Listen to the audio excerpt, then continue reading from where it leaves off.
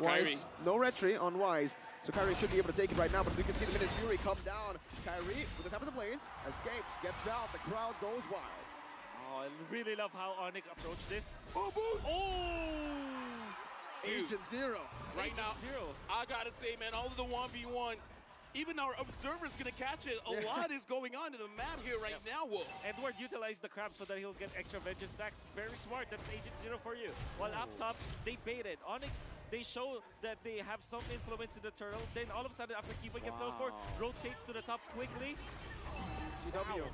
It was denying minions, very well played there. They want to really shut Owl down. But Blacklist, they do not take all these free objectives and say nothing. They go for the trade instantly.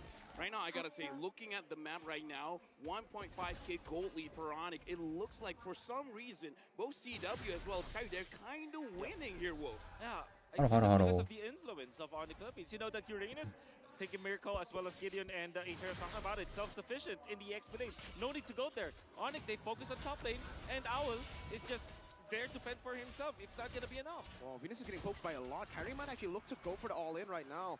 He goes for the pinch points. Purple buff is up. He needs to prioritize that. But Venus doesn't have the regen. He's already very low.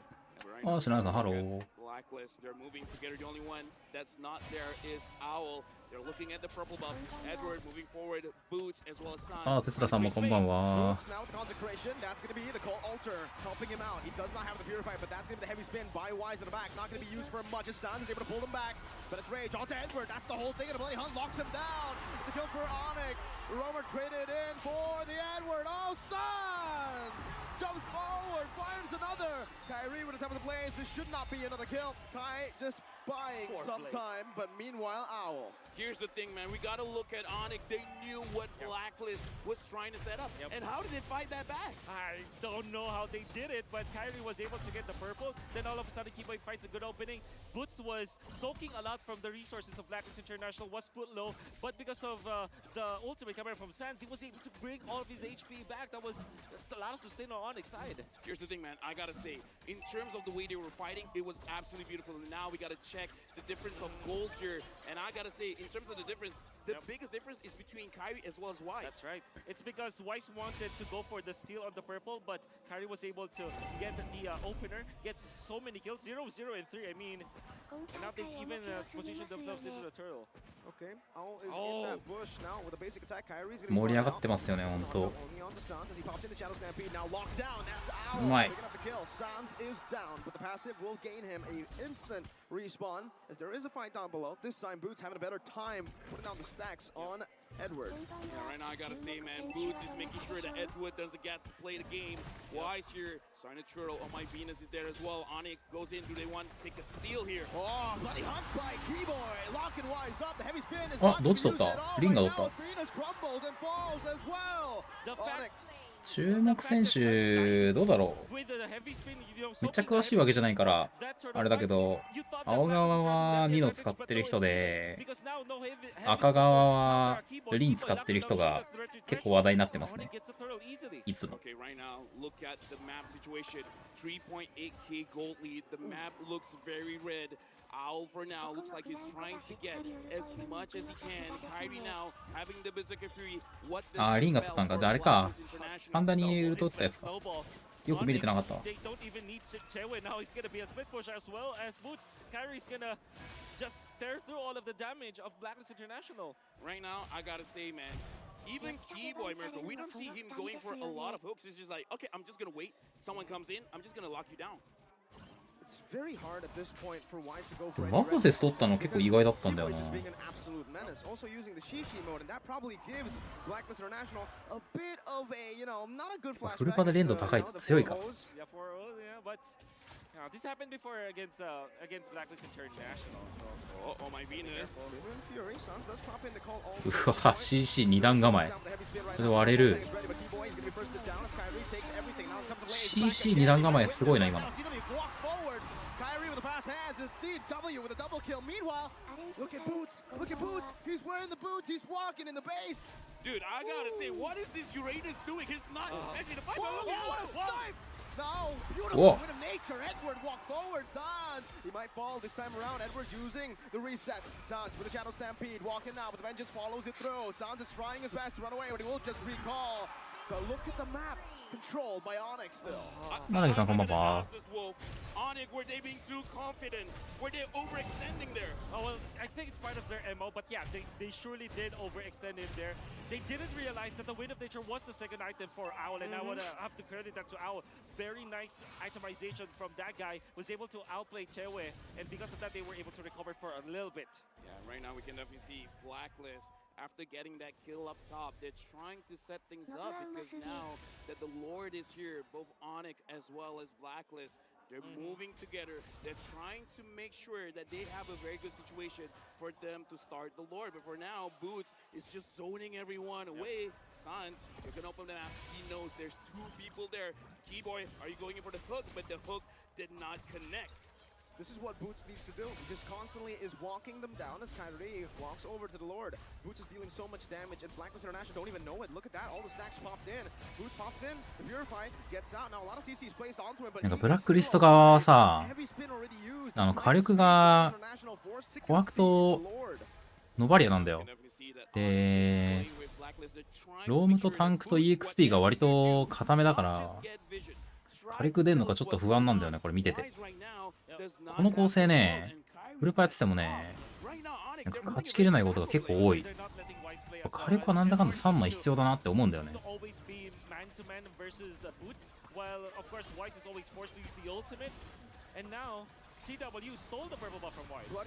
ー、引っ張ってる。うわ、取ったか。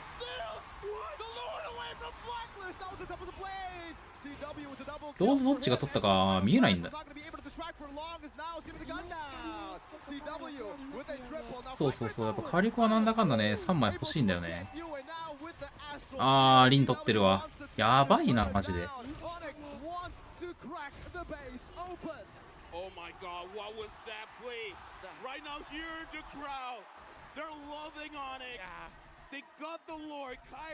Fast hands, amazing reaction speed. If Weiss has the drive-by, Kyrie has the fly-by, the Sky King literally knew what he needed to do. The play was there. He split push so that Blacklist would feel confident, but he knew the timing all along. He knew that because of the first thing, he can get back to the Lord Pete and get that because he's level うわ、 14. お金差1万あるわ。 Right now, look at the map. Onyx, they're not going to try. ビアトリックスが6キル持ってるってことは多分相当持ってるな、ビア。On Keyboy, it's only on Keyboy is the roamer. Is the worst possible target, maybe. No, Boots is the worst possible target because you can see him right now just recalling in the face ビルドみたいな。 of Blacklist International. They're looking for some more, but honestly, at this point, it's only 10 minutes. They cannot take these base turrets down that fast. They need to bait out these passives. And that's going to be Darn hooking. 琥珀もノバリアも Kyrie jumps out of the back. Wise, 1 そうだね。そうなるの。うわ、これ決まったくね？これ決まったな。ノバリアと。うわー、10分。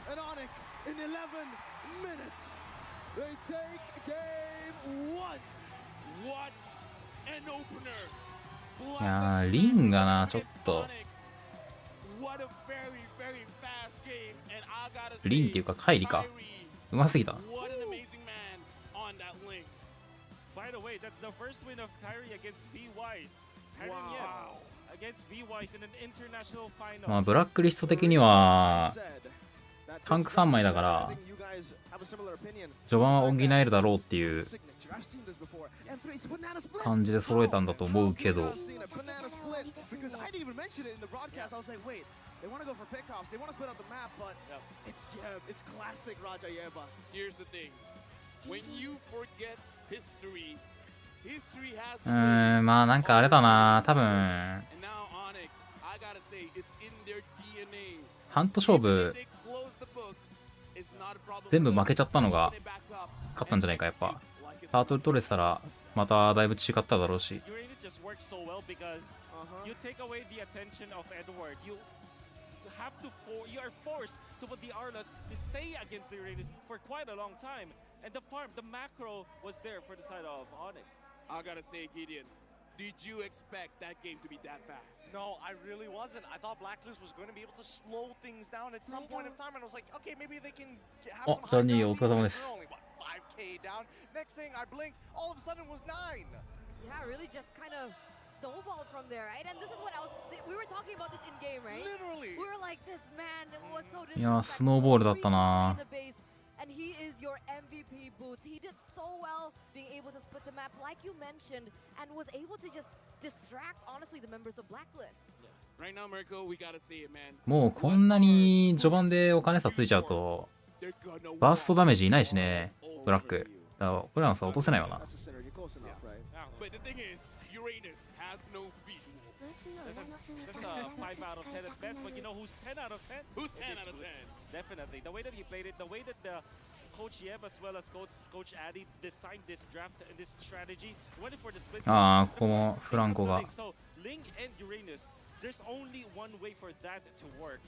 It's a couple of ways for sure, but the best way is to split. ここすごかったけどね、CC2 枚で There was some level of consistency from Boots. Had he フランコを狙っ lost て。 any harder to Edward, I think this would have been a very different looking game overall. It's great to see that they're able to do everything they were able to apply in this game with their comp, and more importantly, just key boy things. Dude, first of all, I gotta say, the thing about Captain Boots is we don't see a lot on him. The cameraman, for some reason, is like, Boots is not doing anything. But I gotta say, when you don't see him, he's the most scariest. He's like the member on the side that you don't really look at much, but he just says to you, yo, be careful. Yo, be い careful. や、今 I keep talking about him all the time as nice guy Boots, but I 今なんか4割くらい飛んでなかった。 literally doing all of the リンの dirty work 2好きで。 for Onyx. Love it. I want to say Onyx, the moment that they saw the Navarro まだ the mid laner and you have the mid もうまだ全然ソロ前だね、フィールドも。 they're reliant on one more. You're looking at the composition of Blacklist, even if you design it in a way that they have all of the items up, the damage MSC 見てるとさ、結構なんかメルトエッセンス積むのもなんか少ないよね。あんま見ないよね。 Okay, let's go Uranus. Let's split the map. Let's not let them farm. Kyrie alone can dish out the damage as long as he snowballs. As long いや、 as he gets the まあ first minutes of game with the assassin この構成に刺さったっていう言い方の方がいいかもね。 I gotta say, man, because ウランスやウランスの弱点があるから、バーストダメージとか。 Again, we have to talk about Boots on this Uranus pick. I mean, like, you know, it's a meme for Gideon. He doesn't like this hero. It's kind of boring, but come on, get it. 11分だね。 What did Boots でもビアの稼ぎもちょっとすごかったね。 It's influence. It's how much he influences the entire map. The fact that Arlet can't clear as quickly as Boots is able to stack up those ionic edges as quickly as he can just to clear it out and then start pushing into the enemy jungle gives Onyx some great information for the decision makings, right? And then it's all up to Kyrie to just make it through those 50-50s. ビア参戦率 93%。 during that very first turtle.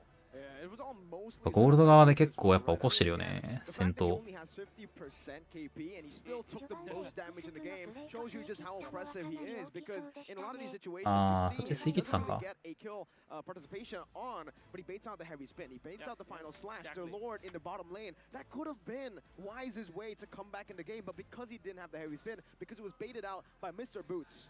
You could say that he's a masochist. Yes, he likes pain. That's how you use the Uranus. That's how your mindset should be. Uranus. I'm gonna nerd out here a little bit. There are two important rotations that Onyx Esports actually did against Black International that worked well. First is the first start of the game. Boots showed himself very deeply into the territory of Blacklist International. Then when Keyboy gets level 4, did he show himself? Went to the bush, went up top, took down Owl. They kind of did that as well in the second Lord, the first Lord of the game. It's all about like the macro movements, the map movements. That's misdirection coming out from Onyx Esports. What are you in 2019 Onyx Esports? They dropped the esports because it was just too heavy. This is the next generation of the Ninja Clan, the new Kages, as I would love to say. But in the meantime, hopefully here we've got more discussions to be had. In the meantime, we're gonna throw you over to both Robbie as well as Mara. Please take it away, our lovely host. 結局見てないゲーム1しか。 The family that plays together stays together. We have an entire family here all the way from Singapore. We have Ian, Mike, and Mommy Athena. How are you guys? Great, we're great. Very good. Who are you rooting for? Keyboy. Keyboy. Oh, so you're rooting for Onyx. Okay, why do you think Onyx will win? Because they have teamwork and strategy and they know how to play very well. They have teamwork, strategy, and they know how to play really well. អូខេ keyboard គឺជាអ្នកដែលដឹងពី strategy ខ្លាំងហើយលេងបានល្អបំផុតនៅក្នុងការលេងមួយនេះផងដែរ All right, Mommy Athena, Daddy Mike, do you also play? Yes, we do. All of you, all three of you. Oh my gosh, wait, with the five of us, there could be a whole team. Okay, what's your role and favorite hero, Mommy Athena? I usually play mage support, but if someone takes the slot, then I'll play a marksman. But I'm training to be a jungler as well. Wow. Wow, jungler. Wow, you're such a cool mom. Favorite あ hero? ーリンね Papi papi poo. 刺さるって判断したんだろうな Bobby Bobby Poo. Angela. Angela, that's right. Angela, Bobby support. Bobby Boo. 同時通 How 訳 about you, Daddy Mike? I'm always filling up whatever slot they have left. What's your strongest hero? I think maybe Roma. 普通に英語なんじゃない I か prefer to be Roma, less stressful, open up the map, and let them carry on with the kills. And favorite roamer, favorite roaming hero? I would have to say Minotaur, although I'm not supporting the blacklist. Whoa, whoa, ouch. You just dissed them right there. How about you, Ian, your favorite Shield, boy. hero? My favorite hero is Atlas. Atlas. Okay, I want to know, actually. I haven't, I'm like epic legend right now. I keep on losing. What's your rank? My rank is Mythic. Mythic! ガキ Oh my gosh! Hey, what you about beat you, me. Mara? I heard something about you. What Yeah. is your rank? はい、皆さんこんばん I は kept losing, so I went back to epic. I don't want to Epic. do solo. I think I gotta play with you. What about you, mommy and daddy? Mythic honor. Mythic! And you also mythic? 開幕もう一回見ようかな Let's have a three. So this Him down. Also think about Terizla basically take One, but it all comes down to Out of Onyx. ラストピックのウラノス Something like the Masha Masha, for boots. yeah. against 1-1 is great. バーストいないもんねこの中に The worst maybe that Onyx could take is Terizla, which is actually not that bad at all overall against Yarlot. But yeah, I think the Masha is it fits the bill. What about your range?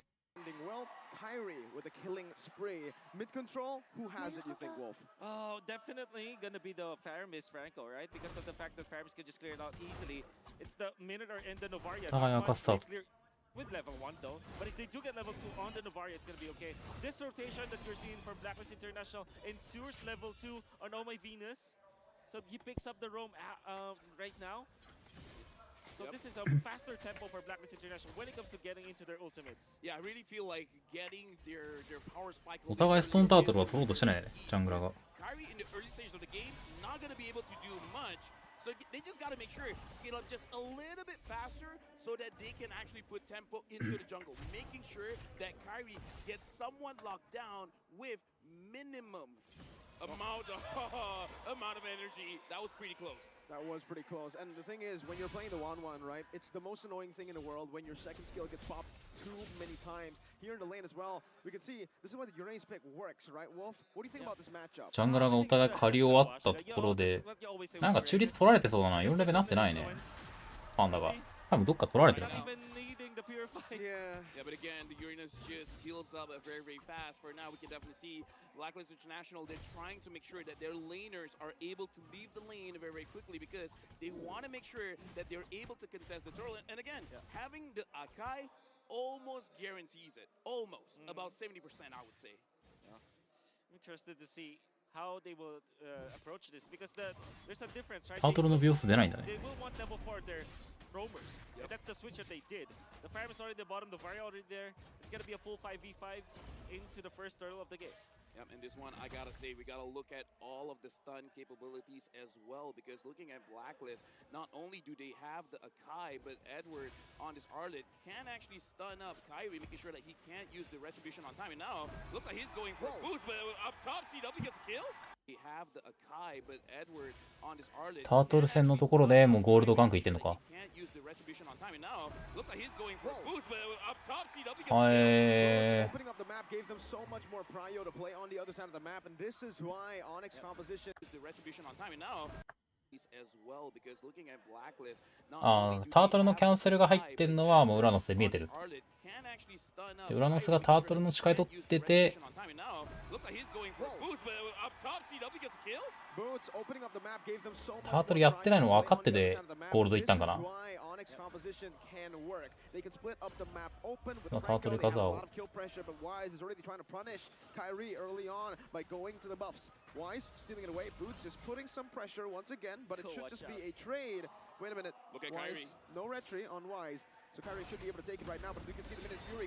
確かにこっからちょっとしんどそうな感じはしてるね。なんか特にタートルと交換になってない。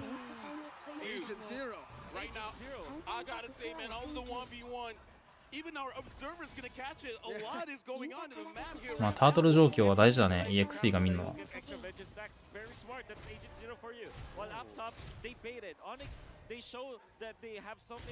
ああ、もうこれでタワー折り切りか。タワー折り切りとファーストタートルはもう確実に折り切った方が有利だからね。ゴールドなら。そうするともう琥珀が全然育てないよと。This is because of the influence of Onyx Philippines. You know that Uranus, taking Miracle as well as Gideon and Aether talking about it, self-sufficient in the XP lane. No need to go there. Onyx, they focus on top lane, and Owl is just there to fend for himself. It's not going to be enough. Well, Venus is getting poked by a lot. Kyrie might actually look to go for the all-in right now. He goes for the pinch points. Purple buff is up. He needs to prioritize that. But Venus doesn't have the regen. さあ、バフの時間。やっぱここが仕掛けるか。でも、ミノの体力がない。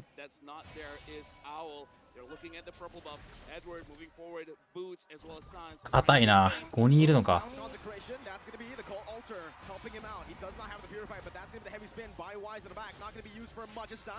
4対5で戦ってるのか、ここは。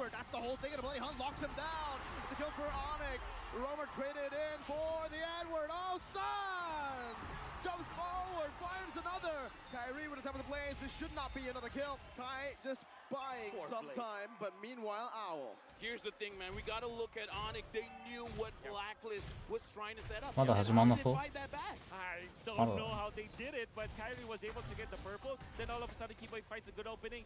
Boots was soaking a lot from the resources of Blacklist International, was put low, but because of the ultimate coming from Sands, he was able to bring all of his HP back. That was a lot of sustain on Onyx side. Here's the thing, man. I gotta say, in terms of the way they were fighting, it was absolutely beautiful. And now we gotta check. ワークはあれだね。なんか足遅くなったとはいえ、靴はつまない。That's right. It's because Weiss wanted to go for the steal on the purple, but Kyrie was able to get the opener, gets so many kills, 0, 0, and 3. I mean, and now they even position themselves into the turtle. Okay, Owl is in that bush now with a basic attack. Kyrie's gonna be spotted out. That's a knockup only on the Suns as he pops into Shadow Stampede. Now locked down. That's Owl. ここ一番落とした。Suns is down, but the passive will gain him an instant respawn as there is a fight down below. This time, Boots having a better time putting down the stacks on Edward. まあでもここであれだもんね。パンダのウルトがもうないんだもんね。マファに使ってて。マファ復活早いや。で、突っ込むと、フランコが。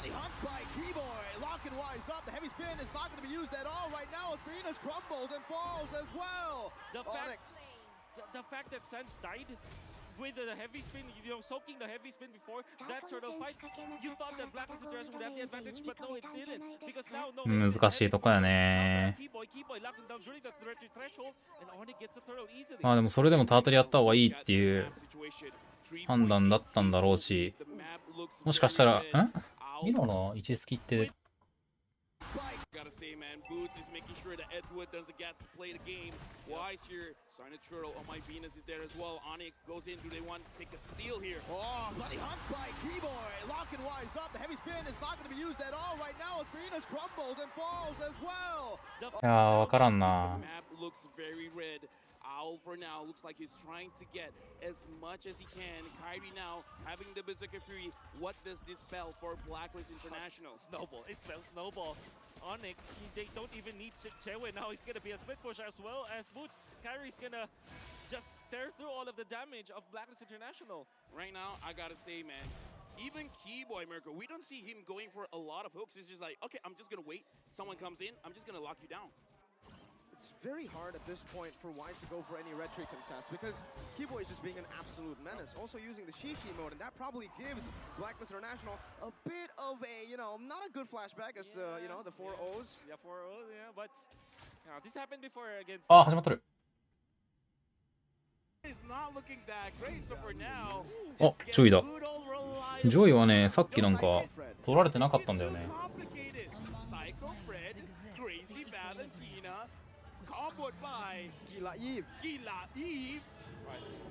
イブだ。イブはあれだな、フレットに対して強いね。フレットリの足奪えるから。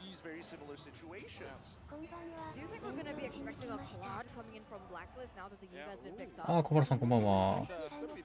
あ、徳さんもこんばんはです。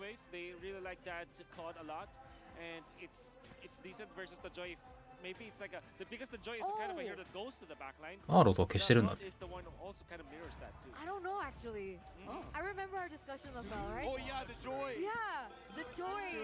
フランコ。まあ、なんだろうな。ブラックリスト側はさ、結構なんかサポロームで来ることが多いから、まあ、サポロームに対してフランコの制圧とかピックアップは結構刺さるから、それで優先してんのかなとは思う。フランコとイブとか、さっきのマファとかは相性悪いから。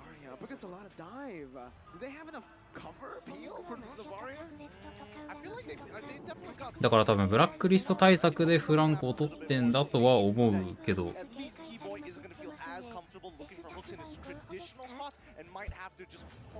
エスタスはタゲ版ですね。この対戦相手がエスタス使った構成が強いから消してる。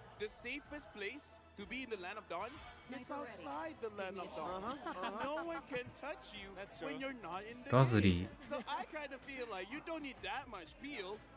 Just get out of there. He's got to be efficient because remember these cooldowns have been punished before. Once you use that, especially early game, it's so easy to punish the Navaria.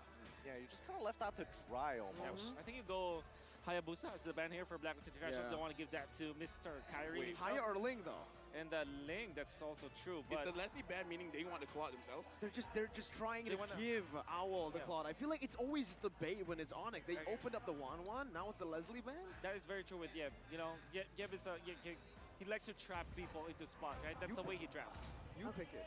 Yeah, you pick it. Yeah. It's like, oh no, I banned the wrong heroes.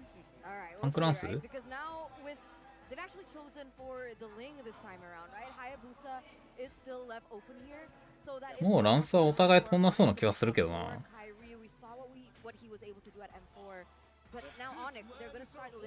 こうなったらハヤブサ来るんじゃない？入りは。Super duper good ban here coming out from Onyx because I think that they are eyeing for either carry or Phaedra. まあバンピックはね、相手のことを見るからね。ターゲットバーも普通にあるし。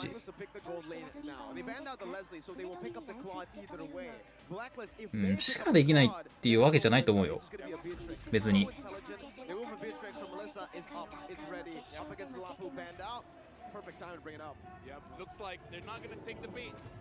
フレットリーランスはまあ全然取れるけど、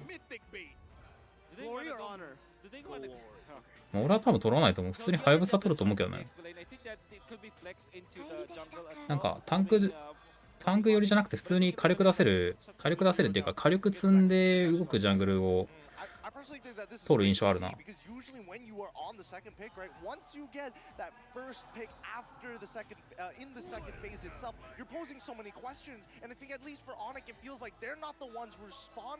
タコだ。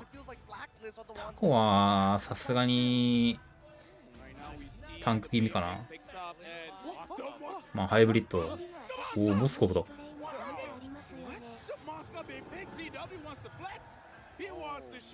なんかフレットリン vs タコのさ、ジャングル対決結構多くない？気のせい？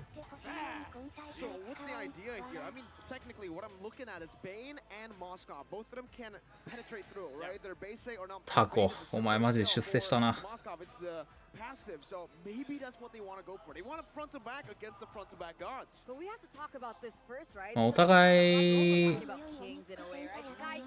お互い固めのジャングルで、お互いメイジがきついね。ベインもフレットリンも減速系がきついから、ノバリアもきついし、イブもきついし。これは報復で、あれかなんかやるやつか。あ誰ロームこれノバリアか。多分ノバリアロームだわ。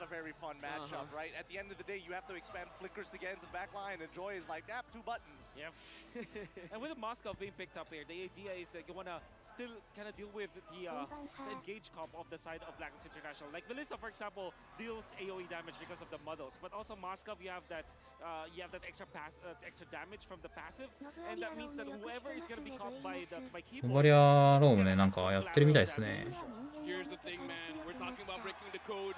I want to see Blacklist breaking the curse. Let's make sure that for this game, we got to see can Blacklist equalize, and we got to see CW on this Moscow. Can he flex over Owl or Owl on this Matrix? He's going to show. いや、特にはいないですね、別に。We're going into game number 2 on it against Blacklist. ブラックリストの CC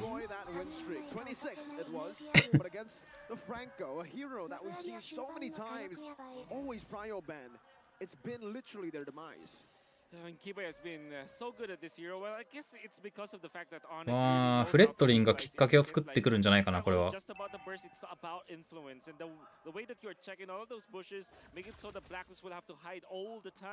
They cannot position themselves well. One thing that's good though, this is Novaria and Valentina, a Blacklist special. Yue is so good with this hero. Could he do ultimates to get the takeaway from Monic like the Yue ultimate and the Bane ultimate? Here's the thing, man. Looking at the lineup from Blacklist, again, you were talking about Yue can take quite a lot of ultimates. I'm actually looking at the range difference here because Blacklist and Ani are actually.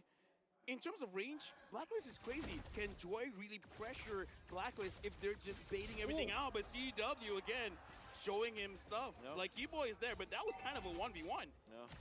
This Moskov is going to be a big thing to Blacklist International because we mentioned earlier as well, Lavelle, that in the gold lane, it really depends on skill.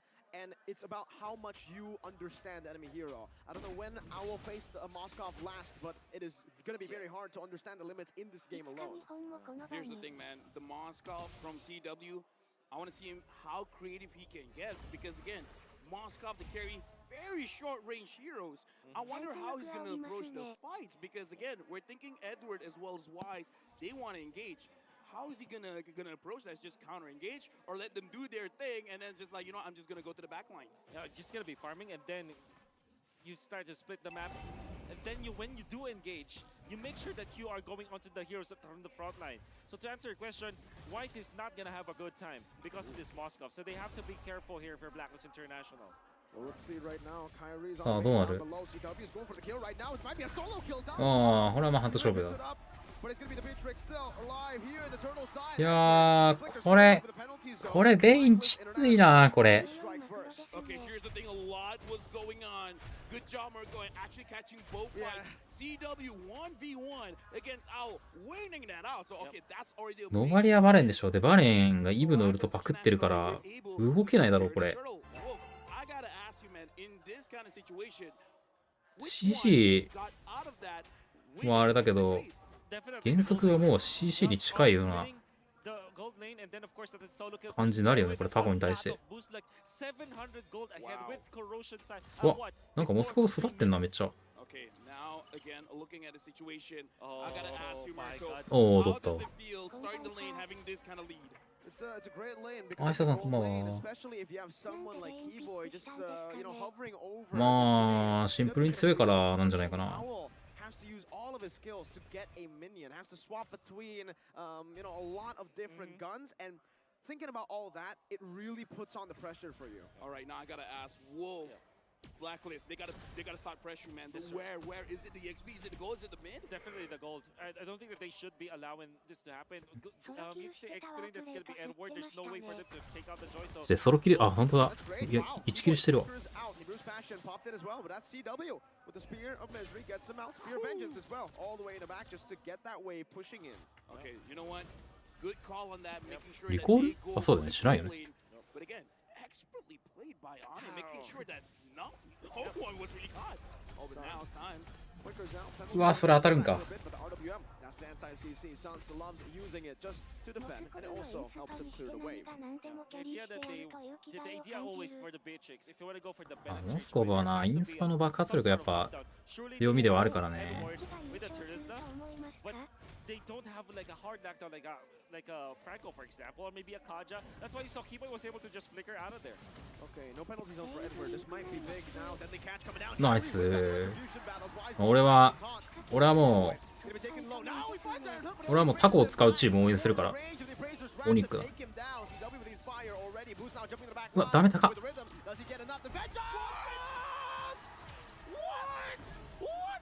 That shouldn't have worked, but it did for Captain Boots. Dude, I would have sworn he would have just died. That wouldn't have looked as cool. But he actually got a kill. フラッシュがあるから行くんか？さすがに行かないか。They're not gonna push their luck here, Wolf. Yeah, I expect the Valentina to go up against the Joy all the time. That's why the answer for Blacklist's first pick is Valentina because of the damage. But my oh my Boots, just because of the vengeance, and I think that Edward kind of also autoed. Thinking that he will survive after that vengeance coming out from. でもやっぱメルトエッセンス積まないんだね、タコ。And of course the cooldown from Boots was there, and that Captain Boots, even after he died, he gave so much to Onyx. Onyx started out pretty well, having a lead, but after that scuffle, now Blacklist has equalized it. For now, Boots as well as Edward, they're just kind of like, we're seeing each other, we're gonna have this dance. But again, for now, Onyx, they're getting pressure. Wise goes in on to Keyboy. Yeah, but it's a good Spear of Misery to put him back. International now with a very good objective take up top, putting more map pressure on. Now Blacklist International, they have woken up. The movements that you're looking at their composition, it's looking really good.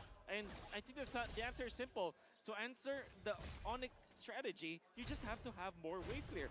In the previous game, they only have what? The Varia 1-1, not enough wave clear for sure. This time, now Valentina, they have the Beatrix, they can move around much faster because they have the superior wave clear. All right, now Owl just completed the Blade of Despair. I gotta ask Mirko, is this enough for Blacklist to say, you know what, we can take a few fights? It's definitely a power spike, but as you can see, even Blacklist knows it's not enough yet because he is still behind.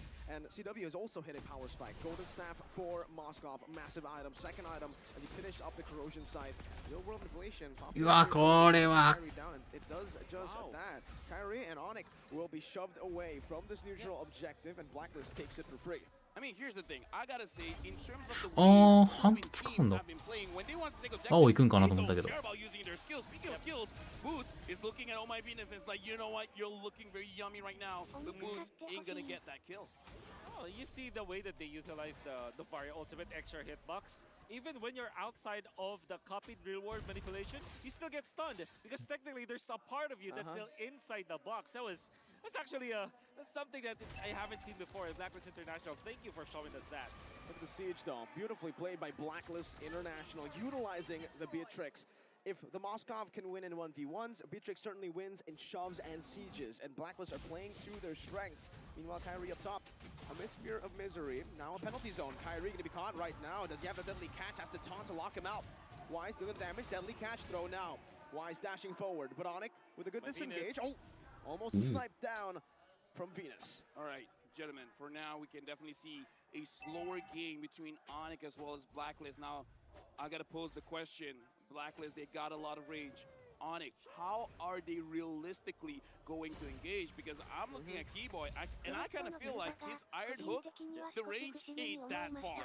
They that far. To answer your question, yes, they have to rely on the Keyboy. Boots would have to be a supplement. Because of the presence of both the Varia as well as メルトエッセンスがもう弱いんじゃないか。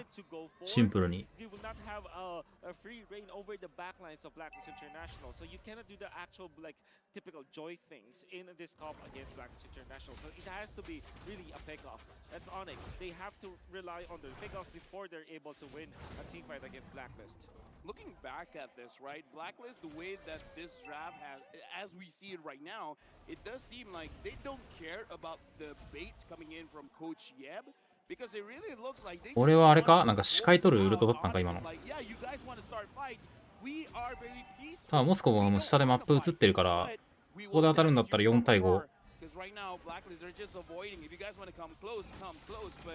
れも触るよね。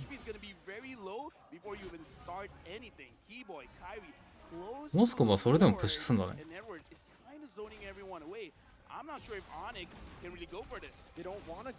ああ、まあいけないわな、これは。お、1番落とした。ああ、もう上位でビア落とせたらまあグッジョブだ。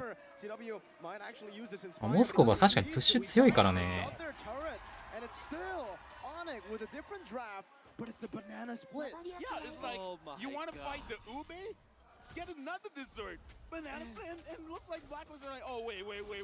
ああ、モスコブが今一番お金持ってる。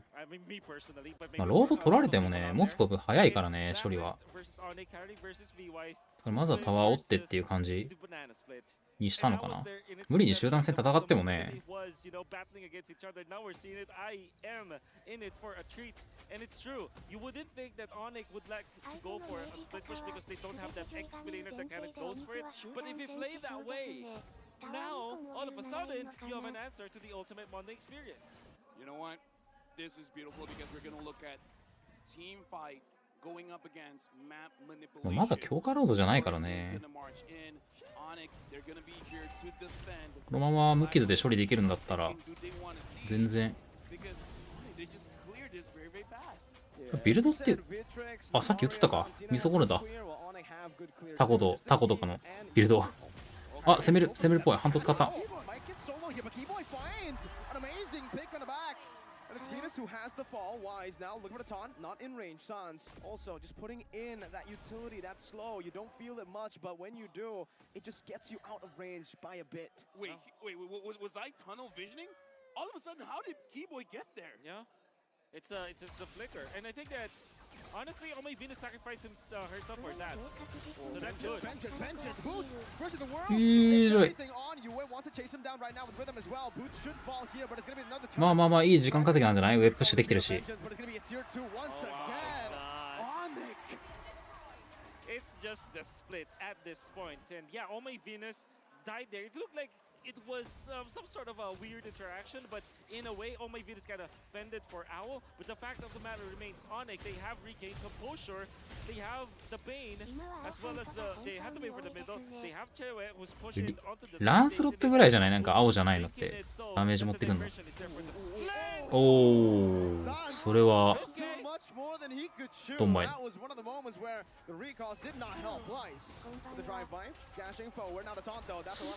これは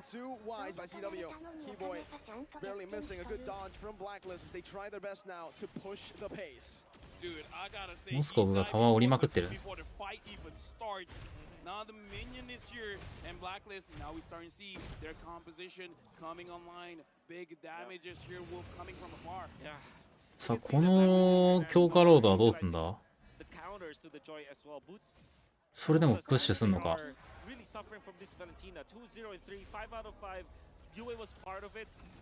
モスコミッドにいるな。これ多分あれか？あいつディスラーが見えたからかな。ディスラーが上行くんだったら4対5の人数有利で集団戦しようみたいな。いやー、それ強いな。やりきれるか？どっち取った？おお、タコ取っていく。マジイブのウルトはお互い。とはいえモスコブが落ちてる。分かんなかったな、あれ。ジョイ見てたからどうなってたんか。違うか。ロードトレーだった上2枚落ちたらちょっときつそうだね。で15秒にロードが出るから普通に前線で処理されそう。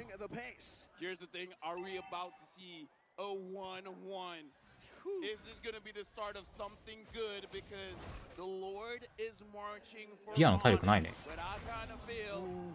ビアのビルドどうなってるの？吸収あんのかな？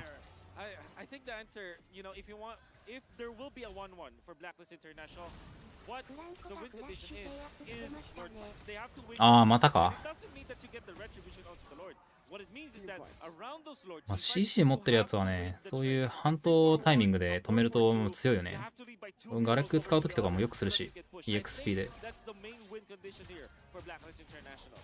Fraser's Wrath committed early. Boots already with rhythm as well. Still saving the vengeance as the mid lane should be pushed in. Edward spotted out. Mid lane taken down. Tier 1. Blacklist International able to micromanage up top as well.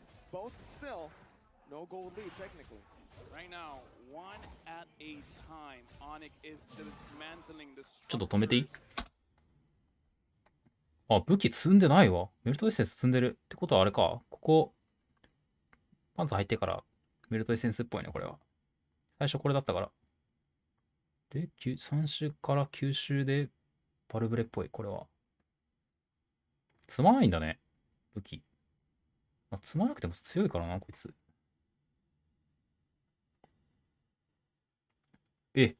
サンダーベルト積んでないわ。やっぱあれ上振れなんかな。確かにサンダーベルトは耐久低いからね、防具にしては。若干火力寄りだし。で、お互いデスボール積んでる。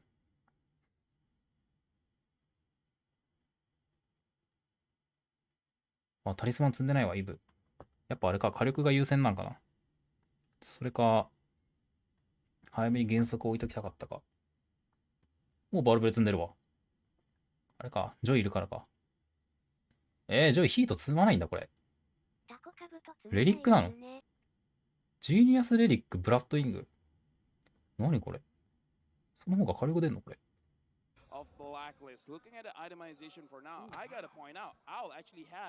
ねえ、カブトも積んでないね。まあもうとにかく、もう一瞬一瞬の耐久を重視してるって感じはする。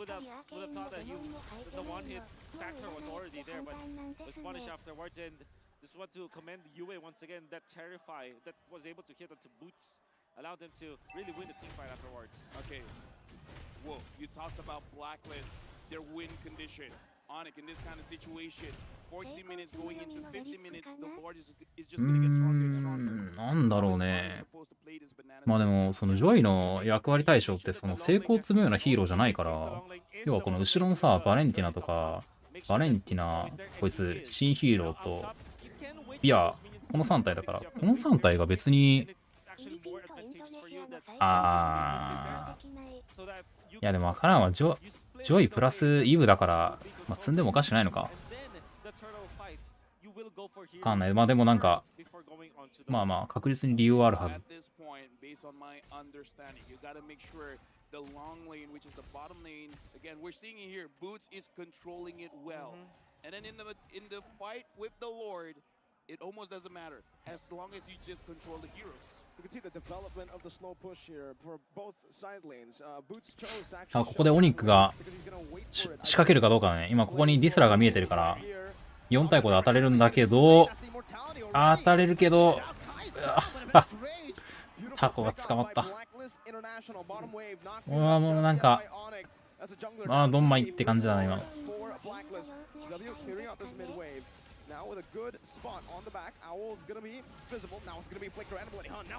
これはあれだな、もうハントっていうか落とすって感じか。いや落ちない。うまい引き寄せ。おおえぐ。フランコ最後までワンチャン掴むじゃん。今のバレンがイブ弾いてなかったらイブ取れてたかもね。どうぞ。デ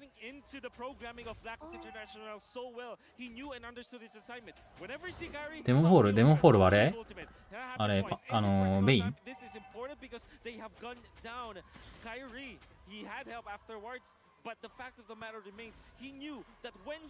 まあデモフォール積むんだったら普通にサンダーベルト積むと思うな。Right now, it looks like UA is a man on a mission, and he doesn't stray away from the mission. 3.6k gold lead for Blacklist. Looking at the wave flicker coming in from Onyx, we've seen incredible ways, especially going up against Echo, where they can defend. ベインなんだかんだね、HP 割合のダメージあるから。ビア。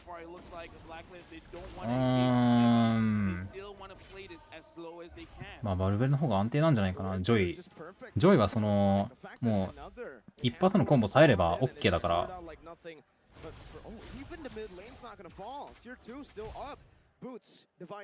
それならその瞬間のダメージカットが高いバルブレの方がいいと思う。ああ、捕まったか。あれだな、ノバリアとかで足奪ってフレットリンで仕掛けてみたいな感じか。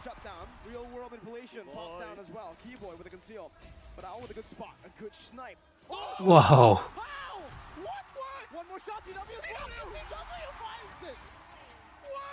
うわ、これ動きそうだな。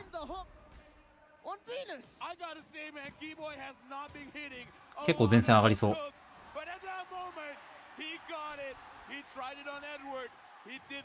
But now we can hear the crowd reinvigorated. Onyx starting to find a very good spot in the map. That's super bad for Blacklist. Super bad, super duper bad. They lost twice, they lost Venus. Oh my word! えぐいなフランコ。 With a beautiful hook forcing a DPZ, a defensive penalty zone. Shout out Leo. DPZ, you don't want that. You don't want that. You want the OPZ. You want the offensive penalty zone, but it's not working. Well, at least in that moment, Keyboy finding treasure, finding gold. When Oh My Venus, I think that what happened was he was still into the wall, and then when he popped the Astral Sphere after the Astral Recall, he went down because that's the typical interaction. And the moment he went down, went towards the hook of Keyboy. Here's the thing, man. The thing about the Franco, you can miss like, I don't know, the first 10 minutes of your hooks. I agree. After that, the ここモスコブどうすんのかな、下押すんかな。 changes in the players of Franco. After that point, they're a Franco god, and いや now ここプッシュすんのか当たんのかがやっぱいつも starting to feel むずいよね。でもう下にモスコブが見えたから、まあ、一瞬でやる。もう何これ、完全に諦めてんの。いや、隠蔽でいってる、隠蔽でいってる。うわー、バレンティーナが取った。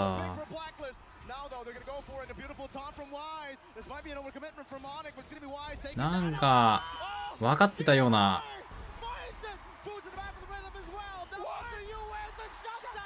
あ、モスコブ生きてっからこれやばいかも。 GC あるかも。Keyboy all alone, but then again, the fight already, I thought was already on the side of Onyx. It was Yue to get the Lord for whatever reason. なんかさ、なんかロードやらせてたっぽくね、お肉側。プッシュして見えた瞬間に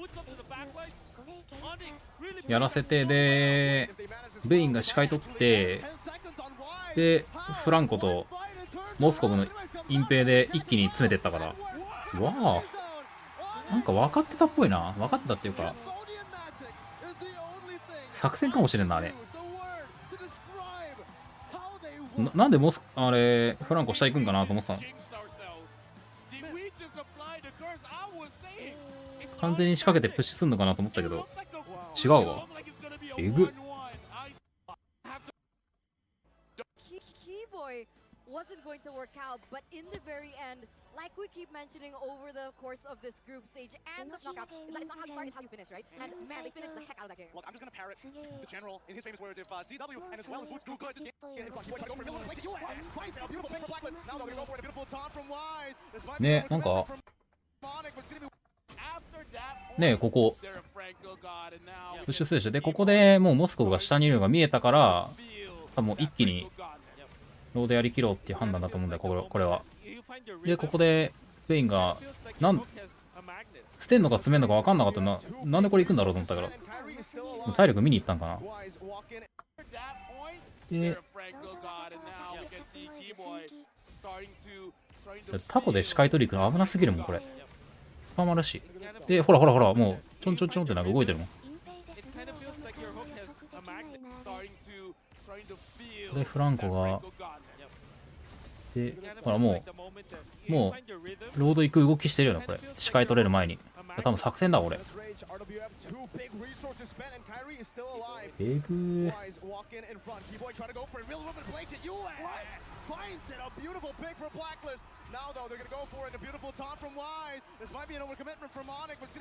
これジョイ強いな。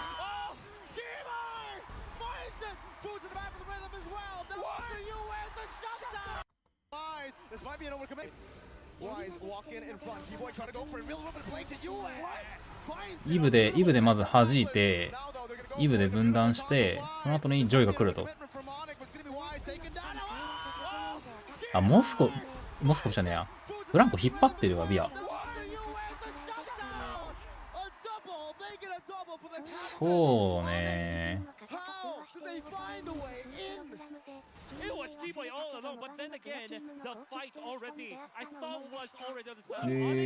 んなことが。The flicker coming out from Suns with their RWM. That gave them the advantage, the territorial advantage. Weiss cannot get out of the box, and they have the lockdown afterwards. The T-Boy lands a good hook, puts up to the backlines. Onyx really played that so well. Wait, if they manage this well, they might actually end. やばいな。 How? One fight and turns it around. If anyways comes out, and Natalie catches well. Edward to the penalty zone. Onyx. The general, in his famous words, if CW and as well as Boots do good, this game is over. And the one time they kind of let Boots go, let him have that space, he took it so much further than what we expected. ジョイのビルドはどうなんだろう、瞬間火力を重視してるのかなとは思う。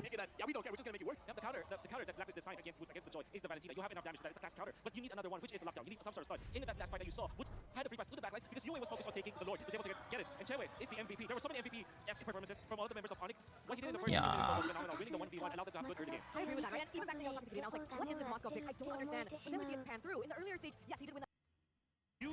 That's hooking. It's like you're pointing at where your enemy will be at. The magnetic paradox. Man, it's just insane and ジョイバルブレ積むんだ最後。ブラックリストは前やピックしとけばロードをすぐに枯れたのに。いやピック。いやビアも早いって。普通に。ビアもなかなか早いよ。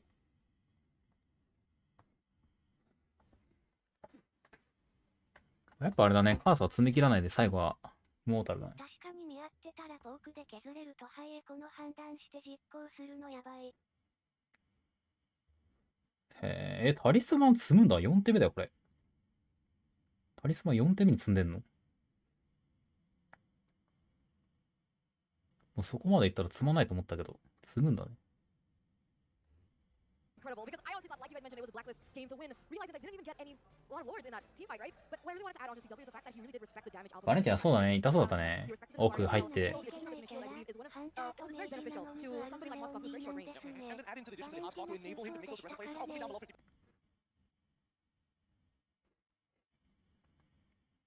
いやー、ビアの積む順番、靴って何買ったんだろうな。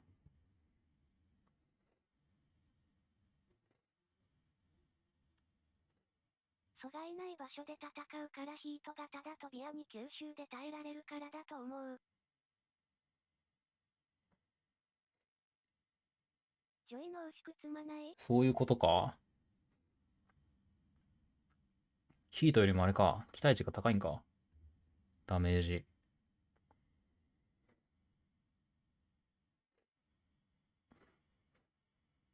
なんか、オニックの技ありだったような気がするな、普通に。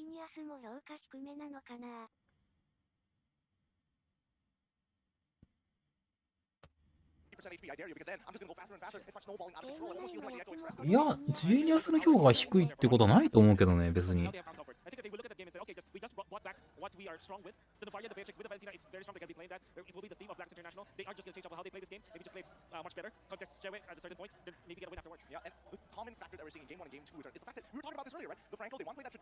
まあ、そんなに継続戦闘するってあれじゃないからなのかな、政権は。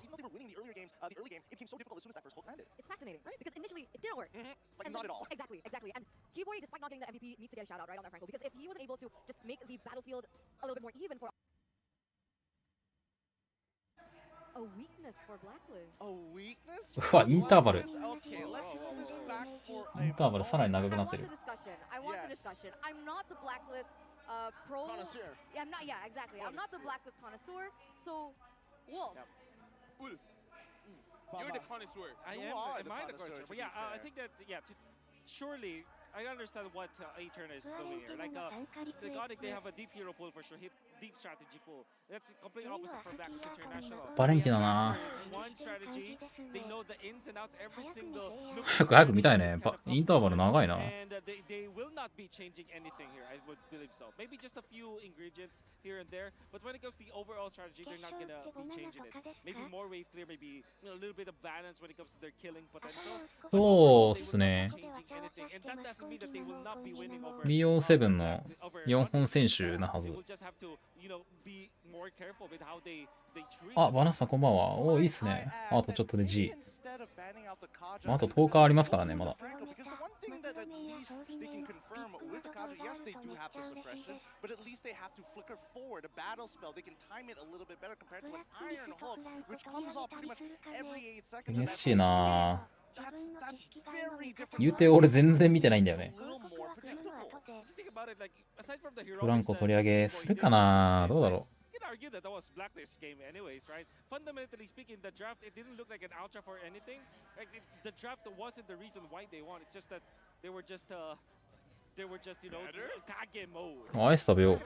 アイス取ってくるわ。 It really feels like Kage mode on it right now. If they pull off another 4-0, that means they'll be undefeated since season 11 playoffs. Remember, the 27 win streak now, it's building up and It's like counting. 30 win streak? It could be 29 by the end if they go for another 2 games here. But I did speak to Aldo, the coach at the time for Onyx at M4. He says that for these games, for these series, it's never major adjustments that you should be looking at. It's micro adjustments. Now I think Yeb is taking that to a whole new level. Not just micro adjustments in the draft, but micro adjustments in the way they play. These players are so good at improving, are so good at adjusting, because in that game, Bane, number one weakness.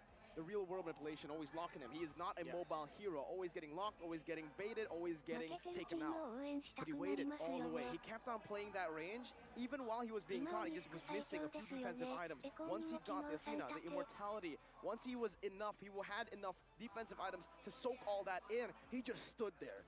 He T-posed in front of Blacklist. He says, throw it all on me, because I got boots, I got Mr. Chewe, Calvin Winata coming down. 何アイスですかあれ。 I mean, that's a スーパーカップのバニラ。 I mean, I agree with you that the tank build variant definitely helped out a lot, especially when you're drawing that line in the sand. But I feel that at least for Blacklist International, even though it is their style to be, yes, I want to play a little bit more defensively. We're not going to look for too many flanks. I think it's time to enable Edward. I think it's time to make sure that Agent Zero is able to play the game and instead just allow him to play make rather than putting him on that leash. There's that old. I think that is a good strategy that they can shift out towards, because the way that they picked up what Arlet in game number 1, then eventually this Terizla, it's very reactive. It was the last pick. Back-to-back games, they put Edward in a spot where you'll have to fix everything. It's like he has to fix everything. It has to be part of the equation. I do agree with you. And in this particular game, surely he's been very quiet. The focus was on to Yue. Yue was fantastic. I think that they have to secure Valentina through and through this series. Then maybe yes, give a hero for Edward. Maybe snatch the joy away. You know? Okay, you know what? I'm gonna be asking our panel host, because again, the privilege that they have, they just like, okay, we're just gonna look at the game. We're just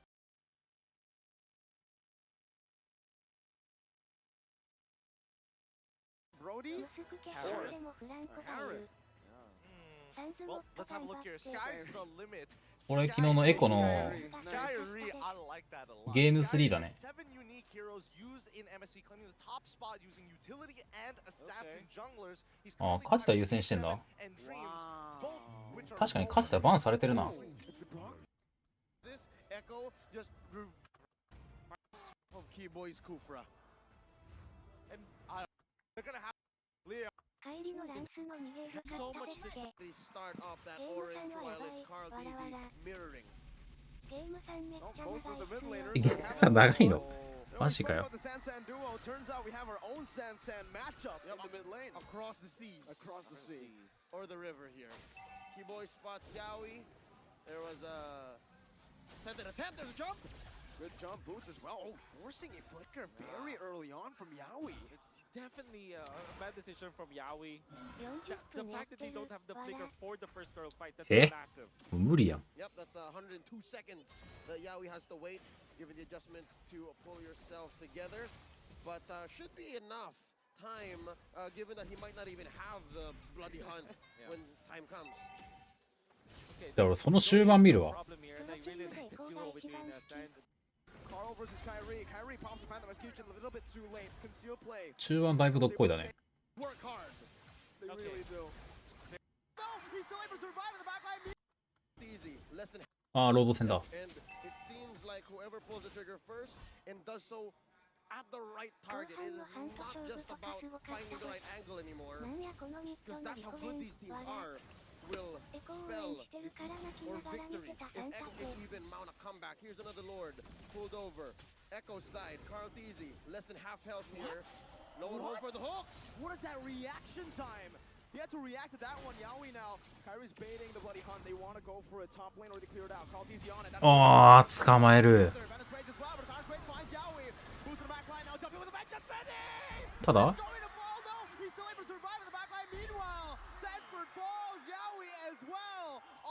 They win a team fight. Echo get the Lord. Second time in a row this has happened. Echo gained. Wait. But wait. What? What's he doing?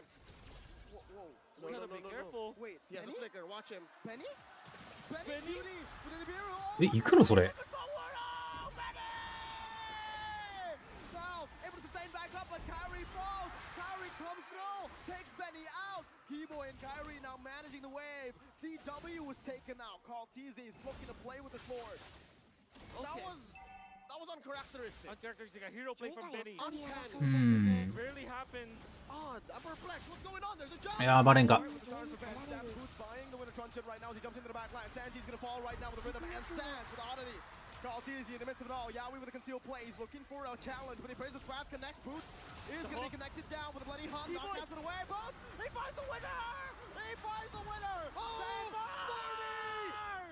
Moving forward with the bravest fighter. No one dead. Keyboy backs away. Kyrie in the mid. Dodging away from the stun right now. ああ、引っ張る。 Kyrie, does he fall? He dashes away. What is this game? What is this series? ランスのこの逃げ性能はやっぱもう唯一無二だよね。 For a good 2 minutes, and it all led to trades left and right.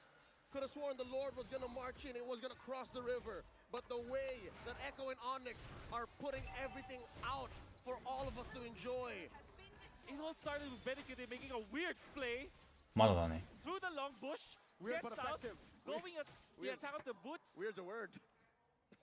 What is happening? And then, even after Benny QT died afterwards, Cherry also 見る died. か。 He found him. Everybody, He can do this. he is the one. Echo off the play. No way you survive this guy. やべえ、ロード到達だった。あれこれ、ん International. He does this. あ、飛ばしすぎた俺。 Presses the winner. あ、飛ばしすぎてるな。 Game after. Oh, this is gonna be very difficult. え、なにこれ熱っ。 Likes that angle. Conceal right now. Keyboy spawns Sanji out. Now returns revenge. He's looking for the play in the back.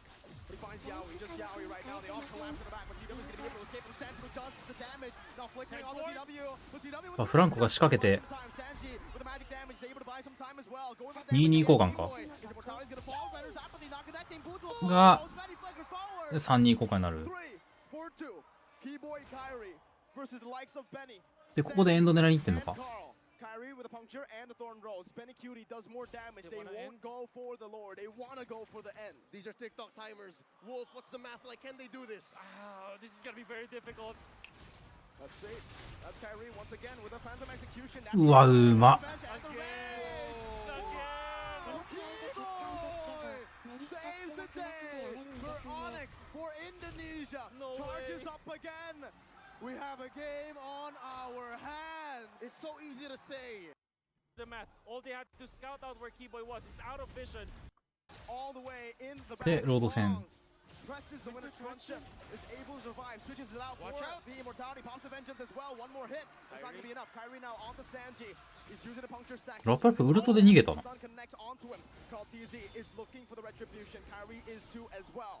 Onyx needs this to stay in this game longer. That's the うますぎそれ。 He's going to be able to take that damage right now. Kyrie versus Carl. Going for the puncture with a phantom execution. And that's going to be あー、勝負勝っていく。ランスロットなんだかんだビアきついからね、あれ。ビアのマシンガン。 puncture away once again. If he's able to escape from this one, I don't know what happens next. Kyrie buys the immortality. He goes for the Phantom Execution. The Thorn rolls in. わあ Every international, he does this. Benny with the dash forward.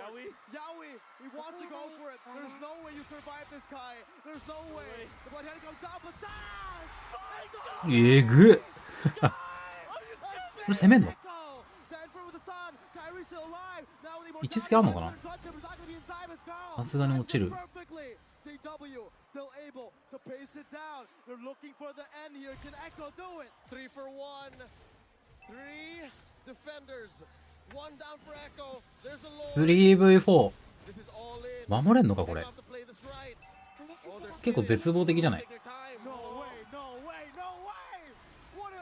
あこの帰り意味わからん Totally different story. I think it 始まりま was す just an execution issue for Blacklist. So just like what Ripple said, they just got lucky. Well, maybe luck is what breaks the code here as we draft for the very third game. We have Onyx on first pick. やっぱ勝ってたらバンしてるねずっと Immediately we're seeing a couple of bans. フランコよりも Valentina, Blacklist take Kadena. 勝っちゃ優先してたんだねずっと Alright, so they don't ああバレンティナ消してるわ Still, they claim the second pick, and this is interesting. I want to know if things are going to change, like you mentioned. バレン強いもんな Kaja banned out. 帰りのアサシンみたいな Still gonna give up the Franco. I think you ban 1-1 here. I mean, I kind of just want to ban the Franco, man. Because again, if luck is the factor あ here, フランコを消すのか you know what? フランコ消していく Yeah, they heard. Leo said they will adjust. Yep, they are definitely adjusting. ついに消してきたなフランコ agree with LaFell that maybe they should get rid of the Franco at this point because it felt like half the time it was the X factor that makes the difference. The reason why they banned out the Franco is that it says because the Valentina has been banned out by Onyx, right? They know that eventually the Joy いやうますぎでしょあれ priority for Onyx, but that means that Joy as well as 1-1 is gonna be the priority for Onyx. If Onyx picks up the 1-1, this is Blacklist being comfortable with the Joy.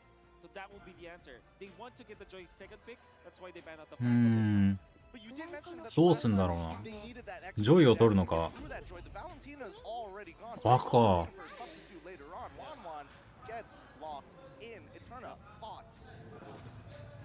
It's risky. It's, I think. I 制圧 always 2 say 枚ないからやっぱ琥珀が止まんないってあれかもしれん And I say this because there are a lot of counters towards it, right? Phobius, Diggy, okay, Diggy's banned out. Even the Purify, a battle spell, can be the counter towards the 1-1. But we've seen these teams make it work. And in the hands of CW, like Mirko has mentioned before, it is a force to be reckoned with. So the question now is, what are Blacklist going to go for? Are they going to go for the Joy Novaria route here? Okay, Fredrin. Fredrin first. Fredrin's always been their prio pick. フレジョイ Them so ahead in the early game, and even in game number 2, we saw Fredrin really dictate the matchup because of the そうだよタコだよタコ CC. Now add the Joy into it, and it's a very, very threatening combo. It was a very quick shot, but I got to see Edward's face. He was cracking his knuckles after getting the Joy. You know Edward. You know the draft starting in. How does this feel for Blacklist? They are gonna be activating him. Man, I was definitely gonna say the Paramis as well as the Joy. ジョイを消してる枠がないんだよ Been a Blacklist, what, first pick perhaps? But that means that it こういうもうトップの opens up 戦いになると The idea here is you take away the Paramis so that it will not be used against your 1-1. Onyx really designed this so well. And I think that Blacklist International will now be focusing on maybe getting ジョイとか単純な OP 消すよりもチームの要になるみたいな Sorry, I have a follow-up question towards 得意な right? Is this 得意なのを消した方が by why? まあいいんだろうね So no flex. I don't think they want to be able to put like a sandbag on Edward as of right now. We need a playmaker, right? It has to be effective. It needs to be able to start really threatening CW because past 2 games he's gotten way オニックあれじゃんなんかゲーム1の Right now, honestly, I have ブラックリストみたいな as well because あれじゃん Fredrin has been picked up. It's good to pick up the Akai to fight against the Fredrin so that you have, in my personal opinion, in terms of the retribution battles. えガイどっちだロームなのかジャングルか The Diggy has been banned out. So for the first 3 picks here, Onyx, I don't know, man. I kind of feel like they're having the better draft.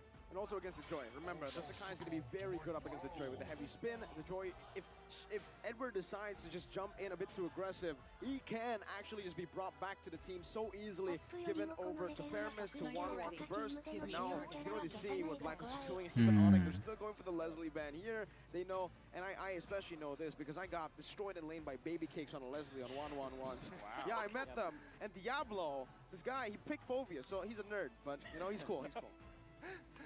Are we even considering the possibilities of other potential counter picks against this 1-1, or is that not シューはどうだろう。 it's straight away bigger picture? We're forgetting about the laning as Blacklist. You can't forget about that one. You need to deal with it. I think まあ勝ちたフランコ、フフが今消えてて、先手取ってピックアップできるヒーローはやっぱ、まあシューになってくるよね。こうなると。まあでもロームワークになると思うけどな、パンダ。俺の予想では。Wow, wait. I'm sorry, Fanny. So they think the Akai can be flexed. That's what I wanted to say. That's what I wanted to say. That's why I やっぱ先手で仕掛けてくるのがやっぱ強いよね。 If it can't be flexed, then it's very clear where all these heroes are going. Whereas for the side of Onyx, it's a little bit more gray area. Sure, the 1-1 is definitely going to the gold lane, but this Faramis and this Akai is a little bit 50-50. Faramis definitely not the style of Keyboy, but it still can be flexed into perhaps maybe the EXP lane, right? So we're not really sure which direction it's going. It seems like Blacklist are picking up on that, and Onyx now they ジャングルで来るかな。 the Melissa takeaway. Maybe forcing the Claude perhaps, which loses against the 1-1. The best hero, the King is Beatrix, and they will take it. But this means that Onyx can just go something like even Natalia, as well as somewhere along the lines of a Masha in this particular game. You know, that's a really good matchup actually. That if they want to go for it against the Matrix and even the Navaria, then Natalia is going to give them a lot of problems. まあきっかけを作りやすいからね。さあゾーンだからロームかジャングルだな、パンダ。 It's going to be the Yuzong locked in as well, so it is just between the roamer and the jungler. If they want to go for something different, it should be the Cho. Beatrix, you cannot bring Purify on this Beatrix, so with the Cho, you do have a lot to say. Up against the Joy as well, it is going to be a very good pick because you can lock them down. Oh, there you go. ああ、どっちだわかんねえ。私もやってみないとわかんねえこれ。両方ロームもジャングルいけるから。 わかんだよこれ。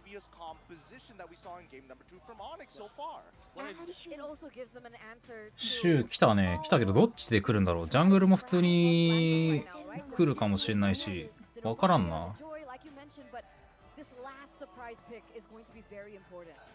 シューか。 They need that. But what I really like about this Yuzhong is that even when it's Eve or Farsa, it looks bad on Blacklist International. But at the same time, they're left with no choice. They need some sort of nuke damage. まあまあまあ、シューロームパンダジャングルがまあ硬いっちゃ硬いよね。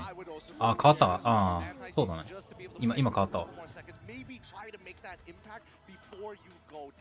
I think this is a hard game, but yes, they have downloaded habits, and I'm hoping that we see them exploit it.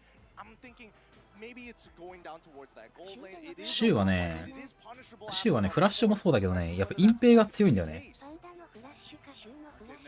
フラッシュだけだとね、ちょっと物足りん感はある。やっぱ隠蔽もセットでないと。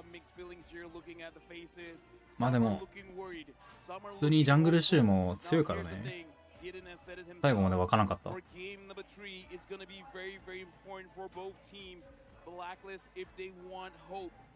They got to make sure they win this one. But on the side of Onyx, man, if they win this third game, it's almost game over. I kind of feel like they're putting their foot on the throats of Blacklist. With that being said, まあやっぱもうロームの仕掛けがね。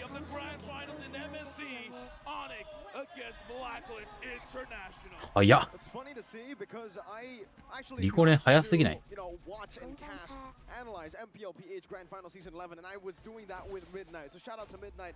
ああ、もさきさんこんばんは。リコレン早すぎだろ。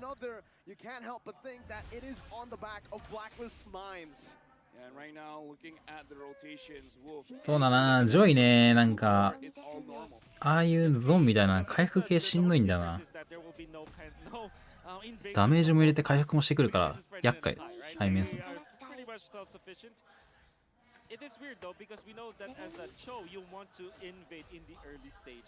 レベル2マクロ全然見ないっすね。マジで全然見ない。Keyboy is looking very active. He's trying to get his rhythm. He's looking and he's trying to mirror wherever Wise is going. It's like, yeah, Wise, you know what? You're a Frederick, cool and all. You can walk anywhere you want. I'm just gonna make sure that I always have vision on you. I can expect that Blacklist will put focus onto boots. おお、仕掛けんのかそれ。やば。Maybe force a petrify. What they're doing. ああでも溜まってなさそう。もしなんか一発入んなかったっぽいな今。ああそのゴールド仕掛けてる。逃げれたらめっちゃでかいけど。うわ。あ、まずいか。怖く足遅いな。おお。これは。But oh my Venus, what was that positioning? Well, it was because he wanted to take out CW, and I think he can. But タートル取れればまあ。in front of oh my Venus. お。えぐ、あー。えぐいな。それ持つんかな。置いとくか。ゴールドの仕掛けが成功したとはいえ、あれだね。このトレードはちょっとブラックリスト側や。Looks like he is gonna get slowed down, so Blacklist, I don't know. うわー。 That's how he redeems himself. That's how you do it. All of the effort that Onyx did up top lane, they went in free against Owl. They weren't able to kill Owl. Surely they punished on my Venus, but the fact remains, Owl was there to contribute for the kill on to Kyrie. Then oh my Venus shuts down. うほう、うまい。 The focus of Blacklist onto the top lane, well rewarded. Okay, you know what, Keyboy, good job on you. That is worth. もうやっぱもうメルトエッセンスは積まないね。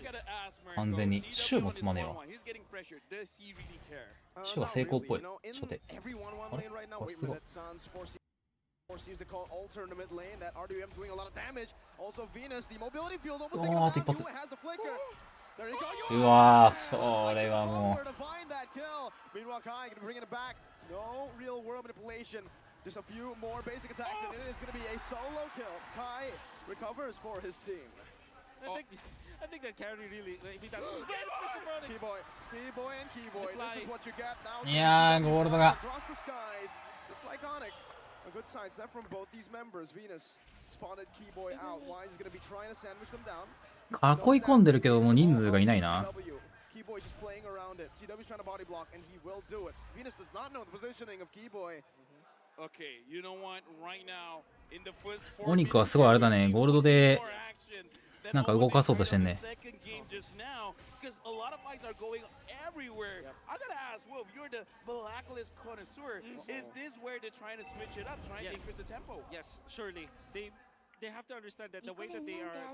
さあゾンが寄ってる。もうビアがもうマップに映ってるから人数有利が作れてるのは分かってるでしょ。入っていくとどうなるか。オニック取る。キル回収できるか。熱い。でこのままビアにタワーを吸わせるよね。キルだけじゃなくてオニック側もなんかプレート吸いたいな。ミッドかゴールドか。ゴールド無理だな。ミッド吸えるのかな。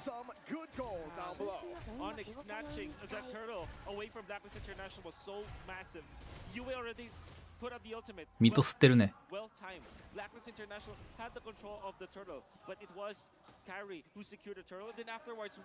ここでプレートがなくなる。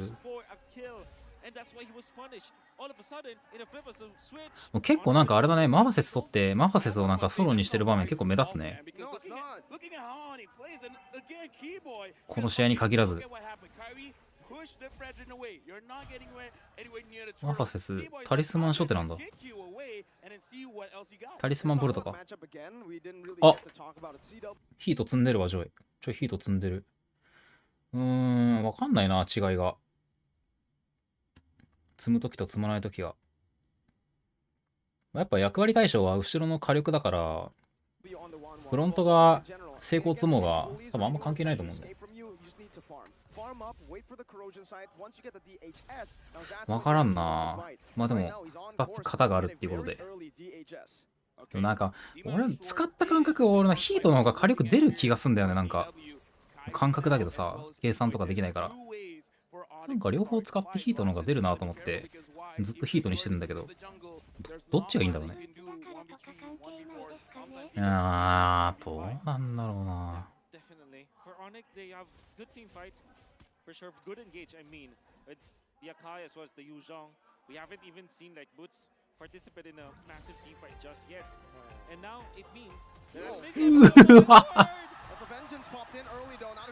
うますぎる。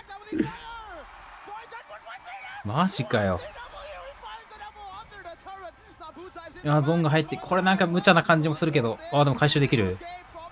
マファウルトないんか？ウルト入ったっけ？入ったか？生きてる。やば。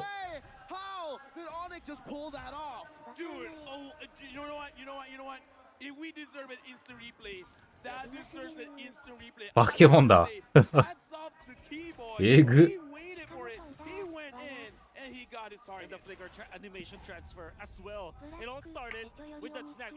やば。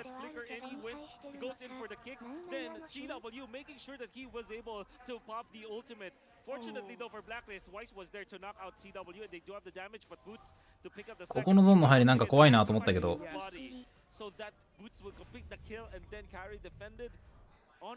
俺だったら死んでるわ。パワーダイブして。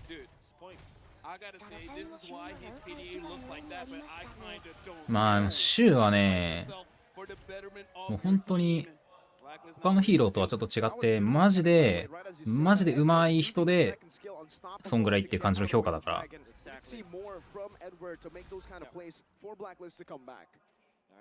マジで飛び抜けて上手くないと、やっぱ弱いからね、シュウ。シュウは誰狙う？奥狙うんか？今もうシュウとゾーンで裏分断してたね。やばっ！なんで蹴ってんのそんな。マジでめちゃくちゃ上位蹴ってるけど。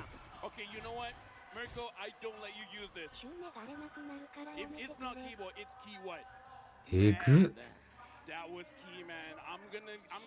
なんかクーとか消してる場合じゃないように見えるかな、俺。そんなことないの？もう、オニックの手札的には5番手ぐらいなの？ロームの。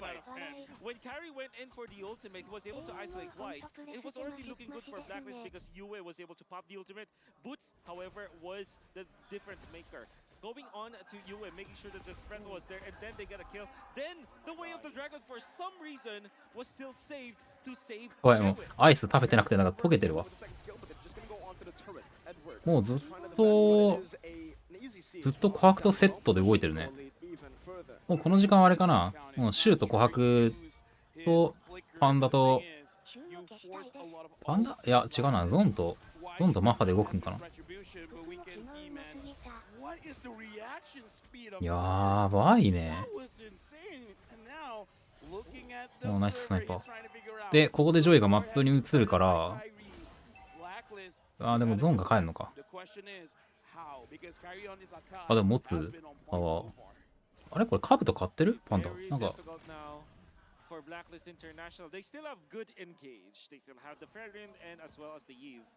For them to, again, win the team fights, you have to rely on winning the territorial battle. もう昨日さっきも取ってたよね、確か。だからシュウがもしかしたら5番手ぐらいなのかもしれん、ロームの選択肢の。シュウが隠蔽、シュウと琥珀が裏取ってる。いやー、えぐい。まあやっぱもう。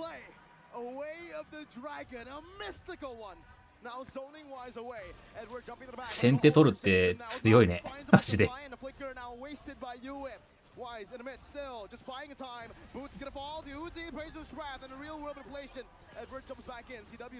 だ11交換。でもハンターが落ちてるのはちょっと痛いや。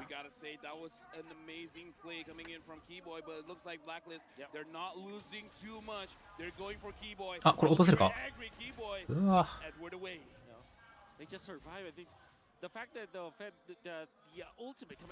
全然一息つかんな、この1個のロードで。これはやりきりそうな気がする。ゾンがデスしてるの分かってて、で、シュウが帰ったでしょ。やりきりそうだよね。いや、あ、それいくんか。まあ、あれだな。ロードが見えてなかったから、ミリでハントで取れるかなって言ったんかな、多分。ま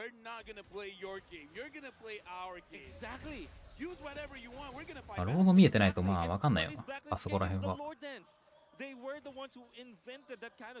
それでもお金競ってるんか、今。お、琥珀のビルド、ウィンドテラ買ってる、ウィンドテラ。早くない？やっぱもう足遅いのって結構影響してんのかな。だいぶきつそうだもんね、今。琥珀使ってる人。で、シュウが成功からブレスト。ここら辺は普通か。あ、ジーニアス行ってない。レリックなんだ。2点目レリックはなんか共通してそうだね。このロード取れたので今回はブラックリストが勝つと思います。カブト積んでて、パンダカブト積んでないんだ。あれでそんなロード持てるの？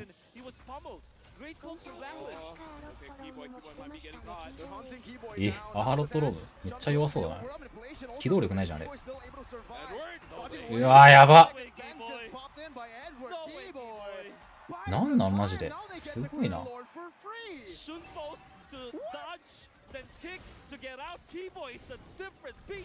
Dude, he's not key boy, he's not key man, he's key god at this point. CW is out of 10. Here's the thing, here's the thing. 入るか、琥珀に。入りそう。ち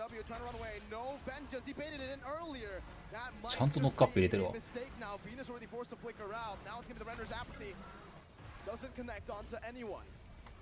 Okay, calm down. I just gotta say, key boy, I've seen this dude on live stream playing the show while eating. He was piloting the hero with his feet. By the way, what? Really? Are you serious? Yeah. It's on TikTok. It's on TikTok. あれ今琥珀、Every time they try to team fight and go for the poke, and after they got the Lord, ビアのあのウルトってそんな範囲狭かったっけ？ This is a play that Blacklist always does. Create chaos, let the minions naturally push, and even when they lose one hero to another, you'll be surprised. A lane is already pushed. Okay. あ、ゾンが行くかどうか悩んでるな、あそこ。プッシュすんのか。EXP やってるといつもなんかどっち行くか悩むよな。いやー、また蹴ってるよ。うわ、えぐ。やばいな、もう全部シュウが作ってるな。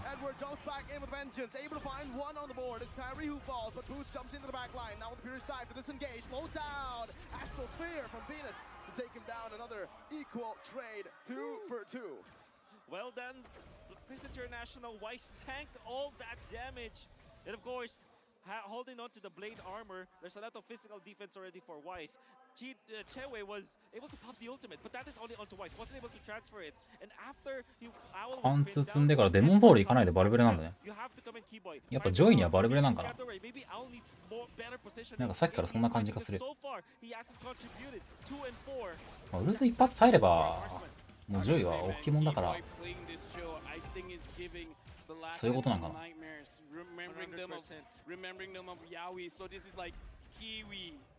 Wait, no, that's a 1 out of 10. That's another 1 out of 10. You guys have just been smashing out ones here, but Onyx, they're the ones supposed to. さっきはジーニアスレリックブラッドウィングで聖剣になった。聖剣積んで最後バルブレ。バルブラでもなんかバレンティナがなんか良かったからだと思うけど。逆サイドはジョイがいる。行くんか？ They're not trying to push things forward. They're just like, okay, let's maintain the wave, and then we'll see what Blacklist does. Because I think they're all just waiting for the key man to get the key kick. シュート琥珀、インペイで入りそうだな。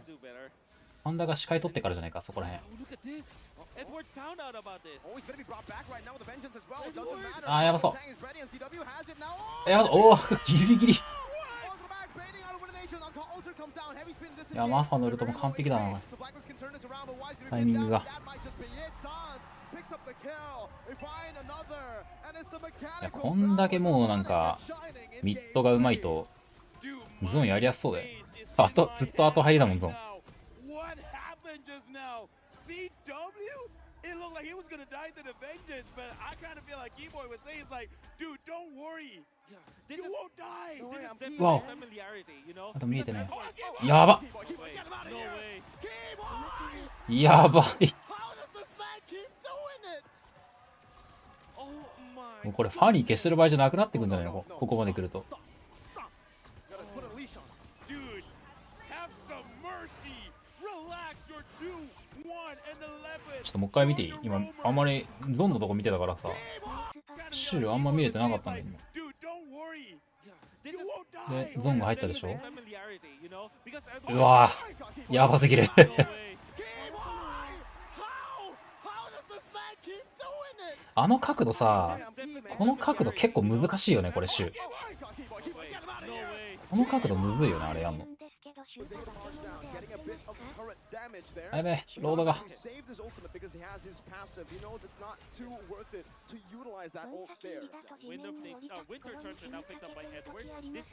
そうそうそう、でもまあそうしなきゃいけない場面も結構多いんだよね。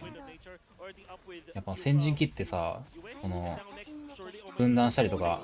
うわーやば、これ入りそう。いや、それは上位がマファやば。ああ、完璧だわ、マファのルトが。とはいえ、Yo, this game, you know what?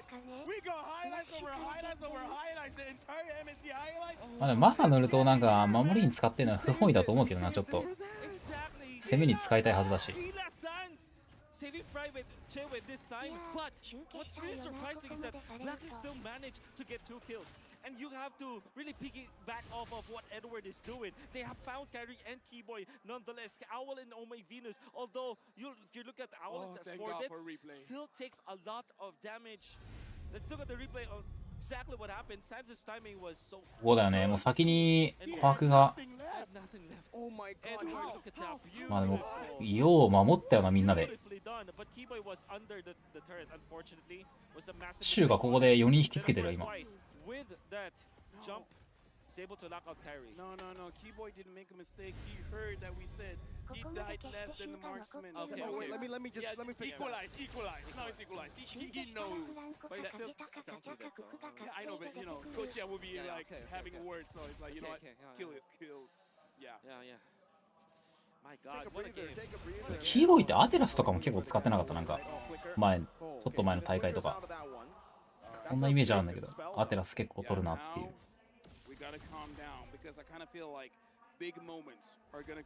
マジですごいな。Taking quite a lot of damage. Looking at Blacklist, they dealt a lot of damage onto CW. They're doing a lot of damage onto Suns. Onyx, if they throw, if at any point they make a mistake, it could be Blacklist trying to get the kill, because I gotta say, Owl in this game so far has been the focus. Yep. Owl cannot do anything. He's not getting caught. Speaking of which, Kyrie tries to pin down. パンダウルト使った。このダメージ結構痛そう。痛そう。ウルトで入るのか、もう。どっちだわかんない。ジョイが取ってる。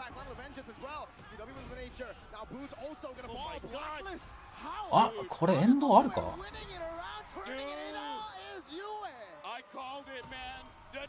ありそう。マファと琥珀。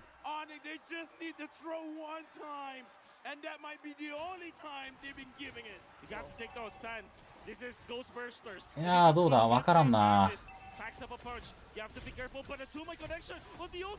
やー、終わりそうな気もするけど。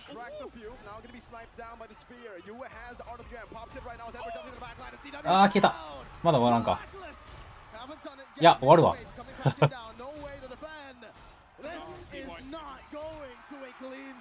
へえ。あそこまでしても負けんの？やばいな。third game, incredibly important for both teams. Look at the face of Blacklist now.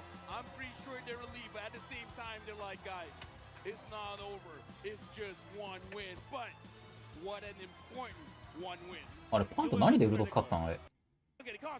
これ、何だったのこれ。これ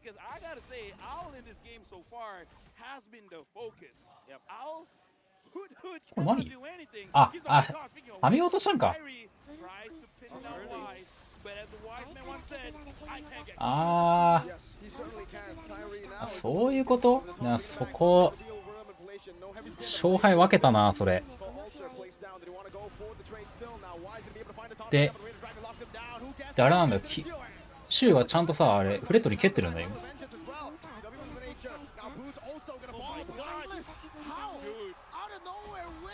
いやー、これは。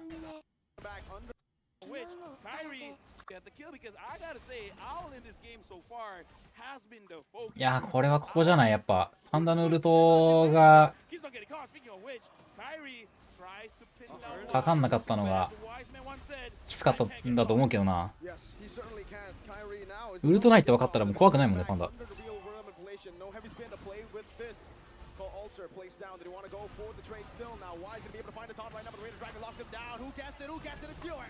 ゾーンはちゃんとあれだよ。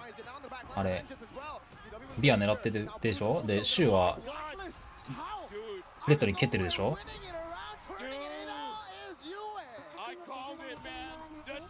だからもう単純にパンダのウルトすかしちゃったのが痛かったんじゃない。うわ、これスナイパー食らってるわ。スナイパー今ここでスナ食らってる。集団戦始まる前に。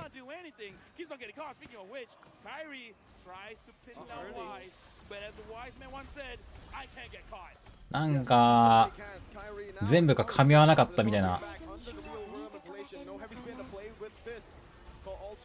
ここで全回復した。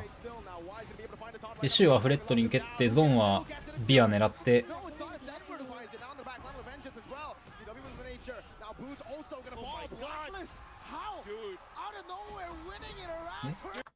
ブラックリスト側はどうなったの。こ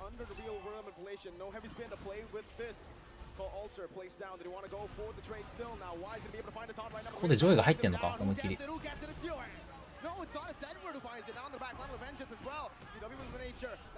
やー、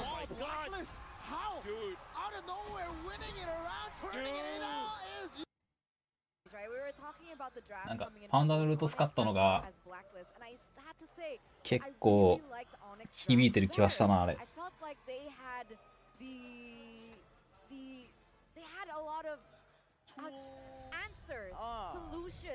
to the strategies that Blacklist brought. But this, exactly, and we thought that this was the weakest link, right? We mentioned it the last minute. まあイブに対してもいいけど、やっぱビアの方が怖いんじゃないか。ね、バニラアイスもドロッドロになってる今。ドロドロ。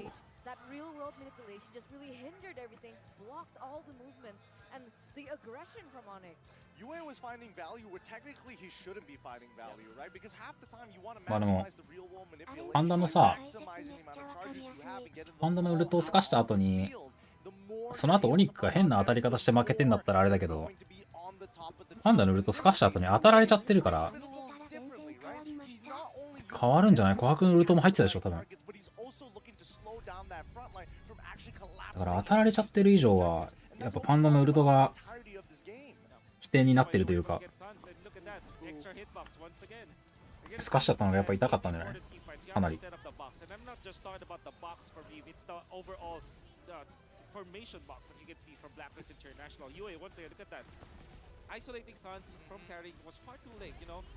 でブラックリスト側これ負けたらやばかったよね。もう大手だし。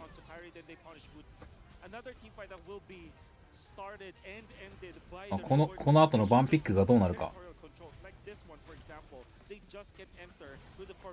っぱピックアップやばいね、うまいと。Yeah, I mean, the way that they're working is like a sieve, right? You're essentially trying to isolate as many targets as you can, try to get the gold and separate it away from the rest of the sediments in the mixture. And that's when we're looking for Keyboy, who closes in on those gaps and tries to pull away attention just so that it makes it work. But at the end of the day, right, I would say at least for Owl, he played a more stable game. He doesn't mind, right? He took a bit of damage at the end of it. He still felt like he had room to. カブト。 Because you mentioned カブト何手目だこれ。 You know, Edward needs to activate. He needs to come online. He needs to have a little bit more say in these games. So give him something like the joy, and he did exactly that. キーボイバンしよう。 Onyx were able to get a lot out of their オニッ skirmishes クの and team fights. But オニックの要はカイリーじゃなくてキーボイだこれ。 they were able to trade through Edward. Edward is the main pillar here in the game. まあだから、 Like you mentioned, every single time Edward goes in, even though he's not うん、だからその、 earlier, あれはハントのタイミングだから、フレットリン蹴れば、フレットリンハント打てないから、まあロード取れるでしょうっていう。 so did Kyrie. Kyrie got baited into that situation, using the heavy spin to disengage for CW and ended up getting caught. っていうやつ。 That final Lord that sealed the deal. だからあそこはフレットリン蹴るで正解だと思う。 Waiting on a lot of these skills, a lot of these resources, and destroying the formation that Onyx wants to utilize with the crossbow of Tang. I love his build as well, right? He's not trying to be respectful at all in no sense of the word. He knows that he needs to provide a lot of kill threat. He knows that he's eventually going to have to purchase at least a third eye to Blood Wings, 100%. He needs to be able to sustain and look at that. 一生うまかったマジで。 The most damage, 75,000. And before we throw it to Wolf, real quick, Edward has 67% Oh. fight participation, and he has the highest damage dealt. もうやっぱここのホットラインが動かしてるな、この参戦率で。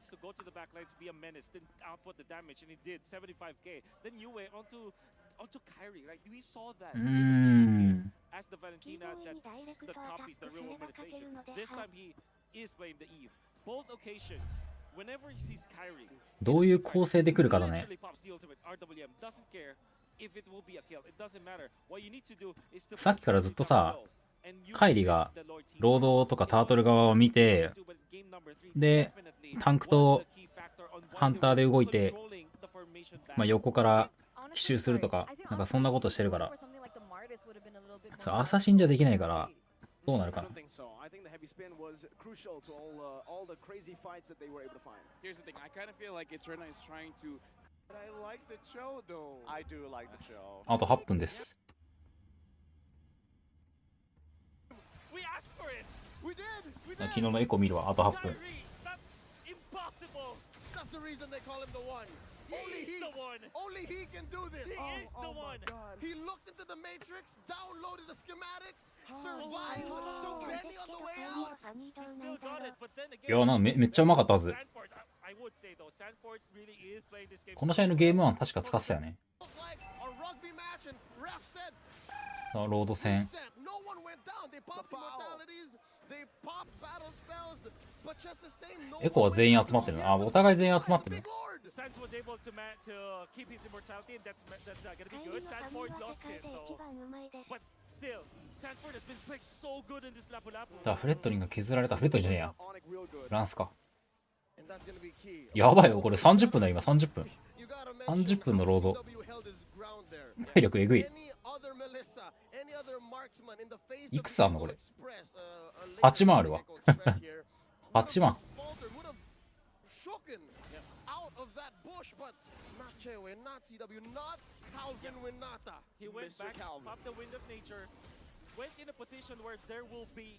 もうさ、これがなんかメタな感じするよね、今の環境の。もうお互いタンクジャングルがさ、このロードとか睨み合って、で、お互いタンク、ロームは隠れてさ、仕掛けるのを伺うみたいな。ずっとこれじゃない？さっきから。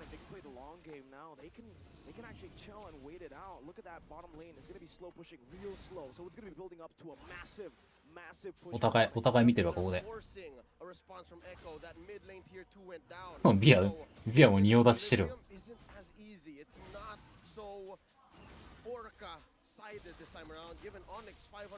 あ、もう3万。レッドに、あ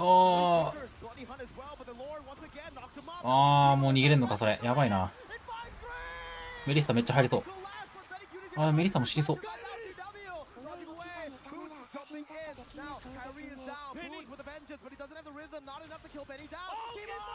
いやー、えぐい。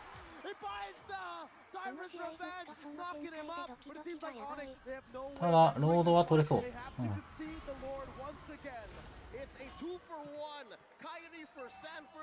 まあ、なかなかアサシンではできないよね。まあでもアサシン取ったら取ったで、EXP がその役割をするとかなんかあるとは思うけど。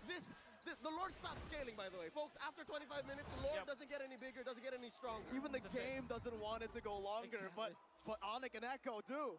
Yeah, endless waltz between these two teams. Benecuti being out means that there will be no push, despite them taking the Lord. Big shoutouts to Keyboy winning the initial fight for Onic, and then the succeeding fight already utilized the wall so that he can dash through, and that Boots will not be able to catch up. But it was Keyboy who landed the Tyrant's Revenge once again. There should be a statistic for Keyboy. How many Tyrant's Revenge has he hit this game? あ、これもあれだわ。ジーニアスじゃなくてヒート積んでるわ。Big win for Echo. Again, despite the Lord not scaling up, despite the Lord not pushing to the always check. 膠着してるな。33分、34。すごいな。で、まあここでもランスとフレット2が睨み合う。本当はでも大体1万あるんだよ。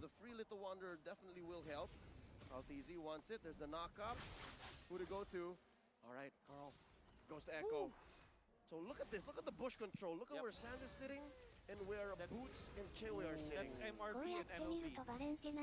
Mid left bush, mid right bush. バレンはずっとだね。弱かった時はもうまだ1回もない。They still don't know where the two are. Oh, that might be a okay. Sanji was able to sidestep out of it. Would have been a big knock up. Kyrie able to micromanage the bottom lane right now. Sanji steals away the rhythm. Beats. He will have that ultimate for next fight. And Carl Easy maintaining Lord control down to a third of its health. And there's a pull. Yaoi spent that flicker. Another 100 seconds left. No conceal. That seems to be the goal. No conceal, no conceal. Kyrie trying to bait it away. Good bouncing ball to cancel. Carl TZ is re-engaged right now as Kyrie. He's going to be the one trying to start the Lord now. All right, a slight advantage. Onic with the pull. Kyrie gets the Lord on there. ジョイももう2スキ使わないね。もういつ集団戦が起きてもいいようにだと思うけど。使えないのか。こうなると。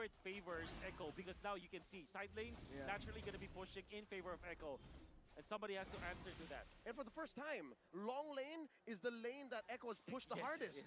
So this is something that Onic have to address. Exactly. It has always been top lane. At least the Lord, the top lane side. ああ、トップにジョイが。It took 35 minutes. They had to now let go of the 前線上がるなこれ。フランコ落ちるかこれ。あ、フックミスってる。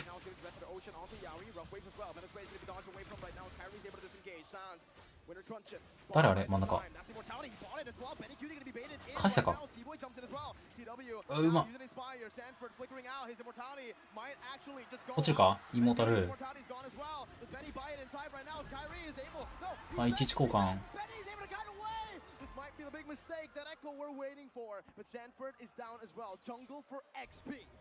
Okay, this opens up the Lord, but look at the map and look at the response that Onic have. I think they know for sure that they want to reset. He's gonna call on to Yaoi for this play. Yeah. さすがにやりきらないと思うけど。え、そんな削る？大丈夫か？He wants to punish. Yeah, but Carl's keeping aggro. Yeah, this is all the more commit for Echo because they have immortalities. やるんか Tyrant's Revenge. Carl TZ jumping forward right now. CW's going to be able to free hit right now with no Sanford in the building. うわー、取ってる。He's dealing some damage now. This should a permutation. Cutie is going to be available, and you are going to see お金が to victory for Echo. That's the top lane. 2万ゴールドじゃんみんな。Oh, the rest of Echo are escorting the え、これ耐えれんの？ 40分だよこれ。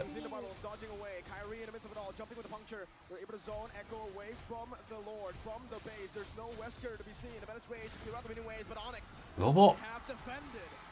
なんで耐えれんのこれ。わあ。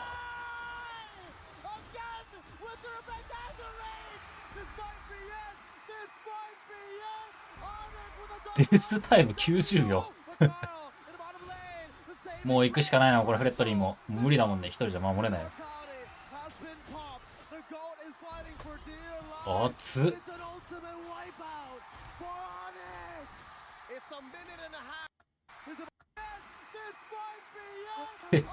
デスタイム90秒。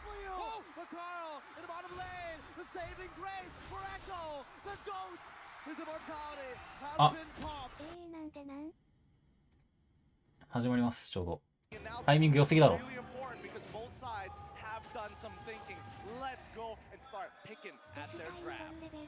90秒。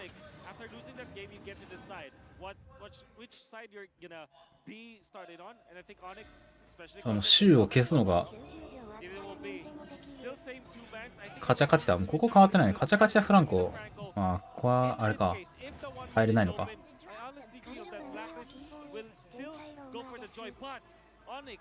Stop that. They ban out the joy themselves. 1-1 for Blacklist for sure.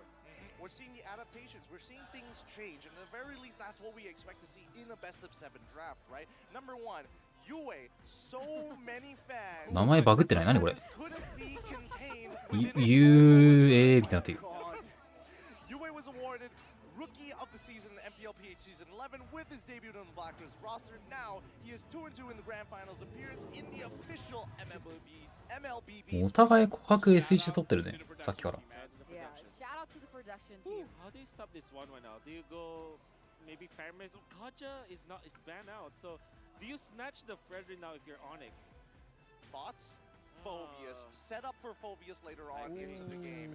That could be. I'm just putting the idea there. It doesn't necessarily need to be picked up super early on because then it could be the bounce back, right? The retaliation from Blacklist International becomes very straightforward. Oh, love this. Valentina from Onyx. It means that they will not let Valentina 取り上げたな。 But I guess you still want to pick up the Eve now, as well as perhaps the Fairness for Blacklist International. So I'm thinking Novaria. Oh, Novaria back. There you go. Novaria backshot. Oh no, not the wheels on wide. The drive-by's coming, you know it. He's gonna do it. He's gonna do it again. Oh, Fanny. What? お、もう早めに抑えてきたわ。 You go drive-by, I'll do you one better. I'll fly by. 早いね。5 out of 10. 4. Nani is the Fanny. Boys, You had to repeat it, so that's a 4. Oh, damn. I should have stayed quiet then. You got a good point there. But we got to pull this back because, again, the only real difference is the fact that Eterno was like, yes, Blacklist is going to take this away. And now we're seeing a very different dynamic in the draft. We were expecting something different, but not this direction. I want to make sure that utilizing the backshot means that you have good early. オニックはあれだもんね、フレットに結構なんか EXP で使ってること多いもん They ね。 have a certain rotation where they will forego the これも first EXP だ。 but they will take all of the jungle creeps. It will be much faster when it comes to taking those jungles. More EXP, more gold. Come Turtle 2, you're a level ahead of your jungle competition. So it's a set play coming up from Blacklist. Okay, now I gotta ask the question, right? Usually going up against the Fanny, you need a lot of peel because I'm no 1-1, I'm no Novaria, but if I'm in their situation, I'm feeling very paranoid. I'm feeling like a Titan right now. I'm gonna put my hand around my neck. But again, Oh My Venus is the type of player that likes to heal. In this kind of game, the Minotaur has been banned. もう週消すんじゃないこれ。 What kind of protection can they have? Because you can't just rely solely on the box here. I'm feeling like you're either hinting at one of two heroes, either failing to give that movement speed and that form of peel with that healing that we all like, or the Florin, which we haven't seen at all throughout the tournament, both of which will be debut picks if they get locked down here. However, in terms of bans, I'm thinking Blacklist is getting rid of that chill. Thoughts? I don't really think so, honestly. In my opinion, the 1-1's already very self-sustainable. No chill necessary for the ban. They go for the quad right here. That's an interesting one, right? Going for the Claude ban. No, honestly, too many people to take care of, you know? Yeah. I guess One's so. flying, one's playing with the monkey. It's kind of not fun to play against. So you go Leslie, perhaps. But that might be I don't know too about slow that. for Leslie, tempo. you're right, actually. They have the last pick, so they can just utilize this for now, right? They can go for a roamer first. And Lolita is a solid choice. Something that I was thinking of against the 1-1. What can you counter? What can counter the 1-1? The only roamer that I can think of right now is the Lolita. That bulwark. They blocked all the projectiles, especially with the crossbow attacking up. Could protect, you know, especially if you have to sacrifice somebody, at least you don't have to sacrifice every single person in those situations. Now, pulling it back to Blacklist International, they have to complete their comp, and they still are missing a few pieces of the puzzle. XP lane as well as potentially roam or mid lane. You're looking for a little bit of lockdown as well as sustain. I wouldn't mind something like an Esmeralda actually, but you know, Yue played Kagura before. And I think that in a game where there's an assassin, maybe something of burst potential will be good. Like a Kagura, for example. そうだね。あ、ベラ来た。マジで？カグラ。なんで？なんでカグラ？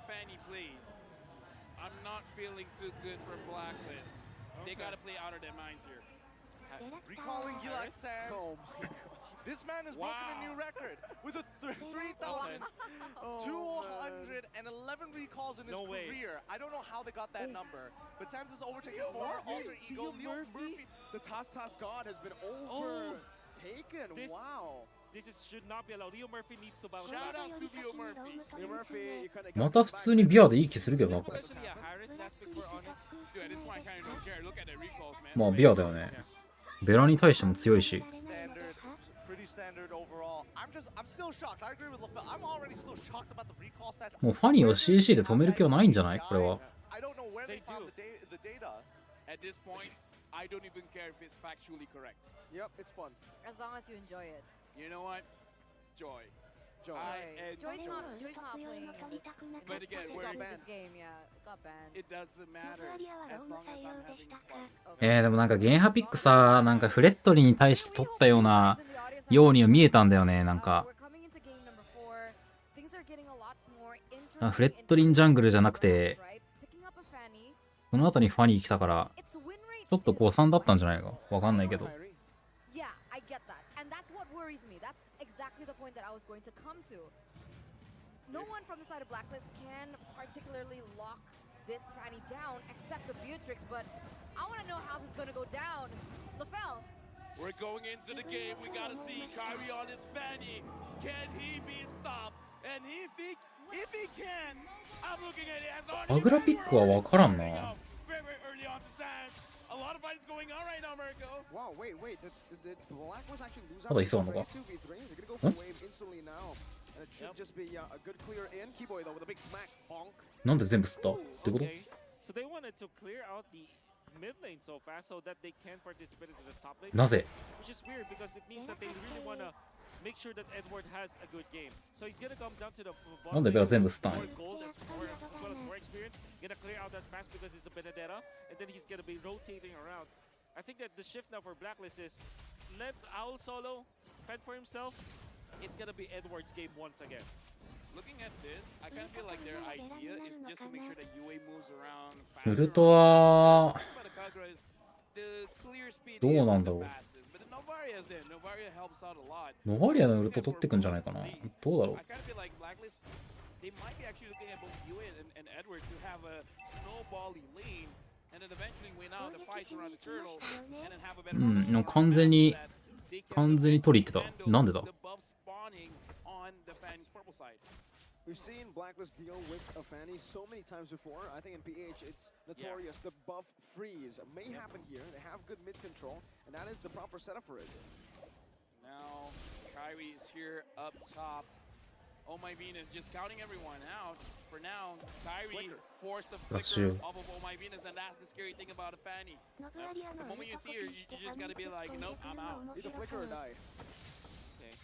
さあ、裏処理。それ、カグラに吸わせないんか？でもカグラ4レベだな。ドームがあれか、4レベになってないのか、これで。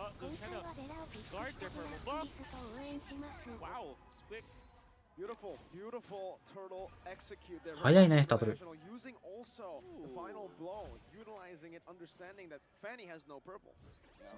Here's what they did. They went first for the orange buff, so Wise cleared that, then the purple buff. So during the reset, when Kyrie wanted to check for that purple buff, not only will he not see any buff from that for the trade of the turtle, but also Oh My Venus is also there. Even after the flicker, they have accomplished their job. Deny Kyrie's trade of a turtle for a purple. Something that's kind of obvious what we have to talk about is the fact that Wise is on that jungle emblem and Kyrie is on that assassin emblem. So no matter what, Wise will clear the jungle much faster. So faster rotation coming in from Blacklist while Kyrie わからんっすね。マジでマジで最後までわからんかった。この EXP レーナの機構じゃないことを祈るばかりです。VC で言ってるから、お前なんで吸ったんだよみたいな。ちゃんと意味があったと思いたい。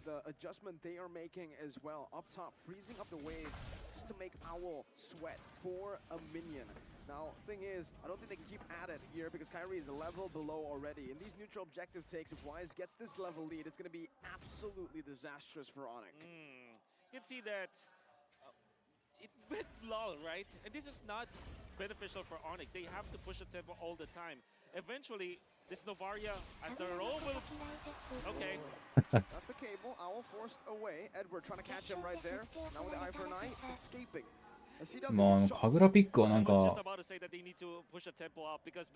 て感じはするよね。He knows what he needs to do. Right now, I kind of want to look at the itemization. UA tried to freeze the goal in there to make sure that Owl doesn't lose. もう最後までわからん、これは。さあ、オーバー入る。ああ、うまい席か。取ったな。あ、オーバーフ。これ帰れるか、これ。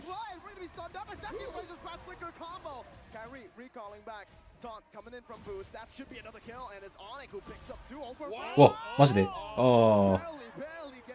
崇拝じゃないか、なんだ。こ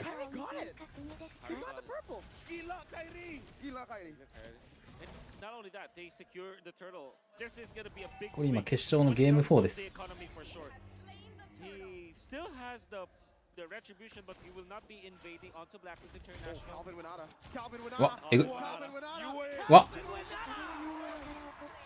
Dude, did we say too much nice things about you? Because I don't know, man. That looked like a mistake. The burst was not there. That is a costly mistake. Not only. まあな、その線はある。バレンティ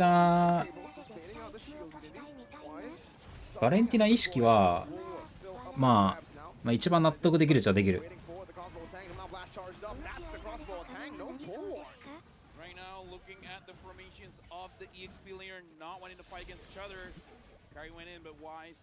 誰だろう、まあファニーか琥珀じゃない？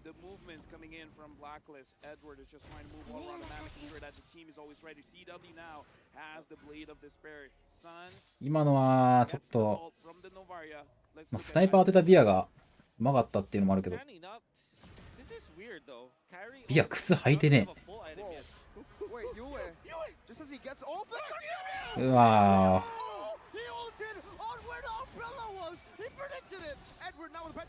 これビアに2キル取られてるのしんどいね。痛いぞこれ。もう早い段階から痛いよこれ。ビアが育つとさ、ベラもきついんだよね。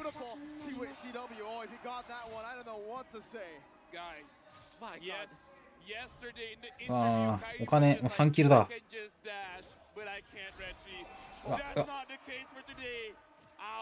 Almost got taken down. I gotta say, man, Owl, he has 180-degree vision, man. For sure. Calvin went out. He Nibiru passion onto exactly the cone. The left side of the right side of the cone onto the left side of the cone. なんかこう思うとビアもずっと強い。He saw the future. He saw the future. Can't spell without win. Wow, that's good. バレンティナはノバリアのウルトパクってるね。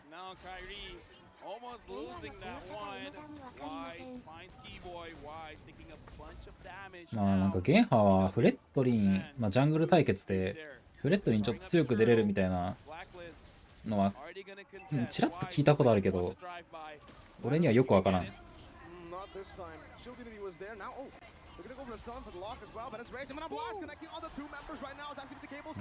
ーム自体がな、なんかちょっと微妙だよね。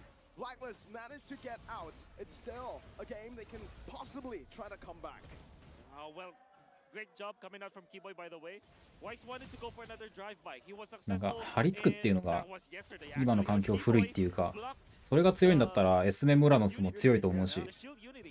was able to stop Weiser strikes and then lands a two-man ultimate.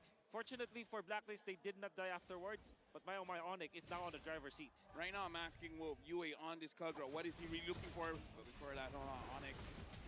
Are they gonna go? まあでも取るってことはやっぱ強いんじゃない？フレットリーに。By mistake. Yeah, you know, misclick happens and Kyrie. バルモンド。バルモンドもそう。My question, while not a lot is going on, as I said that, it looks like both teams are looking for a fight. What is the idea behind Kagura here? You want to burst down the assassins for sure. Surely you can take out the gold laner as well because you can one-shot that. But then again, your task now for UA is to make it so that Kyrie will not be comfortable. Well, Kyrie with the cables now jumping all the way in. Shieldinity locks him down, but Kyrie has bought enough time for CW to pick up the turret in the mid lane. Tier 1 going down. もうファニーが来るだけで引かなきゃいけないよね。このミッドの止められないから。Grabbing everyone's attention and then letting his own team free hit the turret. Blacklist. No man, looking at the situation, even I can't get in their hits. ブラックリスト側は CC っていう指示ないから。The first time though, I can say that in the first few minutes of the game, Blacklist will rely on both the backshot as well as the アグラでのワンコンを狙うか。control the jungle of Onyx, but they weren't able to do so. They tried twice, they lost twice, and now you're in a position where what do you do now? Maybe the answer for Blacklist is just to win the map now. Wait for level 15 on both Wise. やっぱあれだね、なんかアサシンジャングル取ってるときは EXP がロード持ってるね、これ。Wise already showing his face. Oh my Venus is there as well to provide some vision. Edward is moving down. Sands as well as Boots, kind of creating a line, making sure that Wise doesn't overstep his. 青勝ってないな、どうなんだろう。I don't know. Looking at the situation, who's gonna そんな上げる気はないと思うけど。 looks like Boots. そう、リアタイムこれ。今まさにやってます。I'm also trying to look.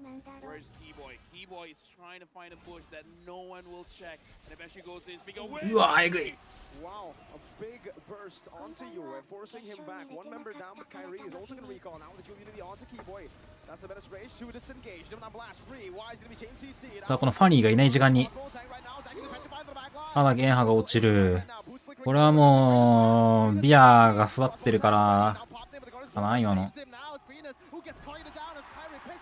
いや、しんどそう。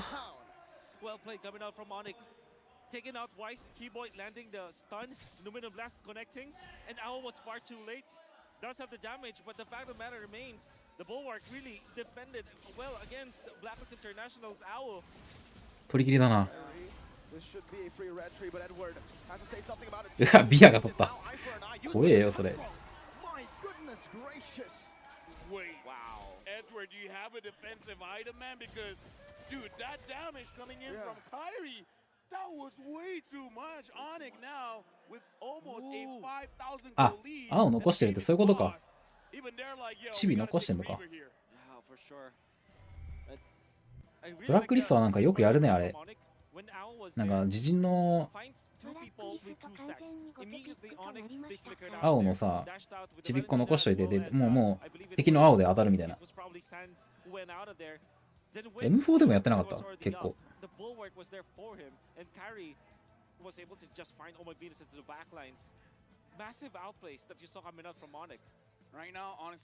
みんな兵糧持ってる。How does this look like it in? Is it really Onyx favorite fight? Well, right now, I would say very similar to our tech issue. I think it's a type 1. It's very, very minute. Half the time, it's just 叩かれてるんだ。あ、それはファンが熱狂的な証拠や。 just not connecting. For example, the astral spheres that hitting the Guardian's bulwark, even though technically I would make the assumption at the same time that yes, I don't have vision, but I know for a fact that it should be coming out of duration. サッカーとか野球とかバスケもそうだよね。ちょっと不甲斐ないと叩かれるよね。熱狂的な証拠や。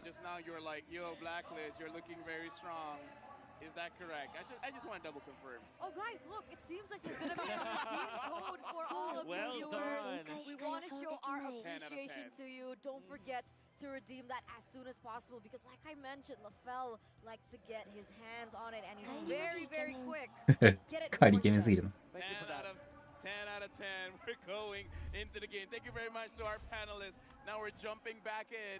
So far, I'm also going to look at the KDA, man. CW and Boots. なんか話題になってないですか？なんかワイルドカードみたいな。日本来る？まさか。We were talking about the fact that the 1-1 might have a good time this game, except for the fact that there's the Lolita. But overall, not dying on carry. That's gonna be そこ座ったらやべえよ。Where's the Dreadnought armor? You're going up against a Fanny as well as a Fredrin. I kind of feel like ああ、みんな待ち受けにしてるんだ。By the way, Kyrie went in for the red retribution, which means that he steals damage. That's why he was able to almost ティンクさんに枠作ってもらおう。the Edward, or at least deal what 30% damage onto Edward's HP with just one 後悔してねえわ。yeah, with that kind of retribution, you're looking at your opponent is like, hey, you got a lot of damage. Can I have some? Yes. And he got some. He did. He just practically stole it. I don't think Edward wants to give it to him, so no consent in that one, Kyrie. But Onyx pushing forward now with the enhanced. No, the normal Lord, first Lord of the game. New vision, Keyboy now with a flicker. No, he sold. Oh, Wise gets brought back, but it's Hansi. Nobody picks up the kill now. His possible tank is ready. 枠割れてるな。うわー、全部吸ってる盾で。終わるかこれ。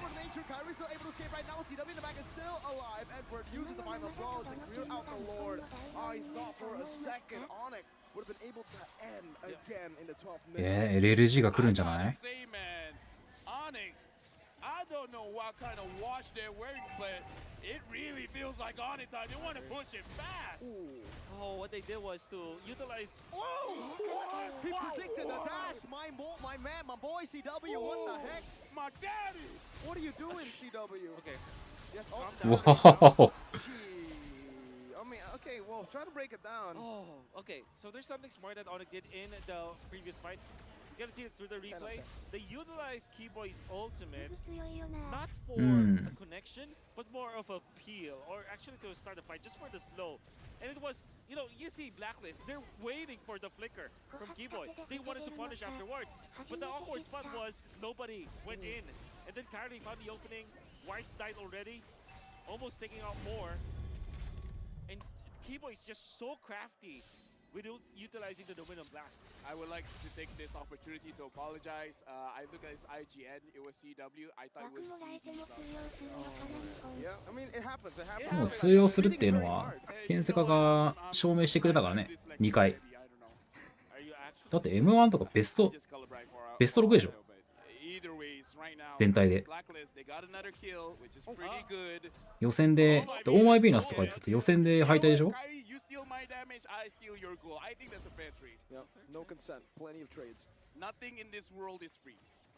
世界6位だぜ。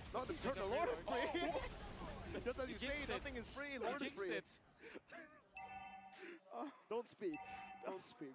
This is a different kind of curse, man. Yep. It's the caster curse. CC. CC. Either way, speaking of CC, CW right now has been hitting those shots. It's kind of difficult for Blacklist because no matter where you go, you're between a hard rock and だからまあ要因とかはいろいろあるにせよ、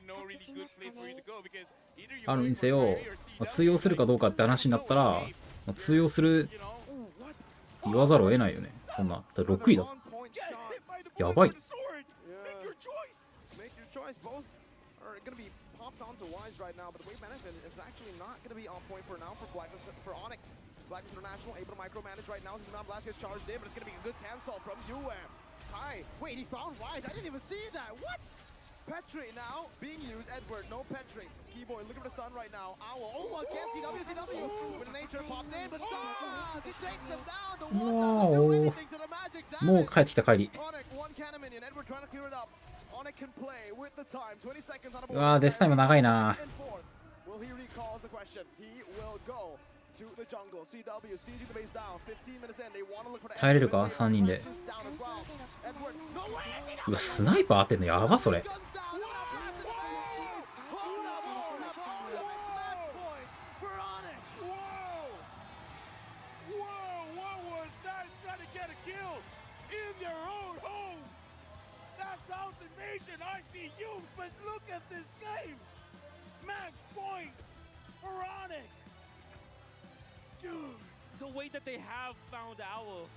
もうなんか俺的にはさ、なんか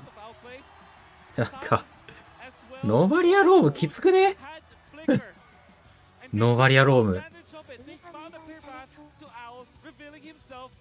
どうなんノーバリアロームいらなくないっすか。どう思う。オニックが強すぎるからなのこれは。結構そこら辺崩さないけどさ、なんかきつい気するけどな。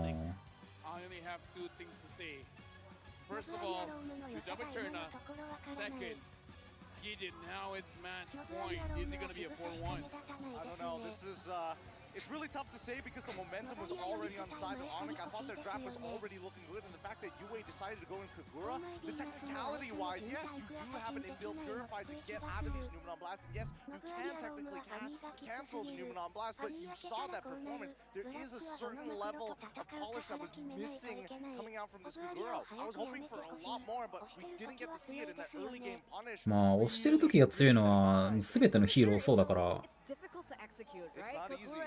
やっぱそこ打開できないとしんどそうよな。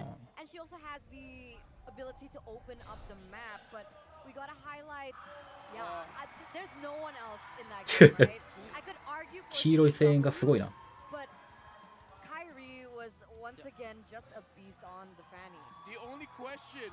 Who can stop it? In terms of the draft itself, it was physically impossible. Shut up. It was physically impossible. That's right. And you know what? Maybe the only way to defeat Onyx now is to force Eterna to say that Blacklist, that Onyx is already again. No. After this, Eterna, don't say anything. Let's make it fair. You know what? They have to spend for themselves. They're big boys. I agree. They're big boys. Highlights. Kyrie, important to secure that first purple buff or second with the invade and another one back to back. This is the reason why he is the MVP for me. Because Kyrie managed 青取ってるんだこれ。気づかんかった。取られてると思ったそれ。You know what? Dude, for my own sanity, for my own ego, I want to say that was lucky, man. Yeah, but he did it all over again. He's just that lucky. Okay, I did かっこ帰りに限るってやつだ。This was very easy. I want to see what happened because there was one play. I don't miss plays a lot, but there was one play where Kyrie. Actually, yeah, no, not this. It was the ending one. Was this the ending one? No, it wasn't. It's this one. Okay, look at the burst. Okay, yeah. Why just disappeared? Why just disappeared in like literally in the lore? 帰りかっこいいブロックする。I would feel cheated. There were 5 people going on him. At that point, you know, it's like one man. He has his limits, right? He does. 5 is his. まあでもなんかこういうプロチームのトライアウトを受ける条件でなんか前になかったっけ、なんか RRQ だかオニックだかのさ、なんかあれこのトライアウト受ける条件でポイント制度の時になんか3000ポイント以上かつこのなんかヒーロープール何体以上みたいな条件あったよね。でも引き出しは相当あると思うけど。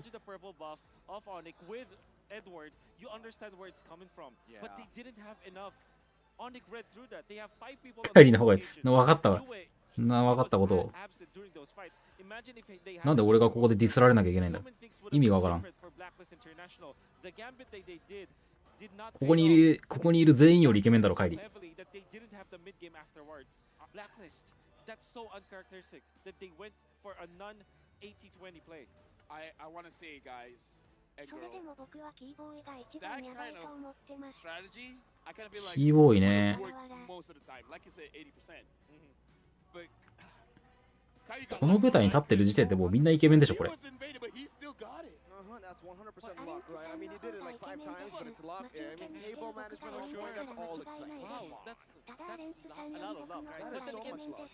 マジで相沢さん超イケメンじゃん。 He was very lucky that he was with Keyboy who stunned Wise. That was so lucky. カイリーはすごいよね。なんかさ、 Instead of Onyx. なんかツイッターとかでよくあるじゃん。なんかもうなんかタンク環境つまんねえからなんかアサシン環境来るまでなんかモチベ上がらんみたいなちょこちょこ見るけど、タンク環境でアサシンでね世界で戦ってっからなこれ。M3 か。M3 の時もねタンク環境でガチガチの、でもなんかアサシンで世界2位まで行ってるしね。やっぱちょっと違うよねだいぶ。Yeah, it's weird because there was a point in time where I was about to say that they were not making the plays onto the gold lane and against CW, but right as I wanted to say that Kyrie was there up top. So yeah, there was time pressure on the side of the gold lane side, wherein it will not favor the 1-1 at all. CW was activated in this game as well. Went to the mid, the right moment, getting the kill onto UA, then did not stop afterwards. 1-1, you pick it, you lose the game. 0% win rate right now in this アニ series. ーそうね。 CW picked it and then now I'll pick it again. So maybe 1-1, not that good of a pick. In this 過去で戦ってる。 I'm gonna go a different direction. Okay. Because now Onyx, the thing is they have カイリのリーンも強かったね。 the master assassin. Get it? Yeah, I get it. But here's the thing: if you got a この very 大 good 会賞金 and your team does not have anyone that can play lockdown, because again, we earlier before the day どんぐらいだろう。 right, we talked 詳細全然わかんないな。 Oh my Venus, if you don't get もう俺この過程とか全然見てないから、もう決勝だけ今こう見てるって感じだから。 I mean, technically, Venus does have Minotaur in her kit. M4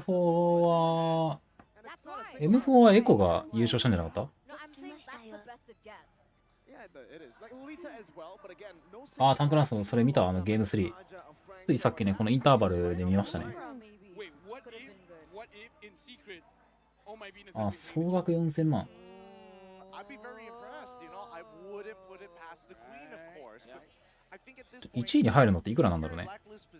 you already know the variables towards your team. A gambit 2位とかにもあるでしょ、絶対。 somebody's going to have to pay their dues in terms of the draft, take a bit of damage so that the rest ま start to thrive. あだからこれを見ると実力不足っていうことよね、要は。 What Edward wants to do, because he was supposed to be one of the outs for Blacklist International. Now, even if UA is going to go, do they just revolve back to Owl? I personally feel that it's time for Wise. I agree. Okay, good thing you said that because I was about to really bring up the fact that maybe this is the time where the jungler choices for Wise might change. We've seen Fedrin, we've seen Baksha. Why don't we go for those unconventional? Guinevere, for example, a lot of lockdown. 世界大会シリーズはいつもあれですね、なんか年末とか年始とか、もう冬ですね、大体。もう無理だ。どんな符号？ Hey, I like that. I like that. That's very smart. Yeah. For who? Right. You can be the worst douchebag in the world. If you pick Saber Rome, I'll have more respect for the douchebag. Okay, so please don't play Saber Rome. I'm talking to all you guys in Epic. I'm talking to some of you guys, some of you nerds. What if Keyboy plays it as well? If Keyboy plays it, then you know he's not gonna play. He's not a nerd. He's not a douchebag. Okay, I like his idea better though. Yeah, I don't know. I agree with Mirko on this one. There are people who have committed more war crimes who haven't played Saber that could probably get away with that. So personally, for me, I'm with him.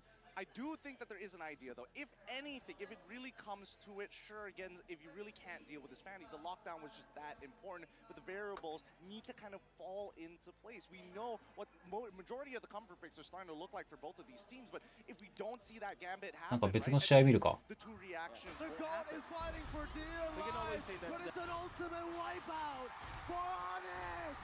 It's a minute and a half until 俺がエコの最後な。 seconds on the death timers. Onyx are looking for it. The age of the Orca at risk. Recalls happening left and right. The sky splits open as the sky caves descend and the arena. 帰り吠えてるよ。ちょっと前から22分くらいまでの見応えすごいですよ。And in the end, the one stands tall. Onyx take down Echo そういや in カンボジ a アのフィ sweep. ールもかなり強かったですね。帰りめっちゃ無邪気だ。 The song goes, Di atas langit Adaonic. On top of the skies is where Onyx lie. And for today, for MSC, the revenge arc has been completed. The tournament is called Best on the Joy, but unfortunately, あれ like you mentioned, the Joy is going to be banned. ブラックリスト By Burnix flash them. あ、出てるわ、この試合。BXF ってどこなんこれ。一応相手に反立てとかバケモンすぎる。 Maybe somewhere along the lines of a Franco, but they usually don't pick that up. the Kaj is open. The Kaja too. Last time we saw the Kaj 話題の 話題のカンボジア didn't work too well for Blacklist International, so maybe they might just go back to the norm. Minotaur is still up for grabs, but it will limit these two flex picks, so they go for the Arlet ミャンマーはなんか緑色じゃないなんか国旗。てかミャンマーって今できんのなんか軍事なんか軍事政権がなんだかなんかあれになってなかったっけ。カンボジアか。カンボジア。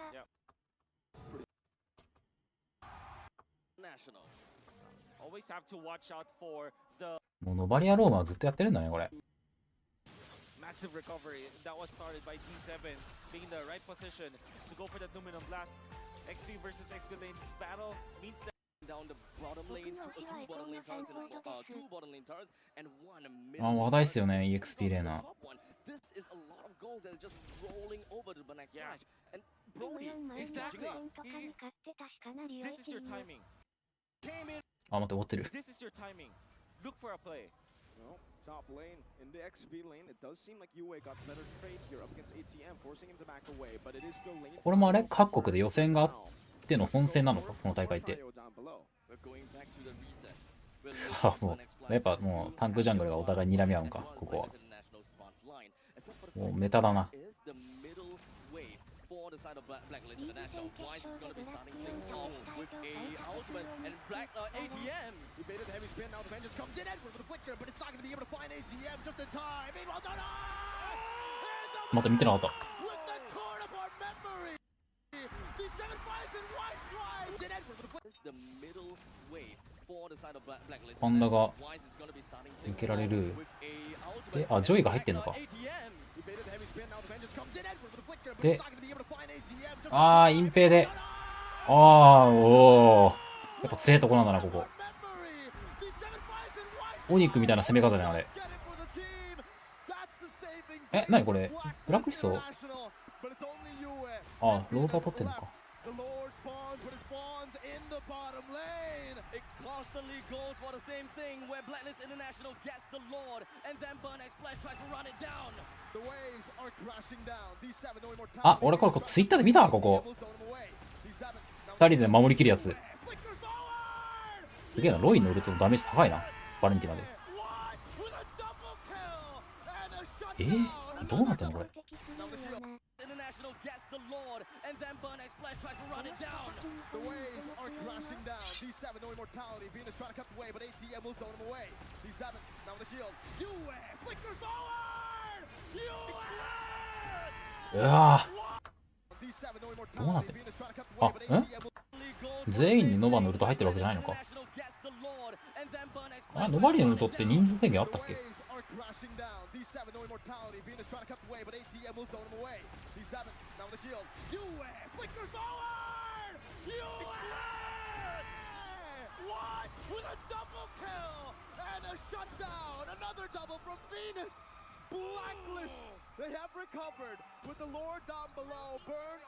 あれジジジジだと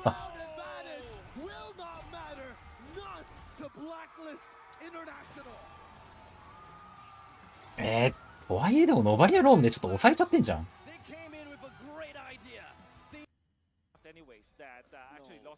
今のなんてね、うまいのはわかるけど、でもちょっとなんか、若干運要素もあるよね、あれ。敵の動きとかさ。それでもノバリアローム絶対やんのこれ。ミノ取ってる。や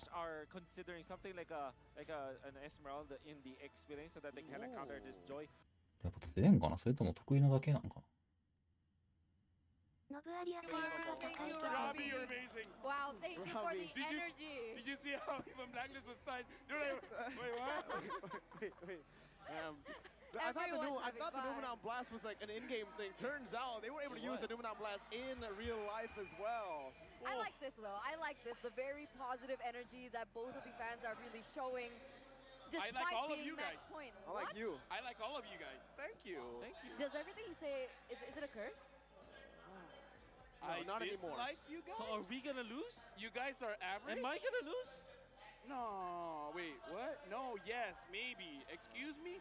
Hey, Turna, save me. No, I don't think it's going to be. I don't think the curse is going to be applicable in this particular matchup because, again, they are going to be playing for their lives here for Blacklist International. This is match point for Onyx. サポロームっていうのは結構なんか徹底してる感じはあるよね。You've all heard it before, so say it with me. Blacklist have to practice their minds off. You're totally right about that. Friend? He's real big and he's white. Century Man. Yeah. Oh, you met Century Man. まあでもあれじゃない？やっぱもうノバリアで負けてるわけじゃないよって感じなんじゃない？ Shout out to Trex and Jays. Jays. Shout out to Jays. You know what? Scrubby. Shout outs to Scrubby. Gani Arashi. Shout out to Amy.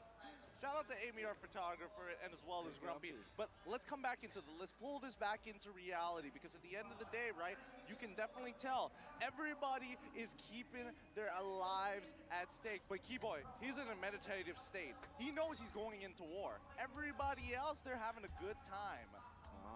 I think this is the prime of all of the members of Onyx, right? For the longest time, Sans has been playing what? Since I think he was playing with Kyrie. I mean, the same time as Kyrie. I mean, season 6, right? And it took a long time, maybe 2 years. But I guess that everybody from Onyx is in their prime. And this is big credit to the coaching staff that trained them to this point. Who would have thought that it will come to a point where they are this good, right? They're so good at the game. Yeah, let's get into the drafting phase here. They get to 始まりま but す。 they also decide to go out the way they want to. Let's see what they are. オニック勝ったらもうこれで終了だね。 Blacklist versus Onyx. Let's jump right into it. Match point. Right now, Atlas, thanks for the help. Loving you a lot, dude. Atlas, pretty cool. He likes pizza. Fun fact. Fun fact. Atlas likes pizza. In fact, sometimes he tosses himself. まあ俺の予想はちゃんとファニーバンするんじゃないかな。お、さっきまでカチタとカジャが先に消されてたからカチタの枠をあれかファニーにすんのかな。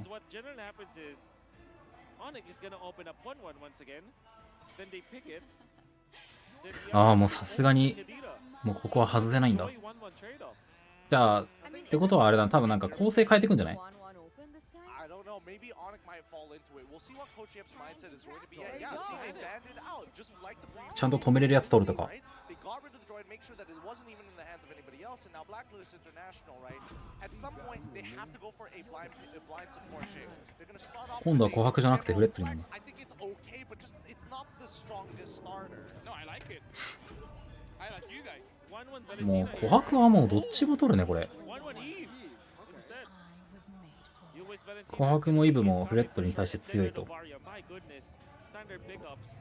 mean, I don't know, man. Novaria is really good, but looking at Blacklist, I kind of feel like you got to give a winning lead to Edward, and you got to tank it up. I kind of feel like at this point, just pick up the Minotaur before he gets banned. Minotaur, maybe? まあフレットリンはそうだよね。前も張れて仕掛けれてって結構完璧に近いよね、ジャングラーとして。 1-1 is very hard. A hero, yes, exactly. Second skill, C anti-CC. She can actually just purify out of that one. もう外さないわノバリア。 It's gonna be too expensive. It's Novaria and Valentina. そういえばグルー取られてないね。さ、お肉側がさ、ノバリア消してないってことは、そんなに脅威だと思ってないんじゃないの普通に。それでもやっぱ取るんか。ミッドで取る分にはあれだけど、でもやっぱロームなんだね。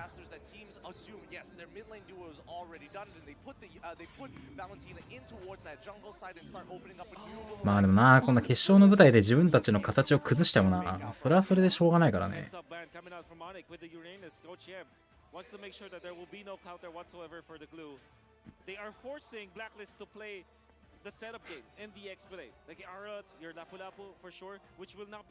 飽きたからっていうか、まあ、つまんないじゃん、やっぱタンクジャングルが。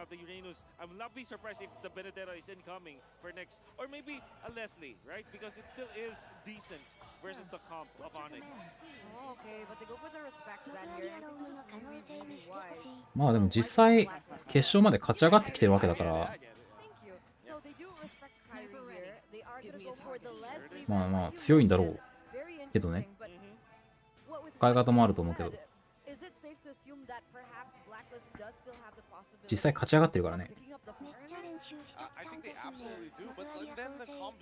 really starts to crumble here because it's really soft. You can't expect Fredrin to do absolutely everything in all the roles unless they're willing to compromise even like, hey, Owl, you want to pick up a fire, death ball composition going and then 残しますこれ。try and poke him out with an Avaria. Something マチルダはもうなんかもうめっきり見なくなってしまった。なんかもうどんなに環境が変わっても結局なんかマチルダバラッツで世界大会荒らしてるって感じだったけど、ブラックリストでももう使ってない。どっちも弱体化とかは入ってないはずだけど、環境に追いつけなくなったんか。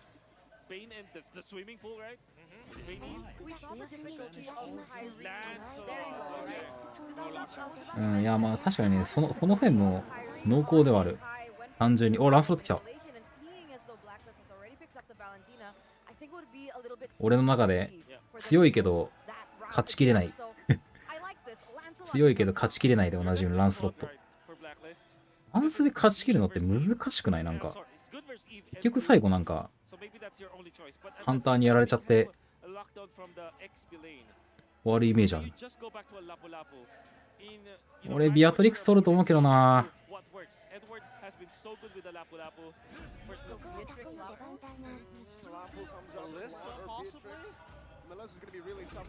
ランスに強いよビア。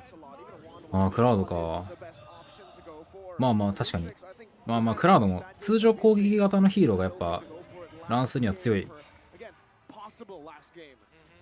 Let's go Saber Roam. I'm just gonna say it. I'm sorry. Saber Roam is a one shot against the clutch. You're standing up. Last game, you're winning. You're up 3-1. まあ確かにクラウド、イブに対しても、琥珀に対しても、グルーに対しても強いわ。で、ランスに対しても強く出れる。ああ、ミノ来た。Is it premature for me to say?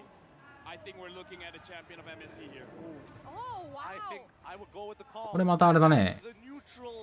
そのなんか CC でランスロット止めるとかなんかそういうのじゃないね。うまくいなしてやっていこうみたいな。そこら辺のなんかブラックリストのなんかあれは変わらないんだね。まあな、なんか相手のこれが強いからちょっと形変えようみたいな、相手に合わせてるとそれはそれでもうきついもんね。かっこいいここ。やばいよ、相当お金動いてるしこれ。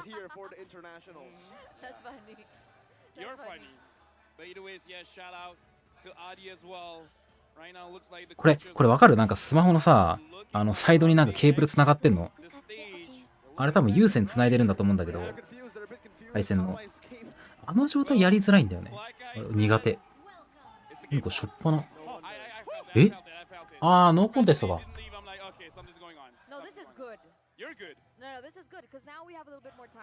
グルーなんかグルーがなんか降臨持ってた。ああ、時さんこんばんは。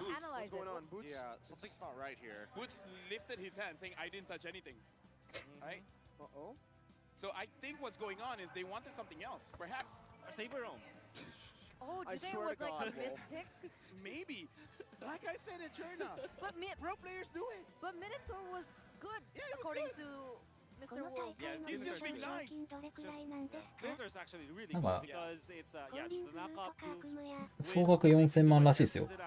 you get so much rage because of the blazing duet anyways. So there's fundamental 日本円でだから向こうにしたら相当なんじゃない？ Oh, wait, there's a mistake here. The Minotaur brought a rival. So there's another a spell bug. Because it's not just the Minotaur, it's the glue too. Alright. The glue and Minotaur got a rival. Yep. As they Yeah, that's enter 4 the game. fingers. We will see a game remake, I believe. Yeah, redraft, I feel. Yep, that's going to be a Type 4 category issue that they go and fix it up. I mean, at the end of the day, I think both teams can understand the situation that they're in. Should be fixed up relatively shortly. We've got a timer, so this gives us a little bit more to kind of talk about this so they can kind of get the entire setup done and fix whatever is necessary. Thank you once again to our marshals. Quickly coming into response before anything happens. Imagine going 3 minutes into this game not realizing any of this has happened, or even the professional players forced to kind of play it out. That wouldn't be comfortable. That would be very awkward. Yeah, A rival glue and Minnow? I think it was New meta. a rival. I I mean- haven't seen a very long time. But then a split, right? You gotta find some way to Yeah, get to the for side sure. lanes. Yep. We got 4 minutes here. Anyone wants to open up a conversation? Saber Roam? What? Nah, I'm sad. Just kidding. Miracle put the shiv away. I don't know how you brought it up on stage, but you can't be using that against the man. Okay. I'm sorry. Okay. Anything? Oh, you wanna get open the inside. conversation? Okay, this Okay. is the conversation. Okay. Surely, we predicted that the Lapu-Lapu and the Claw will be there. Fundamentally okay for Blacklist International. It's also one of their most picked heroes for Owl, and of course, Edward is a beast with this hero. Then again, if you think about it, it seems like Onyx wanted them to pick up this hero. The way that they drafted it. 2018年インドネシアの平均月収2万円ぐらいだって。 They execute this time, and it's gonna be another skills issue kind of game. Here's the thing, right? Blacklist International じゃあ like to play a little bit more 待って、インドネシアの平均月収が2万円でしょ？ I think で this 4000万でしょ？ is the evolution of Blacklist まあ International. 大体じゃあ For someone like みんな一月20万だとしたら to catch someone 倍で big to 日本人感覚の4億円って感じ？賞金。 during 高っ。 M4. 高え。 He's outplayed 4億円だって。 difference. 日本感覚。 It feels nearly impossible. わかんないけど。 Sometimes even a 5% chance, but when you pull it off, it swings into your favor so fast. Right now, Mirko. It's a good thing I dropped down my mic in Yeah, time. actually. Okay, Good save. dude. When you were talking to Omanjizi, Oh my Jeezy, Genus. yeah, oh my genius, he doesn't care. He doesn't mind, you know. You guys were talking about how 5 times Blacklist has entered international. They've only won once. It looks like, I don't know, again, just looking at the draft, right? Maybe it's just gonna ス say ポーツ that. 選手でもこういう瞑想したりするのあるみたいね。 So Onyx 試合前とか。 Onyx are not joking. It's over やってんのかな？ Maybe. We don't know. I'm just creating conversation here. Sorry, I wasn't listening to LaFell. Is my mic working? Hello, test, 1, 2, 3. Yeah, okay. 一生かかっても稼げんわ、4億。 It's selective listening. Selective. She's like, yeah. The this crowd kid- agrees. What? Do you think LaFell's funny? There you go. Do you think LaFell's funny? Yeah. Hey, thanks. I appreciate that. She's so nice. You know what? You guys can cast now. I can go home. I'm so happy. I don't even need to pay today. Oh really? I'll Oh, take no, it.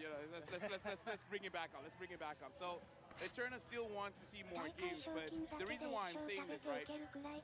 Novaria and Valentina combo has been done quite a few times this series. The flavor not looking that good, especially because they don't have a lot of engagement. In fact, if I may, I kind of feel like Oh My Venus has more wins on the Minotaur than the Novaria. Wait, can I just talk about that real quick? Because you were centering focus on the Novaria and the Valentina. Yep. But I want to shift that to Novaria and whoever is in the gold lane, right? Because the last time Blacklist was able to utilize the combo between the Beatrix, I felt like it synergized better than Novaria and Wanwan. That's my point. Oh, Novaria Claude. I think, I think I get what you're... You do? Yeah, for sure. Because if you go for It's the a nerd. It's a nerd synergy, Yeah, bro. nerd synergy. I love it. The thing with she said she's a nerd. the thing with Claude is that it doesn't really take good advantage of the kit that you get from Navaria as well as the Valentina. Surely you have AoE damage, but it's not like the Beatrix where you have extra, extra hitbox, extra vision that you want. No matter what happens, for sure. But it's with the Claude, you with the Navaria, I mean, you want to stay. なんかどんどん長引いてるな。 Keep the distance. That's what I'm trying to say. And this time it's the Claude running into the Eve. Surely that's always have been an answer. But with the presence of the Minotaur in this game, that's going to be shut down for sure. タブレットはまあその視界が広いからさ、有利不利が分かれちゃうから。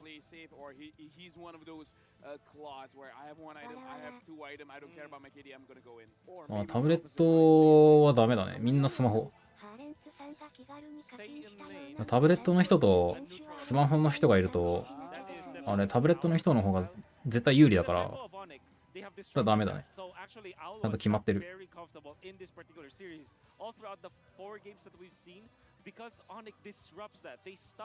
Owl from farming, and whenever he wants to get into the fight, you're gonna notice he's always late to the Lord team fights because Onyx disrupts it. Actually, that'd be pretty cute, right? Seeing an owl farm. I don't know where his head is at right now. The man is thinking about games of long and pass. I don't know, bro. Imagine like an owl, like a round body. ランス自体止めるの難しいから、うまくいなしていくんじゃない？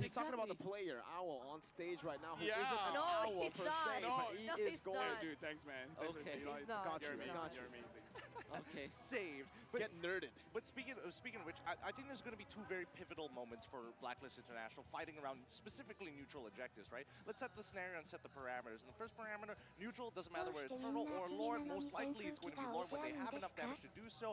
I'm expecting something along the lines of Lapu canceling out. 武器は何だろうね。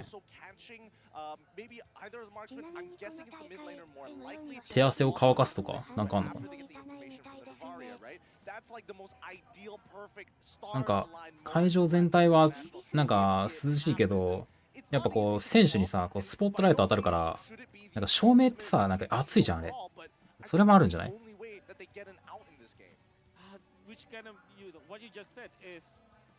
照明ってめっちゃ暑いよねあれ案外。 He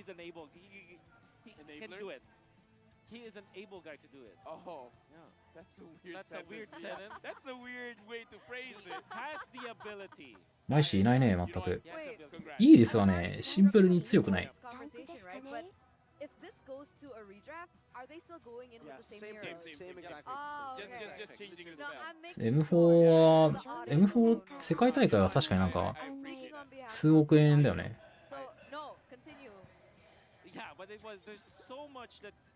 照明ね熱いのよめっちゃ。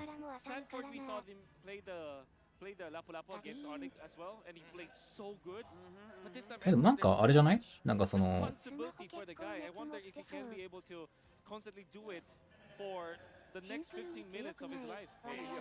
シンプルにそうシンプルに強くない？あ、下からも照明あるんだ。まあマジで照明熱いのよ。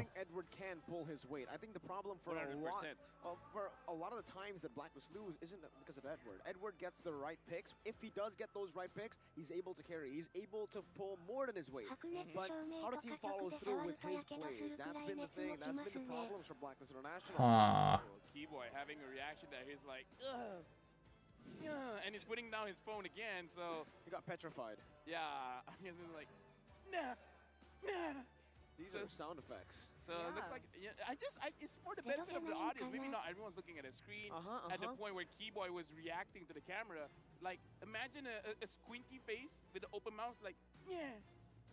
Yeah, but do you see the person sitting? なんだこの慣れたというか。CW or something. Well, we CW. Okay. Okay, I wanted to bridge to CW. Thank you, Mirko. CW. I think that this player is one of the players in Onyx that has developed so much over the course of 熱いんかな。 these seasons, right? I mean, CW was known to be that person that isn't really highlighted as. 俺も汗っかきだから気持ちわかるわ。いいですね。なんでいいです VS マイシーになってんの？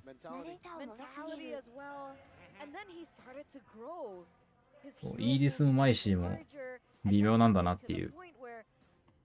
looking at the games that he's played in the series alone, he's able to pull so much. ああ、LED か。 His mechanics alone. I think it's building. He has been able to build on the foundation that he already has. I think for the hero pool, he's always had a big hero pool. In season 7, even when they didn't win, when they got knocked out by BTR. 水銀灯とかもあるもんね。なんかつくのは遅いけど、効力が。Master of none, except for this with the Wan, right? But he's been able now to really focus down on just a few more heroes, and he is on another level on these heroes. The Beatrix, you saw what he was able to do on the Beatrix. The Melissa Wan speaks for itself, and the Claude.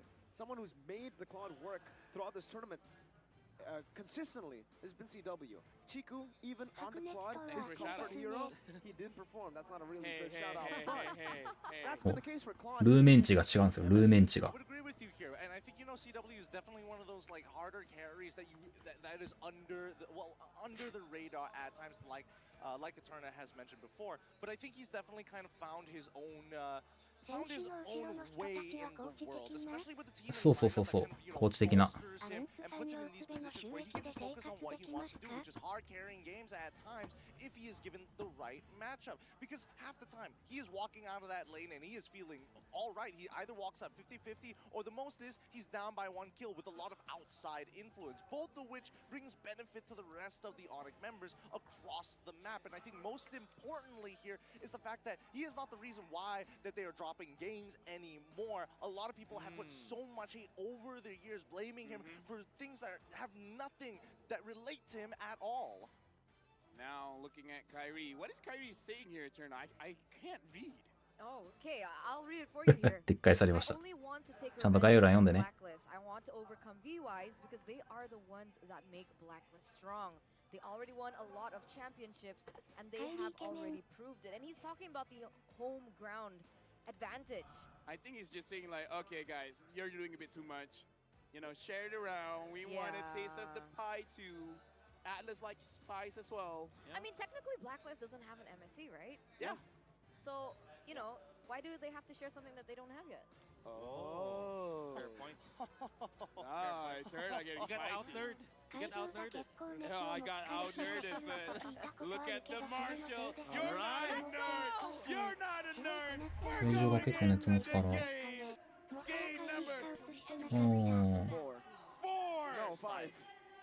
Game number 5.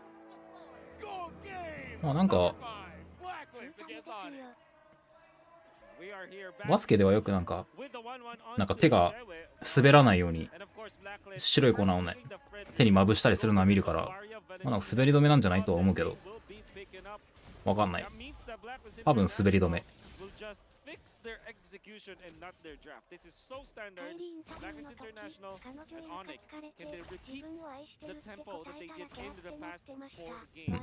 アイドルじゃん。いや、きついよな、マジでグルー。ラプラプだときついんだよな。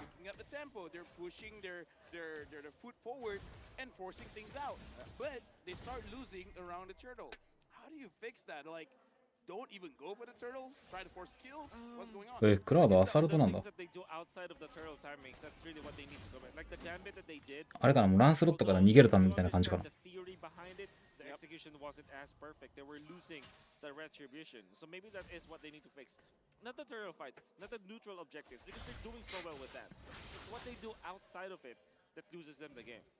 For this lane though, the gold lane, I do want to talk a little bit about the selection of spells. Instead of Purify. Usually when you see this composition from Onyx, a lot of CC, お肉側の方は見てなかったもん。 gives you a lot of value, taking away weakness points as well. So what you can see from this is Blacklist wants to utilize Owl as the janitor. He wants to come out and clean up.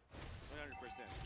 Yeah, right now, looking at itemization as well, looks もう like なんかさっきからハンターみんな靴買ってないね。みんな買ってない。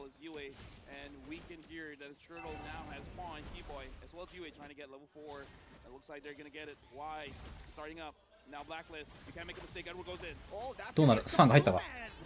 うわー、ラップラプわかんねえ。見えねえ。見えないっすわ。かぶりすぎて。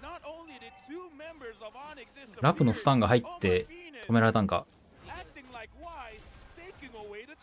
good job for Keyboy defending the orange buff. Had it not, I mean, Weiss could have taken it so easily. Kyrie will catch up. But yeah, Edward, we were talking about hyping up this guy. The way that he plays this level up is so good. He landed on 2. 青バフ入るんか？半島は見えたけど。行かないか。Looking at Edward, honestly, very fast reactions. He used his flicker to get into a better positioning, making sure that he can get all of those hits. So, all right, a very good start because we just talked about how they manage the turtle. This is way better. Now, how do they move things forward?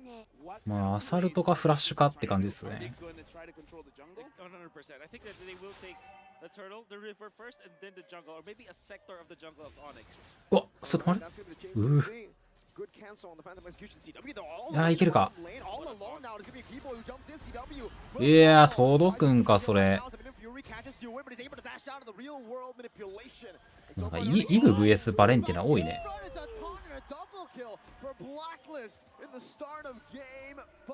And the energy eruption taunt coming out from Weiss catching 2 has so much value because now you have the damage coming out from Oh My Venus. That's the second skill dealing so much damage, and the longer you stay in that spot, it's HP based as well. It means that even the tanks will suffer from the damage output of Oh My Venus. 4 assists already. You have to be looking at shutting down Weiss because he's able to just set up for his team.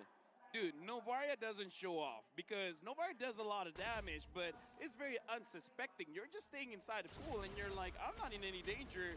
And I'd be like, wait, I thought I had more HP. What's going on? And now Onyx, they are, for now, getting controlled by Blacklist. 1.8k gold lead. Why starting out the turtle again? And this time, look at this. Edward goes in again. Keyboy gonna be engaged on. Pops into the oh. It's a killing spree and a good reset from Blacklist. Boots is able to flicker out of the appraiser's wrath. Wow.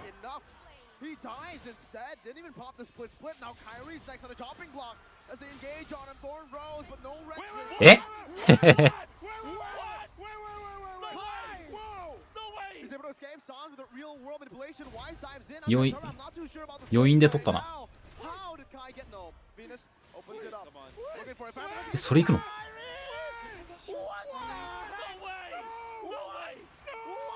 No way! What? That can't happen! How? That's illegal! That never happened! Replay! Okay, it's the tick damage for sure, but why? Replay. はい、ハント打ってないからね。余韻で取ったな。ここもな、もうなんかブラックリスト側のフォーカスが良かったとしか言えないよね、これ。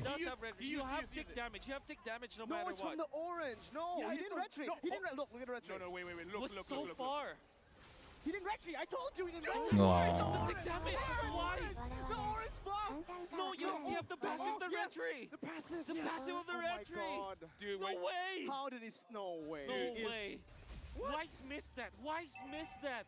When God is on your side, what do you do? What do you do? Oh. I mean, people can say that's not fair, but you know what? That's life. I don't know what to tell you, man. And now Boots. 大丈夫か？返されないかそれ。返されないか。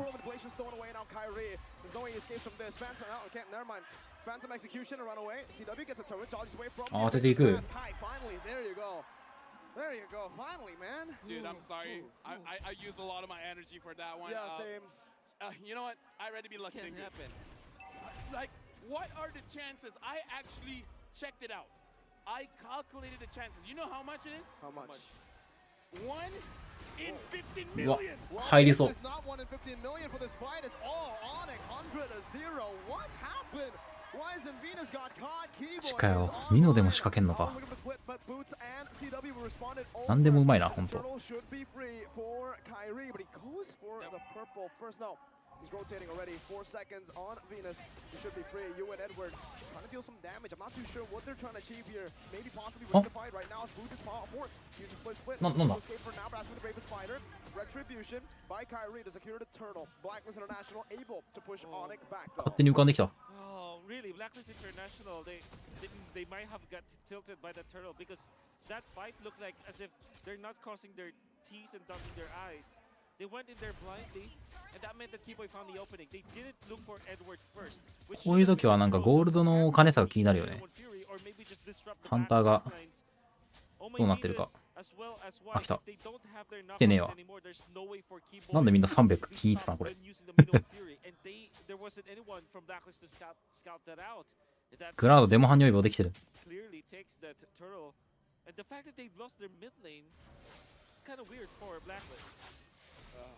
Right now, looking into the situation, still 1.6k gold lead for Blacklist. So far, Al has been free farming, having 2 assists onto himself. And I gotta say, both Edward and Yue are popping off. Edward especially, I would say, is the big difference maker here, making it so that Blacklist has an easier time fighting around objectives.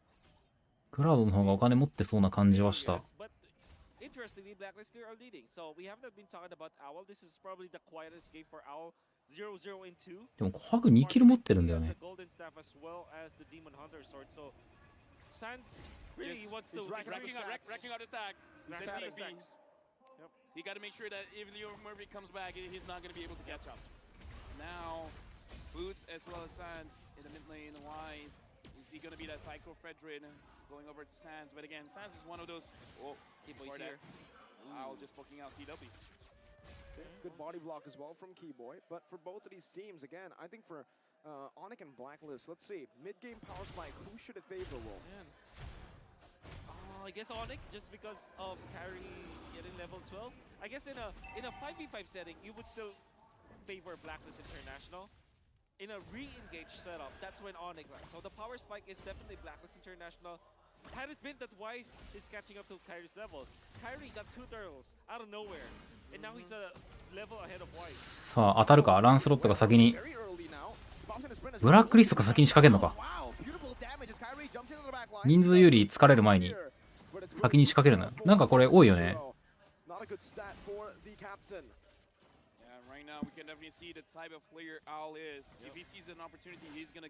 今日も何回かこのシチュエーション見る気するわ。先にプッシュされてそいつが寄ってくる前に4対4で戦うみたいな。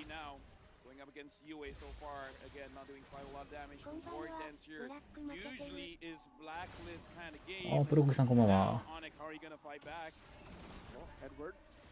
もうゲーム5ですよ。もう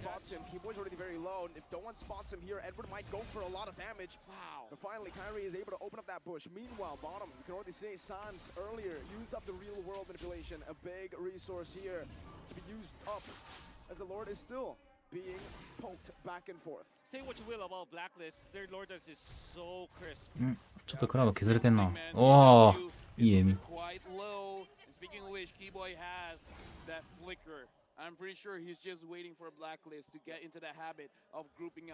ラプラプが今反対側にいるんだよね。これ、あ、でも仕掛けないか。ランスロットはバフ。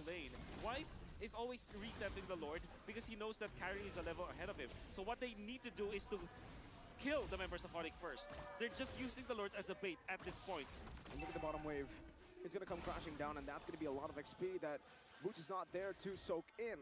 Edward is 2 levels ahead of Boots right now. A massive advantage that they can certainly use in the next coming fights. And that's an easy siege from the minions alone. A good slow push built up. 今度逆に琥珀がプッシュ。え、当たりそうじゃない？これ。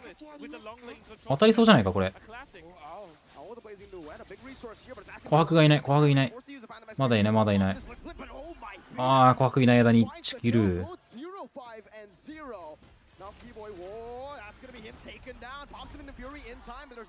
うわ、これ動きそうだな。琥珀バレた。割れるか割れない。ハント落ちたな。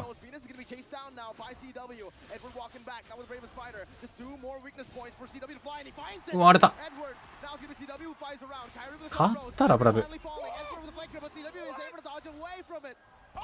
うわー、あれやんないのロード。フランス落ちてるけど。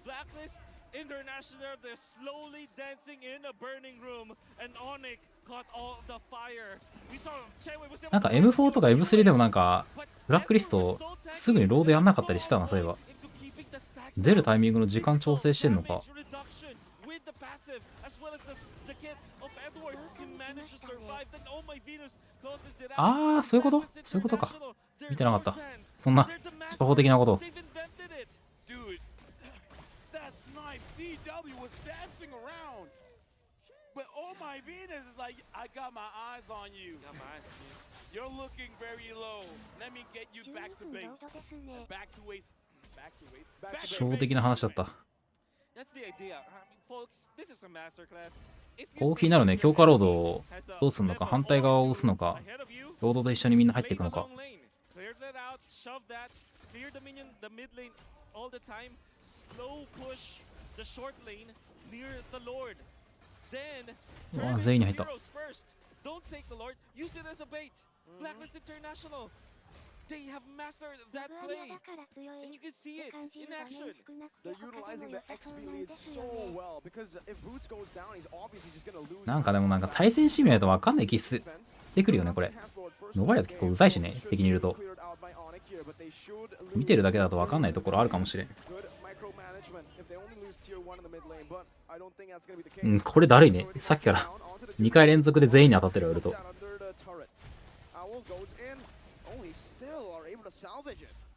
Right now, Onyx playing very well, making sure that they don't lose too much over that Lord. I kind of feel like that second tier turret down the bot is already too expensive, honestly, for Onyx. So now, again, you talked about it. Right now, Edward 5-0 and 5. Boots, the exact opposite. 0-5 and 0. Not looking well. セカンドはね、全部折っておきたいけど、無理そうか。また全員当たってるわ。すごいな。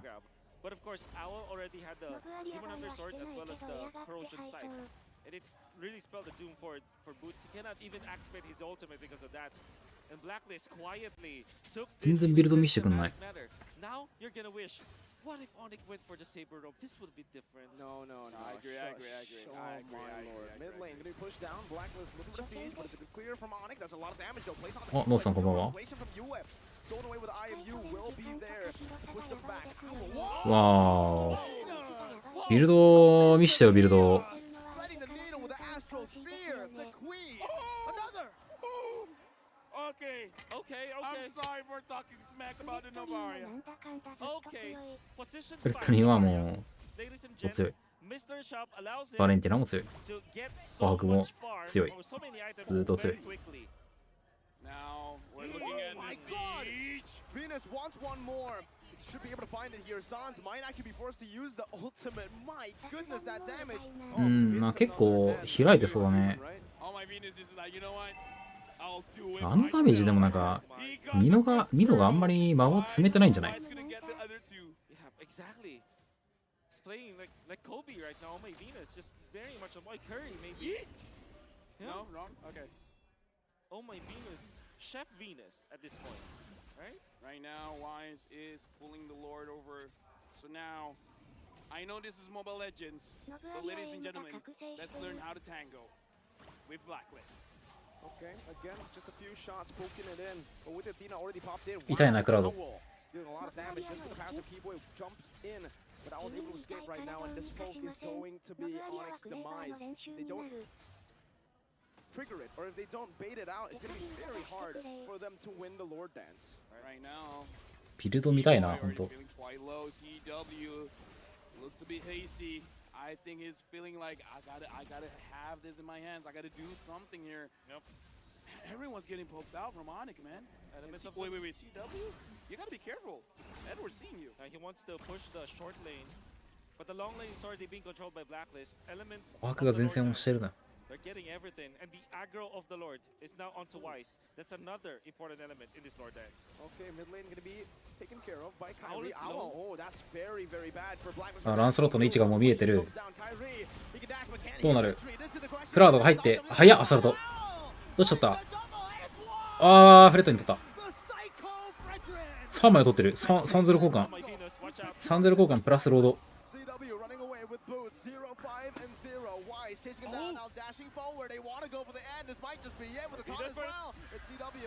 うわ、これは。あれ？これ決まったな。GG、ナイス。No, there's still one Tana minion. Blacklist International. They are not done yet. Blacklist International keeping the game alive. Onyx match point, game's not over. Now the score, not even just yet, but that much closer. Now, this best of 7 is 3-2. There were only two things that happened for Blacklist International that we thought they needed. First, Edward popping off, getting the first 2 kills. Second, the Lord Dance. And if there will be any kind of game that you would want to look at for you to study how Blacklist operates, the Lord Dance, that's it. Every element is on point. Onyx just playing and dancing with them. In the burning room that we are talking about, they caught fire. It's because Blacklist International, they've set up the dance floor to their own advantage. As we're bringing in Gideon Q as well as Eterna, I just would like to say to all the agents out there, you're welcome. なんかもうじわじわって感じだったね。 Ever since my inception. Wow.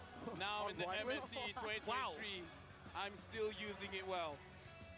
I gotta give it, honestly, you gotta give it to Blacklist, but especially if the MVP does not go to Edward, I'm extremely upset. He played an incredible Lapu Lapu. Oh, 0-6 in the end. I mean, yeah, but oh my Venus, kind of. 会場知らないけど、インドネシアとかフィリピンとかって2時間ぐらいなかったっけ、時差。 Get the turtle, to be fair. He did get the turtle, but I think at the end of the day, the big player had to be Edward, right? He not only tanked the damage, he found the right picks, he found multiple of the right picks, snowballed the early game, won his own lane on top of pushing the momentum to make sure that Boots was basically done for by the 8th minute. And I think that is very important to the strategies coming in from Onyx.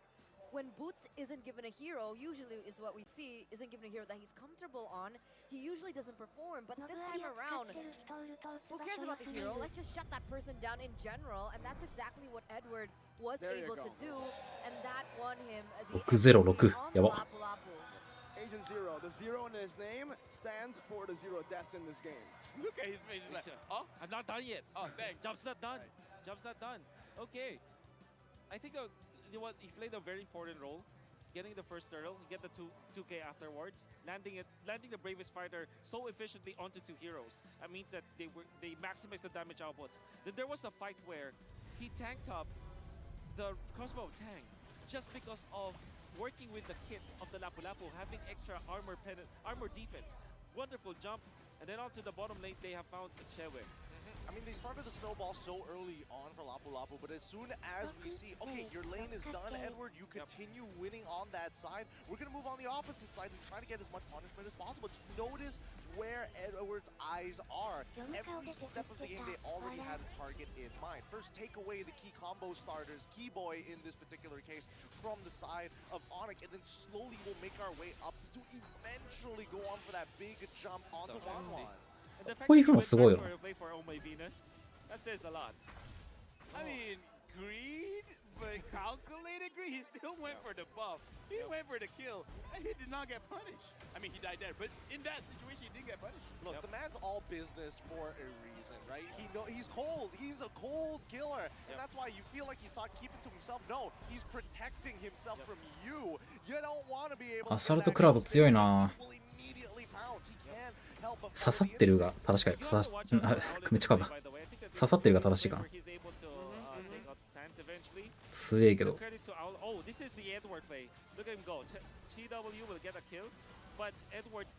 う耐えてるんだよね、ラップラップ。やばい。Almost taking out Chewe, but oh my Venus. 3-2. Woo, from the logo. Gets it to go. So brutal. I don't know, because again, this was such a strong competition coming in from Onyx, right? Again, it felt like for the very first time, they were not able to kind of find their win conditions. They were able to create. このクラウドな。めっちゃダメージ入ってるな、イーブに。Out with a battle mirror image, beautiful plays here from Owl, and you can really see what the Claude can do, right? Once you get that item power spike, just go for these fights because that's the time. Wait, look at the GPM. 7-7-7. Game 7? Is that what it's hinting at? Ooh. Well, scripted. 4-0-7 for Owl. I mean, we have been talking about this. 17 minutes. Spooky, 7 turrets. Okay. But yeah, we mentioned that the last two picks, Claude as well as the Lapu Lapu, they should step up. And we saw how Owl played this game. Activated once he got the Demon Hunter Sword and Golden Staff, he went in for the kill onto Boots as well as the Eve. So he knew his job, and everybody from Blacklist really rode that momentum. I mean, they were trying to ride it as far as possible. I just feel bad for good guy Boots, right? He was doing so well for so many rounds until this game where he finally makes the first mistake, and then it just goes downhill. Everyone has that one game, you know? That's also true. Let's just hope he keeps it that way. Yep. あ、でもミノバルブレと成功積んでるんだ。ノバリアに吹き飛ばされた時どっち積んでたんだろう。Once they started falling behind, that they kind of ran out of steam. I did talk to Chicken and Zane actually about the Minotaur pick, and Chicken is very, very vocal about how much he hates this hero. He feels like it's so overrated. It doesn't really give much to the team when you're behind a bit because it's so squishy. You have a good engage source, sure. You have a crazy team fight ability, but you are very squishy. And when you go behind, even more so. You saw Keyboy just melted down. Boots as well. The roamer doing the most damage. Welcome. What a world to live in. Wow. It's not the Diggy. It's not. It's the Novaria. Novaria. Oh, wow. And then Onyx, of course, the reason why Boots as well as Keyboy weren't able to do what they're tasked to do. For example, Boots needs to go on to perhaps Wise so that they can secure the Retribution, and Keyboy needs to cancel the Blazing Duet. The reason why they weren't able to do those two things is because of the fact that they were struggling in the early stages. They needed at least to even up when it comes to the gold, but they weren't able to do so. They were so squishy in this game, and the Claude just kind of overtook, or they overtaken. Yeah. Whatever. Actually, now at 7 minutes, I gotta ask: would it be more interesting if we go all 7 games? Yeah, Of course. Right? Are we all waiting for that? Don't jinx it. All right. We're all waiting for a full 7 game. Whoa, I think On is gonna win this one. On's They're doing it. The curse I think is you have here. to. I think it's the It's your lady over last there game. who needs to do it. No, I'm changing up. I want to see who I have synergy with. No, because something else holds the worst curse. Okay. Someone from this table? No. No? It's not, Something it's else? not on the table. What? Under the table? No. Who are you? Not under the table Oh, okay, either. Where? It's the 1-1. Oh. Still 0% She's win right. rate She so out-nerded us far. once again. Dude. She out-nerded us once 1-1? again. That doesn't win. That's a lot of 10. That's a, Dude, it's sorry. past tense. Yeah. I won. Nice try. You're really, you're lowering it down. It's now a 1 out of 10. Moonton has nerfed you so much. Relax. I mean, to be fair, they also technically nerfed down the Lapu Lapu in its damage mitigation, but it just feels like, just raw mechanics, abuse of the passive, and at the end of the day, it's a beautiful game that we get to witness here. But it is also the fatigue that we need to address. It feels like, Onyx, the communication isn't looking as clean overall, as sharp. And again, Kyrie actually had a significant level lead over Wise. It doesn't justify the fact that he's missing out these retributions. Yes, they're targeting him, but they should be looking to try and 50-50 this Lord. MPL はなんかその国のプロリーグ MSG は何の略だろうね。見てないな。Yeah, I think that Onyx had the entirety of Onyx had a brain fart in that game because they forgot everything that they needed to do. They forgot the fact that there should be the Lord Dance because in the first 2 games they knew how to deal with that, but in this particular game they forgot the control of the long lane. They were getting poked. Kyrie was receiving so much damage. Boots wasn't able to pop these ultimates. So yeah, it's a massive Onyx brain fart. I would say it's more so for the, neutral objectives are more of a priority for Onyx than it was for Blacklist. The fact that Blacklist were able to control the game through the neutral objectives because of these little mistakes that they were making. Minotaur not hitting level 4ROG 本が輝いてるな。Clearing out the wave and dishing damage on towards him as well. Nice try, nerd. He did it. Why aren't you calling him out? No, because you failed. He did it. All right, I want to touch on what Wolf mentioned earlier, right? Because you were saying that it felt like Onyx weren't really... Wow, that's distracting. See? Yeah, you're right. Amazing. Okay. Because I want to say, is it the players or is it the heroes that were, given to them, right? Because we see what Minotaur, we see the glue. だそうです。Is it really, in style? The glue's fine. I think the glue's fine. And wait, I'm not done. Oh, sorry. And on top of that, it also signifies that Blacklist with first pick has a little bit more 国際大会的な感じで合ってるよね。 drafting phase. I'm punching in my ticket. I'm punching my ticket saying it wasn't the draft. It wasn't in the I draft. agree. I don't know. What about punch you? my ticket? Yeah. You're punching your tickets as well? Well, you It's know, not a draft. no, I mean, Eterna has been out nerding us for quite a long time now, so I think I'm gonna agree with her to the point where it's not about the heroes, it's more about the hero to player kind of dynamic. That's what I'm talking about. Keyboy needs more ways to initiate. Minotaur is just a one engage kind of guy. お、フロムインドネシア。 No one engage chump. テリマカシ。 The size, it's the wave of the motion. Nah, nah, And nah, that's nah, also nah. true with boots. You guys are going way off tangent here. At the end of the day, I know for a fact what you guys put in, and especially what they put in their MSC coins for when they're making their bets on which team is going to win. The MSC support chest will be available from June 5th all the way to June 18th. So spend only 20 diamonds, and you may stand a chance to get an excellent Leomord Triumph Eagle. Leomord? You? Up to 1,000 MSC 1 out of coins 10. await to get to you. So purchase the MSC support chest and root for the MSC games now. Use those hashtags Mobile Legends Bang Bang, hashtag See the World, and hashtag MSC 2023. Thank you, everybody. At least we were on sync on that. But at the very least, I know for a fact that I had to buy a bunch of support chests because I have lost so much already in my predictions. Let's have a look at how the teams are feeling so far. Mental reset definitely is needed for Onyx. Gonna be starting it with the ritual, and I think that definitely what you look at the game is a combination of both them being unhinged in those team fights, and the fact that Blacklist International just reverted back to なんかお祈りしてた今。 what works. It looked very comfortable for them. We イスラム教のなんかかな。 predicted the Varia and Valentina, and then Lapu-Lapu and Claude, right? So that's like literally predicting what Blacklist could do, and that's not bad about Blacklist. Even when their hero pool is so low compared to Onyx, the fact that they mastered that kind of playstyle speaks to how they are winning the team fights. I'm sorry, I got distracted. I was hoping that we could get a sneak peek of what Master of the Basics and Dexstar are looking at, but they're like, no, nobody gets to see this, but they're going to break it down, right? The micro mechanics that were going into this. It's clear that Onyx did have a bit of a brain fart, but Blacklist still could clean up their game even more. It's great to see, at the very least, that we're seeing both Owl and as well as Yue, but specifically Owl in this game, able to start coming out of their shell and being, yes, we don't necessarily have to follow this single line plan as soon as the war begins.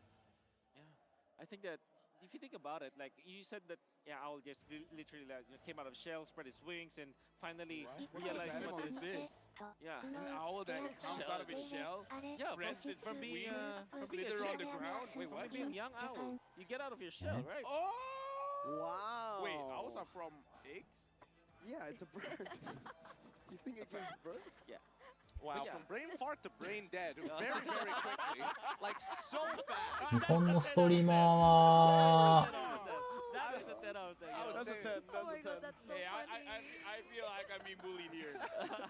But yeah, Owl already そうか、でもあれか、インドネシアとかだともう世界大会にも出てないからもう終わってるみたいな感じには持たれてるのかな、印象。 Missing that second turtle, I think that should not Yeah, happen. I really like. I can understand. Okay, sure. Wow, Edward does a lot of damage there on the very first turtle, but you move on to the second one, and there's no excuse anymore. Kyrie already has that 俺も level. 翻訳で返そう。 Already had position, including the fact that Keyboy basically can hold your opponents hostage. So it just feels that they need to clean up their own gameplay. And Eterna mentions a really good point here. The upcoming draft, I feel like Blacklist might actually reposition herself. Whether or not Navaria is going to get picked up by Oh My Venus once more, hard to say. The problem is in the way they play their lanes. Because I feel like, again, okay, the Turtles, there was a lot of questionable retributions, there were a lot of questionable plays happening around the map, but it all starts in the lane. The fact that Onyx have drafted 2 winning lanes, but they've lost 2 of their lanes is a disaster. How is the 1-1 losing to the Claude that bad? And how is the glue? Level 1 to 3, you should be dominating the Lapu-Lapu, losing up against the Lapu-Lapu pre-4. Ooh, that discussion between V and Wise looks Intense. intense. It looks intense. That did not, the face you made did not look like that was the word you wanted to bring up. No. Me and Eterna, we don't need to look at each other. We got this brain connection. Yeah. The So brain she is dead also brain connection. わからないです。No, because 誰もわからん。 that's important. important, right? Because coming into these series, people get more and more lethargic. People get more and more emotional. Angry?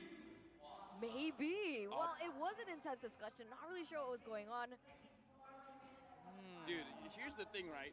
Being on stage, and I want to add on to your point about how being tired kind of shows the real you. Kind of shows that you want to win, you got to do everything that you got. So if you got ideas, you say those ideas. If you have things to say, you say those things. But again, it's about managing yourselves as well. Because when you're tired and you want to let yourself loose, that could be good, but that could also be bad if you start losing your own discipline, starting to play with your emotions instead of your head. See, I'm not always dumb. Yeah, I'm actually surprised. Yeah, I'm stunned at this I point. used to be a coach. That's true. 価格一番上に置いてますよ。 Shout out to SEA Games 2019. 日本の競技シ Okay, yes, and Manila, yeah. That's in Manila. A lot of things happening all in one place in 2019, man. Good times. But living in the future, it's great to see that the next generation is already coming to a point where they're catching up fast, ーン。 right? 日本の競技シーンはどうですかだって。なんて答えたらいい？ And they're getting sharper and sharper each and every game. I think, they're past the point of we need to overcome our nerves. I don't think that's a factor anymore. And even for the side of Onyx, right? Drian, the original Kage who won 2019, is there and giving his support to the rest of the boys, telling him the way that this is not going to be a wash like when he was playing in 2019. This is going to be only the more difficult. Yeah, I think that Drian still, looking at always communicating with Onyx people, because some of them are my friends. Yeah, Drian still. Some of them, just some. It's like What is you're that? cool. The rest of you are kind of like not. Well, I cannot. There's a big なんていうのが正解かな。 So I know maybe like 10 out of the 60 out there for sure. But you're friends with all 10, Of course. the ones you know. Of the ones I know, that's right. Don't put me hostage here, but yeah, I was able to talk to them, and yeah, Drian really contributes a lot, especially with the way that the morale is there, the way that they're communicating. M5 か。 Just like giving out a lot of like veteran knowledge to the team. So they play a very important role. Definitely has a lot of knowledge to bring to the table. I mean, this guy is a veteran. He was still playing in the highest level of MLBB up until, I think, Sans went and transitioned into that mid role, and he was doing it really good. He actually brought the Lapu into the mid lane, Hanzo mid as well. So a lot of crazy picks from Drian, but sometimes, you gotta have someone to say, careful, bro, and that's Boots. That's usually what happens. All right, I think it's time here with everything said and our marshals making sure that things are going smoothly. We are coming up to the next game, game number 6, to predetermine whether or not Onyx is going to be able to hold the championship or Blacklist evens it out to one more game, to what we're all waiting for, a potential game 7. It's time for the drafting phase. e スポーツチーム。 Do or die here for Blacklist in particular, right? Even though they were able to get that game off the hands of Onyx, they are still at match point. And there you go. Blacklist, still first pick. Onyx with second. Oh, look at this. Onyx did not buy the digging first. Double this. They just got bored. This is Fredrin. 10 out of 10 times. Fredrin gonna be the choice. I agree. for Blacklist. Fredrin, lock it in. リクさん、そうね。ぜひ勝ち取ってほしいな、切符。 You snatch the Valentina if you're Onyx. Yeah, 100%. 1-1 Valentina. I think that's the better choice. I mean, 0%, dude. Yep. おー、望んでる ?M4。M5 か。 Leave the 1-1. Let the 上に届いてほしいな。 Let's see if one is gonna get. No more 1-1, please. Let 1-1 rest. Yes. I mean, I'm a Filipino, so I want them to pick up the 1-1. No 1-1. Oh, Hey! They'll There listen. you Let's go. go. They'll say no, Wolf. No, Let's go. they'll pick No. up the Cho. So you go Eve and Navaria here if you're Blacklist. Or 1-1. No. That's a no. That's a As an no. Indonesian, I want あ、もう先に塩を抑えてるじゃん。 Filipino, I don't want them to pick up the 1-1. I mean, 1-1 has a personal やっぱミノとかじゃなくて、あれか、やっぱもうピックアップがやっぱいいってなったんかな。 It's a personal curse. Okay, So- yeah, true. You know But what? yeah, let me think kidding aside though. I think the 1-1 is still a pretty strong. あの試合負けたのもなんかケアレスミスみたいな感じだったもんね。 With the call as the last pick. In this case, you go Eve as well as the Navaria because it just gels well with the way that you're playing the game. Oh no. No. Wait, 102%! 102%. Hey, we saw that production. We saw that. We saw that. 102%. Oh, but it looks like there's a fun fact here, right? Onyx has used a total of 32 unique heroes in MSC 2023, whereas Kyrie has already used 9 different ones in the jungle role. We talked about this, right? You know The flexibility that Onyx has, the versatility that they have, so it's very difficult to target ban them. I think you go Fanny here, right? ああ、俺もなんかフレットリを消すべきだって。Wow, That's okay. The one thing 1-1 doesn't do well against is the Fanny. The Fanny absolutely is. Oh man, the things I've seen in my rank. ね、なんでフレットリン消さないんだろうね。ジョイもきついけど。 But we're expecting to get rid of the counter piece of the Fanny, right? I'm expecting the Kufra to go. I'm expecting, single target lockdowns to all be gone. The suppressions are already out of the question, so that's already a good start. Yeah. I think you can ban Farsa and the Eve now if you're Onyx, unless of course you're interested in taking that. But they already have the Valentina, so. Honestly, the Farsa again going up against Fanny. Maybe Fanny is okay. Yeah, with for that, sure. Right? But No. How about betting out the EXP laners or the junglers? Because again, the Frederick could go anywhere, right? I feel like that's. I feel ジョイじゃなくてなんかフレットリン消した方が良さそうだよね。 rather than it is on Onyx, right? See, called it Akai ban. Fair enough. I see know the how way. much you thinks. And look, the waves in your head are working out. I can definitely see it. I'm not brain dead. Not yet. Not yet. Not yet. Or not anymore. うーん。 Okay, wow. きそうだね。 Blackness will ban out the Uranus, sustain, making it because they did play the split push kind of like the Onyx, the banana split, right? With the Fanny, it was Ling before, and then of course the Uranus was there. With the ban on this, I think that they might consider banning out.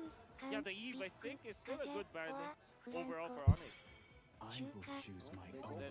So yes, full XP and jungle here. So interesting choice. With the Arlet, you do have a lot of anti-CC, and the Cho is really going to struggle against that. And heck, even the final slash is really going to be a big threat to the Fanny now. That's right.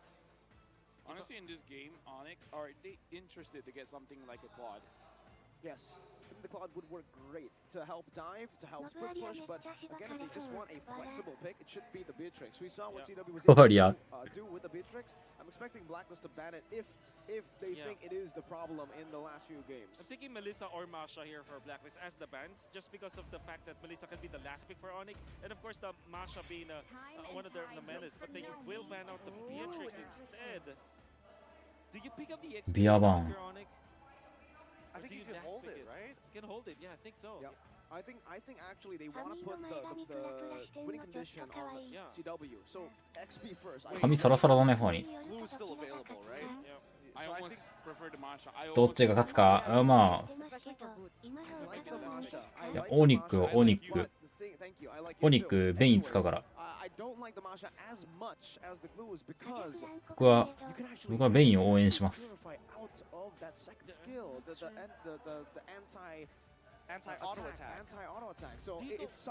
フランスに関してはブラックリストに対して刺さってるって感じ。バースト取らないから。だから消してるって感じですね。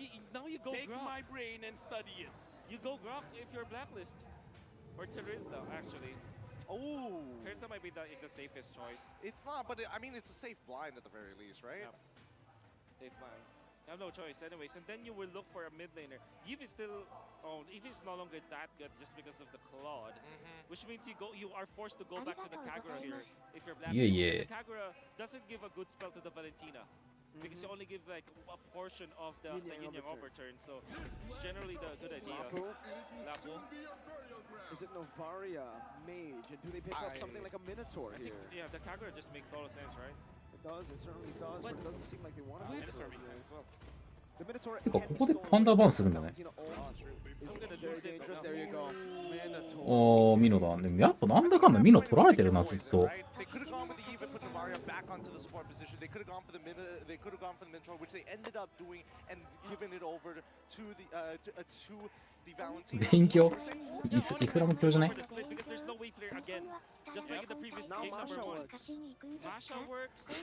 や、そりゃやるよ。そんなチャンスあるんだったら全力でやるよ俺。So good in this game, we predicted it would be picked. There it is. There you go. Now it really makes sense for the Masha. Masha だ。said, Wolf plus LaFell getting 100% of the predictions correct from this draft. Analysts tonight. 7 point for sure. I think we all can't wait for this game to begin, but I'm gonna go around the table. Which composition do you like? We'll start on the end. Wolf? Of course, Blacklist. Blacklist. LaFell? Oh, you're biased. Mirko, what about you? I'm Onic. Oh, you're biased as well. How about you? Oh, I'm the difference maker here. And I'm gonna toss a coin. Blacklist. Wow. Okay, now we're doomed. Now I'll go on it. All right, Gideon. Okay, Now give it's it up. 2v2. Now it's 2v2. Tiebreaker. あ、ナイトボット。 Yikes. I am going to say that there at least is a lot more hope for Blacklist. I was gonna cut you off. I was just gonna help you out, man. But I mean, we're going into the game of game number 6. Will the banana split works, or this time the Ube prevails again? In the game, honestly, for ああ、ゲーム6どうなるか。 wow, already very early on with Keyboy, trying to go for the wave. Keyboy's gonna help him. ああ、ここはもうラッシュするんだ、2人で。 Real quick. Right now, it looks like they really just want to invade. They want to slow down Wise, and we see quite a couple of teams trying to do. うわあ、やだね、この時間に来るの。 Now with the Masha, it looks like they just really want to make 取った Wise, you're the マーシャ取ったっぽいね、今。 How about you stay there? Yep, Sans as well now already putting so much pressure onto the Minotaur, and this is the thing about the Minotaur. Early on, you can be bullied so much, and Keyboy wants to keep. ラプラプもミノもフレットにもこの時間弱いからね。 ノバリアも弱いわ。 Meanwhile, good snipe from you from downtown. So the difference now that the mid lane Wow. Novaria makes is that it has early ramp up when it comes to the damage compared to a roamer. Still, the roamer will have a higher cap when it comes to like the damage output, but overall, you have to be wary of Yue in the laning stage. Right now, looking at the lanes, looking at Keyboy. Keyboy again, when he's using the Chow, he's usually just mirroring Wise quite a lot. Now looking at itemization here, the 1-1 is going to give a lot of promise here, and Wise taking quite a bit of damage, but as the Fredrin should be fine. Yep, should be fine, no problem at all. Thing is, the Retribution was used earlier, so it is gonna be actually right on time for the Turtle. Even though he's getting bullied a lot in the jungle, he's still able to time it really well. Meanwhile, Keyboy, he's the one who's getting chunked for opening up that bush. Yeah, but again, it kind of feels like Keyboy is pretty familiar with this kind of situation, so he's A-okay. He just wants his level 4 because, again, Keyboy doesn't care about dying as long as he can get a very good setup for his team. The decision for Monic is to go to the gold lane first because they know that the Masha will work. ファニーはゴールド。これさっきもそうだったよね。 Owl actually just soaks in that damage like it's nothing. Steel leg plates, I presume. Yep. Turtle, number 1, Blacklist International strikes first. Steel leg plates did not go for the crossbow, which typically is the first item for the 1-1. Great まあ job. 何にせよ欲しいよね。 Blacklist International adjusting from what happened in game number 1 because in game number 1 when the Fanny or the Ling was picked up, Onic went into the top lane against the 1-1, then tried to go for the purple buff trade. Oh, Was very close. The purple buff trade for the turtle. This time the turtle for a purple did not happen, and Blacklist definitely have won this early game. Yeah, but even though they won, in terms of the goal difference, it's not by a lot. Now, Oh My Venus is looking at Keyboy because, again, Keyboy is mirroring Wise, and I kind of feel like they're just trying to see which part of map that Blacklist is very strong at, and Kyrie will just attack the opposite. They're just hoping that Blacklist is just far away from the gold lane. Trying to give CW space, I agree. Right now he's doing really well against the 1-1, clearing it out with the blazing. No, he actually didn't use it, so she's been shoving these waves onto the 1-1 without the ultimate, so that does give us a little bit of a say as what's happening in that gold lane. But in the XP lane, it's more or less just a stalemate, as we predicted. Masha versus anyone. Yep. Now, Edward as well as Wise is there seeing Boots, but Boots is just like, Yeet, I'm out of here, but can you get out of there? Let's see. フレットリンが。 Use a sprint, now the taunt comes in, Fraser's brand not able to connect right now, but the way the dragon does onto Edward. Now it's gonna be Wise jumping in. いける。 First blood over. シューの蹴り落ちても This is looking ラプラプも生きてる。 very bad for Onic in the early game. Oh, for sure. In Blacklist International, this is purely troubleshooting from their end. After what happened in the first game where the banana split was there from Onic, they have adjusted accordingly. Now Owl is on a forward position over Chewe. even Edward is not losing because he went for the Lapu Lapu, all reliable Lapu Lapu anyways. Okay, Venus now pops in a bit of fury under the base. Nice. Battle う mirror わ、 image, よく but かわしたな、 now それ。 Tang is opened up. Okay. Let's see what they do. Keyboy is already running away. Now has the flicker as well. Owl comes down, but Kyrie's not able to find it right now. Keyboy with あー、シュが on the wrong side. どうなる？ Kyrie walks in. The minute Fury comes back alive. Sans picks up the kill onto Owl. Meanwhile, Wise 琥珀とトレード。 picks up the turtle. Now it's Venus still stopped by Sans. CW. Oh, those are the minion. Oh, those shots are. そんなに Sans? Oh. そんな長い時間あるんだ。 Limits that both these teams are playing with. Everyone is gambling with their lives, I gotta say. Everyone's taking turret shots. Everyone's jumping around. I gotta say, at 結 this 構長いん point, だね。 I'd rather be lucky than good. Surely. I mean, you can Onyx, it was surprising that they weren't losing as much as they did. ゴールドのお金はどっこいだね。 Gamble that they did. Still, the turtle belongs to Blacklist International. That's the second turtle. ブラックリストの方がお金持ってるのか、全体的に。 And then you get a kill. まあでもそんな変わらん。 Very important kill against Owl. Still not gonna be enough. Troubleshooting from Blacklist International allowed them to have this. Owl now. Never mind. What a pick! Yo. Kyrie finds a random, I would say, pick. Even with the steel light plates, he built up a heptasis, I believe, so he has some penetration to work with. That's how it works. なんかさっきから琥珀に対してはファンに取ってるみたいな Venus now taking a little bit of a damage. 感じするよね。 It's good because he is able to defend the tier 1. Fury Hammer and Master Assassin just at the early stages putting a lot of value. Carry likes this casual kind of builds. Like it went for Fury Hammer into the Legion Sword. At this point, like 5 minutes, you would assume that he has completed the heptasis at least, but he went for the casual items. Went for one left pick roar. Yeah, that's why. You know what? I saw people making studies of it that you might as well just go straight for the crazy damage. おお。 It works. Kai, It what works. in the world? Jumping in, and Keyboy was the one who sieged the turret. Keyboy now looking for the back. CW all playing with the wall with the blazing duet. Jumps back and タワー殴るんかと思ったらキル取りに行ってた。 with the dragon ready, goes in. Now Owl still able to get out with a second skill. A beautiful outplay from Owl. And that's because all my Venus defended. The knockout coming out from the stop, Kyrie. Cutthroat. Oh, he doesn't even need やばいな、もう。マジで。 absolutely styling in this game. Right now, Onyx, they're picking up the tempo. And this is crazy. Keyboy now, even though 0-2 and 2. Boots on the Masha right now, even though it's 0-1 and 0. They're making things happen, man. Y secures the turtle, but Onyx, so far, they've been being very, very proactive. Sometimes to their own detriment. まあでもキルはされてるけど、タートルとかはちゃんと取ってるから。 Wise gets it. The retry was not there. Kyrie, gets down with the cables there. The Appraiser's Wrath was not enough from Blacklist International. But the crowd here, they're loving the displays. I gotta ask you, Will, Onyx playing with fire, man. For sure. Is this okay? Is this them just not being disciplined, or is this all part of the plan? I guess it's part of the plan. You saw this. This is the tempo that they're playing, that they disrupted the Obe. Unfortunately, Blacklist, it's really black and white. Onyx plays so dangerously. Blacklist going for the 100% or 80-20 play instead of the 50-50 play. Onyx is playing with fire. It could go badly. Speaking of badly. Now, and also Sans is う coming わ in first is enough. Owl. 琥珀へのあれがすごいな。 4 and 1. This time the gold laner, and we actually kind もう of 4回死んでんのか、琥珀。 Dude, have you heard about the 1-1 curse? Let me tell you, in 2023, a lot of stuff happened.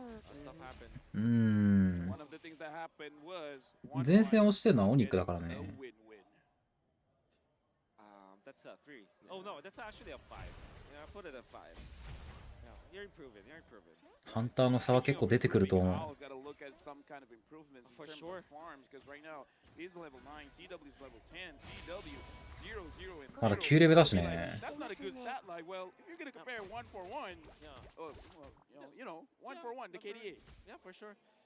Really liking Kyrie's approach here, right? He went for, like we said, the Malefic Roar first, and then now has got the Heptasis, which kind of feels like he wanted to go for 琥珀が鍵になる、この試合。 because there's a lot of like damage mitigation. 琥珀が大事だよね。 For example, of course from Oh My Venus, but overall Onyx, it's just about the kills, and of course taking out the win condition from Blacklist. Right now, Keyboy and Oh My Venus, both roamers see each other. CW is there. Oh My Venus probably tried to jump over the wall, unable to. now CW is just poking around because they have Kyrie with this Fanny. I don't know. I kind of feel like they got to go for a kill, but look at Masha on the top. Yeah, Boots. This is the signature Masha. The Boots Masha is always on the split. Edward will have to go over now, but it's still going to be the turret. Tier 2 taken away by Onyx. But I do want to just, give a lot of props here to CW and Keyboy because what they were doing earlier was fighting. Oh, no way. いや、大丈夫か。なんか反応できてないっぽいな。なんか。ワイヤー見えた瞬間に動いてなかったしね、今。The telemetry, I mean, they understood the interpolation, I mean, coming up from Onyx. Is it because I said Blacklist is going to win? Yes, it is. We're going to see here because Keyboy is the 1-1, I mean. マーシャ落としづらいね。They know the positioning. CW still on that Lord. Fanny. Okay, Kyrie's trying to flank. もうここはもうちゃんとフレットに蹴ると思うよ。もうタートルタイム。フレットに蹴ったけどタイミングがもうあれは掘り切るみたいな感じか、集団。フレットにもうイモータル積んでるんだ。あらおっと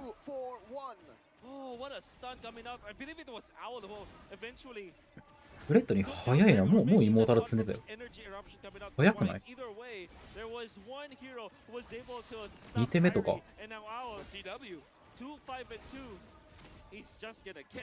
わー、マジか。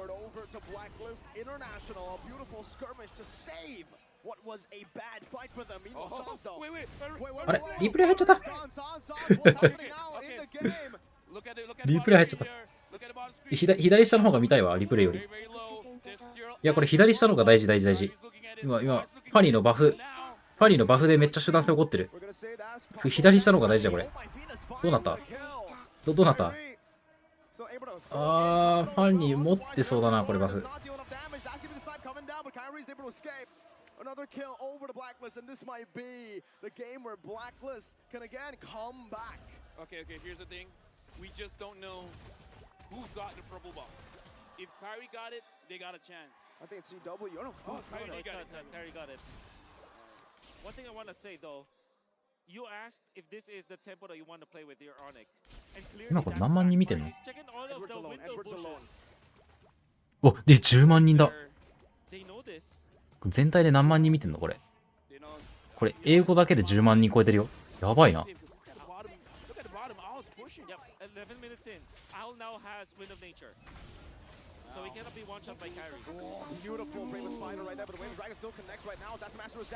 わ、これはもうすごいな。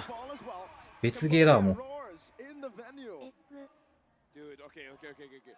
We gotta compose ourselves. Let's look at the in-game equipment.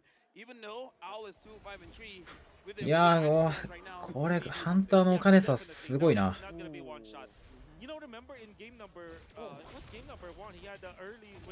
お金差あるとはいえ、琥珀も7000はあるから。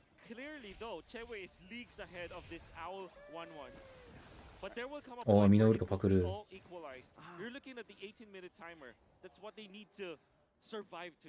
Did you see that? I mean, again, Blacklist International already setting up for that buff freeze, but CW went into the... What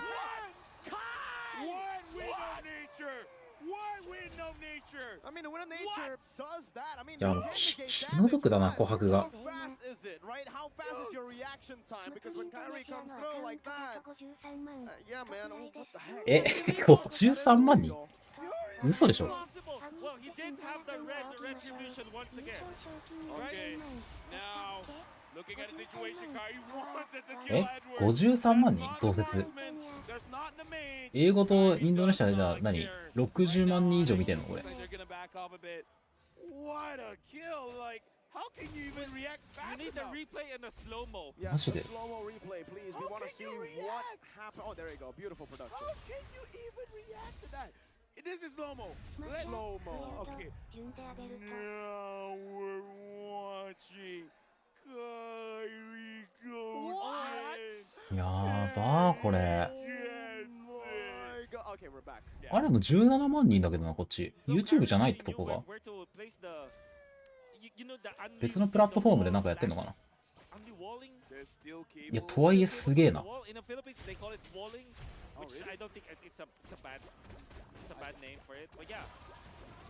優勝賞金、そうそう4000万らしい。けど、向こうのなんか物価感覚だと4億円とかそれ以上かもしれん。うん、そうだね。なんか別に、ちょっと気の毒だわ、なんか。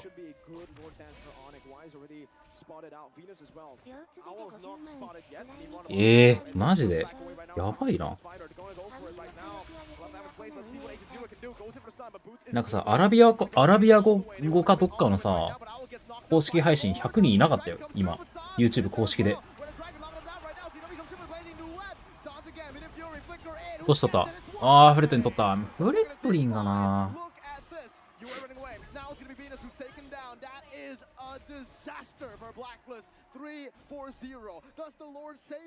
ただ、サードはなんかいけそうな雰囲気あるね、これ。ってか終わるじゃないこれ。2対 ?2 対 5？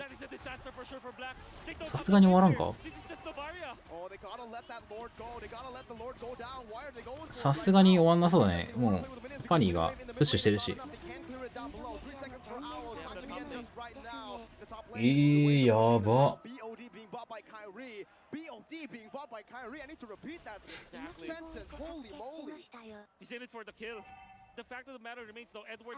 見てなかった。なんか誰かやってたらランク配信しようかなと思ったんだけど、誰もやってないなと思って。本当だ。蹴ってんな、紅白。やばいな。saving grace for the side of Blacklist International. He even popped the wind of nature, but there's no saving you at that point because the Lord swings are too damaged. And Sans had stolen Minoan Fury. 世界的に見たら注目度エグくない？ is packing up a punch. Again, Valentina can take out すげえ数だよね。 at the latter portions. Now the crystal is there. By the way, you can see Onyx just Kyrie had so much skills during the 仕掛けるか。 Okay, crossbow tank ready for Owl, but I don't think he wants to take it now. That's already a lot of vision, and they get forced out of their own jungle. Okay, no damage yet from Edward. I want to see what items Edward has here, because Anticuro's for sure, but let's see. サード2本俺か。Dominance, that's it. クラウドフルビルドだ。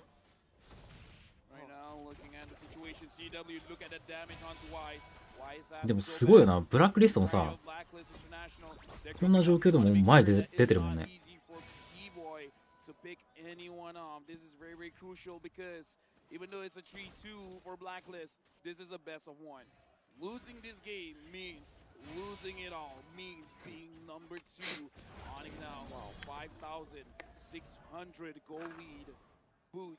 is conquering one side of the map, and I kind of feel like Keyboy is just waiting for his time. Wolf, did you get to see it? How many Sky Guardian helmets does Boots have? Because that is going to be crucial if he wants to deal damage. One, okay. One for now. Does have the Twilight armor. He needs that. Actually, doesn't need that much. No, he changed the passive. No. For Yue and I don't know. For all-ins, I believe, yeah. これブラックリストが超やりにくいな、これ。ファニーとマーシャっていうさ、もうスプリットプッシュできるのが2枚いるから、捨てれないんだよな、ボット。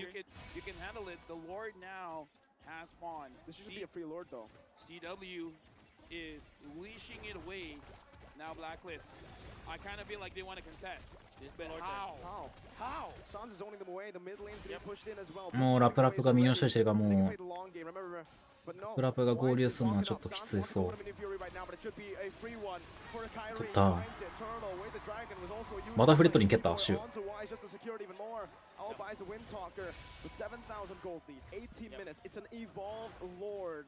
Can Blacklist defend? The problem with like having a one-on who's struggling is that you don't get your items fast, and not having the trifecta of the attack speed items. You have the Golden Staff, the Corrosion, and maybe the Windtalker that sums up to 80% more attack speed. It means that you're not as fast when it comes to your Tiger pace. The fact that Owl only got his Windtalker in this point in the game, he's way leagues behind the Onyx. That meant that he どうだろうまだ。But look at this, Onyx.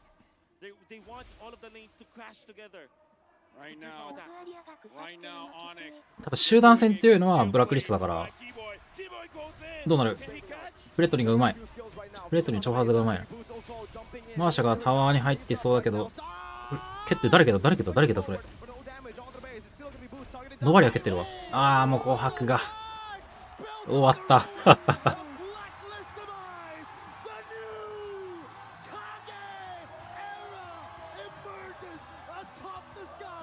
なんかすげえ圧倒的感あったね。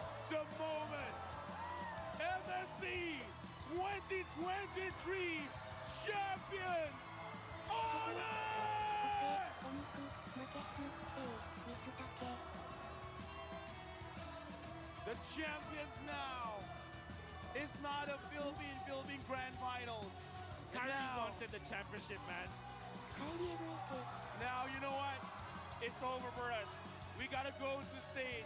We gotta feel what the players are feeling. We're gonna throw it over to Mara and Robbie.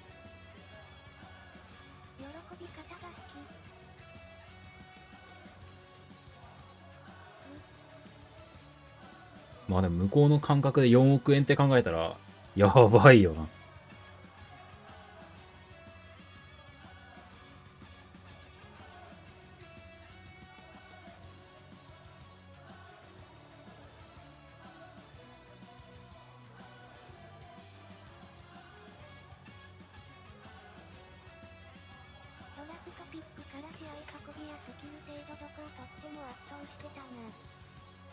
いやー、面白かった。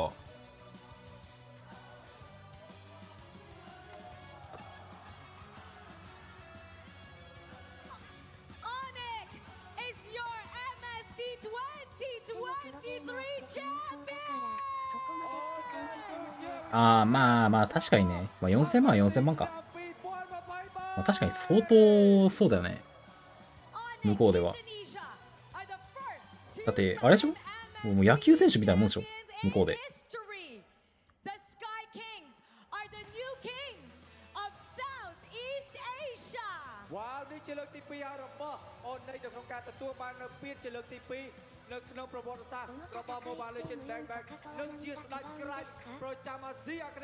まあ同じ国際大会かな。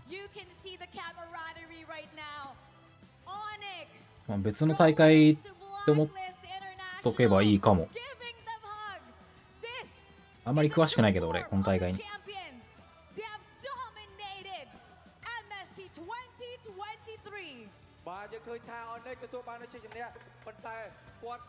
カスさん連絡いつか連絡しとこう。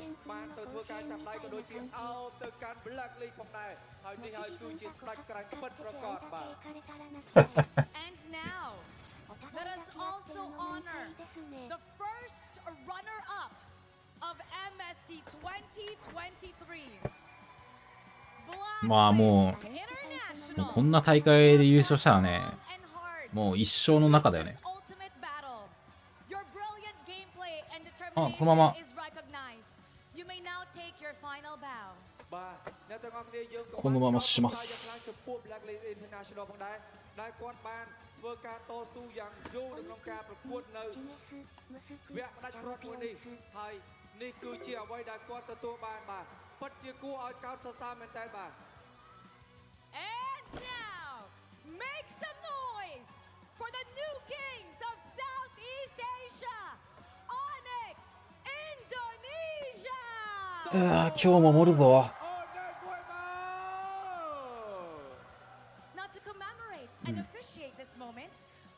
今人を探す。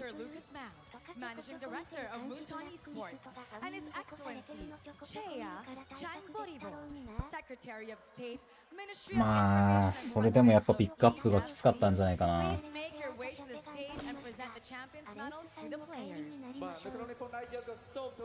はい、アサシン使えねえ。និងអាដាមជាច័ន្ទបរិបូរណ៍រដ្ឋលេខាធិការក្រសួងព័ត៌មាននិងជាប្រធានគណៈកម្មាធិការផ្សព្វផ្សាយនិងព័ត៌មាននៃគណៈកម្មាធិការជាតិរៀបចំការប្រកួតកីឡាស៊ីហ្គេមលើកទីអាស៊ីអាគ្នេយ៍លើកទី32。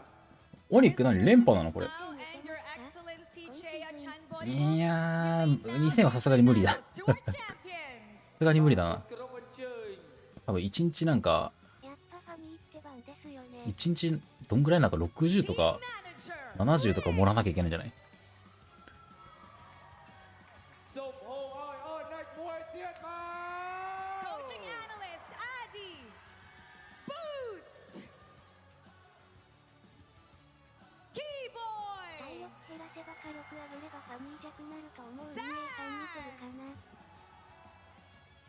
ファニー火力上げたらやばくない？一瞬でキル取ってなんか一瞬で帰ってきそう。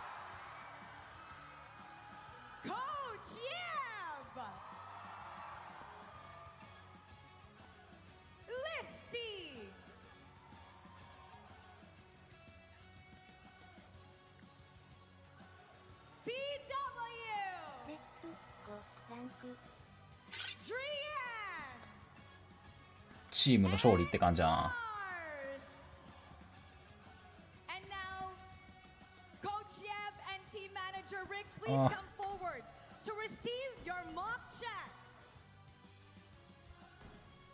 エナジー減らすしかないけどな。បាទសាជាថ្មីម្ដងទៀតសូមហៅឲ្យអត់ណាច់មួយទៀតមក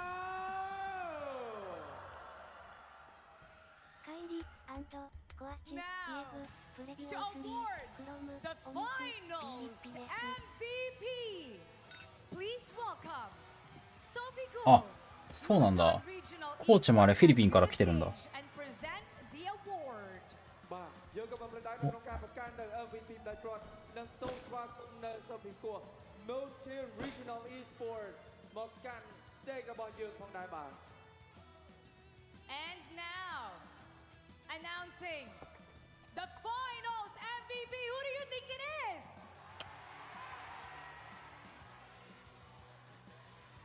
The finals MVP is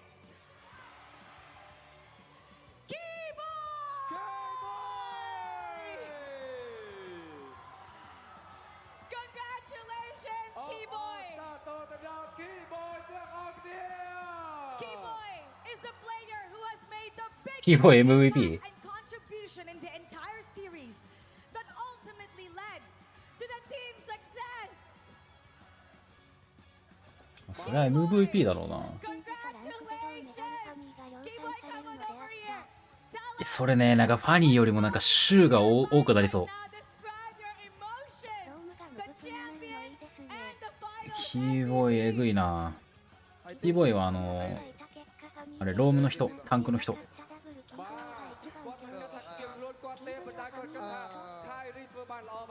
この人なんかシューとか使ってた人。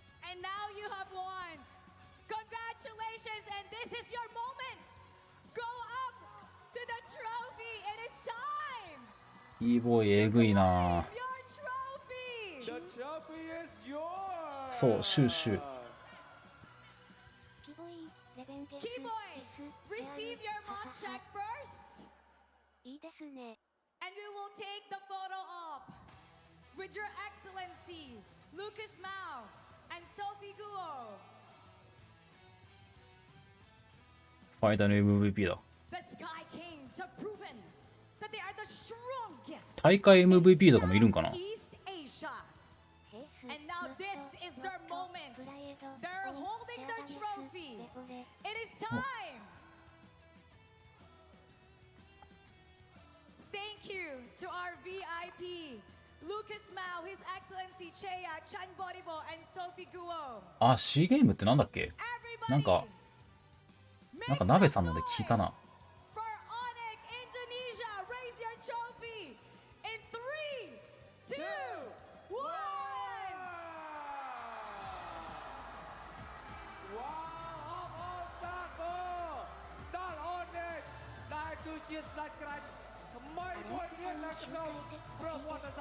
解説できるほど上手くないな。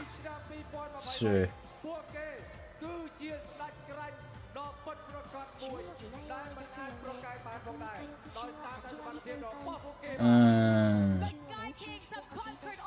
シューはね、一番懸念されるね。いや、シューはむずいんだってマジで。本当にマジでとめぼうさんとか太郎くんレベルじゃないとちょっとむずいよ、本当に。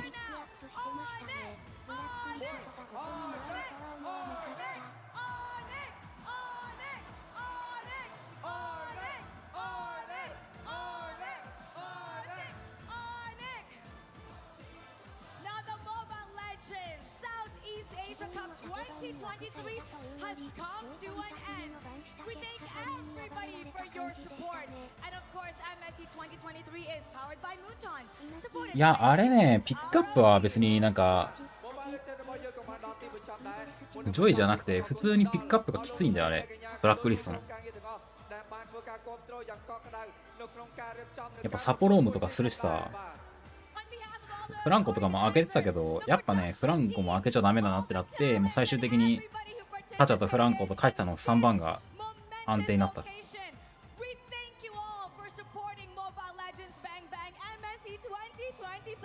បាទសូមអរគុណទៅដល់អ្នកទាំងអស់គ្នាដែលបានធ្វើការគ្រប់គ្រងបានចូលរួមនៅក្នុងការទស្សនាក៏ដូចជាគ្រប់គ្រងទៅដល់កីឡាកររបស់យើងផងដែរហើយក៏សូមអរគុណទៅដល់អ្នករៀបចំកម្មវិធីរបស់យើងក៏ដូចជាក្រុមការងាររបស់យើងដែលអាចធ្វើឲ្យកម្មវិធីមួយនេះឈានបានដល់រលូនផងដែរនៅក្នុងឆ្នាំ2023របស់ MSC. Once again, my name is Mara Aquino. My name is Robbie. Signing off. See you guys at 5. Good night.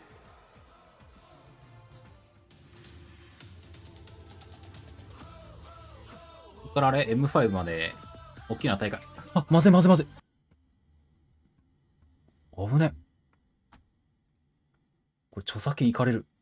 こんな曲流したら。ダメダメ。ミノトって微妙そうでしたからやっぱりピックアップでいこうってなったのかな。危ねえ。ちょっと流れちゃったけど大丈夫かな著作権いかれるのああいうの。わらわら。危ない。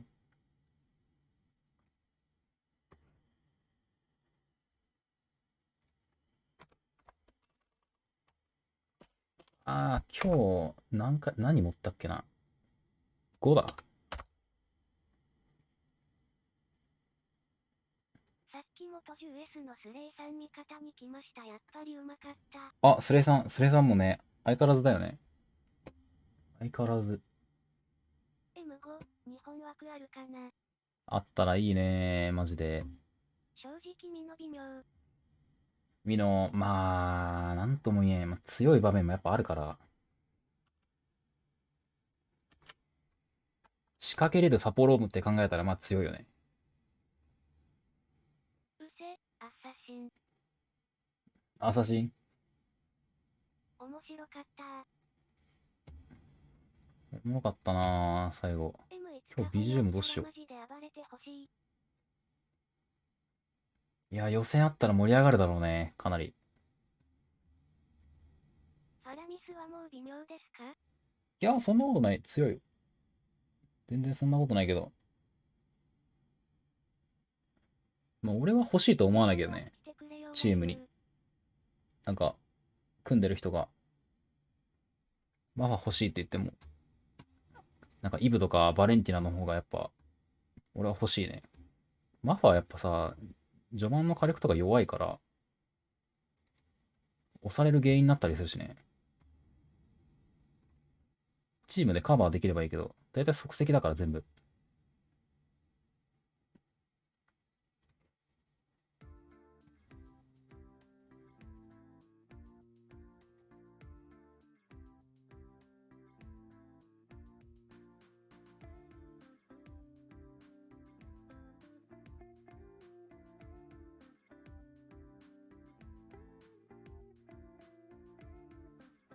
今はね、勝さん待ちです。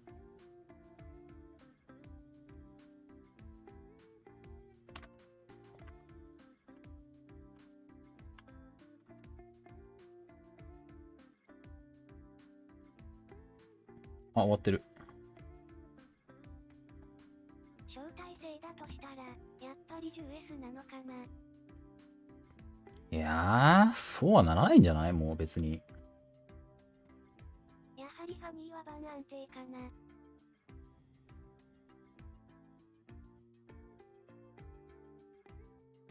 今モバイルやってる人にね、招待するんだったらやってくれよって思っちゃうな、俺は。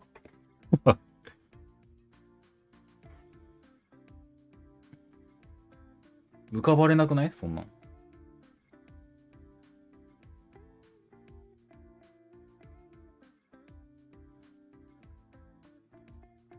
裏方の仕事人みたいな感じなのにロームであそこまで印象つくのすげえ。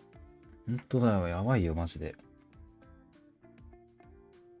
アップ、オフ、ウス、フロム、オテア、コウントリエス、ワント、ジャパン、と、ゲット、A、スロット、と。あ、待って。翻訳し。マジでもうそこまで分かってんの？もしかして。日本にも出場が獲得してもらえるね。でも獲得っていうのがむずいんだよな。俺らからなんかアクションが起こせないっていうかさ、なんか正直なんか祈るしかないっていうか、どこにどうやってアクションしたらいいんだろうね。謎じゃない？そういう場所があるんだったら訴えたいけどね、いろいろ。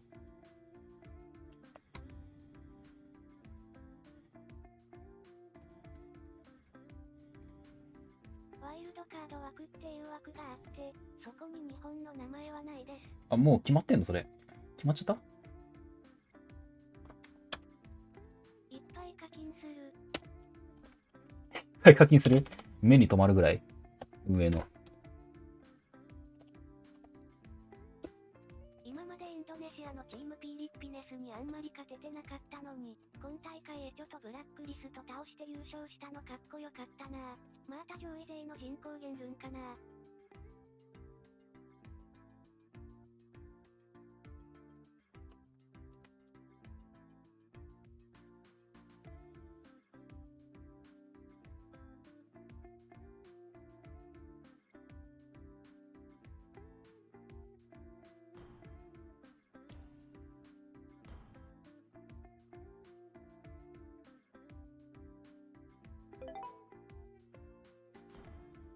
まさなお日本の最上位の方がうまい感じします。ワイルドカード枠の国とコウントリエス、イン、ウィルド、ハベンティ、ベーン、アンノウンセド、イエット。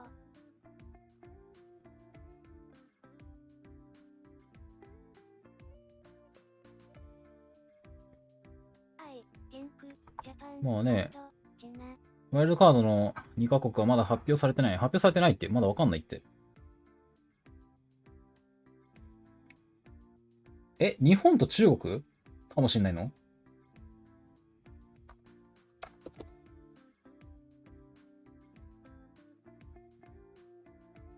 日本か中国じゃないかって言われてるってこと？いや、そうだといいね。で、中国ってモバイルあったっけ？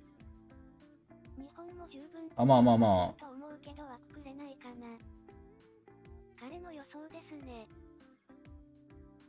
インドネシアの声だと信じたい。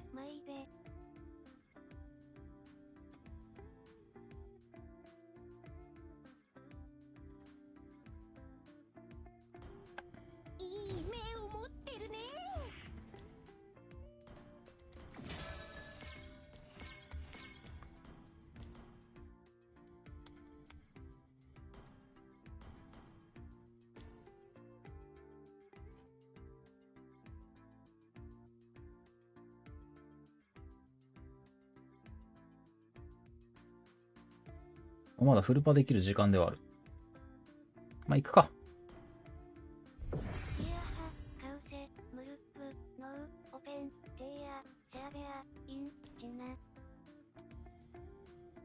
ちょっと待ってね。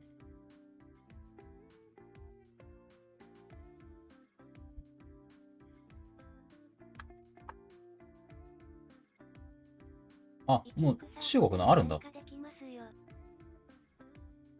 あ、タラ君マジっすか？やろう。いや、確かラテンアメリカ3位とかモンゴルとかって出てた気がします。オッケー、次からフルパしましょう、タラ君。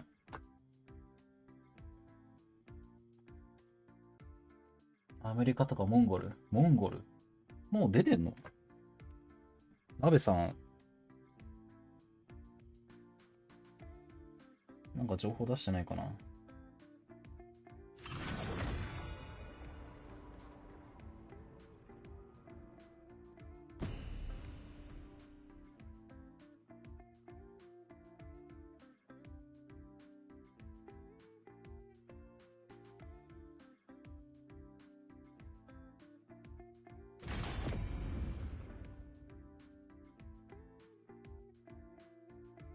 スローリー、グロバル、シェアベア、イス、フォットウィング、チナ、シェアベア。私にご命令を。それで言ったらブアロの方はブクと開かれてもない中国が世界大会にはもらえて自分でもらっては困る。ネックスパーツ次のアップデートで来るのか。我が槍を敵の地で染めよう。世界大会2枠。やっぱ人口が多いからとか。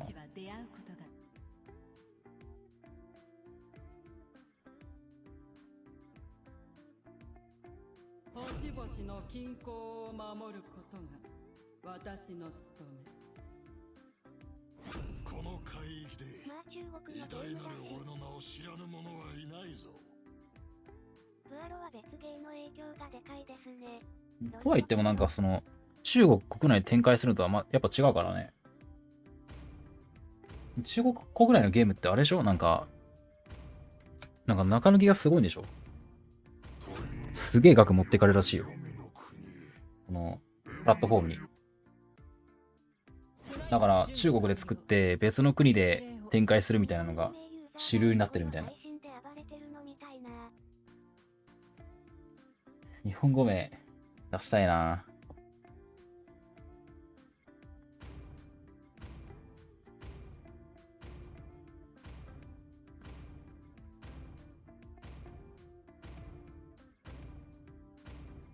私は盾となる。復讐の始まりよ。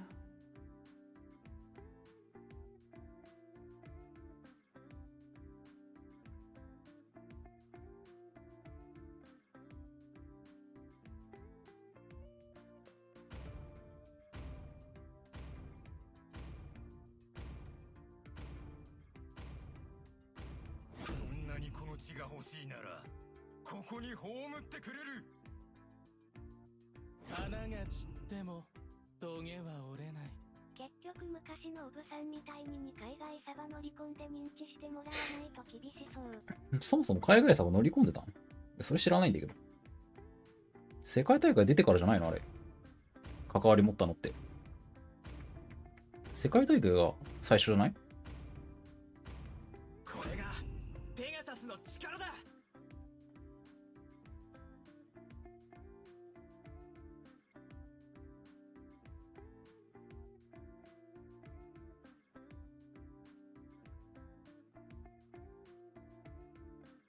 正義を執行する。多分 M1 が先だと思うのあれ。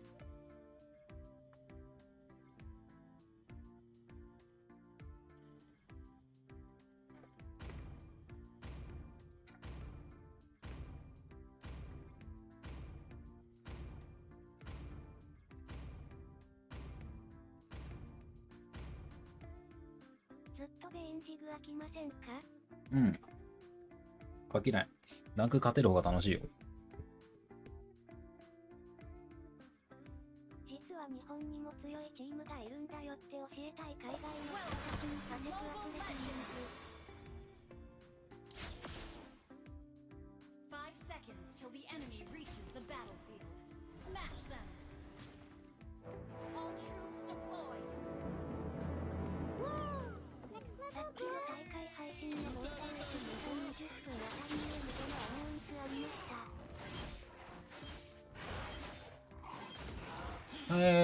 た。もうなんか決まったの？なんかいろいろ。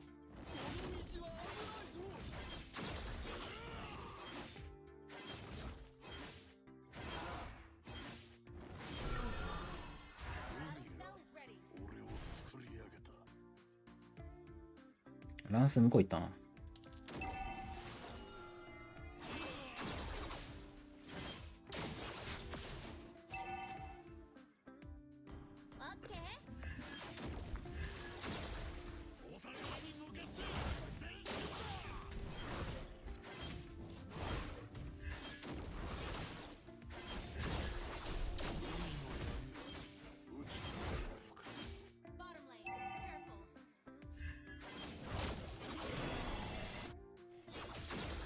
ごめん、日本語わかるけど書くのが難しい。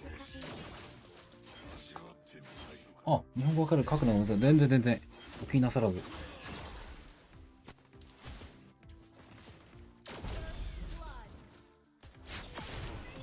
うわー、フラッシュか。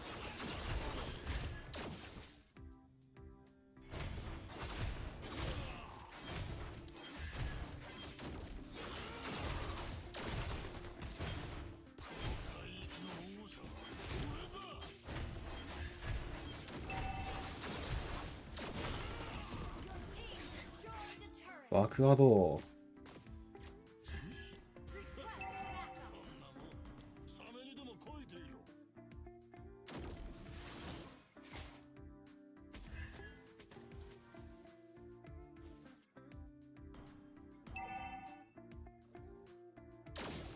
ランスロットいるときあんま先触りたくないんだよな。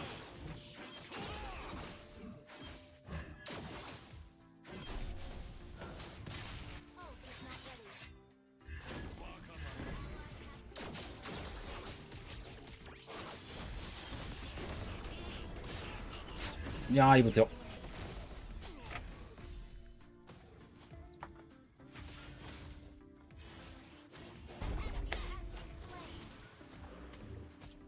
どこ行ったイブ？青やってそう。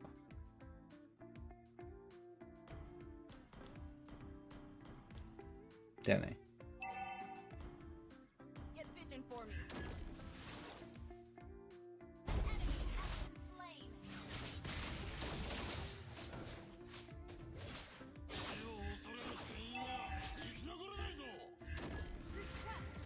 わあ、先仕掛けれねえか。ランス元来るの小村さんですね。行きたいけどな。あ、無理だな。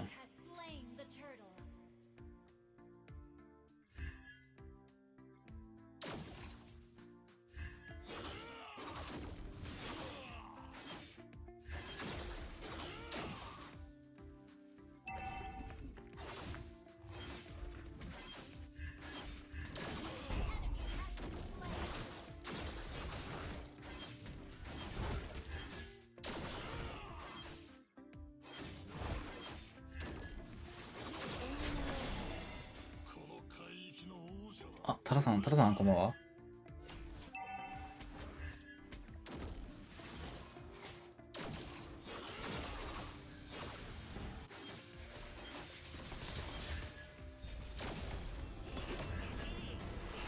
いや、イブきつー。イブに早く入ってほしいな、あれ。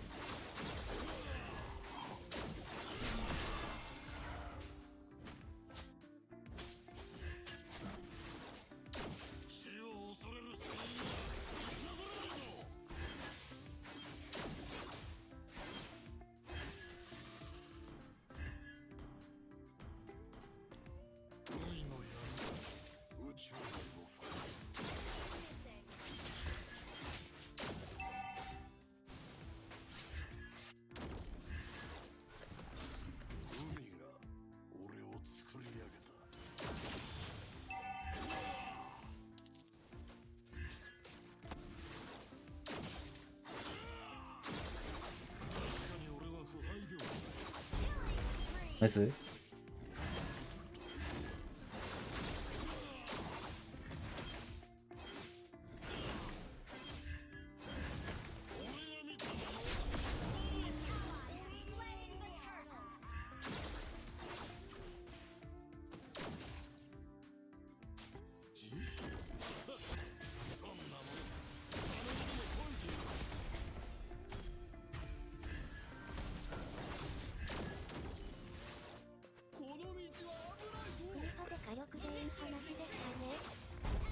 いや、全然なしじゃないですよ。たまにやったりする。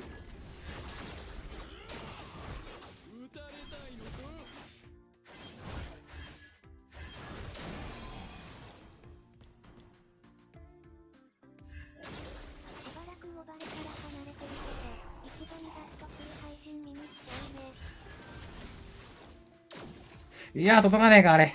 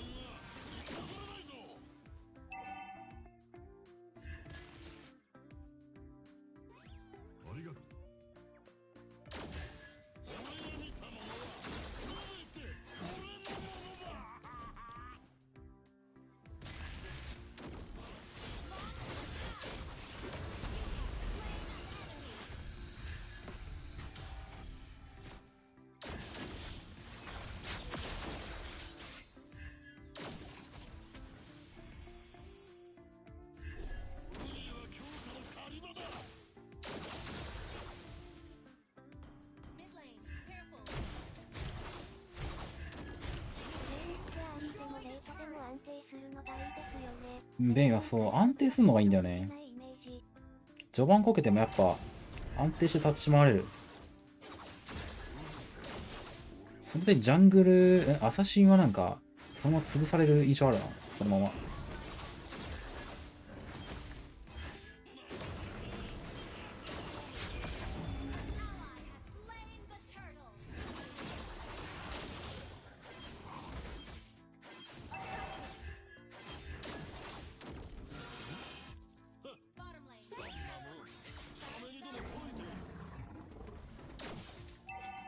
しゃあないな、ハントない。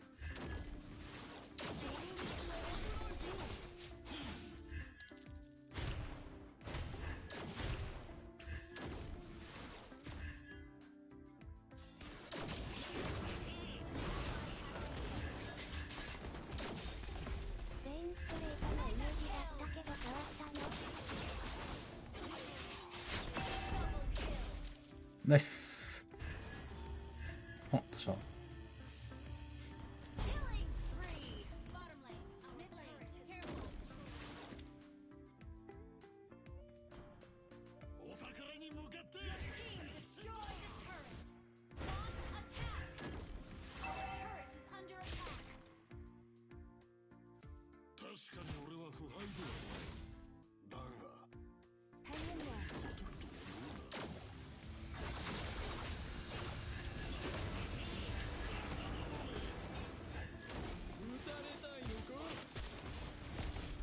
ナイスギ。いや、当たってねえか、俺の。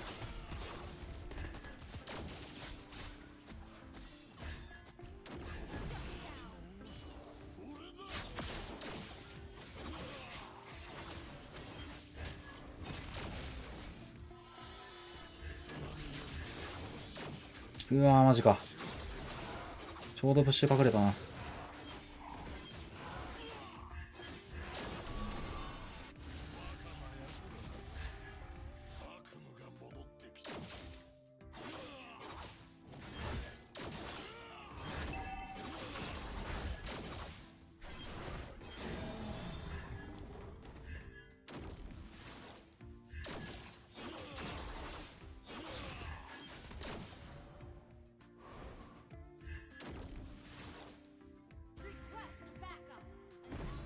やばい。ランスの位置見えたなかった。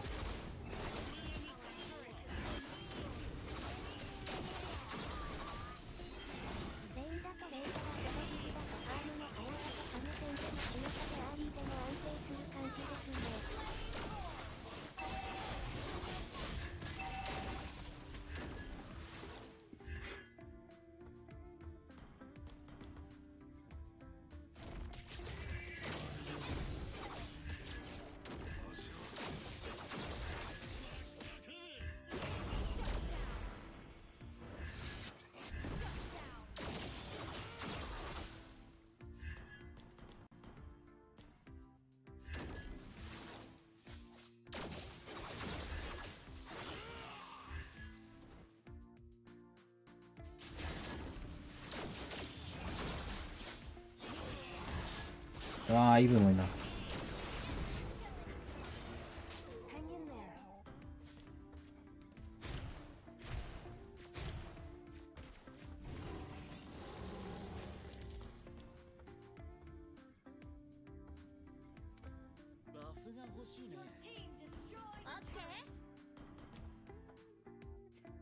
ちょっとね、iPad 準備しよう。コメントが見れない。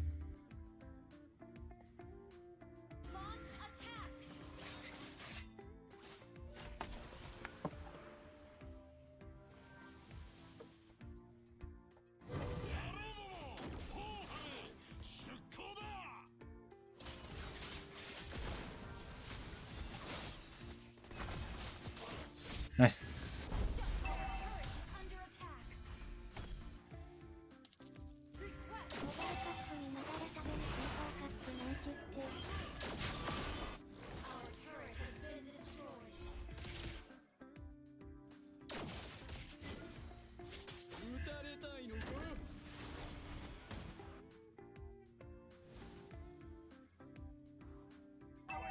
アレンツさん頑張ってください。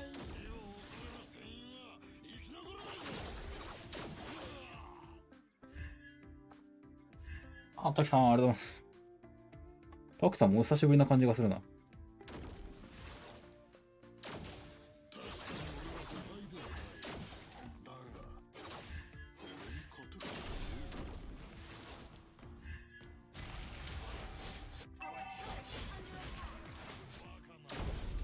ナイスぎ。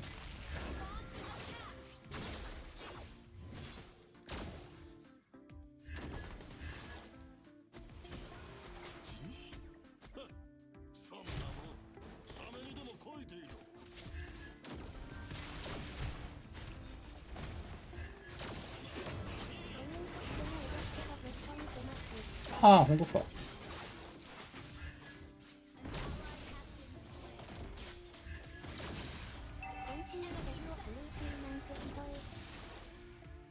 やばいな、3枚落ちか。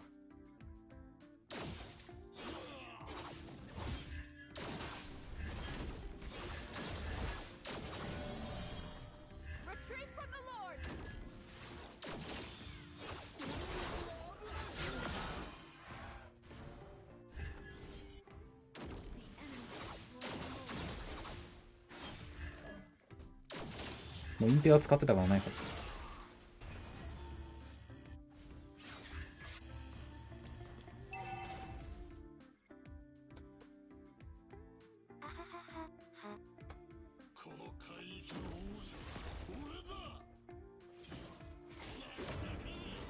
あ、なんだロインのウルトかと思ったらマジ減速砲で。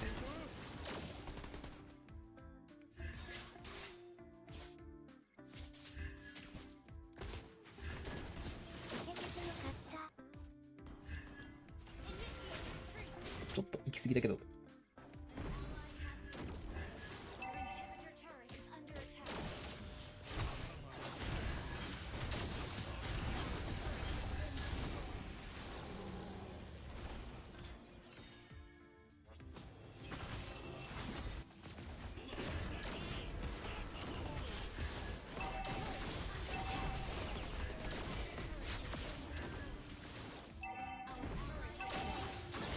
まずい。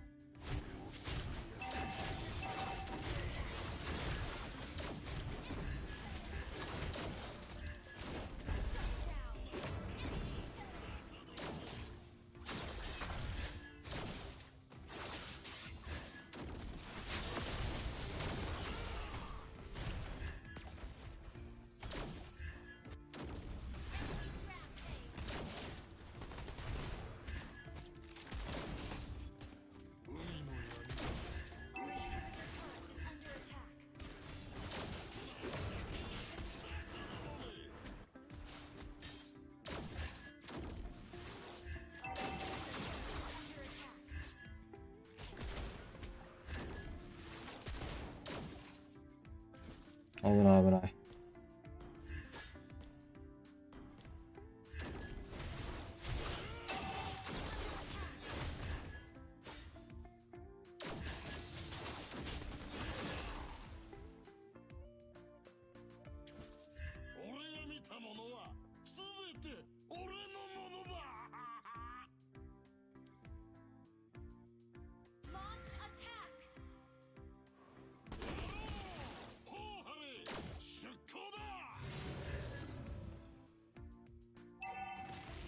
ハリクイさんはバレてない。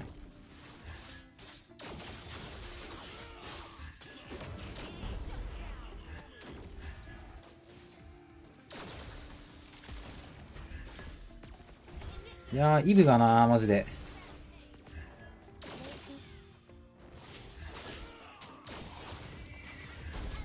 うっそー、マジあれ、イブに対してラプラプが入れないとちょっと辛いな、俺ら。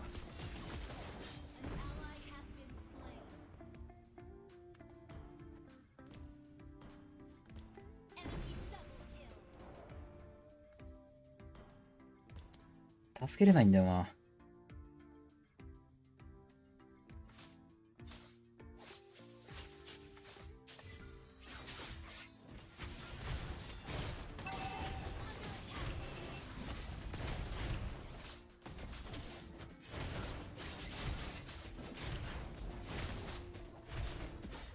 ナイスタイ。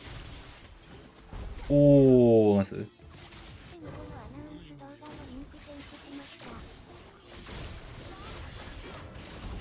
最高。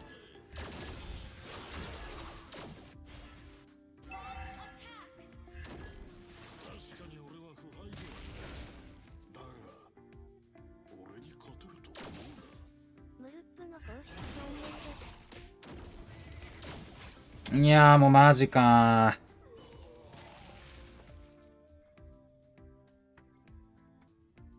ー。まあどんまいだなこれは。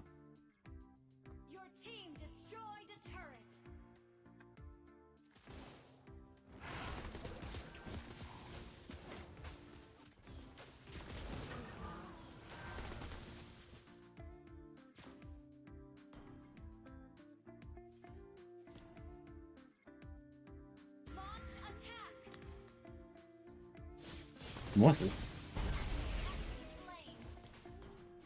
フランコがうまい。この後なんだよな。この後のイブに対してラップが入れるかどうかな。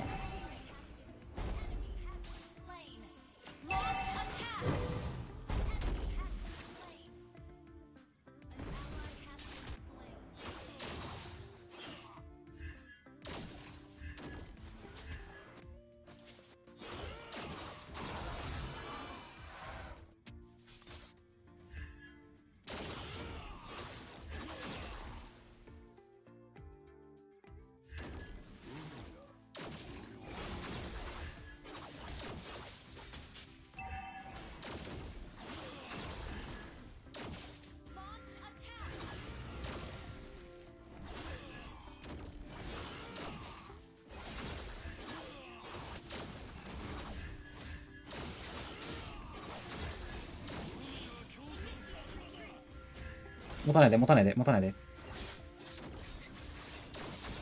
ああ。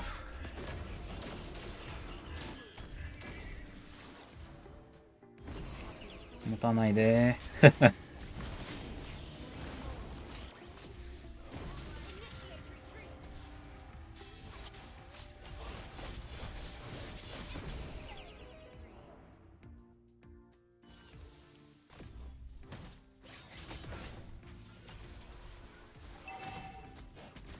終わったかなこれは。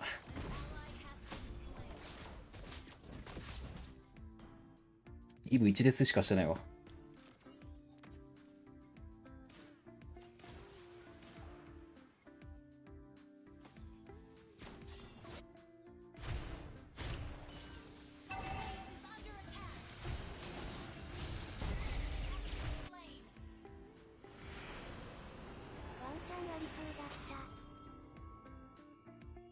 いやーもったいないな。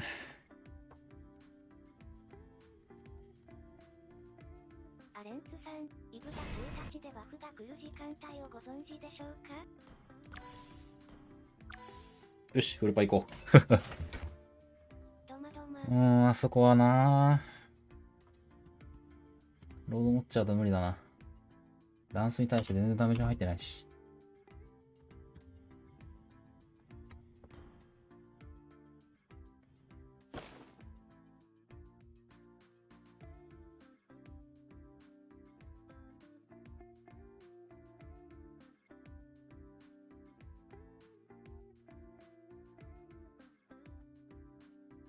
イイブニング、イブなだけに。惜しかったですね。イブってエクスプ任せあー、しゃあないわ。ことが多々あるからきついよね。俺らじゃ狙えんからな、イブは。しょうがない。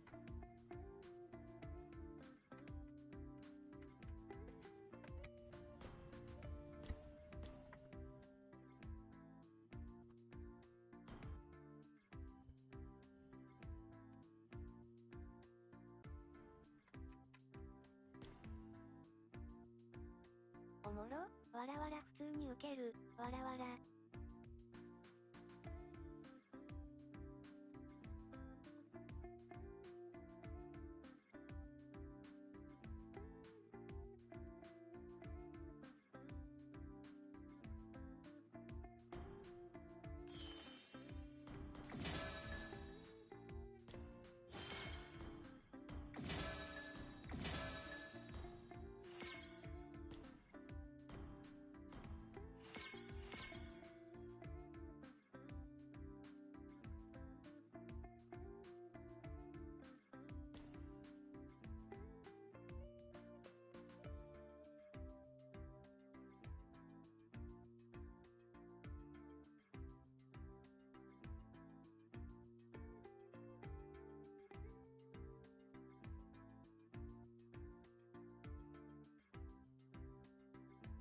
受けてよかった。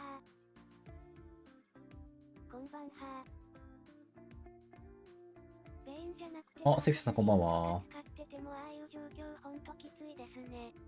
まあ、しゃあないな。ファイタータンクジャングルの宿命ではある。イブは無理。おお、ナイスナイス。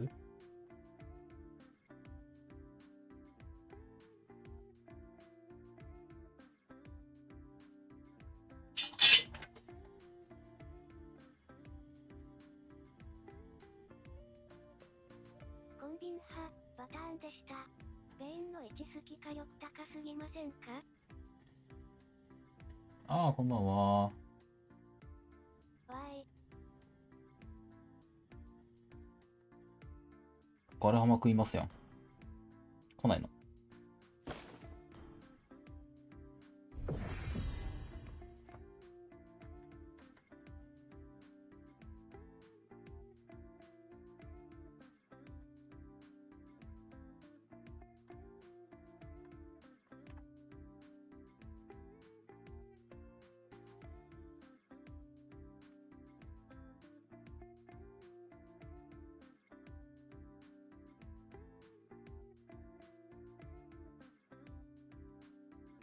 ジャングルかな？どうだろう。どっちでも。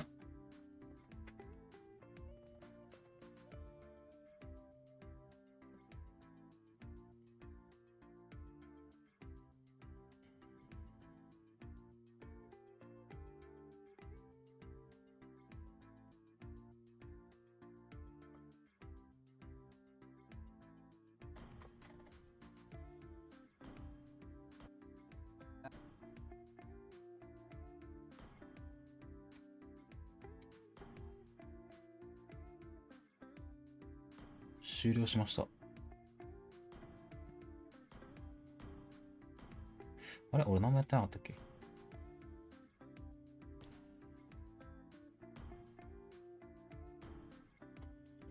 あー、交換できるじゃん。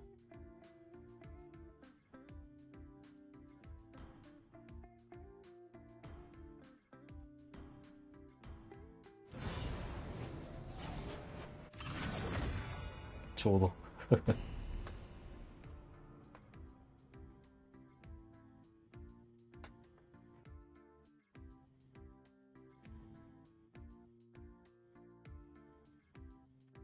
どこにかけてました？いや、何もしてなかった気がする。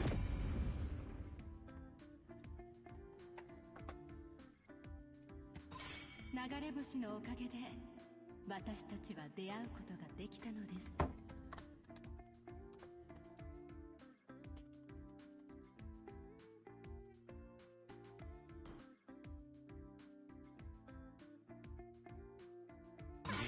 道を自分で決める。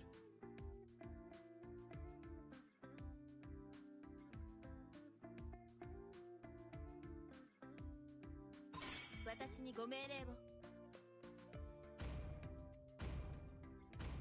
みんな通話すんのかな、それともまったりやるかな。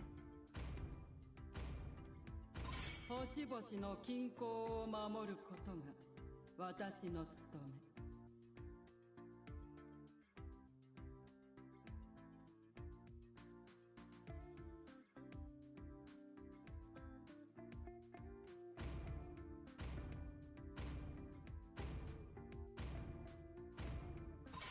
花が散ってもトゲは折れない。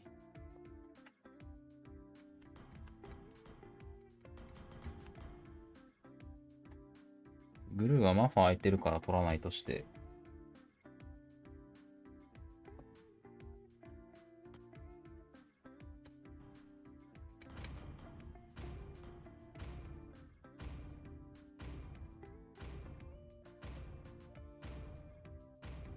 タワー取るか、どっちやるかわからん。この海域で偉大なる俺の名を知らぬ者はいないぞ。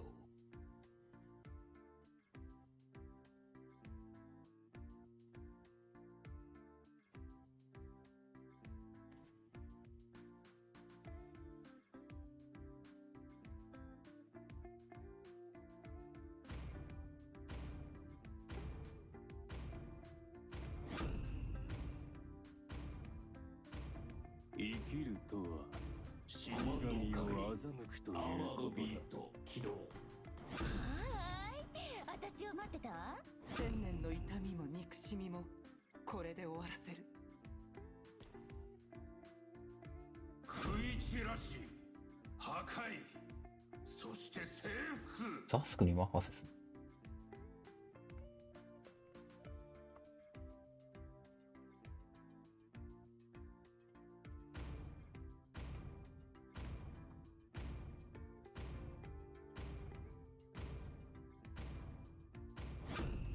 俺の価値に気づいたか。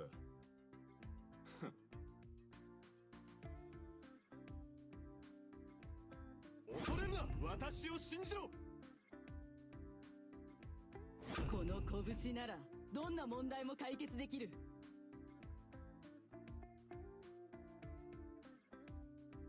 こんばんは。あ、アルフィンさんこんばんは。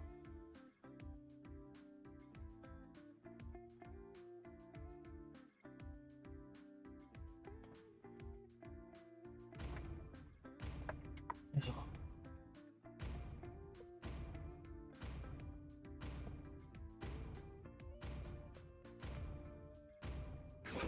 何これ、ゴールドザスクってこと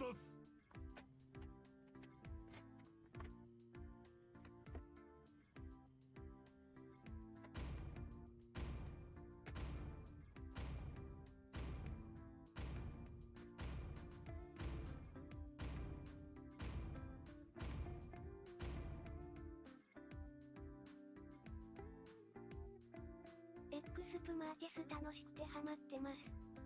マーティスいいっすよね。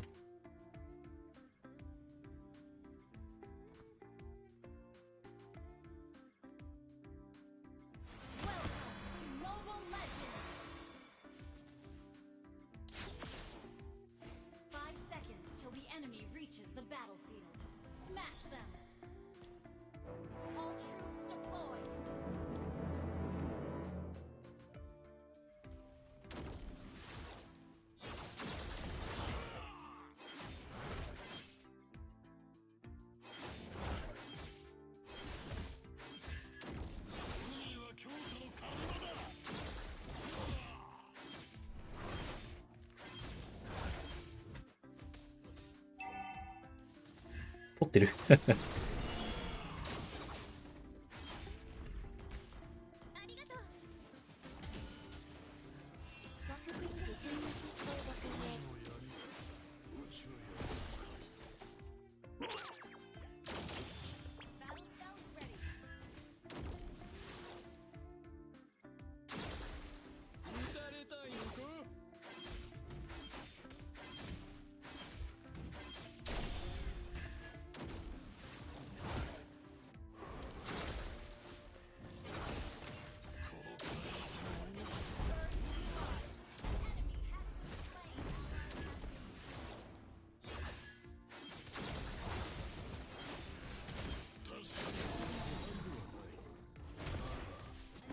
よし。行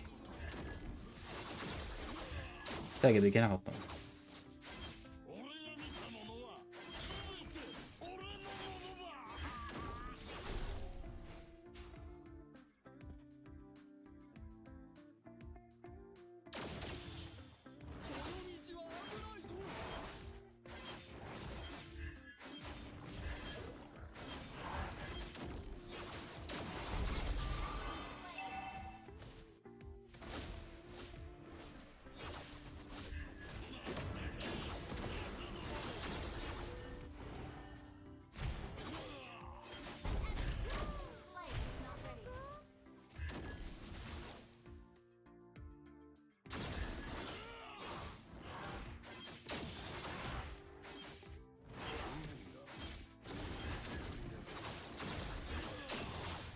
またさ、もうちょっとのところで。どうせあれ半島打ってもちびっこに行っちゃうじゃな。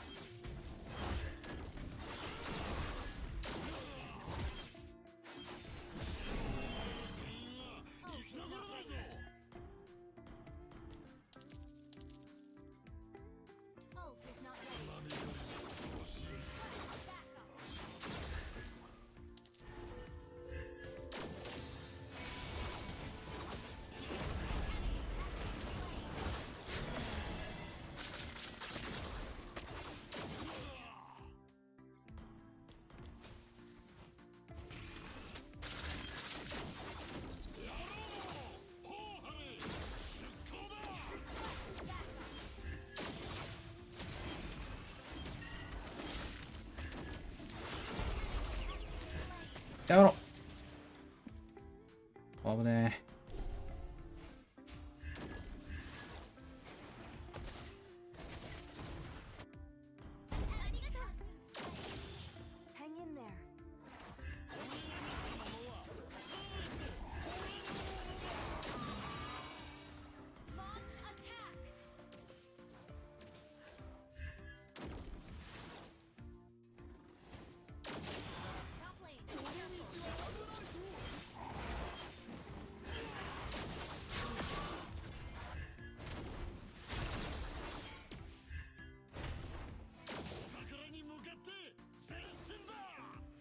攻めるか。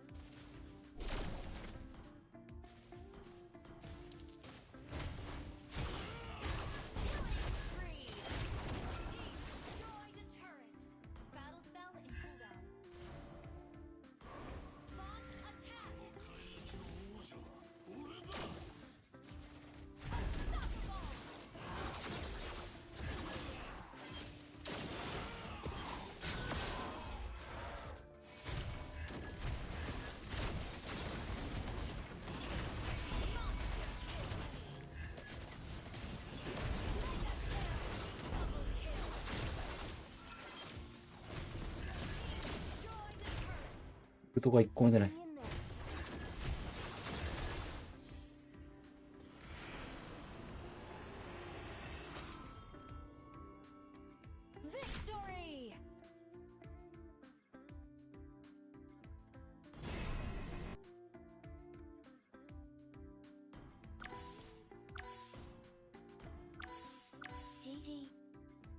1時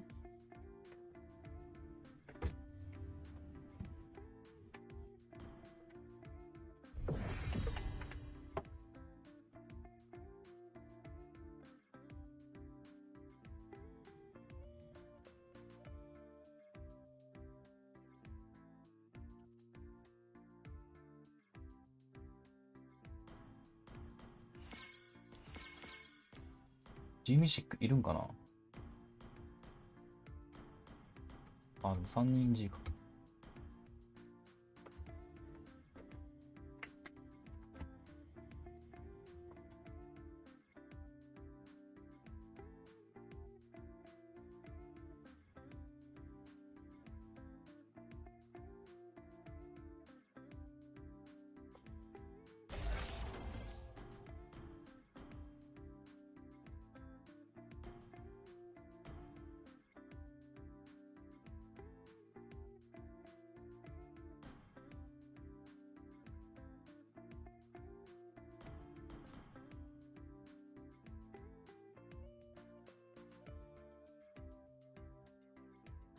でもなんだかんだサンダーベルト強いと思うな。ここまで格差あるマッチもあるんですね。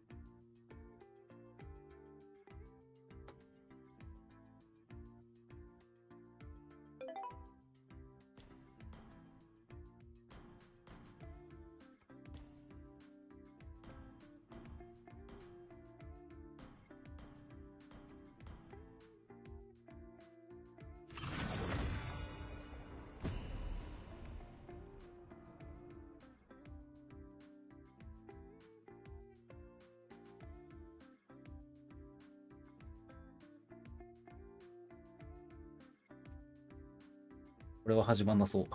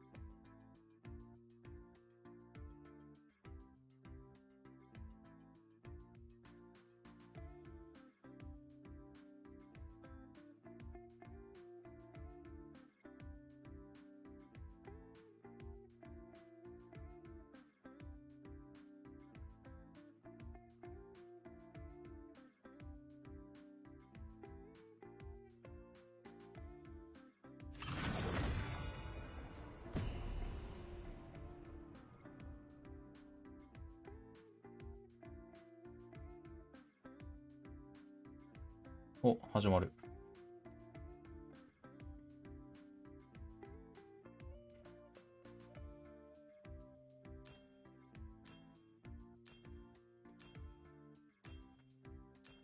あ、おお。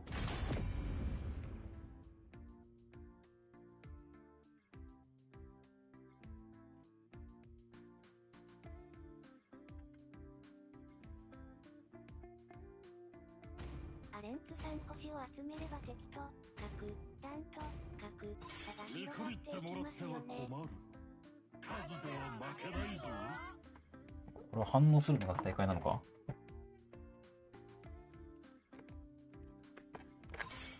自分の道を自分で決める。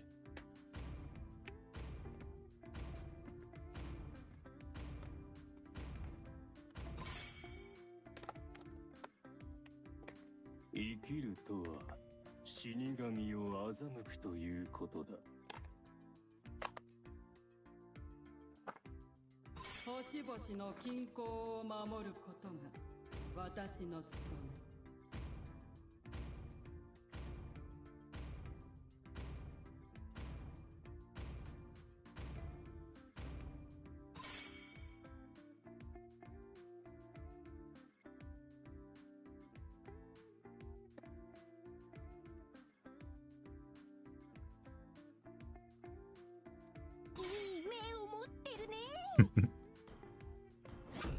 流れ星のおかげで私たちは出会うことができたのです。ジョイおったわ。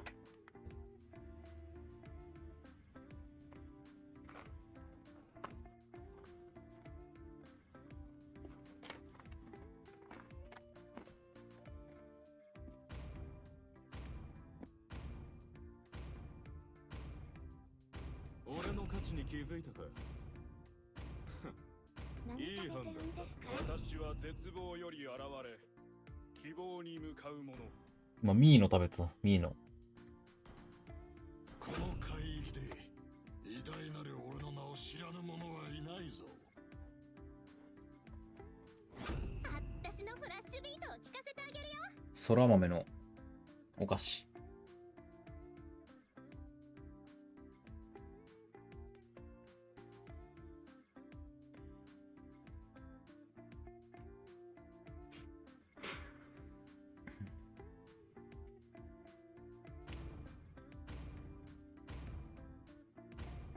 私は人間でも悪魔でもない。復讐だけのために存在する魂。復讐の野獣だ。恐れるな。私を信じろ。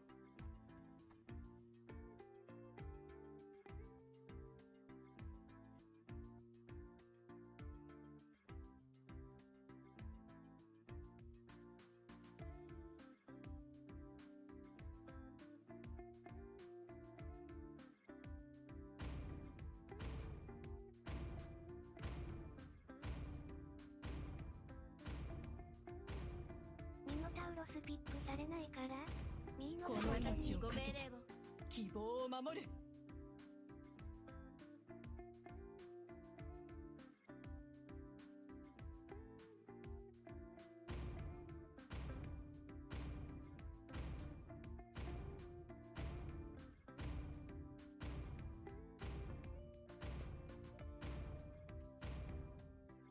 お、ファニー来た。ファニーハントじゃないんだけど。デーブスがハント？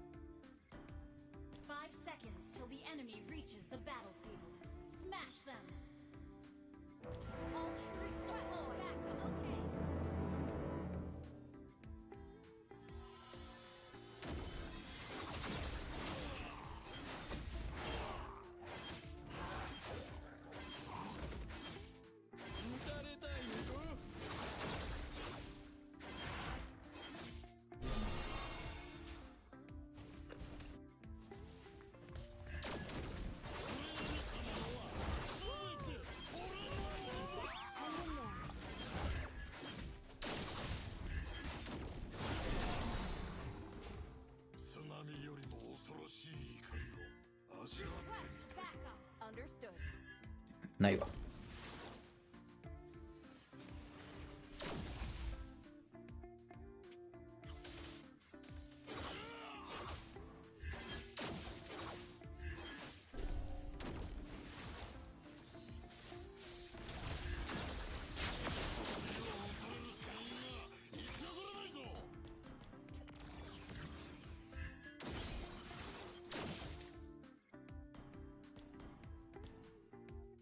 バ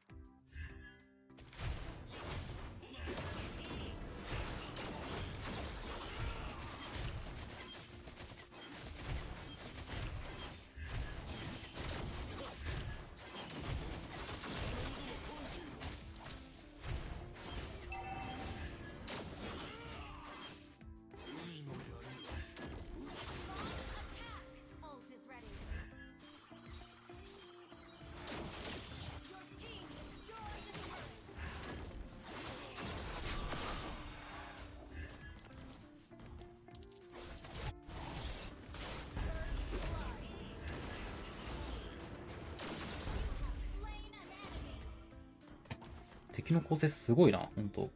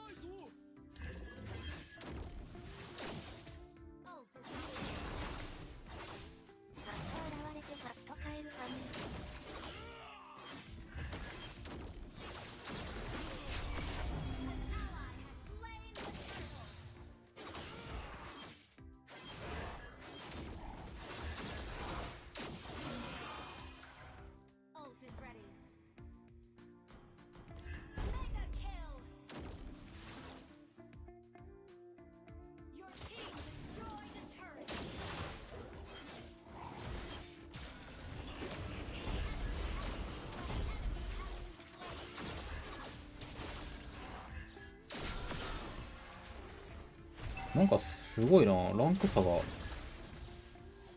やばそうだこれ。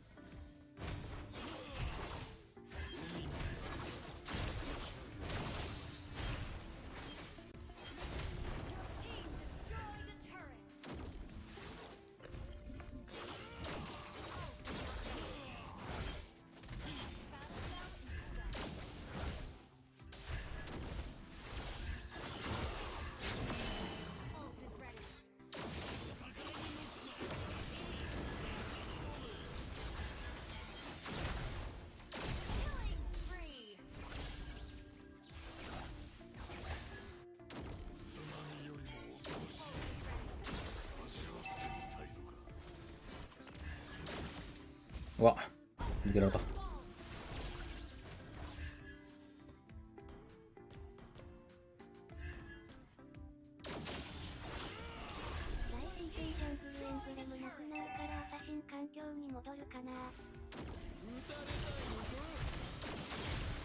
エンブレムで変わるとはあんま思えんけどね。てかなくなるのジャングルエンブレム。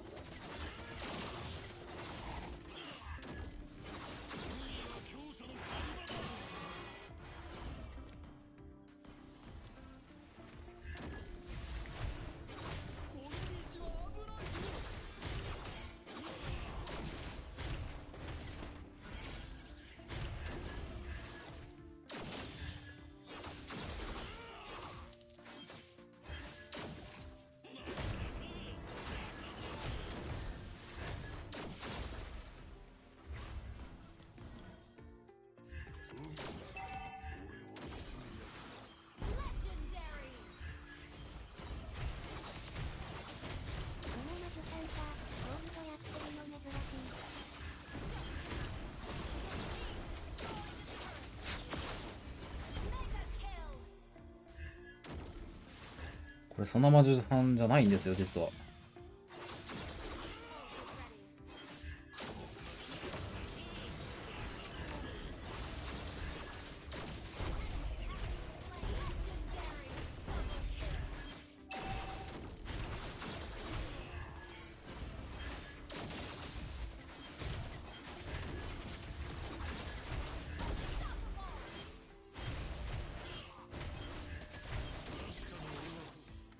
なんだこれ、この試合。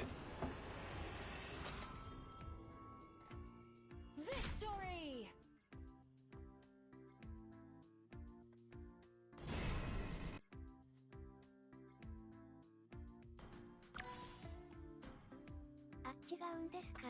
いつもやってるからそうかと思いましたしょう。そう、これまたね、別の人なんですよ。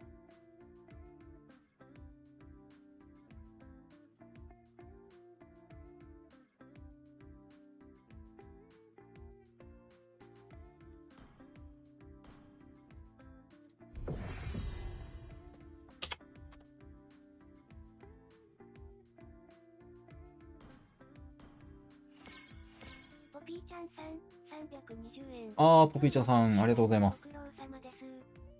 どうもスパチャありがとうございます。いやー、MSG 見ました大会。あっちあちでしたよ、マジで。ナイスパ。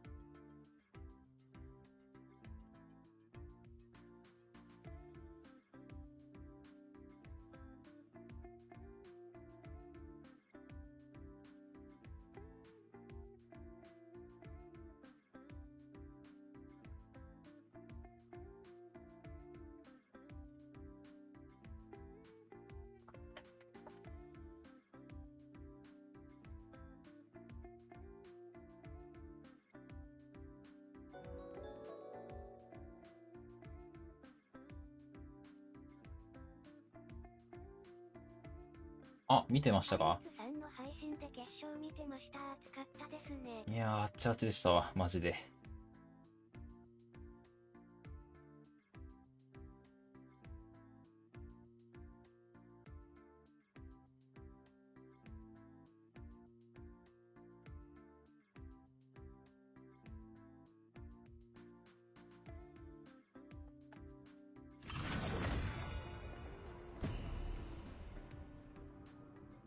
動きが、そんな、魔女さん、そんな、動きでした。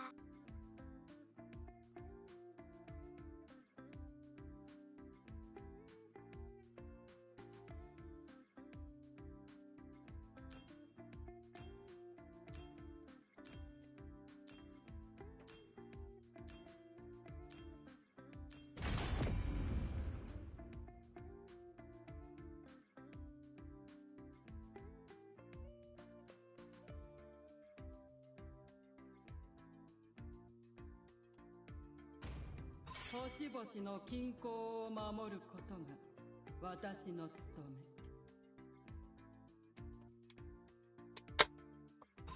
私のフラッシュビートを聞かせてあげるよ。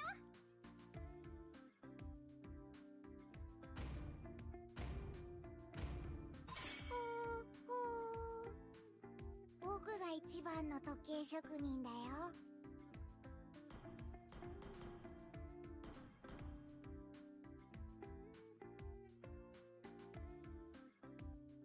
私にご命令を。見くびってもらっては困る。数では負けないぞ。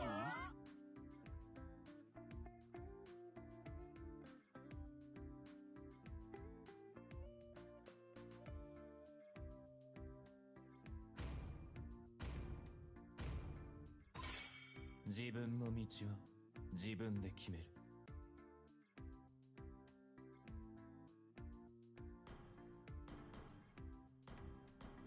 流れ星のおかげで私たちは出会うことができたのです。花が散ってもトゲは折れない。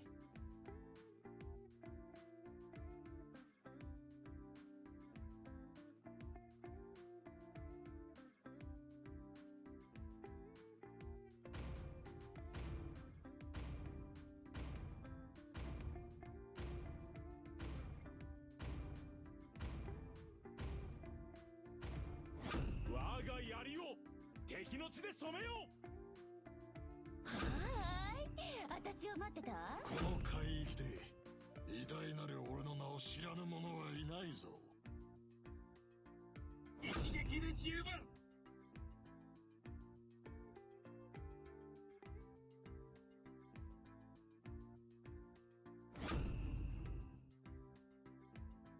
生きるとは死しっかり神立をって欺くと思いっきいうことり殴るだ。。それが私だ。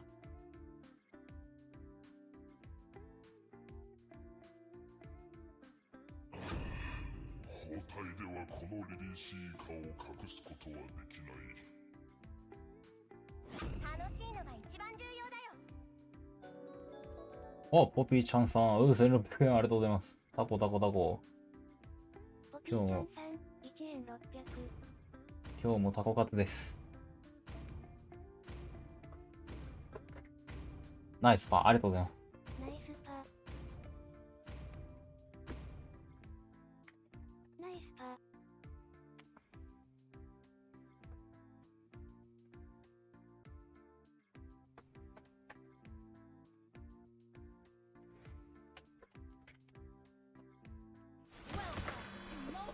よいしょ。大体わかりました。もう判明したんですか？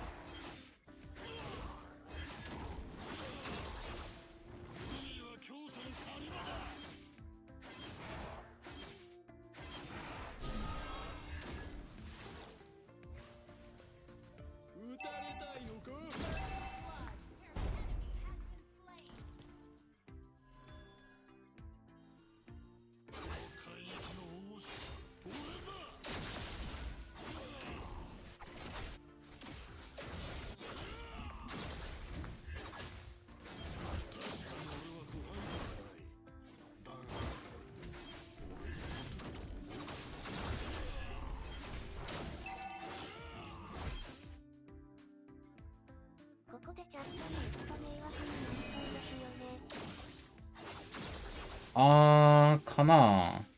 知りたくない人もしかしたらいるかもしれん。あと長いとこあるかも。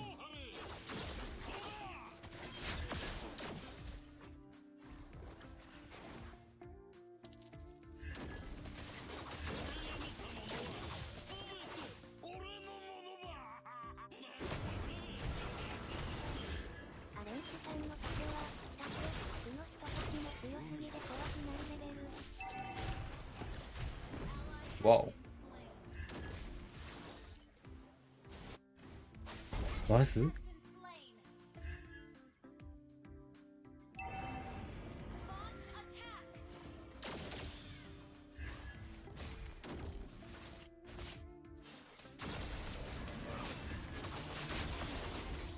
やーマジか。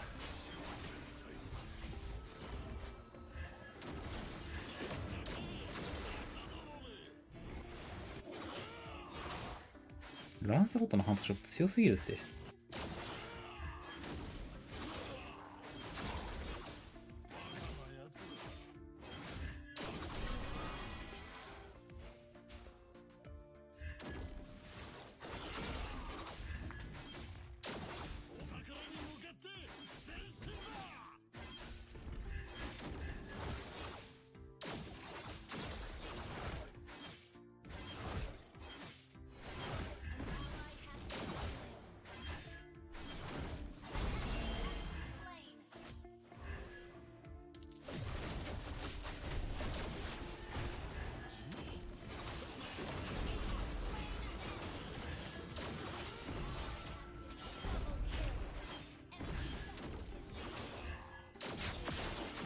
うわーマジか。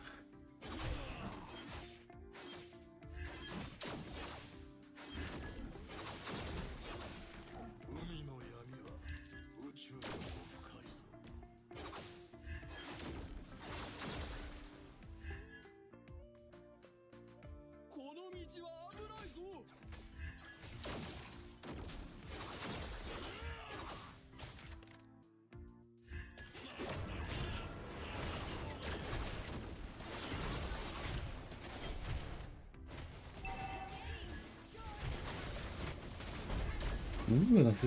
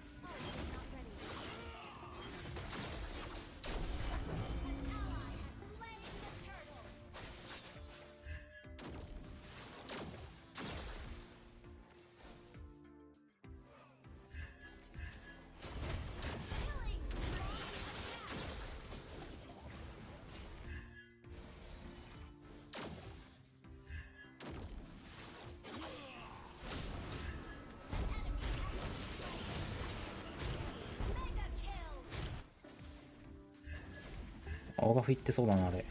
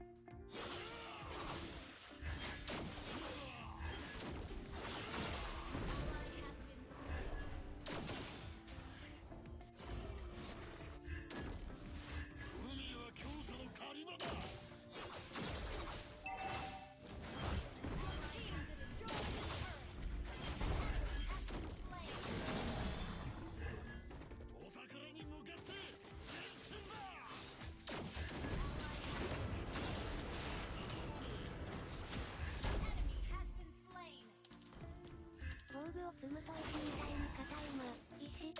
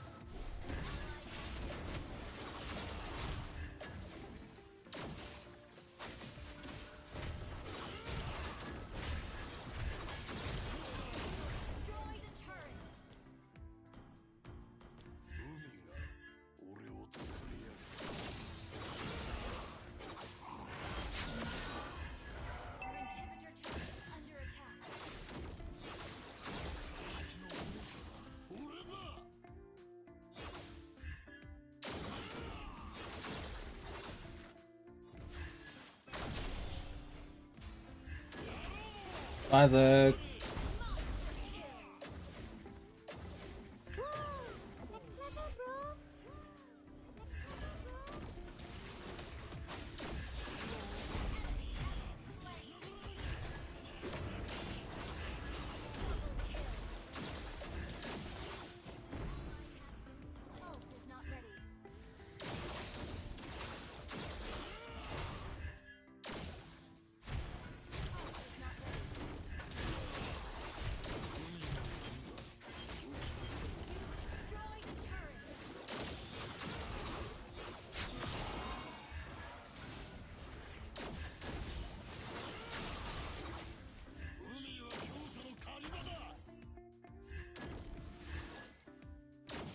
簡潔に伝えます。ムプルなどのリーグ1位8チーム別は地域6チーム11月に発表される残りの2チームで優勝は行われるそうです。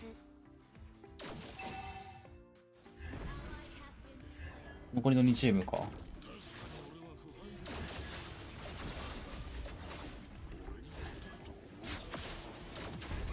ナイス。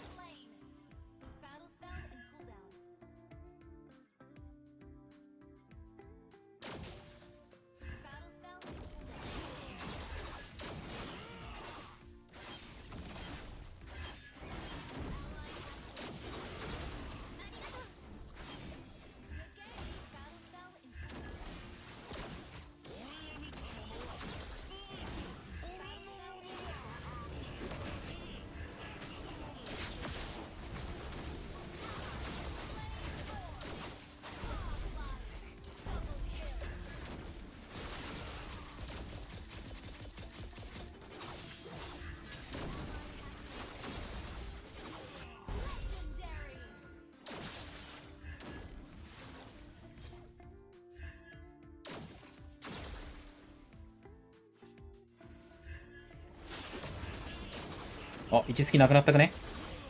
これさ、タコのウルトでさ、弾くと1スキなくなるんだよね。同時にやると。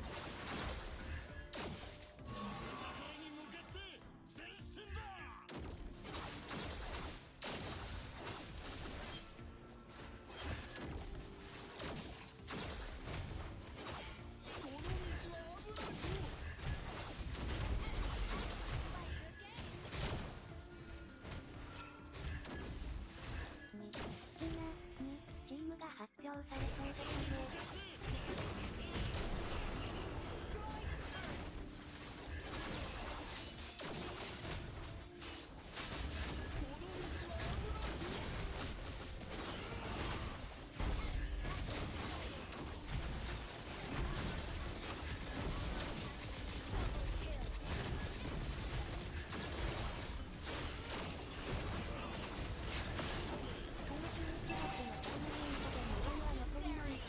うわっ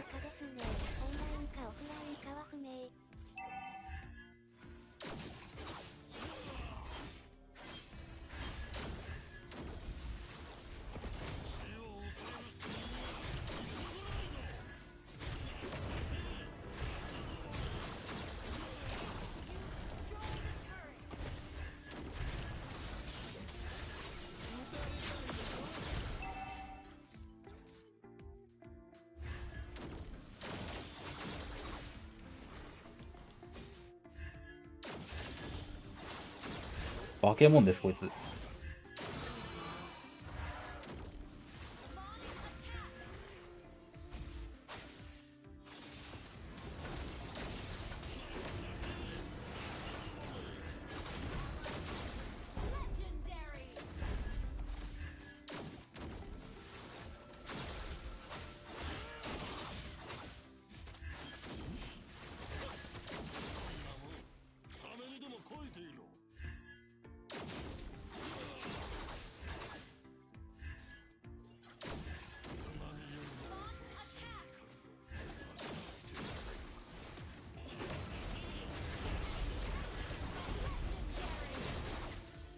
うえー、タコ。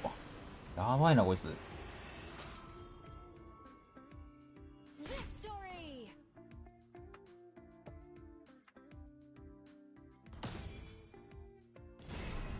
関係ない話でしたがすみません。あ、全然とんでもない。GG。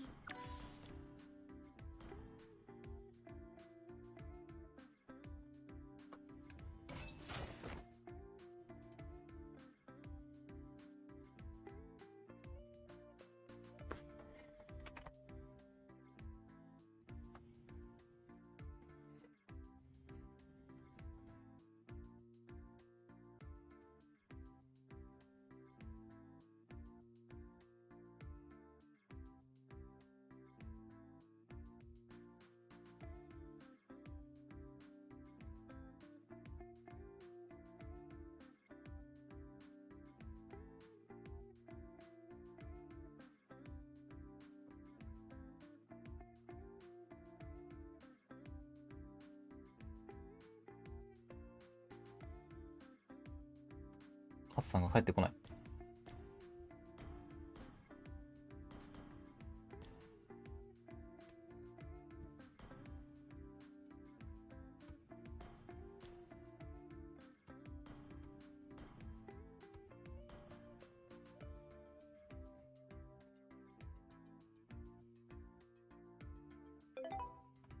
あれ？ラグってる？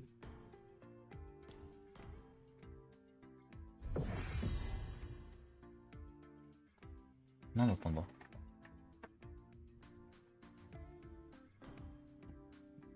なんだ？インドネシア語わからぬ。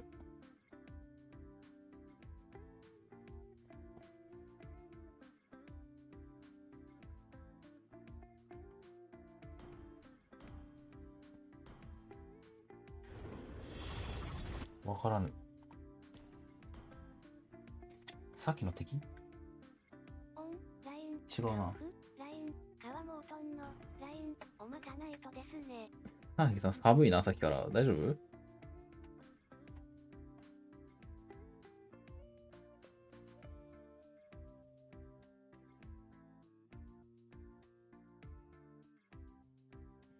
スクでもフランコバンカピックされること多かったですね。やっぱピックアップは強いね。低圧で止めれんの。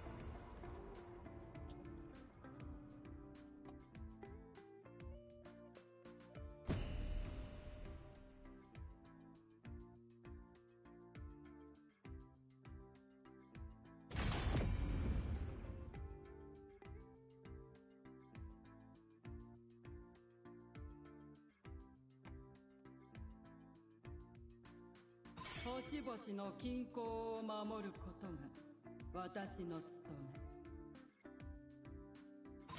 封印しようとも我の支配を阻止できる。自分の道は自分で決める。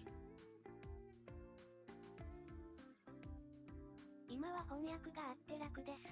記事さえ見つければですけど、私にご命令を。両つべもありますし。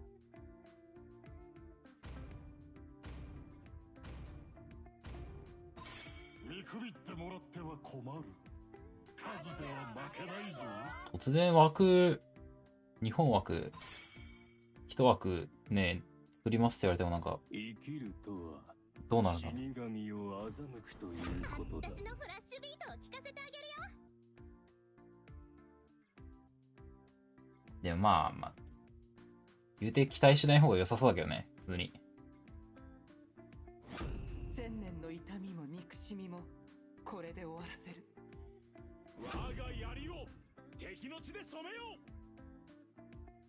流れ星のおかげで私たちは出会うことができたのです。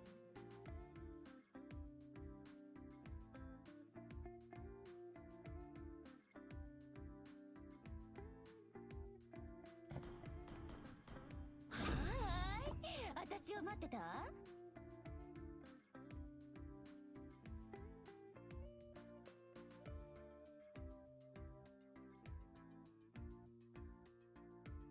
一杯どうだ。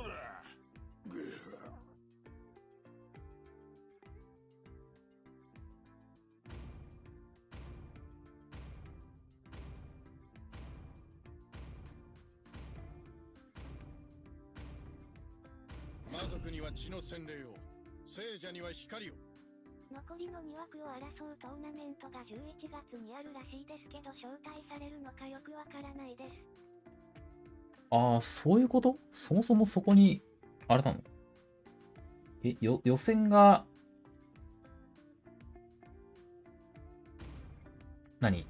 オフラインであるってことなの？もうそれ、絶望的じゃない？日本枠。日本で予選なかったら終わりじゃん。絶望的じゃん。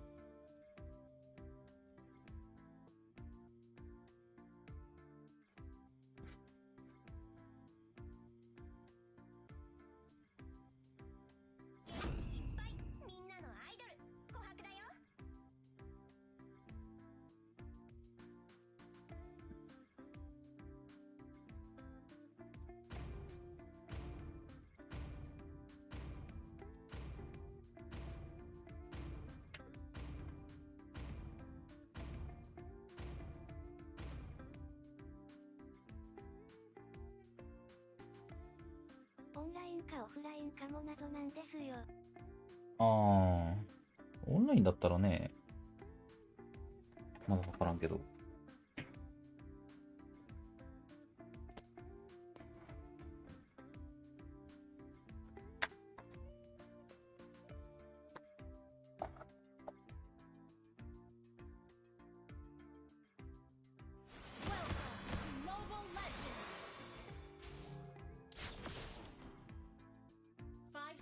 Till the enemy reaches the battlefield. Smash them! All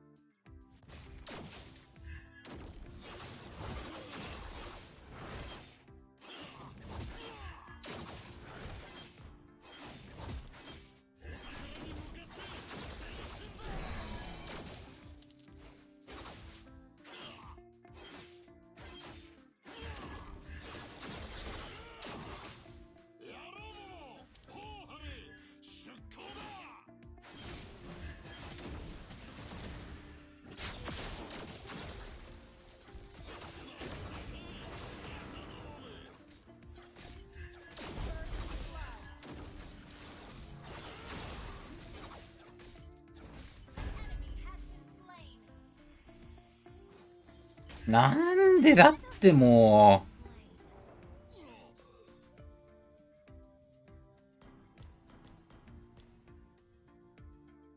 本当にクソキャラ。なんで毎日フランコに苦しめられなきゃいけないの？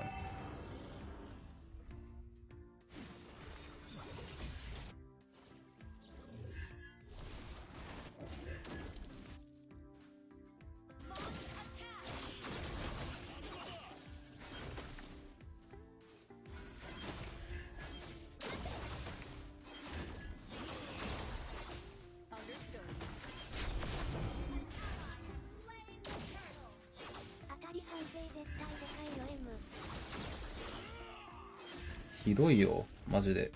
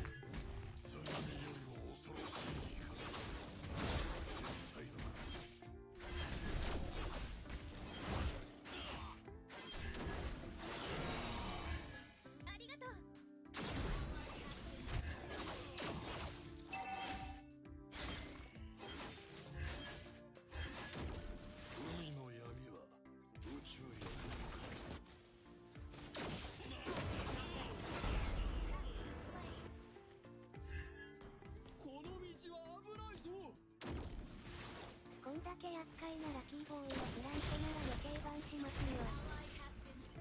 ちょっと待って。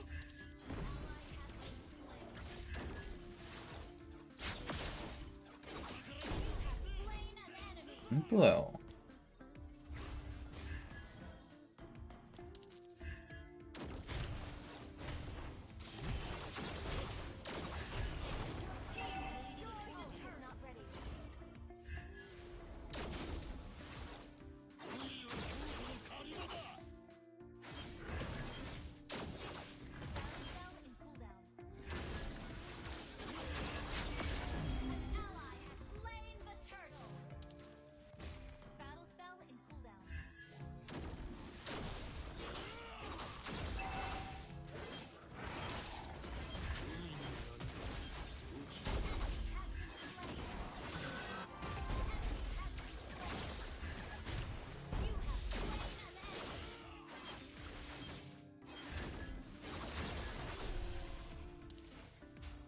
反転してるか？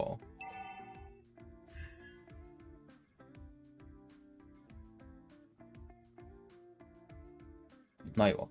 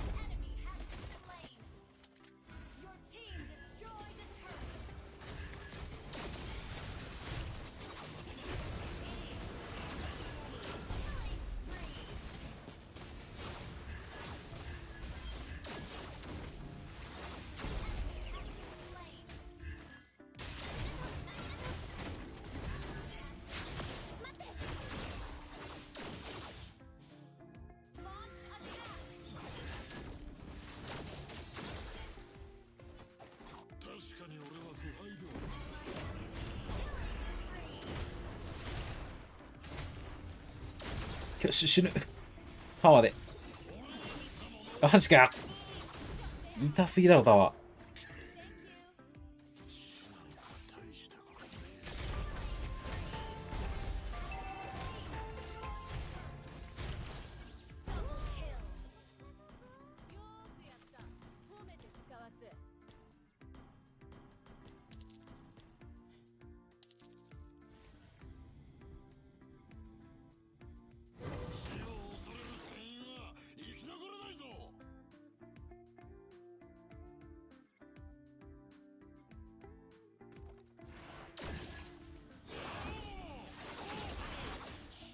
なんだ、何をする気だ。は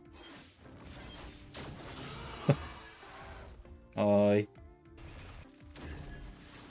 甘いな。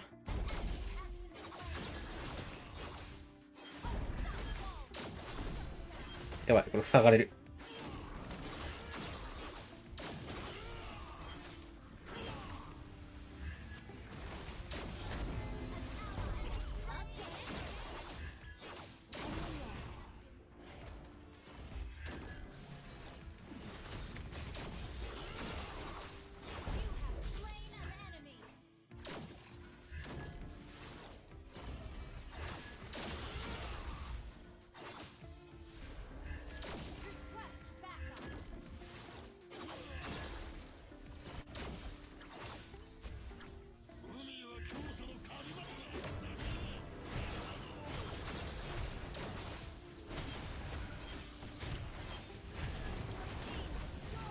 おー。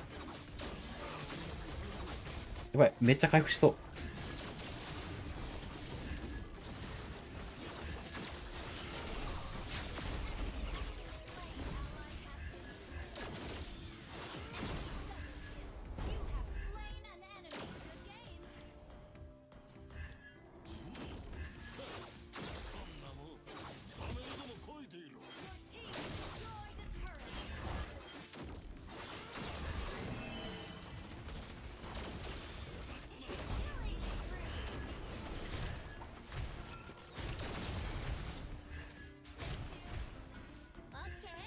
カズさん絶対スナイパー外したから。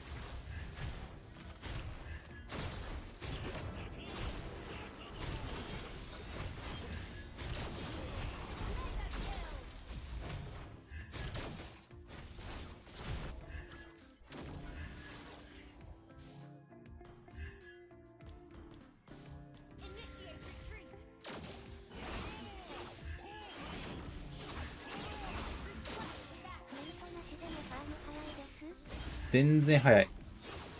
全然気にならん。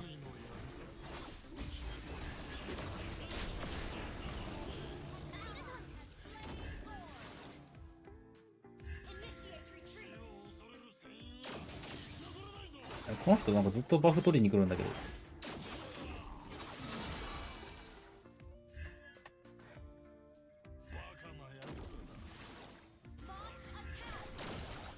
トローラーがいる。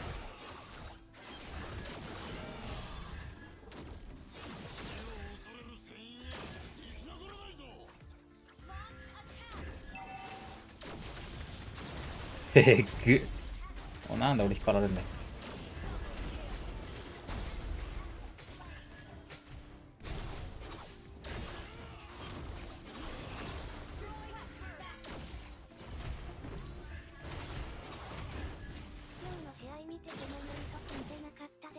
全く積んでなかったね。てかタンクジャングルみんな積んでなかったよ、もう。みんな積んでない。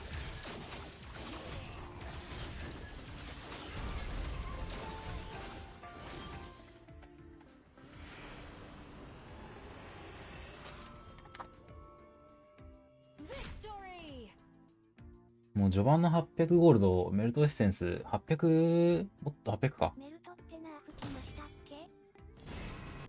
まあなんかダメージが下がったんかな。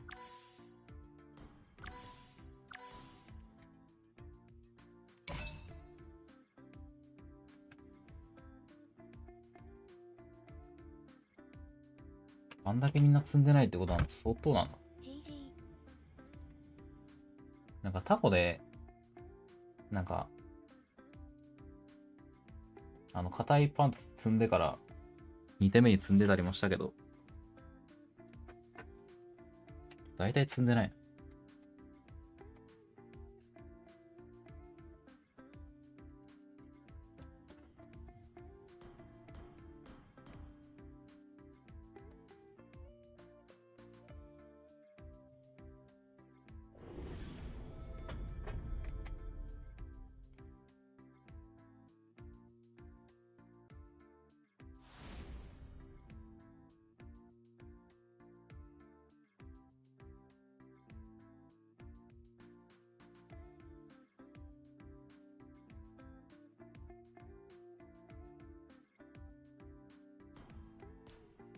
なんだ、なんか、寝てんのか？なんだこれは。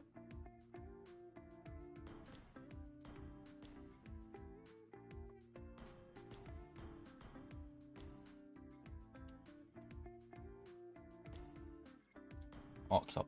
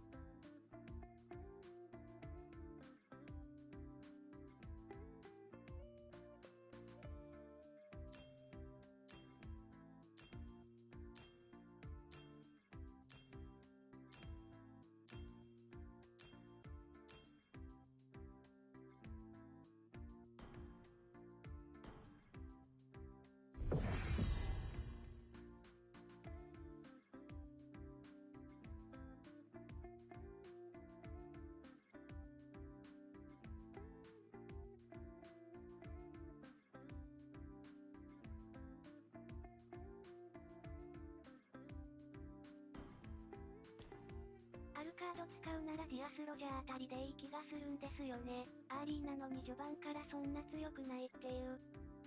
まあ、アルカードもアルカードで強いところあるけど。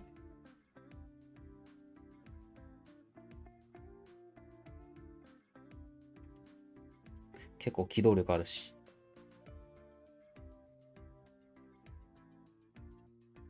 案外火力高いし。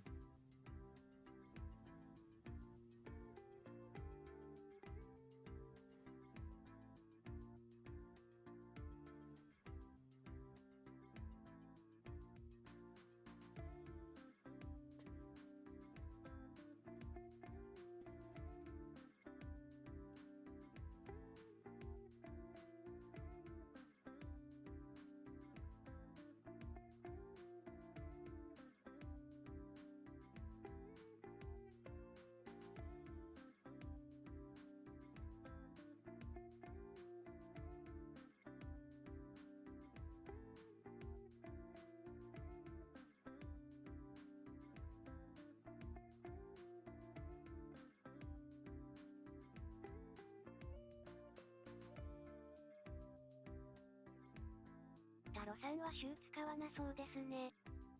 シューは、でもさっき使ってなかった？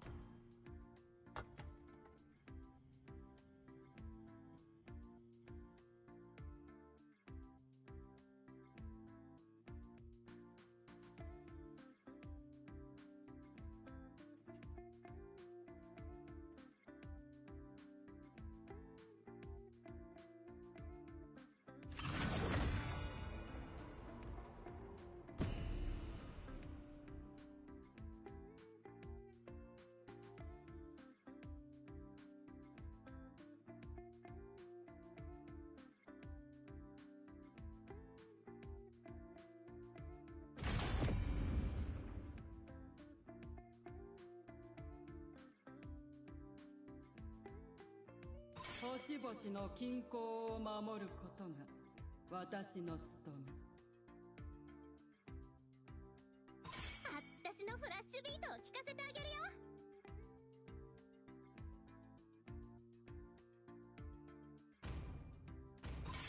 一針縫ってあげようか。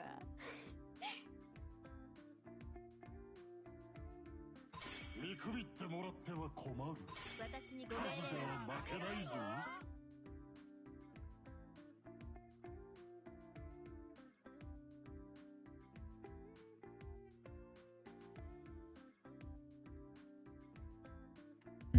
あれ、勝利カウントしてない気がする。気のせいかな。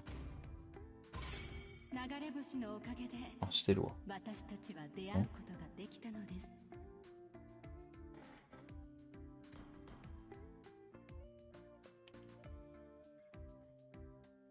してるな。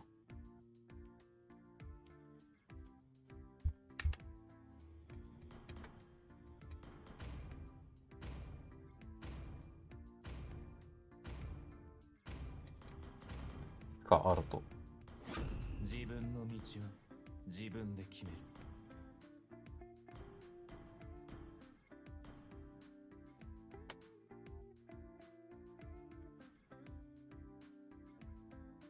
私はノスラルの娘。命を懸けてこの土地を守る。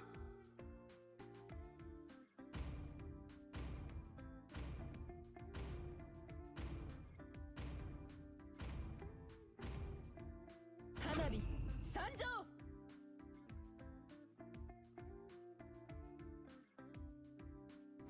この海域で偉大なる俺の名を知らぬ者はいないぞ。千年の痛みも憎しみもこれで終わらせる。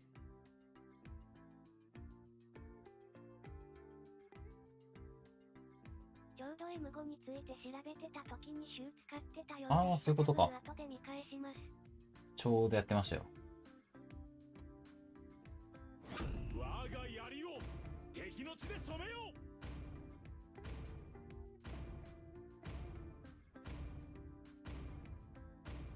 食い散らし破壊、そして征服。ありがとうございます。あ、1試合ありましたね。フルパーみたいなの。恐れるな、私を信じろ。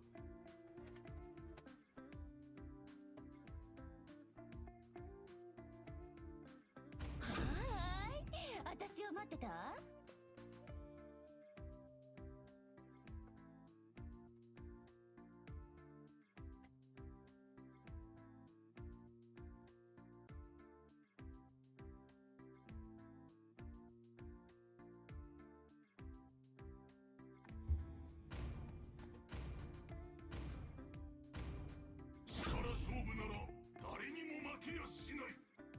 ザスクちょくちょく見るんですけど、強いんですか？いや、そんなことないです。シュガー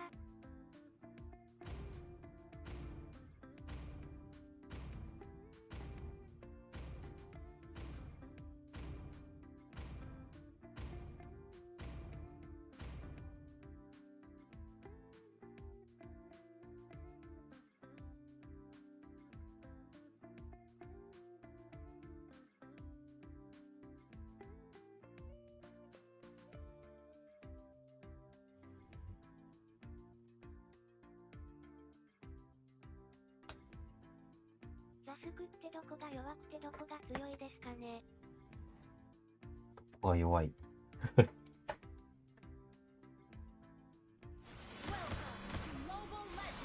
どこが強い。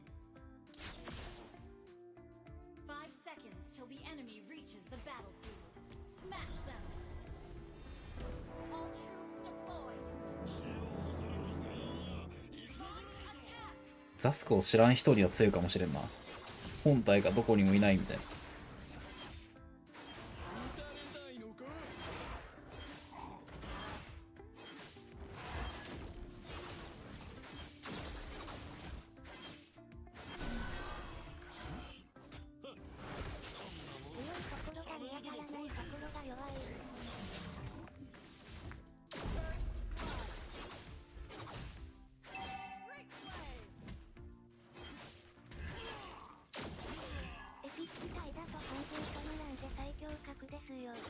エピック最強格マジで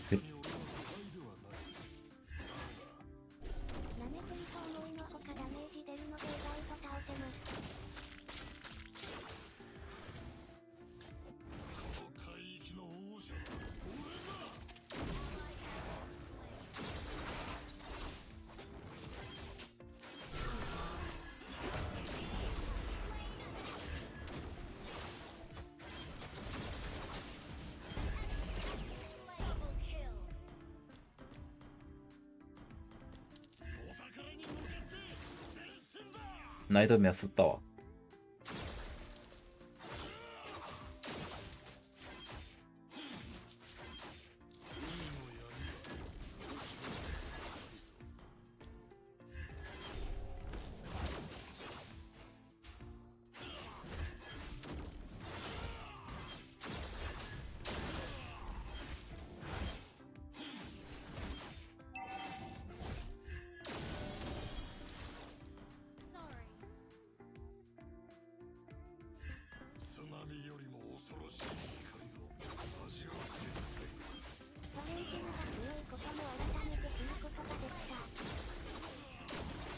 バーレンマジ強いね。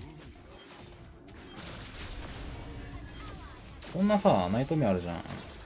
これ、攻撃しちゃえばいいんだよ、このナイトメア。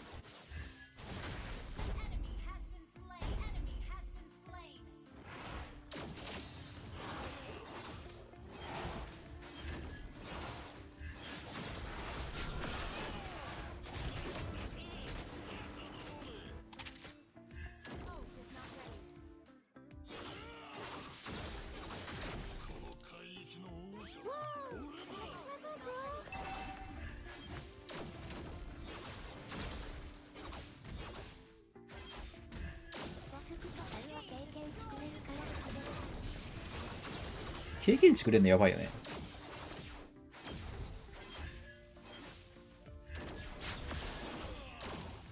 あ、フラッシュか。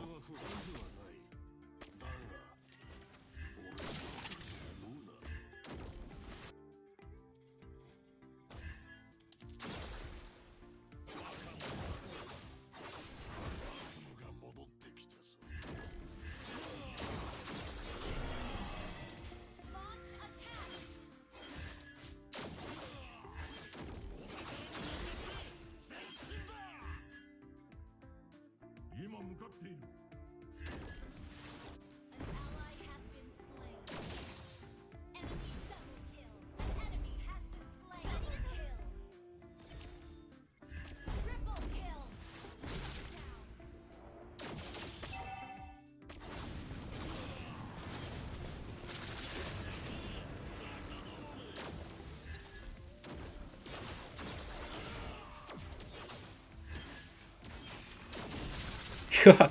壊れんかった。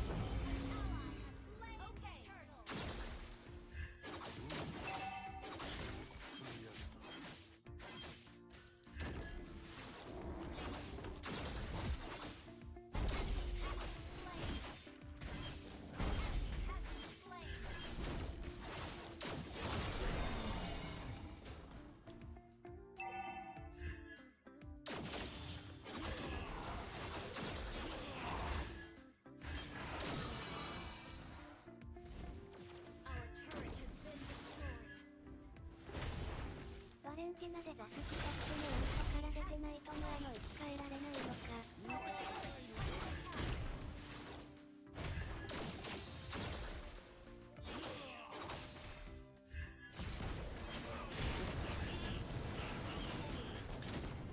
痛い、助けて。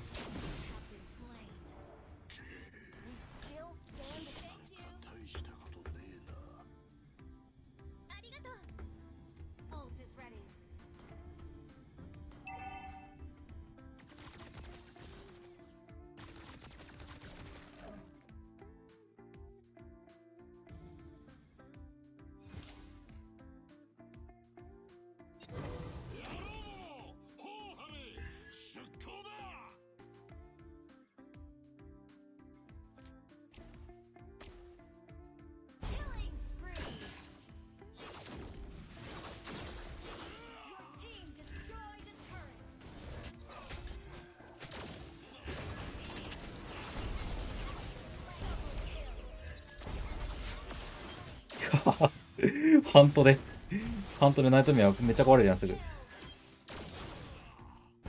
あれ、モンスター扱いなの、なんか。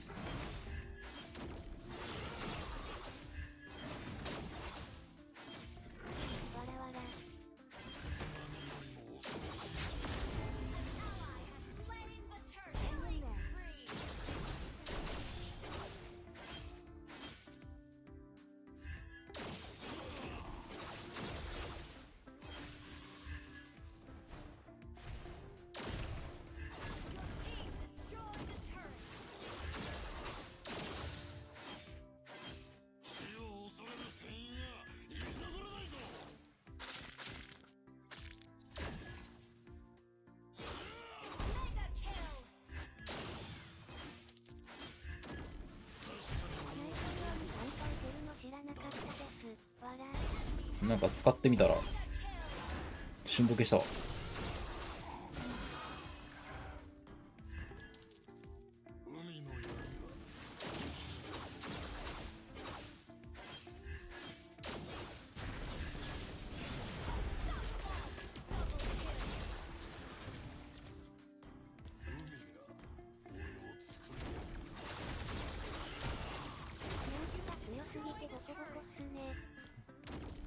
まあザスクもあんま慣れてなさそうな気はする。ヒートロット初手積まないでしょ多分。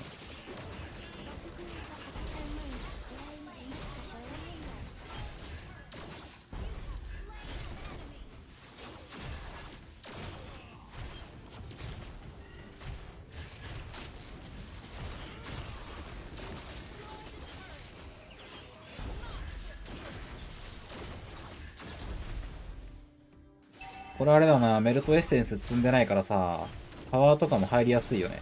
積んでるとなんかさ、張り付かれた時点でなんかタワーダメージ食らっちゃうじゃん。メルトエッセンスのダメージで。あれ嫌だったんだよな。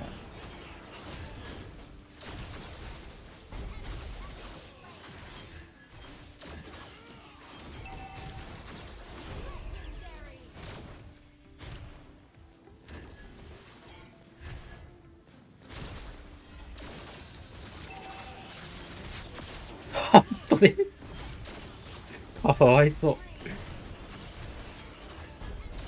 う。いや、ハントでもう一瞬で消しとんだけど。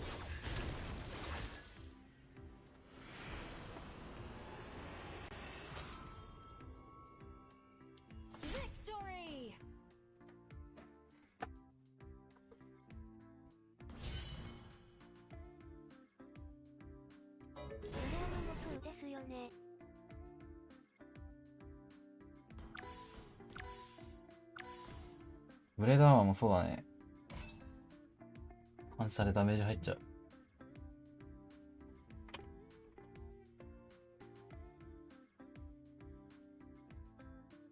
今日いろいろな発見ありましたね。そうね。プロの試合はもうメタだからね、今の。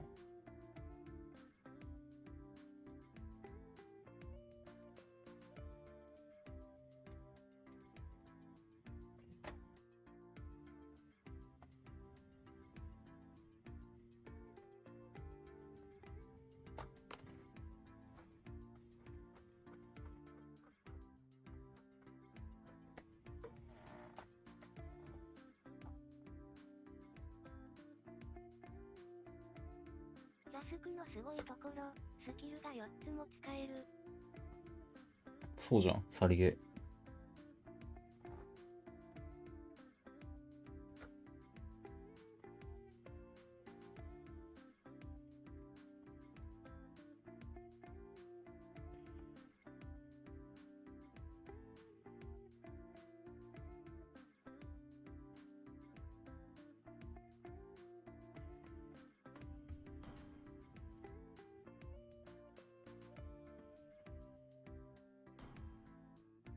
あ、なんだこれ。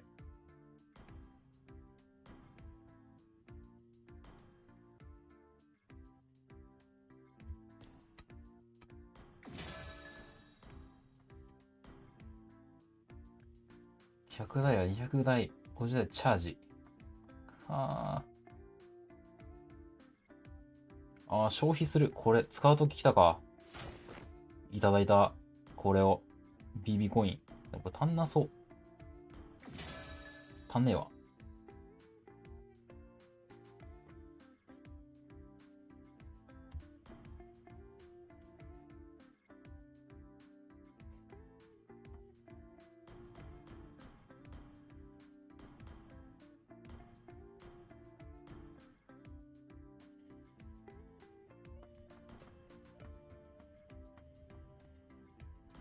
なんかダイヤないかな。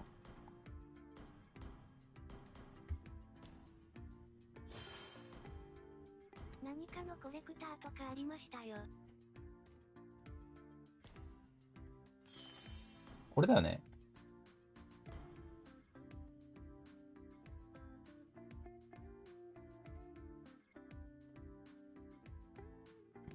言うて、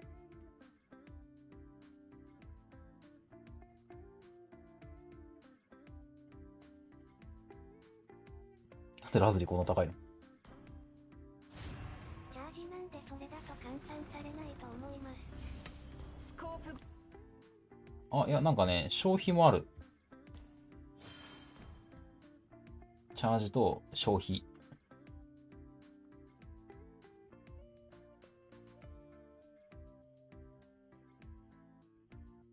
なんでこれ1回限り、1回限りじゃないのあんのと思ったけど、全部1回だな。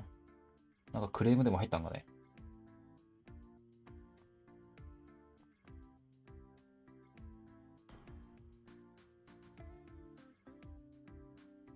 ちょっと待って。アレンツさんの持ってないスキンだと良いのなさそうしょう。あ、ならしますね。このパックも買ってたわ。これいつまで？あと2日かーい。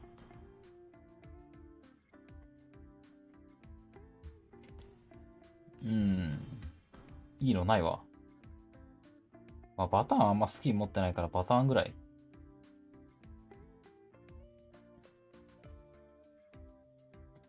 まあ、あとベルスもまあ持ってないっちゃ持ってない。大体持ってんだけども。ゾーン、ファーサ、イスン、ジョーガ、アルファ、シュー、ファニー、パンダ。大体持ってるな。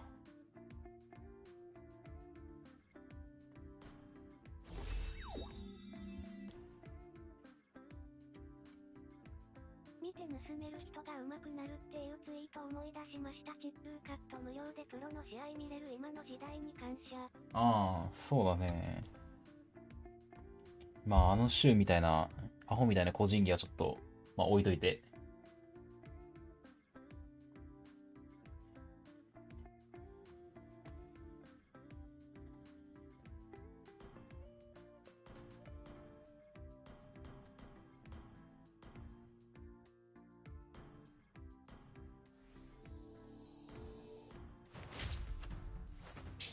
私の敵に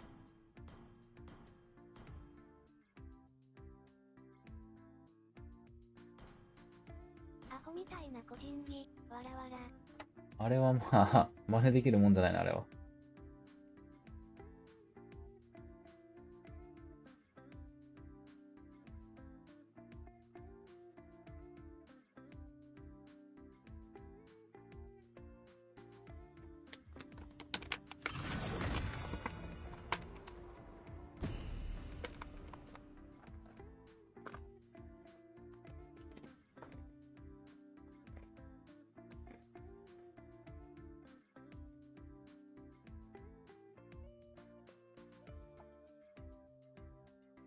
キーボーイみたいにうまいローマーの方っているんですかね。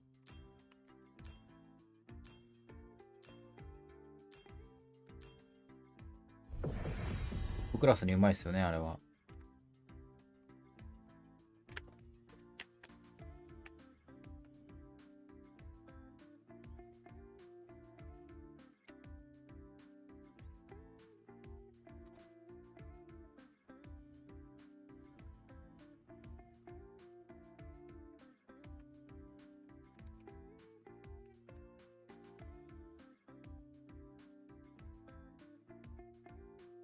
力で同行できない領域かな。あれ見てすぐできたら天才だと思うのでプロをおすすめします。まあ努力なのは間違いないけど、うん。あれ割と才能も入ってると思う。割と。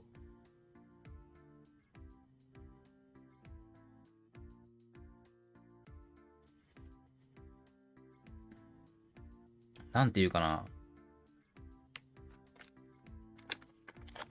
なんか天才の嗅覚っていうかさ、まあ、あるじゃん、そういうの。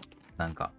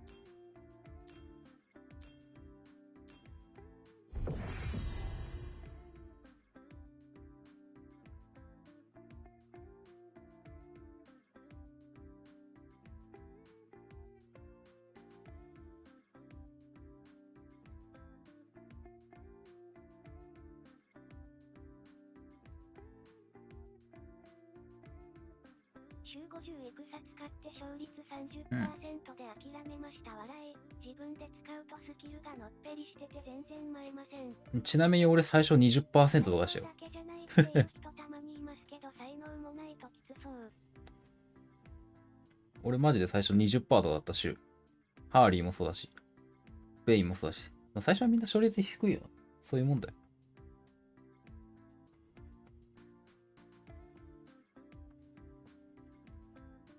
数こなすのが大事。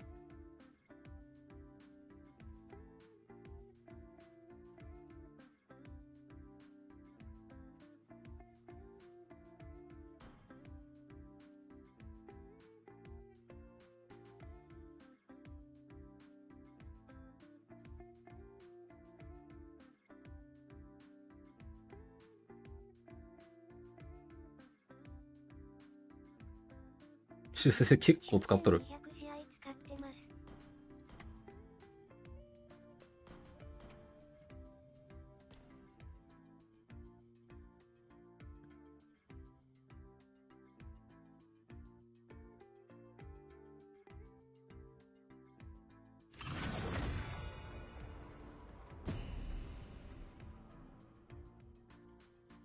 これも始まんなそうだな。相手押してないわ。タロさんってどれくらい使ってるんだろう。僕どんぐらいなんだろうな。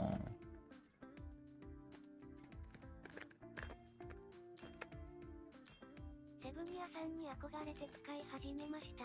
この人もね、手術使いですよね。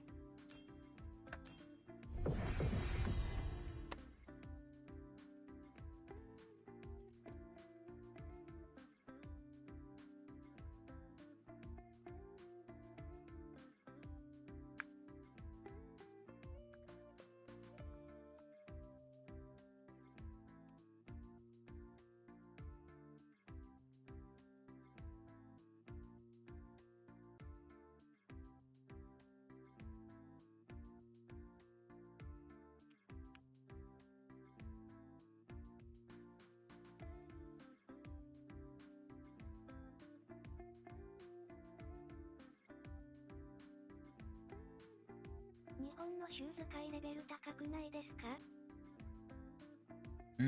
どうだろう。でもその勝率からスタートならもうちょい頑張ってみようかな。みんなそうよ。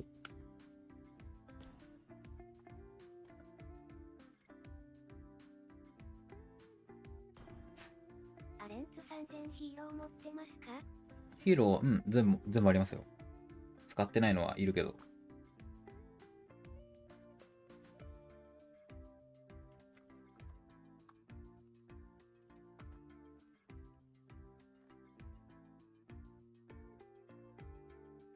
お金ありすぎですね。うん。使い道がない。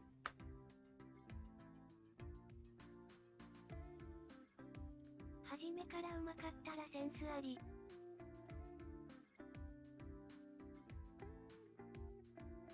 ひたすら俺ソロランで使ってたな、シュ。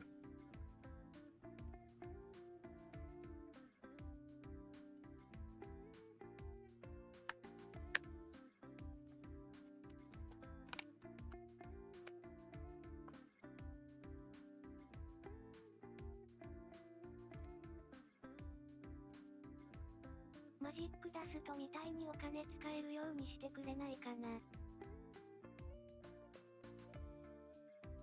なんか使い道欲しいっすよね。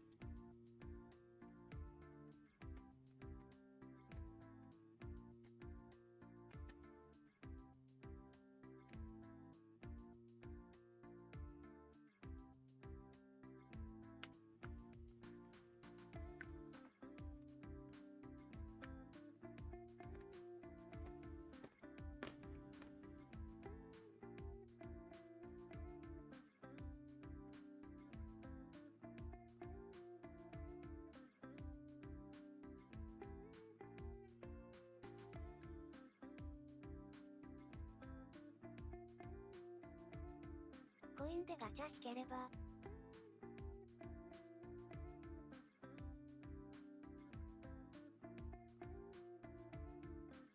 ボックスみたいなのね。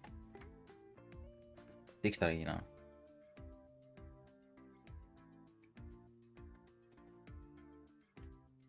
めちゃくちゃコイン使うけど一部スキンと交換できたらいいのに。それいいよね。できたら。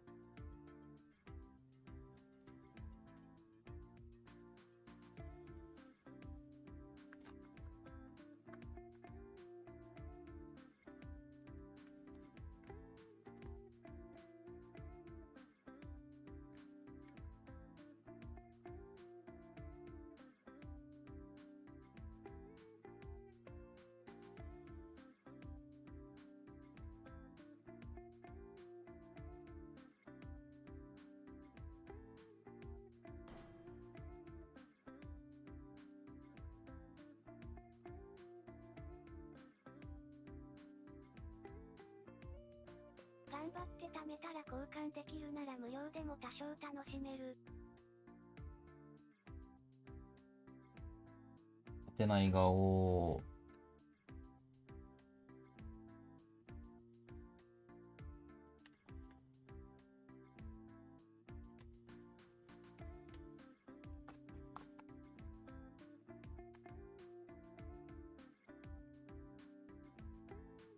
せつなさん。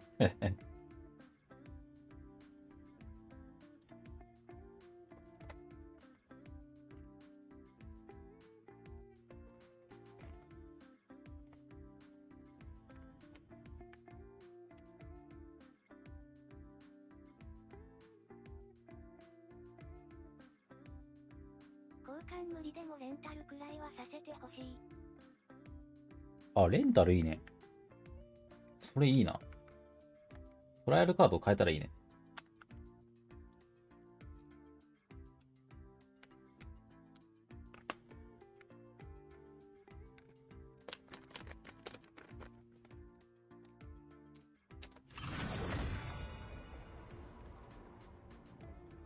もうなんかガオディスられてる。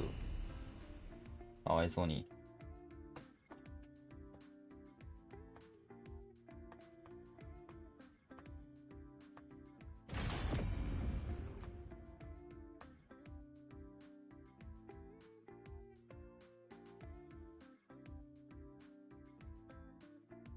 見くびってもらっては困る。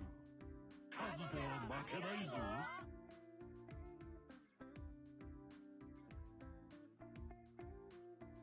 僕らの考えてることなんて思いついてそうですけどもバレが重くなるとかかな。自分の道いや、自分で決める。そういうヘビーユーザーよりもやっぱライト層から課金をって感じじゃない？私にご命令を。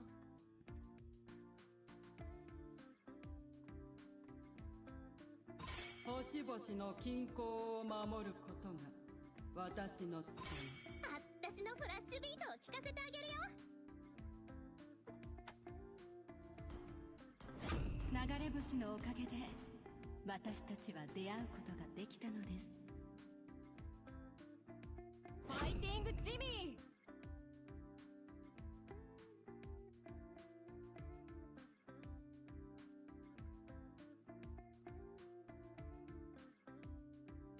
これがペガサスの力だ。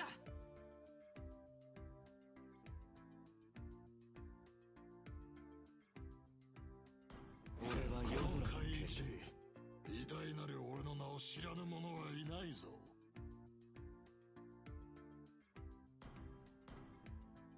アレクイさん、アレンツさんが来てほしいコラボスキンってありますか？一針縫ってあげようか。あ、キングダム来たら熱いかもしれん。キングダム来てほしいな。絶望の中でも希望を持ち続ければ道は開かれる。この目に映ったものすべてが俺の獲物だ。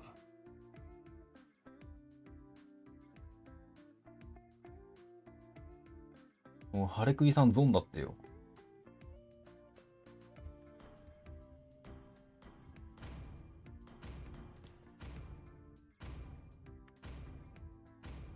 恐れるな、私を信じろ。もう見られないぞ、なかなか。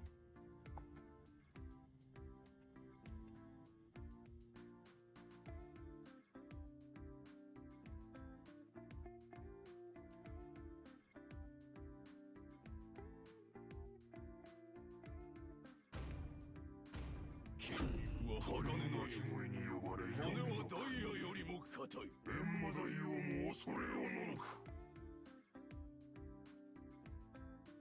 ハリクイさんのゾーン楽しみです。熱っ。熱っ。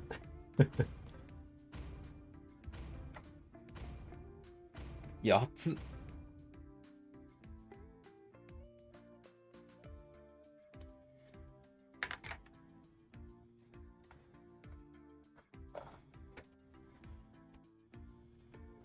熱っ。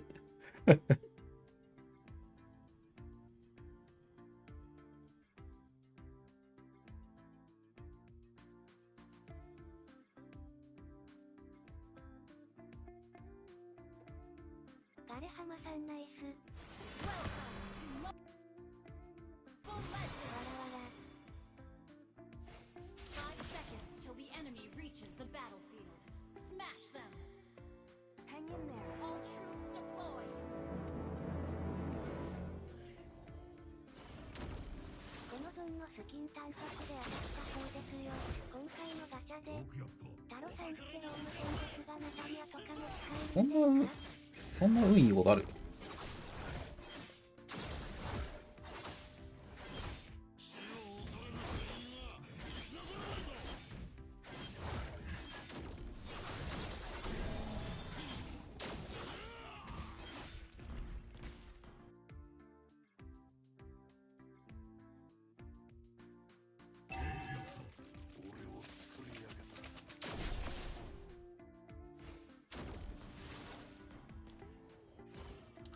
お、自信つけた。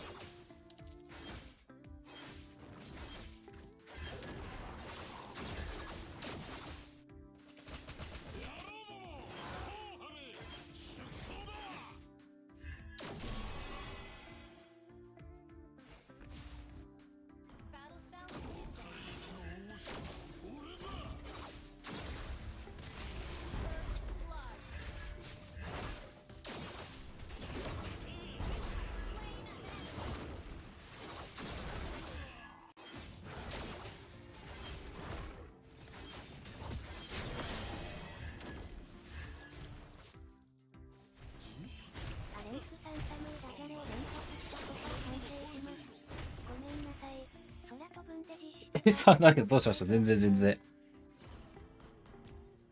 そんな謝ることじゃないっすよ。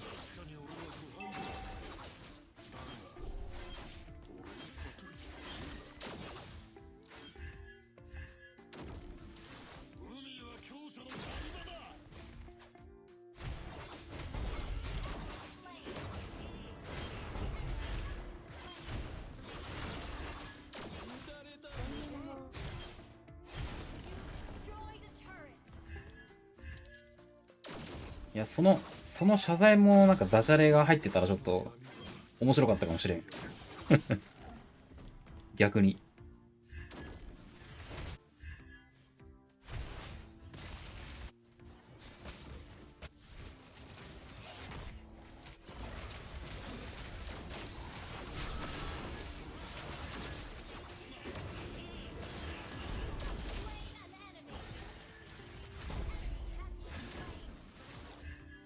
ああ、ジルさんこんばんは。ジルさん、大会めっちゃ熱かったっすよ、今日の。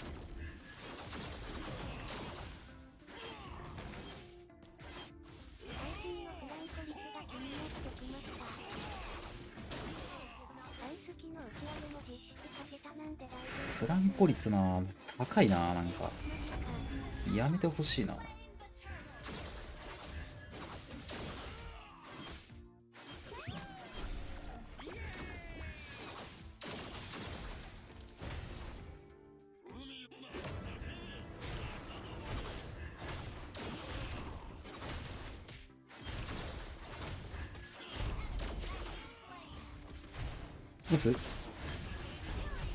おー。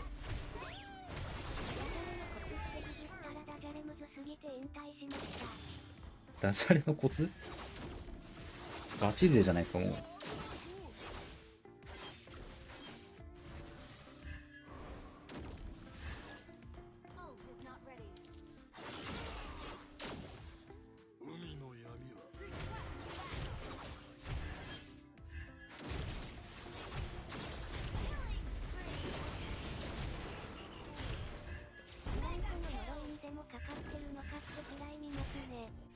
フランコだらけだよ、敵。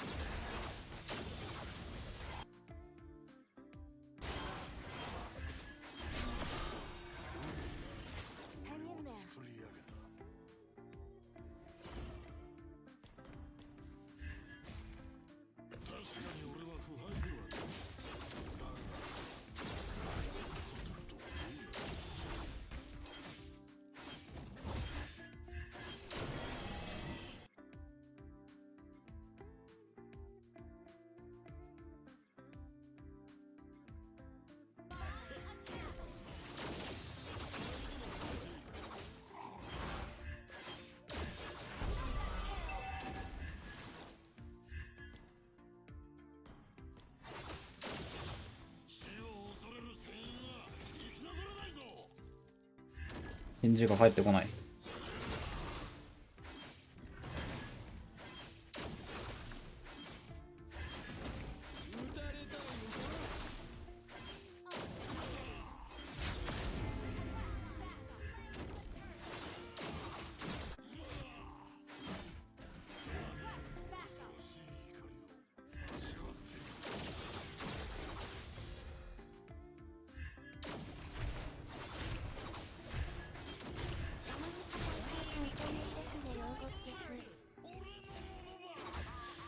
大会観戦ね。昔は結構定期的にやってたけど。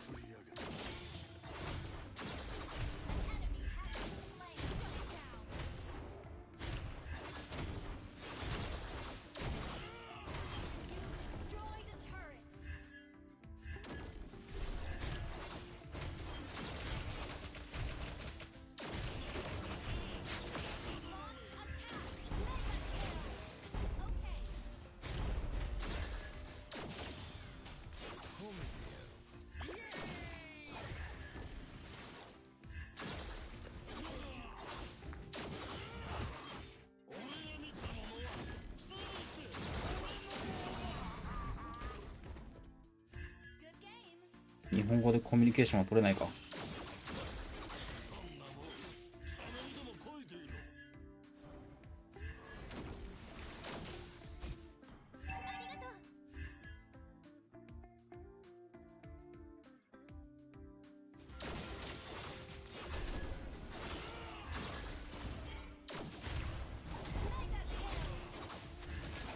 パリクリさんのゾンが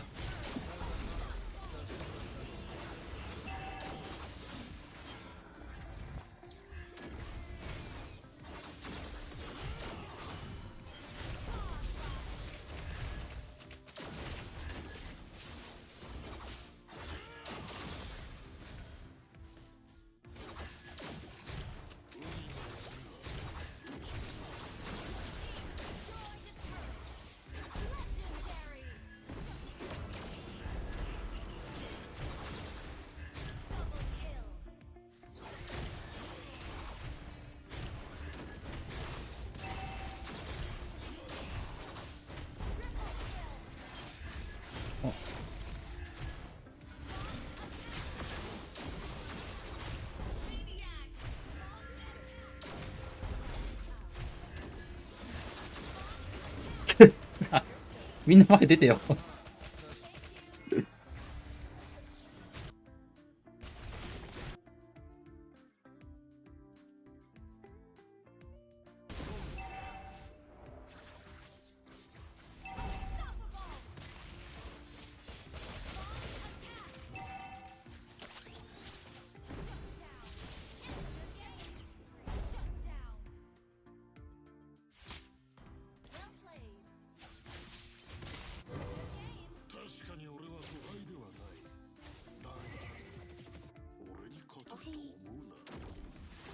ベインサーベージが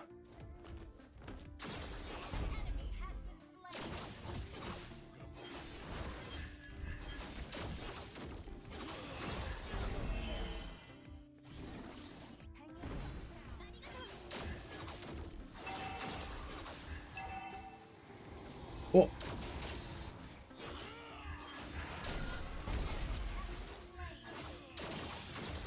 ちょうどね、なんか8割ぐらい飛んだね。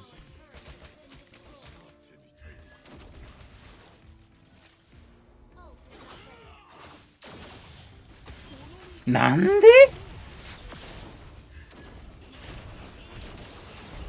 マジで本当に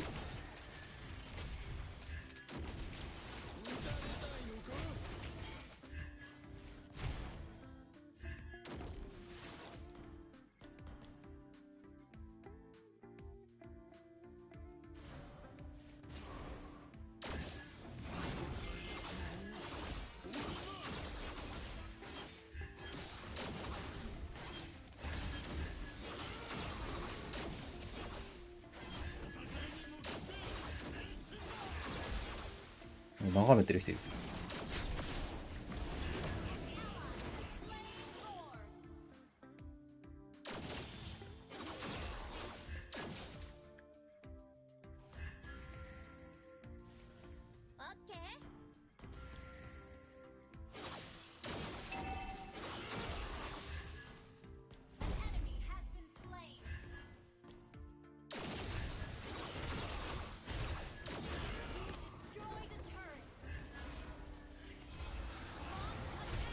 普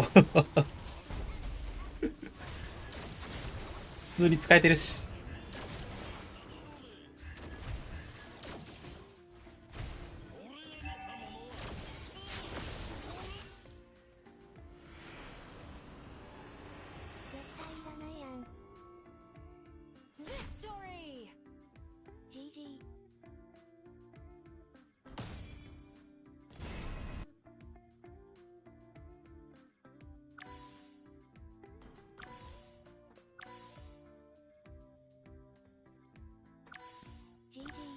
いいナイス。落ちるのか、ハリクリさん。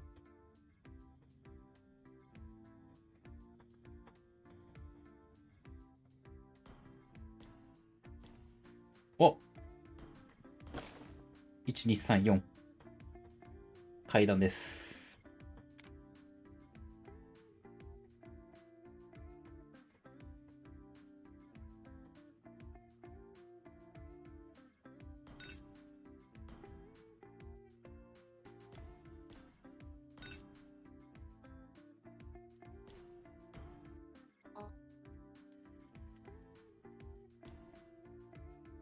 え階段すごすんき。LLG3 人落ちちゃったけど。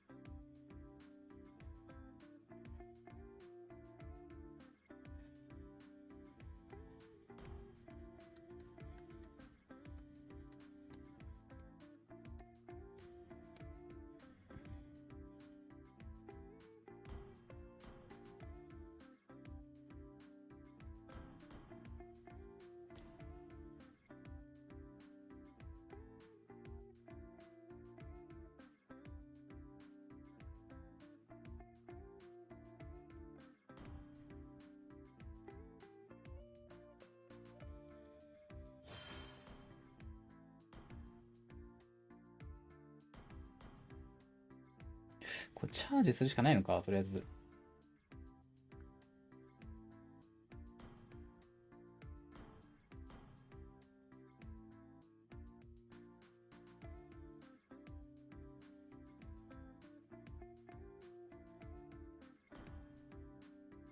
うわぁ、右上のエピックパック何が欲しいんですか？あればな。いや、欲しいのはないっすね、別に。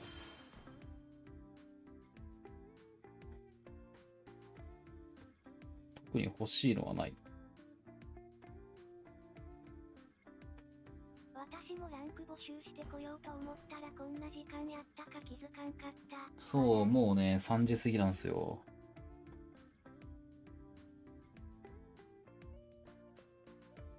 まあ、運試しするか、ちょっと。よ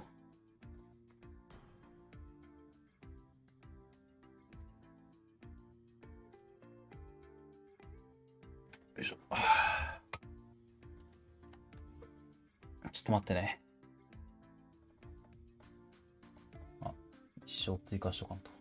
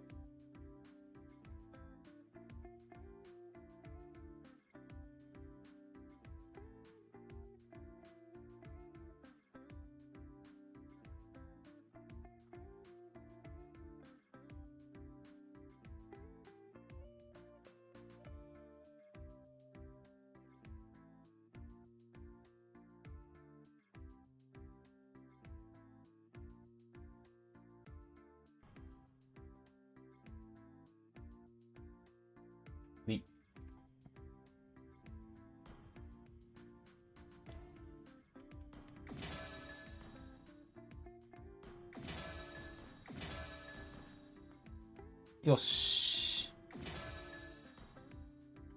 え、これ2回交換できるんだ。じゃあ、運試しいきます。まあ、俺も、みんな引いてるしな。引くでしょ、これは。5回は。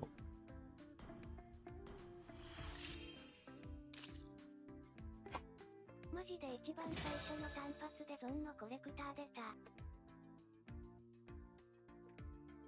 なんだこれ。私はセイバーの監督出ました。有栗さん、運良すぎない？もう普通に、エスメだったけど。わらわら。エスメのレアスキンなんだけど。だから使わされた。いやー、単発で、マジ？いや、でも次なんか俺、いけそうな気がするな。フレイヤー。まあでもなんか、エピックスキン出たらもう当たりでしょそれは。ちょっと待って。あれリネームカードどこだっけ？あれここだよね。これだ。なにこれ？プレミアムスターライトカード？これあれか、スタメンか。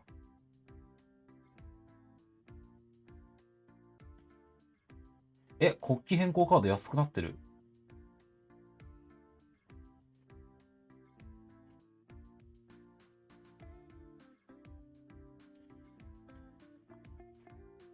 何？ビッグホールいらな。ビッグホール買う人いるの？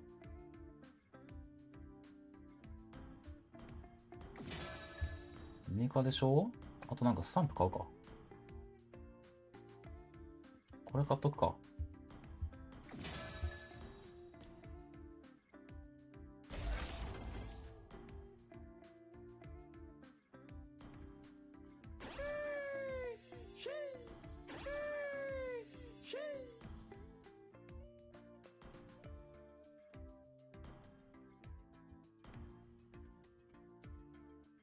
よし。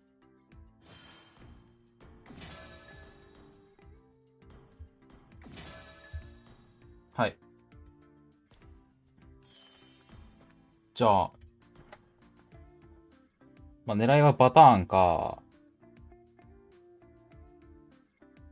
ベルス。いきます。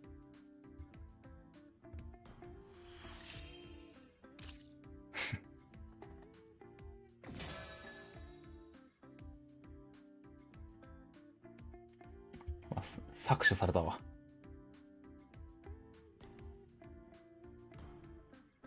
お。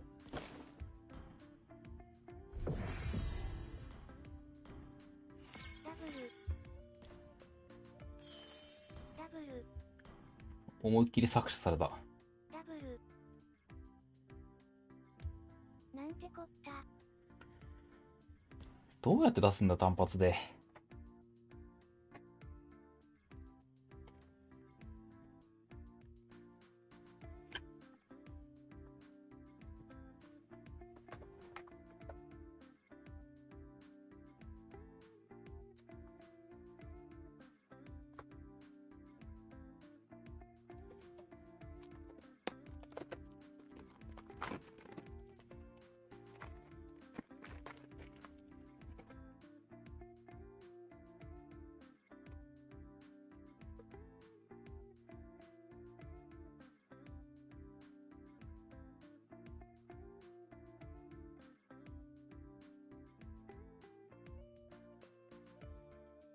ガチャで思い出したテイルズの無料ガチャしてこよ。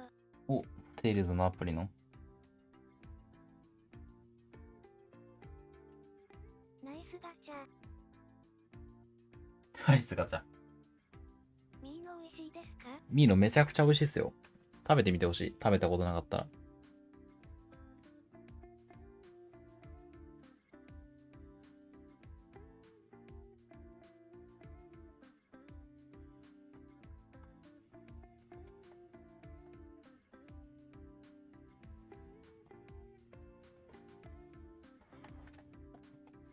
ミーノうまい。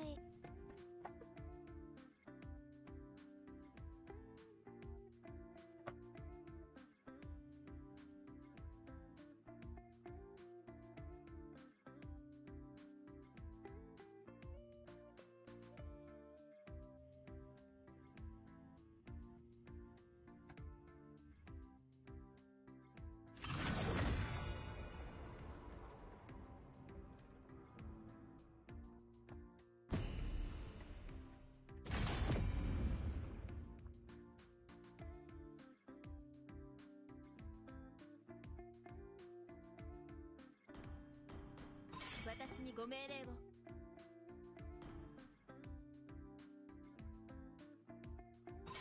私のフラッシュビートを聞かせてあげるよ。見くびってもらっては困る。数では負けないぞ。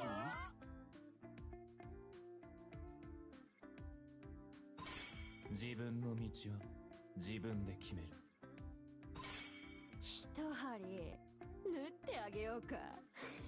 ミーノそら豆好んで食べない人でもいけます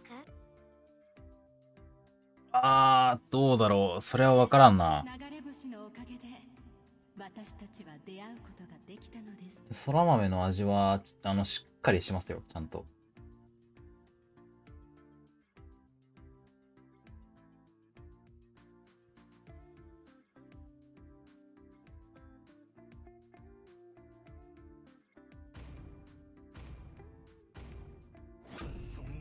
命が欲しいならここに葬ってくれる。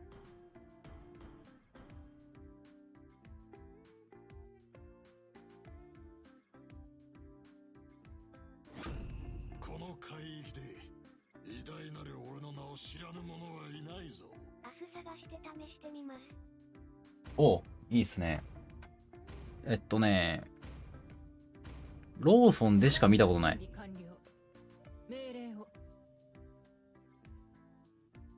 ローソン以外にあるかはちょっとわかんないけど。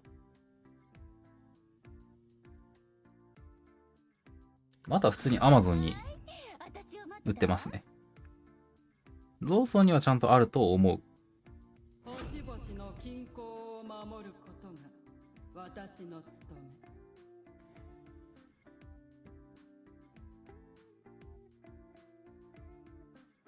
め。一杯どうだ。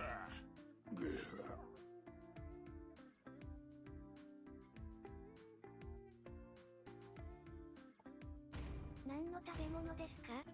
もうなんかお菓子っすね。いいのっていう、ちょっと待って。私のキスで永遠の命を授けよう。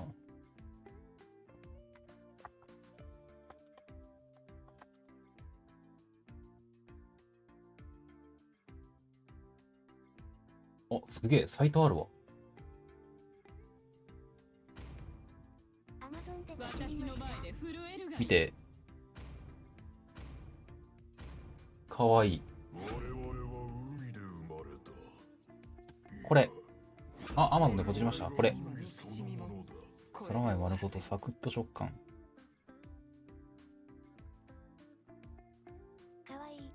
これね、マジで美味しい。豆嫌いの 98% が美味しいと回答。あ、じゃあいけるんじゃない？かわいい。塩気効いてていいよね。これはね、美味しいよ、ほんと。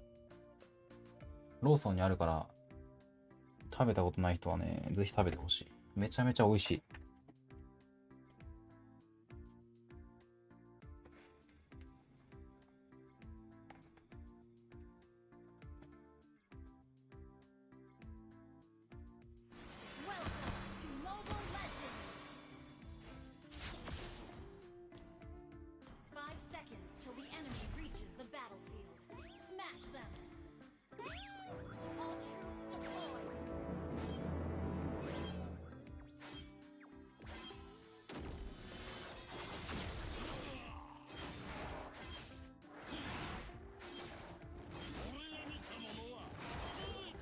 アリスが動いてね。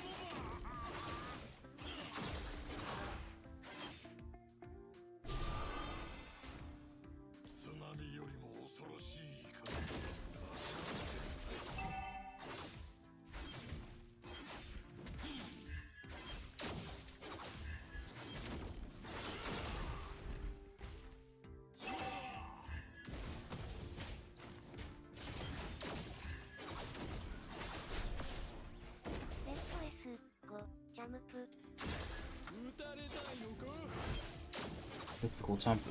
なんだ？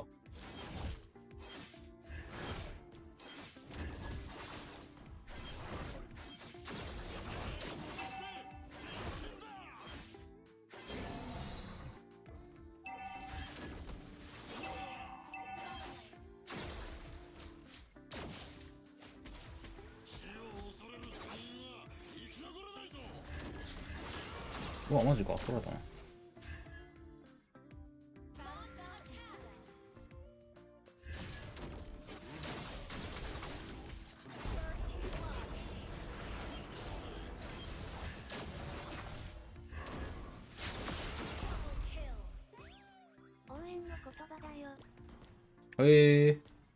頑張れみたいな。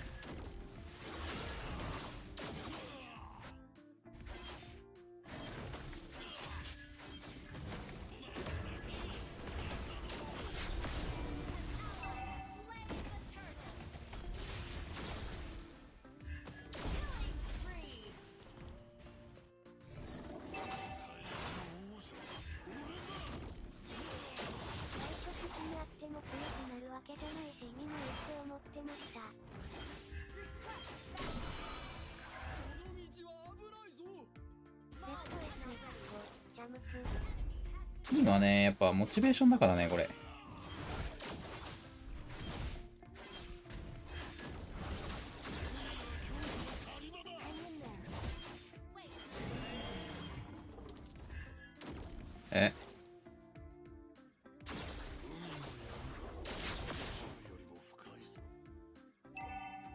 あ、全然いいよ、どっちでも。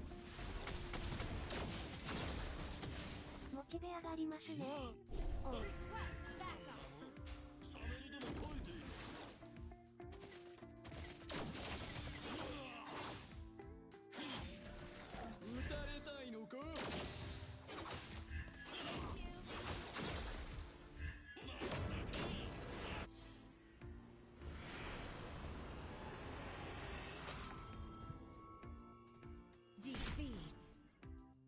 なかなか時間の無駄ではあるが、まあまあまあ。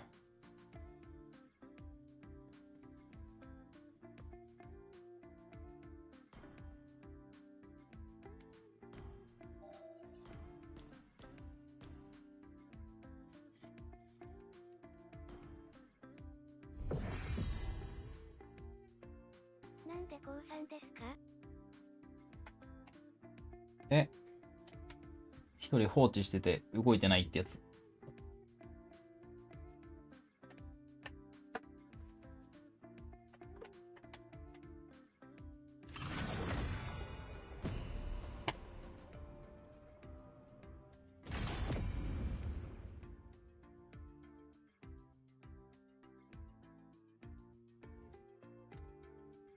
なるほど。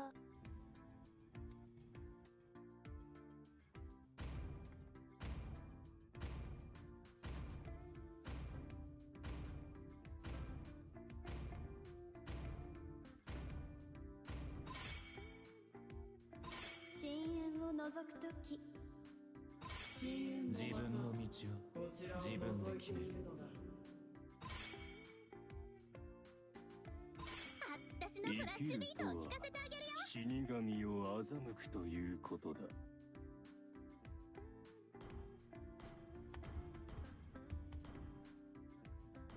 モバレって毎年なんか流れ星のおかげでしてません？私たちは出会うことができたのです。あれ、質はどうなんだろ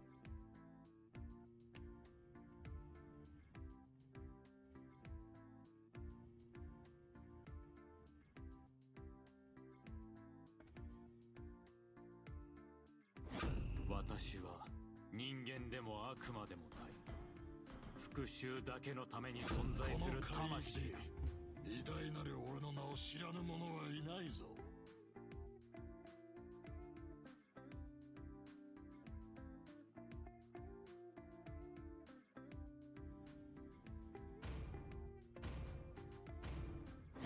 全部ぶっ壊してやる。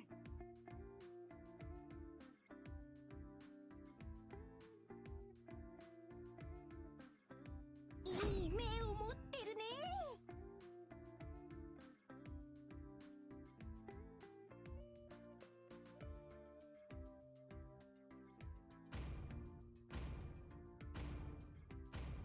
う。どこや、相手のピック。俺の価値に気づいたか？いい判断だ。私は絶望より現れ、希望に向かう者。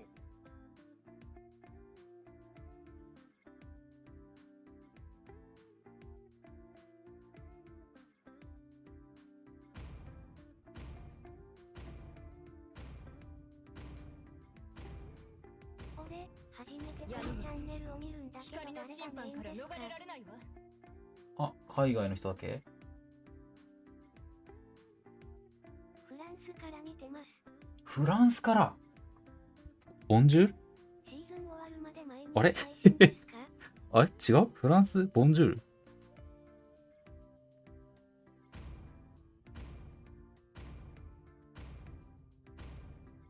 あ、もちろんもちろん。まあ、シーズン終わっても、ちゃんと配信しますよ。うん、来シーズンはプッシュしないっす。こんな辛いこと、こんな毎シーズンもできないな。憎しみもこれで終わらせる。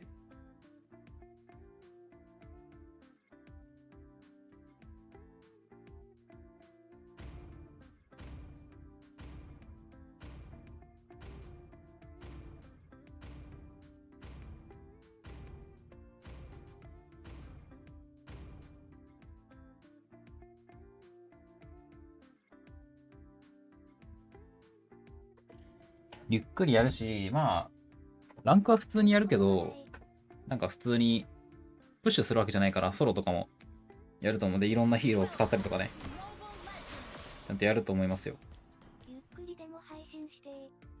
でも7とか使いたいもん。7とか。7使いて。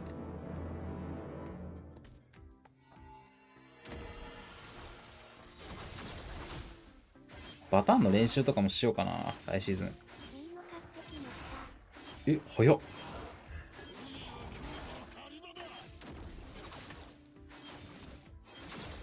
あ、そうです、ボンジュール。ボンジュールだって。ボンジュール、ボンジュール。いや、うますぎ、それ。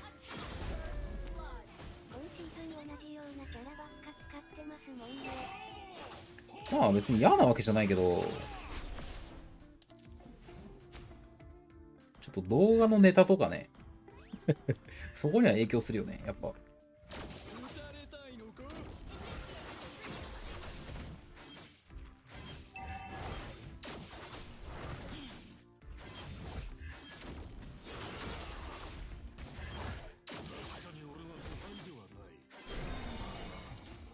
あ、多田さん任してください。ちゃんと配信しますよ。あ、なんかないんだけど、中立。誰だ？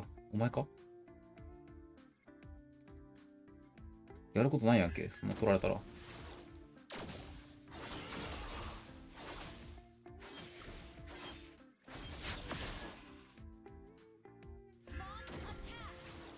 なんだ動きがわからん。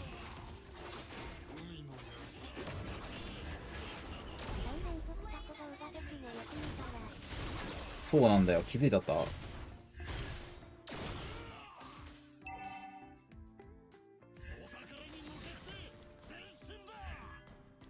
気づいてしまったか。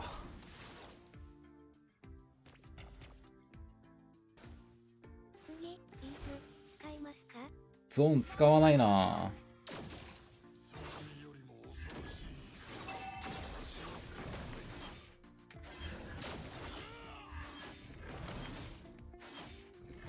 もうベインオンリーになってしまってる。あ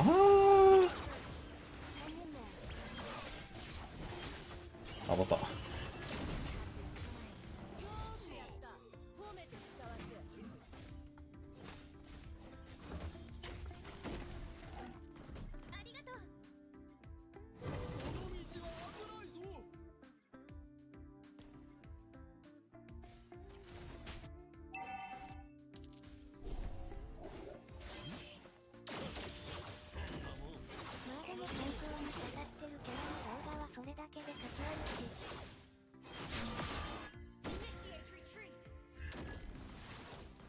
タコさん強いからね。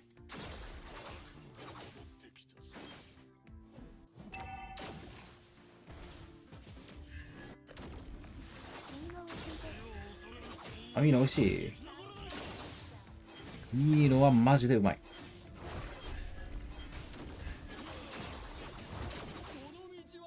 え、何お前なんでまた中立勝ってるんだよ、お前、ほんと。ミニオン処理しろよ、そんなことしないで。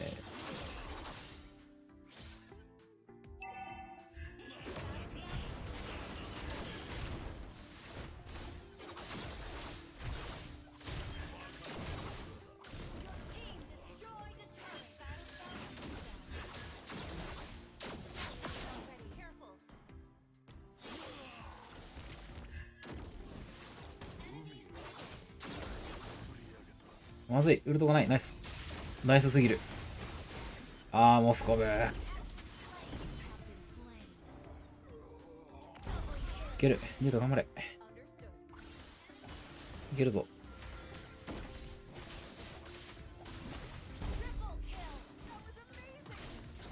マジで、フランコうますぎるとね。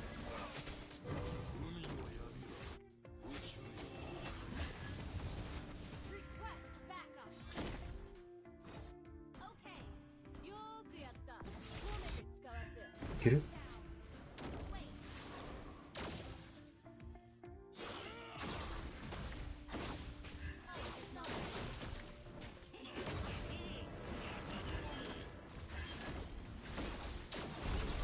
危ねえ。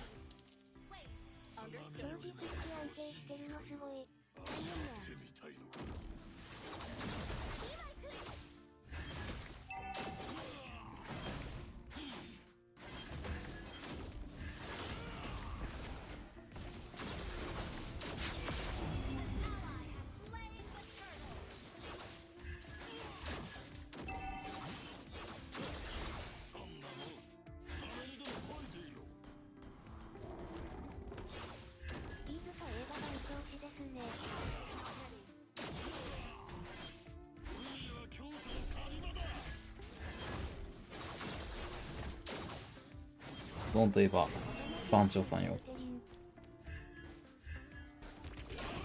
うわ、取れなかった。あーちゃさんこんばんは。あーちゃさん大会見ました今日。あーちあちでしたよ。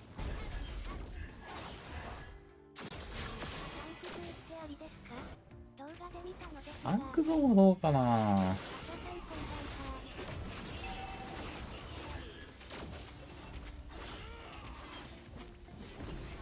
うわ、回復間に合わなかっ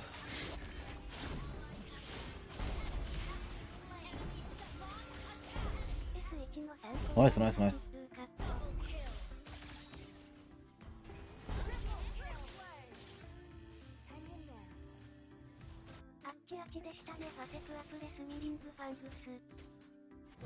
あ、タンクジョイか。ジョイもまあダメージの方がいいと思うな。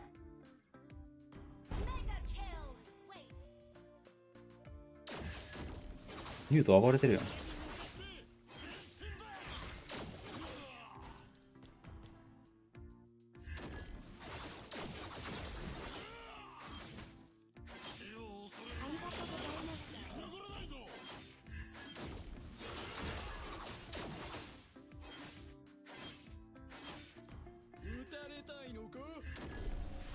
ちょっと YA さんにめちゃくちゃいいおつまみいただいたんで、ちょっと近いうちに飲み会をしたいな。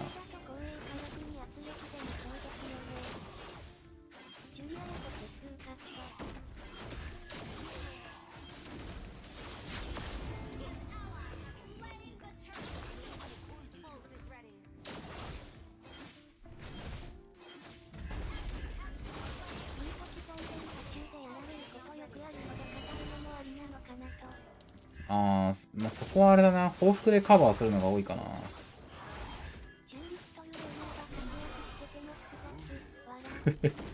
パーでウルト、何これ、ウルト出ない。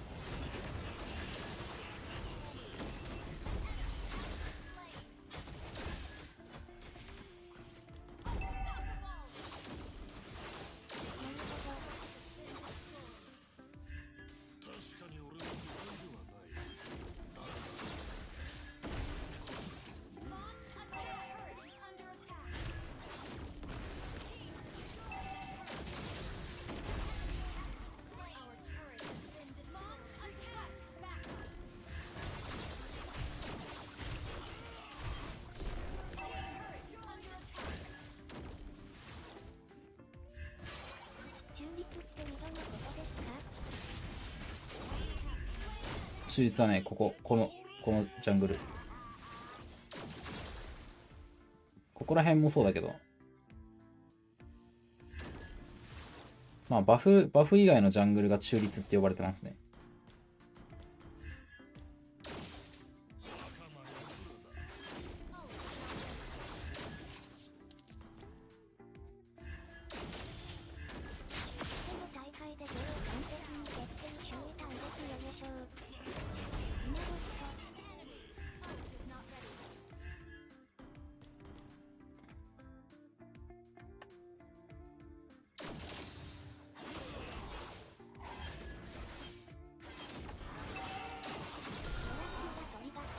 あれはまあ、シューがエグすぎたな。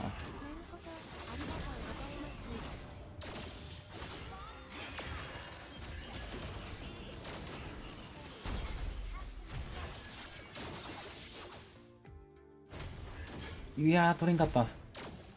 最悪。えぐい。うわ、マジで。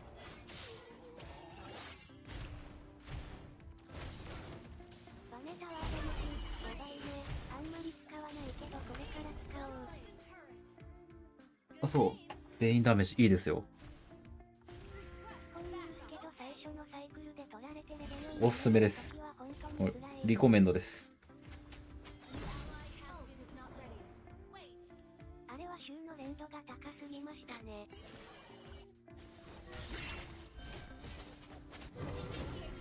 やばそう。い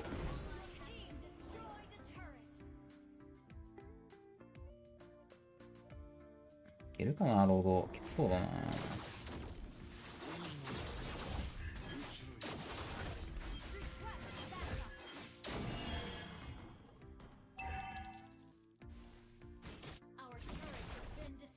ストーンタートル取れてないと良いなれないもんね。あれなえる。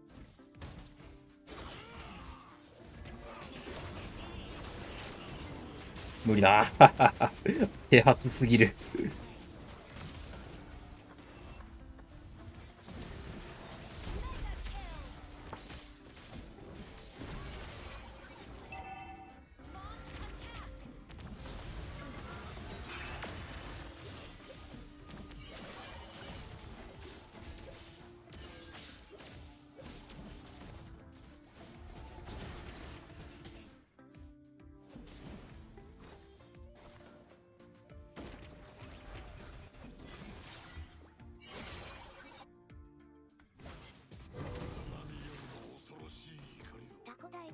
修正食らったのに全然影響感じないのなんでですかね。すごいのよ。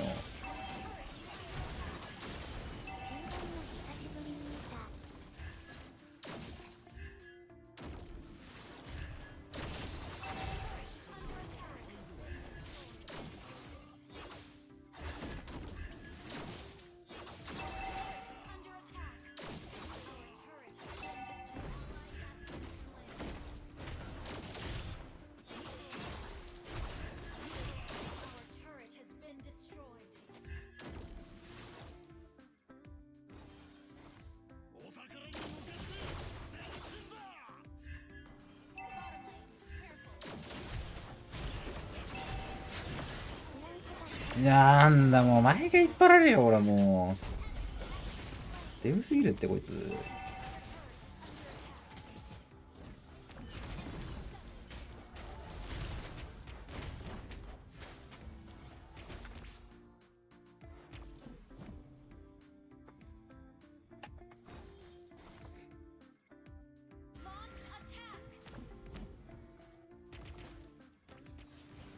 引っ張る系無理すぎる。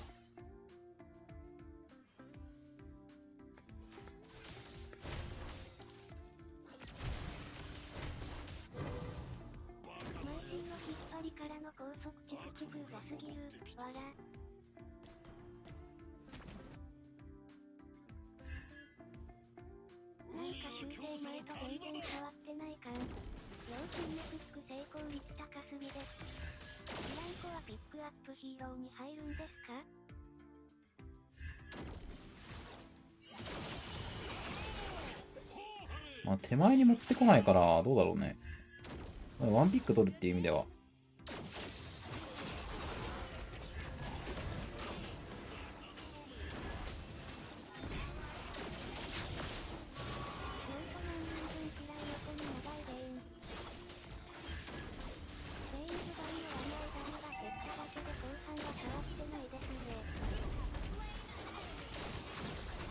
もう少し、マジかー。終わったー。終わったわ。でもミニオンが、フランコがいるからどうだろ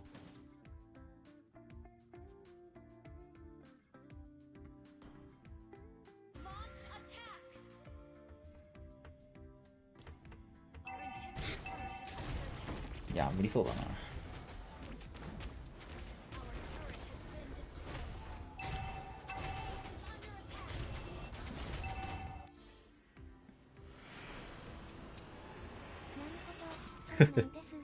ニュート後半失速したな、思いっきり。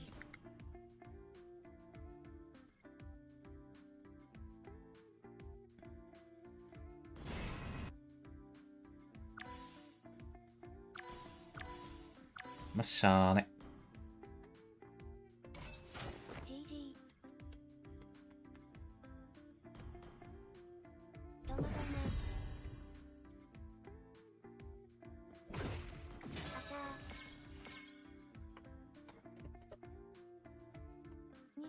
フレドリン、キップ。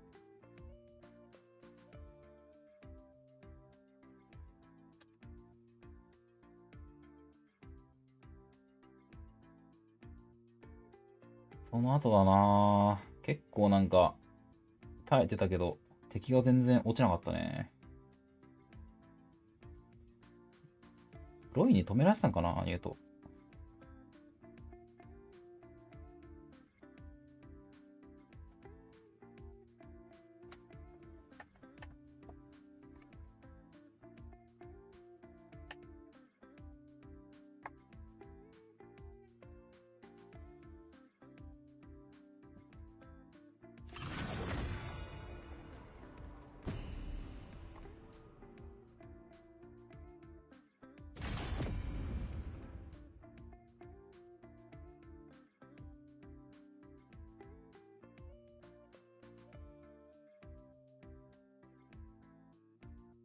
セリナ・フランコマイシー苦手そうですね。ファストリング。無理っすね。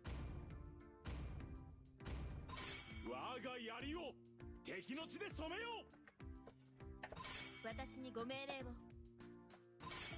自分の道は自分で決める。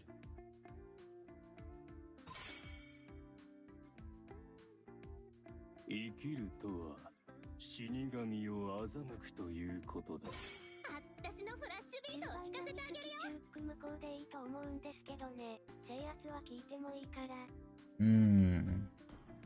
強すぎるね。流れ星のおかげで私たちは出会うことができたのです。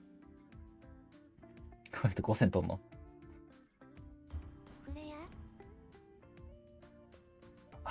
きつそうだ、これは。この銀河一明るい光を見せてあげる。この海域で偉大なる俺の名を知らぬ者はいないぞ。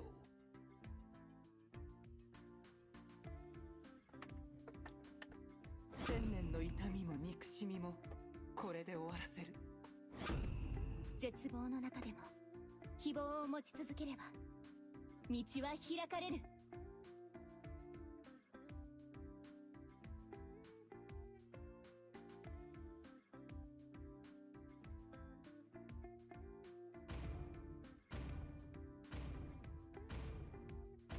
ベイン使ってて苦手なキャラとかいますか？イブが無理かな。もうやめろって。稲妻は全てをあらわにす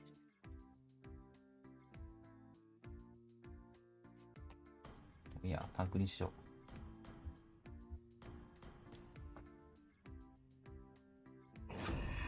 包帯ではこのリリーシー化を隠すことはできない。くらいからが信用できますか？まあランクでそこそこ使って7割あればっていうところではあるけど、でもそのくらいできる人がXP で5000いくとはなんないからね。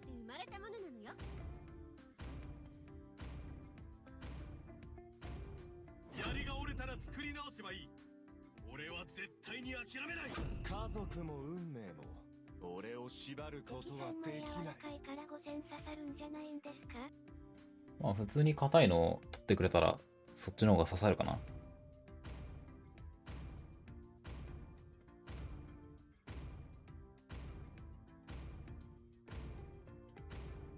敵も支流とかいるから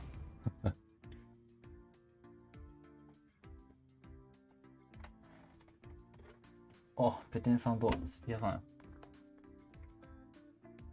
勝率7割なんて誰もいない。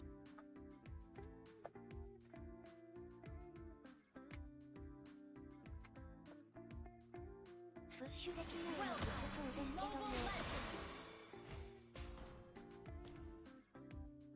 5 seconds till the enemy reaches the battlefield.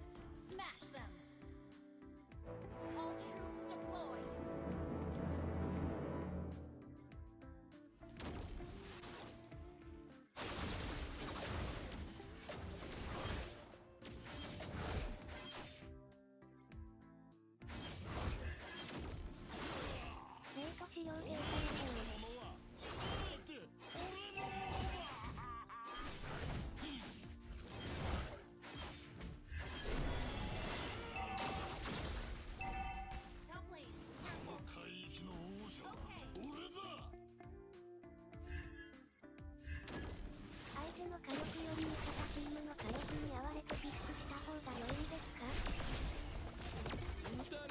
高すぎ。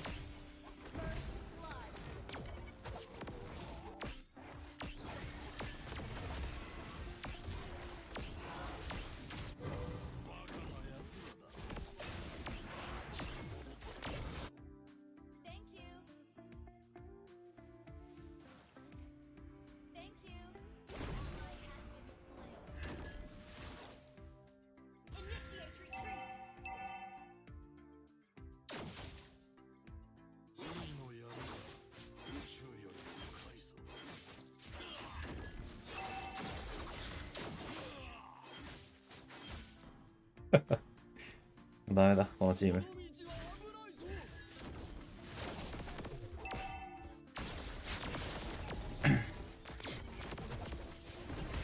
レベル差がきちいよ。言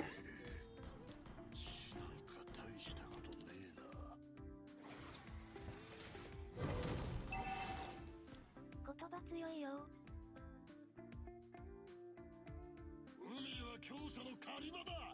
まあ EXP5000 っていう感じの立ち回りしてっから、まあしゃあない。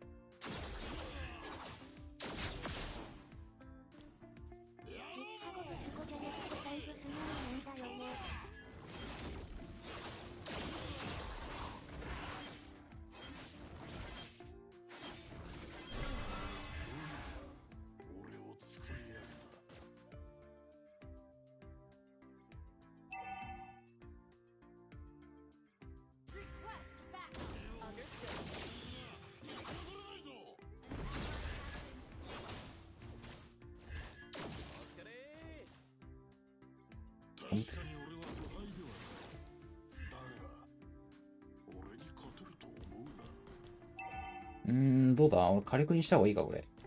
悩ましくなってきたな。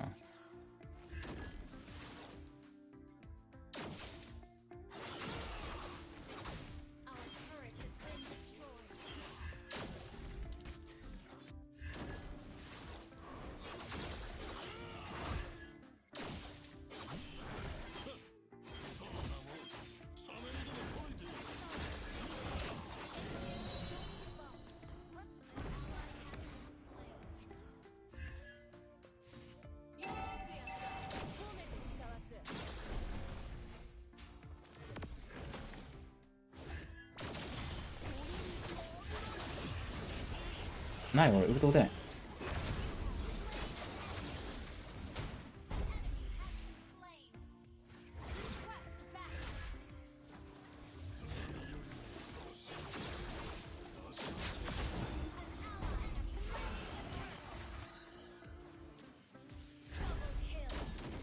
ナイス。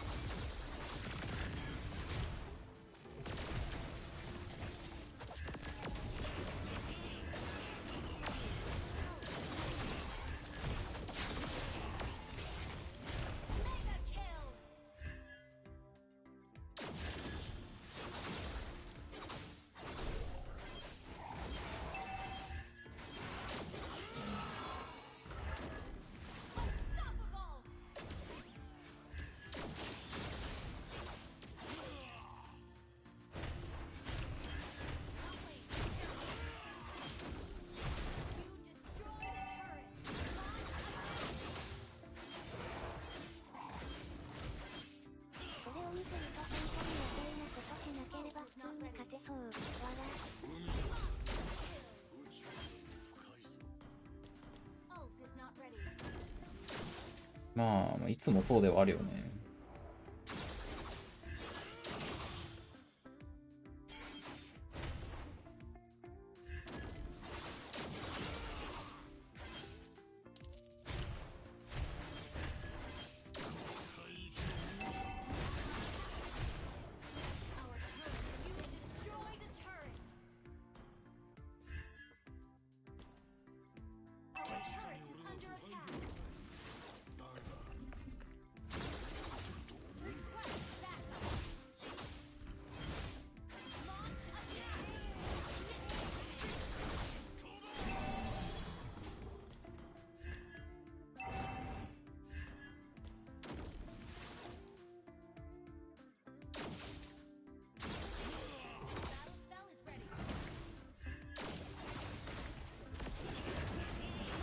押せてない。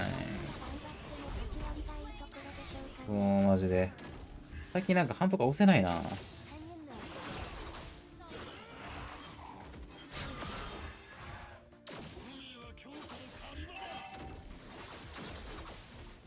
なんか俺半とボタン設定でもしようかな。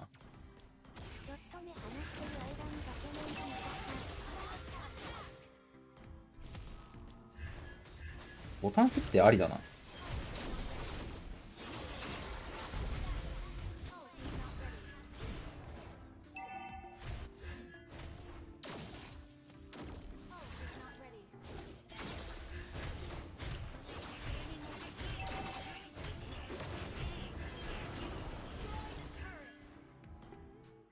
大きくするのあり？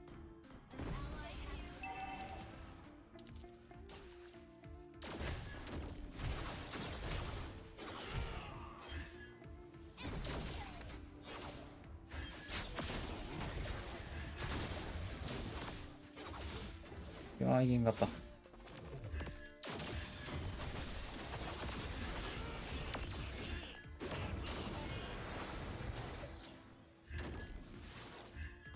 五千がさっきから何したいのかわからない笑い。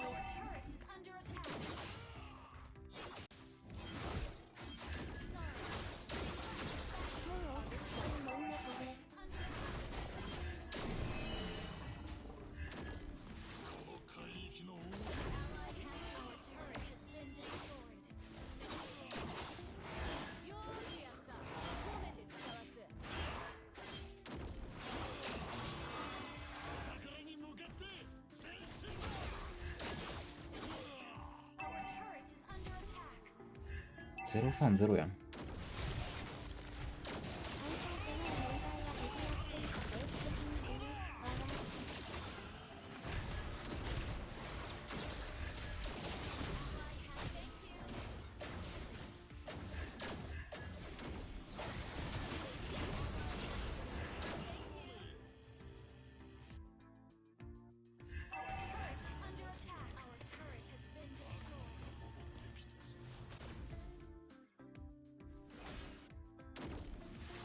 ソロで行くなら味方に合わせるくらいでいないと嫌ならトリオフルパヘドズファセブルエスミリング。これはえぐいな。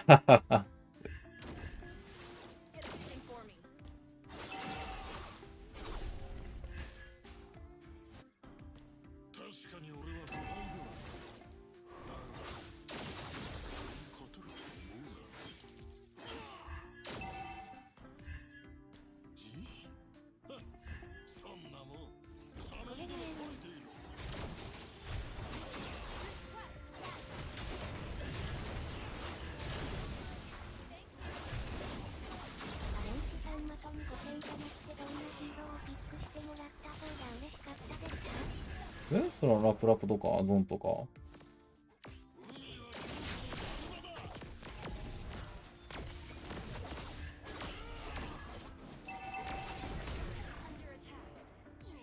ラズリーは何で死んだん？あー、あれか。当たったんか、セリナ。端末レッドマジックです。レッドマジック。概要欄に書いてあります。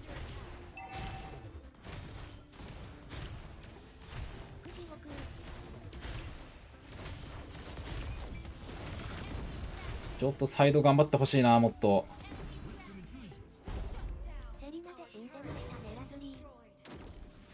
ちょっと、もうちょっと頑張ってもらわんと。過労死する、マジ。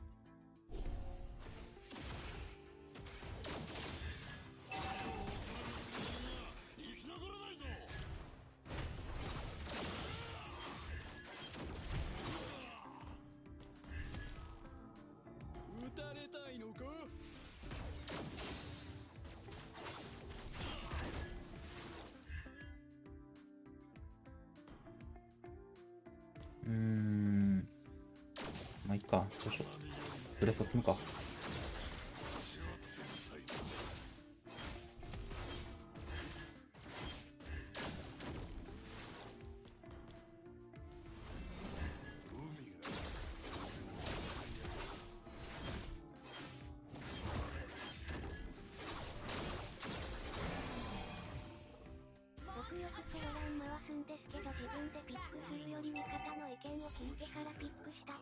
ないですかね。ソロでワンキャラマンは地獄すぎる。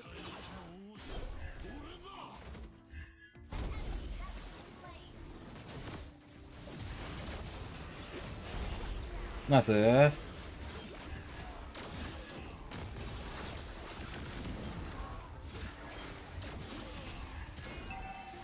痛い。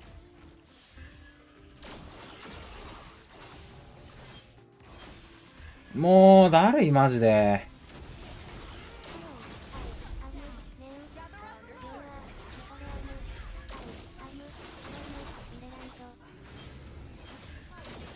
おどっから来たって？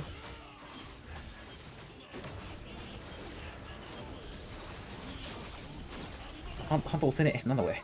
もういいわ。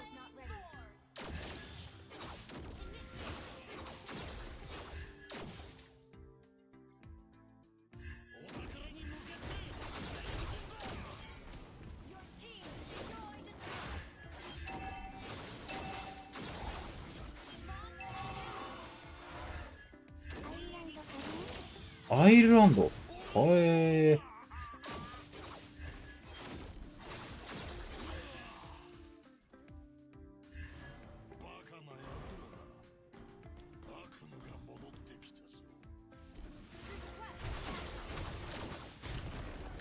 でもこう見るとやっぱタンク型強えな。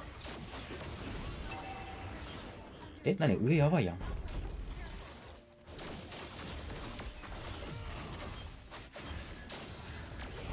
どこでセリに当たったんだよマジで。見えねえよそもそも。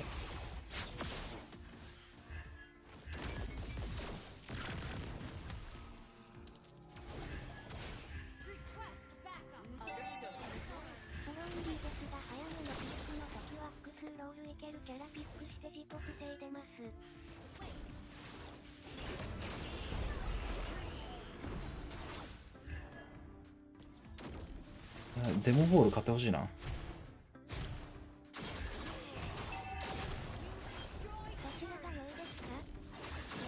ちょっと待ってね。ちょっと終わってから。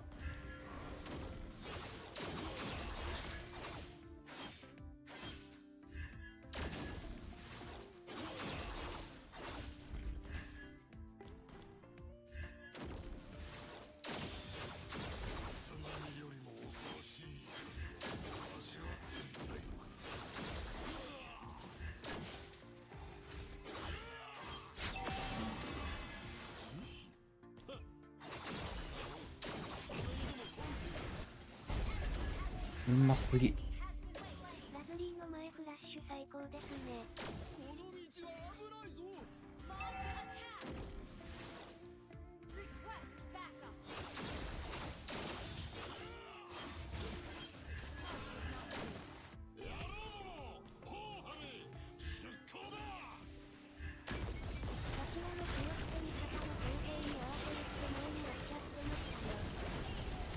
くわー、ダメか。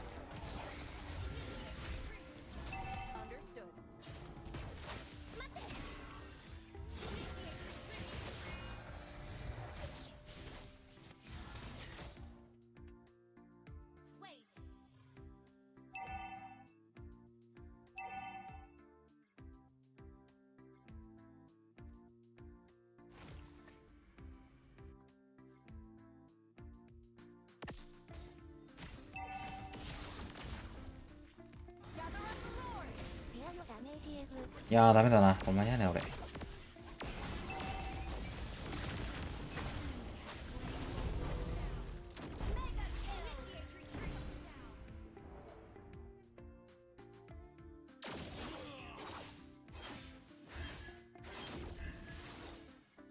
るときはトリオはフルだけど、野田が絶対譲らなそうなときだけロール変えるかな。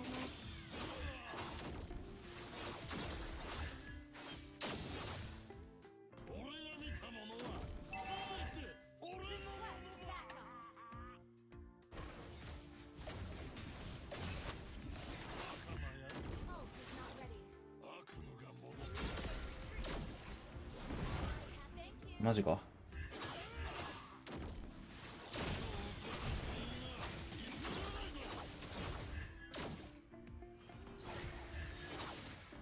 デモンフォール帰って早く。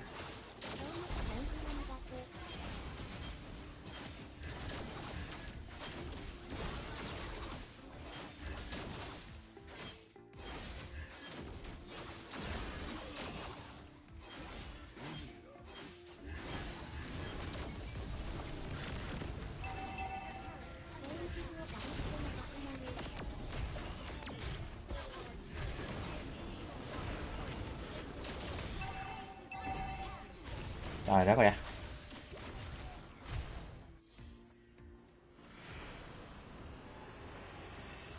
ハンター取った方が良さそうだな、これ。ちょっときつすぎるな。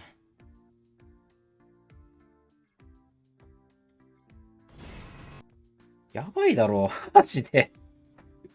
なんなんだよ、もう。どうしようもねえよ、こんなん。なんで俺よりダメージ出てないの、それ。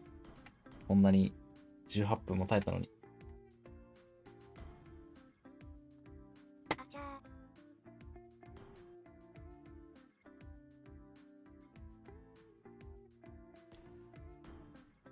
ひどい、これは。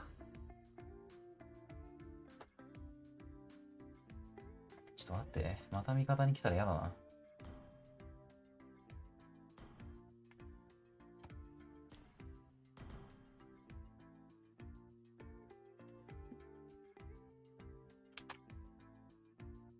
ダメ食らってたらずり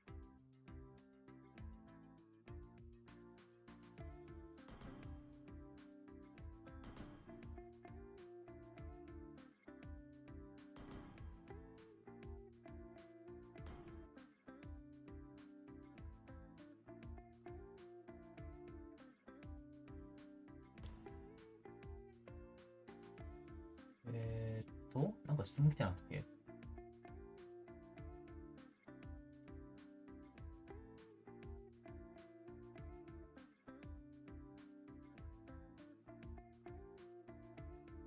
まあ、味方の意見聞けるんだったら、その方がいいと思う。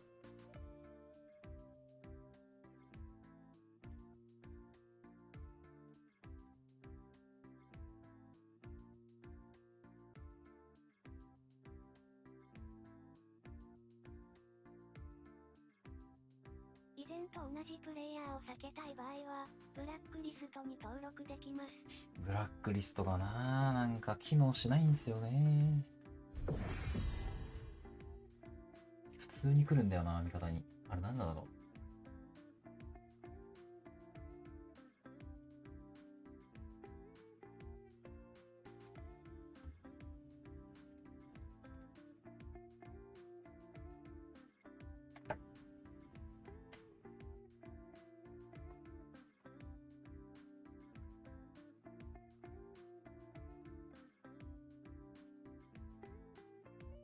みたいに機能する回避リストあったらいいのにな。回避リストとかあるんだ。それ便利だな。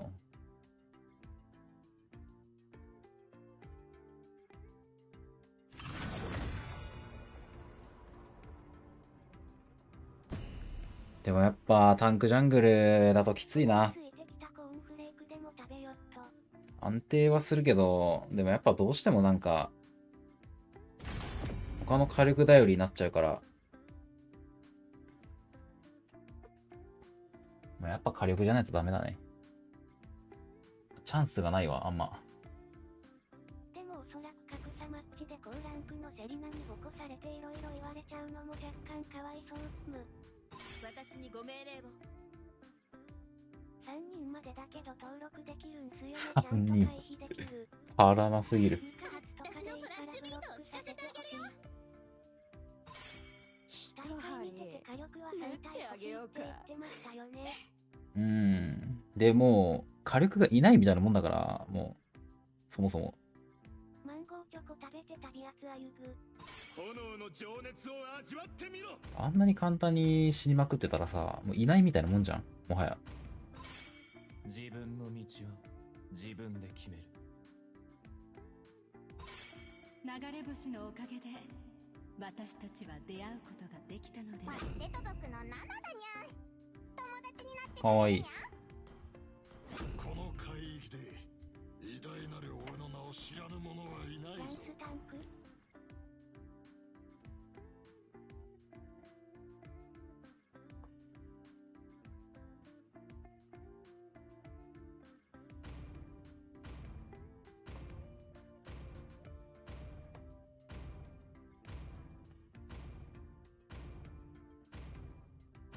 10年の換気が俺を変えてしまった。スナイパー準備完了。大会のビアの参戦率エグかったですよね。90超えてて。そんな試合もあったかな。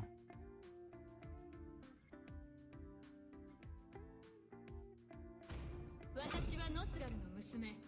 命を懸けてこの土地を守る。そう考えたらラプゾングルーみたいなのとってそれなりの活躍してくれる方がマシか。まあもちろん。いやまあシンプルに5000はまあ論外だよね。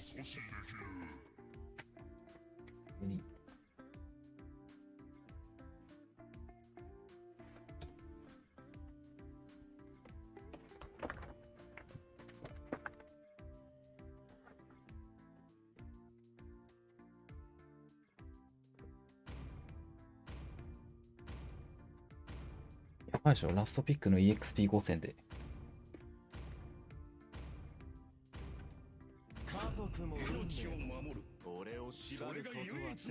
まあそれで超無双してなんかね、試合も勝たして MVP 取るぐらいだったらまああれだけど、しっかりチョコレート。しっかりずっこけてチョコレートっていう。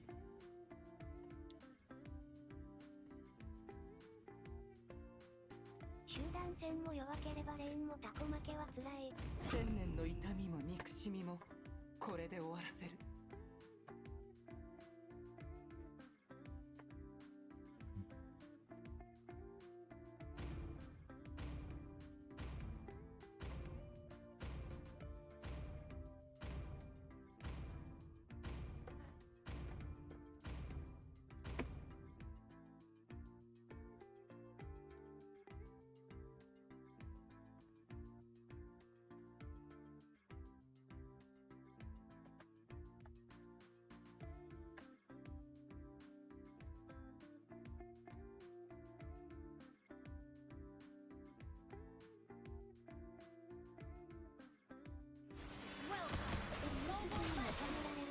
処理耐久力集団戦の強さすべてないのが辛い。5 seconds till the enemy reaches the battlefield. Smash them. All troops deployed.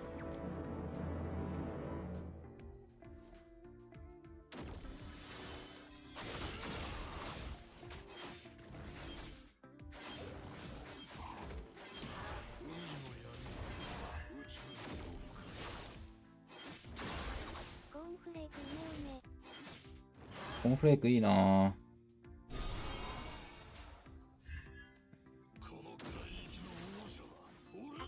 流行りわら。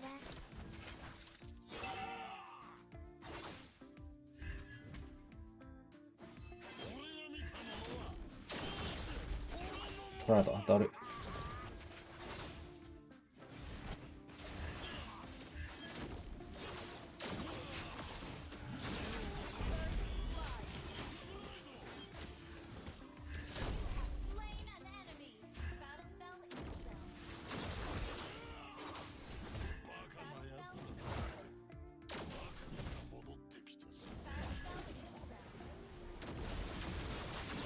熱い。ナイス。で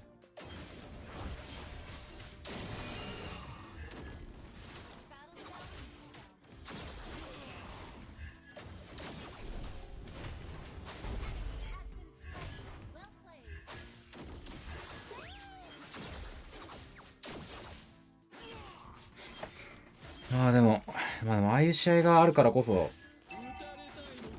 野良が活躍してると、ほっこりするんだよ。ほっこりする瞬間はマジである。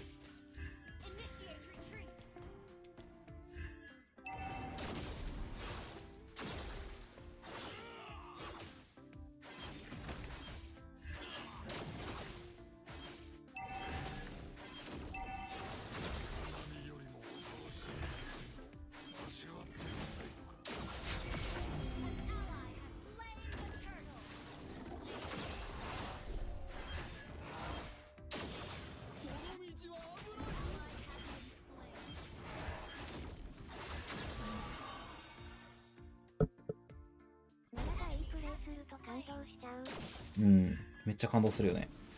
おーみたいになる。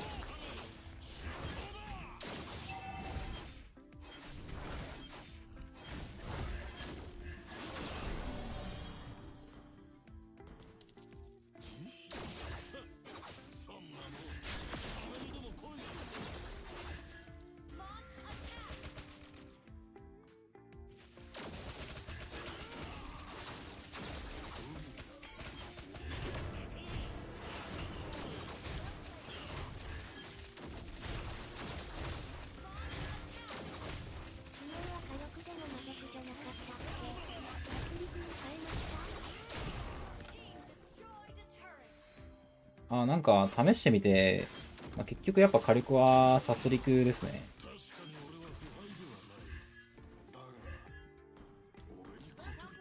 もう強さがやっぱ違いますわ。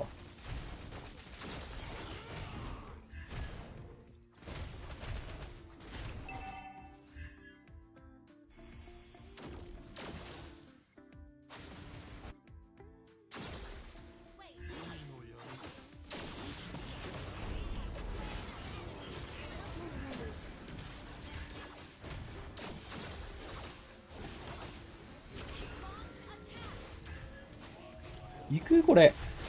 大丈夫か？危ない。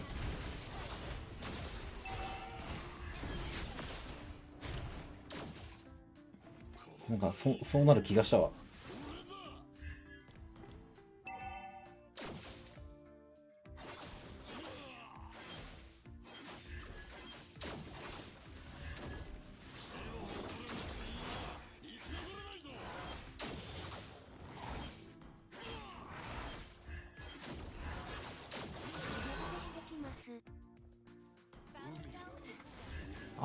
ナイスさんいってらっしゃいいってらっしゃい。早すぎ。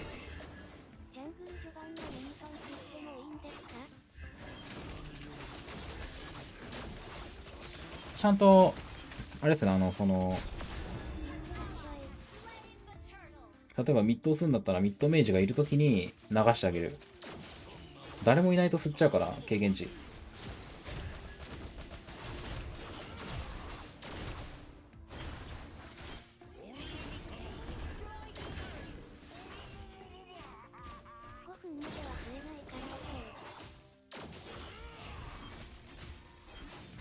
そう、でも近くに人がいないとね、誰もいないとジャングルが経験値吸っちゃうから。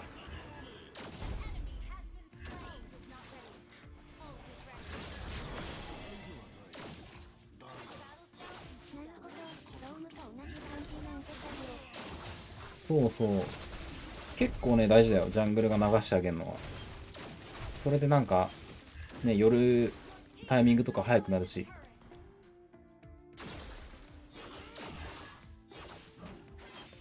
結構強いチームはね、なんかジャングルの人がちょこっとダメージミニオンに与えてくれたりとかする場面が多い。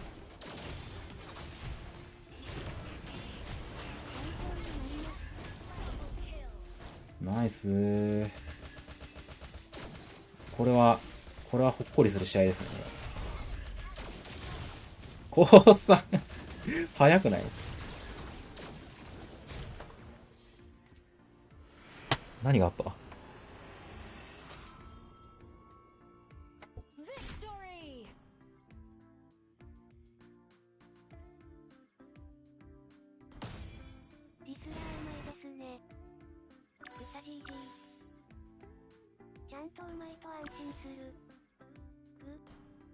ナイスナイスナイス。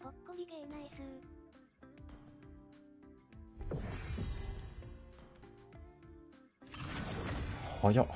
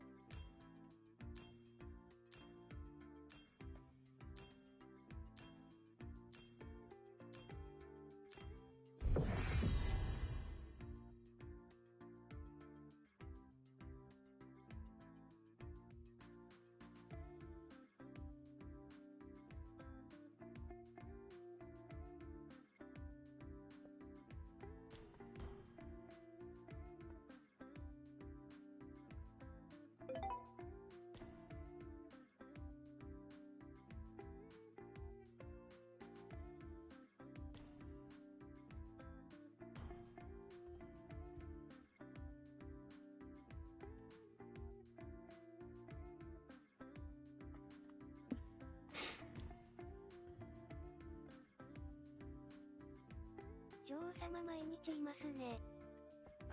いや、カスさんね、金土日だけだね、できんの。平日マジでやってない。一緒にミニオン処理したら吸ってしまう時代がありましたね。うん、あの時はね、なんか、ダメだったんだけどね。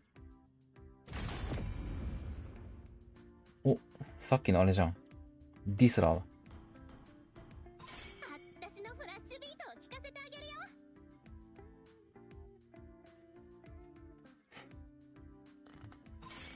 自分の道を自分で決める。なるほど、ごっちゃになむてました。そうそうそうそう、変わったのよ。新月の光は暗闇を突き破る。私にご命令を。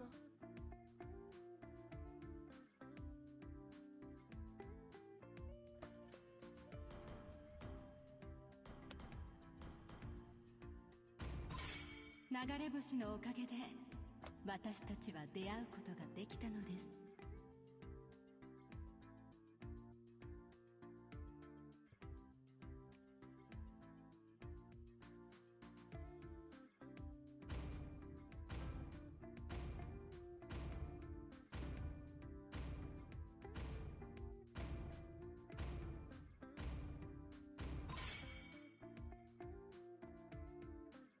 生きるとは死神を欺くということだ。まあグルいるけど。この海域で偉大なる俺の名を知らぬ者はいないぞ。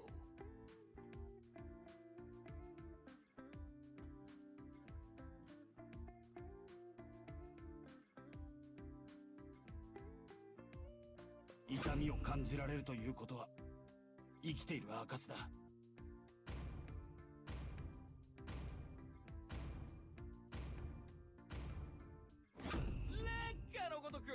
俺様の闘志は燃えている。封印しようとも我の支配を阻止できる。アーロット対面でウラノスってどうですか？背面は普通、結構強いと思うけど、ウラノスが相手の構成に刺さってるかどうかかな。例えばセイムだったりとか、まあさっき言ったゴーセンとか、ああいうなんかバースト系がいるとウラノスは結構きついですね。対面だけ見て取って強いヒーローじゃないって感じかな。相手の構成見ないと。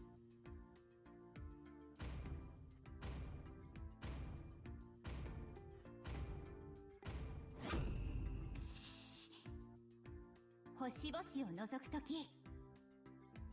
ふむ。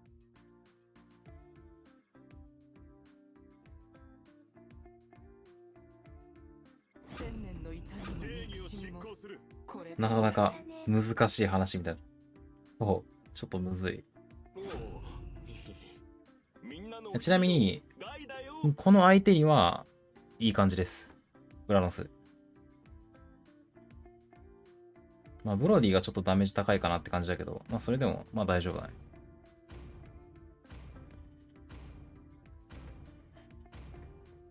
フレットリンかけた全然見ない。フレットリン勝つはね、なんか、あんま見ないな。あ、片目濃いめさん。片目濃いめさんじゃないですか。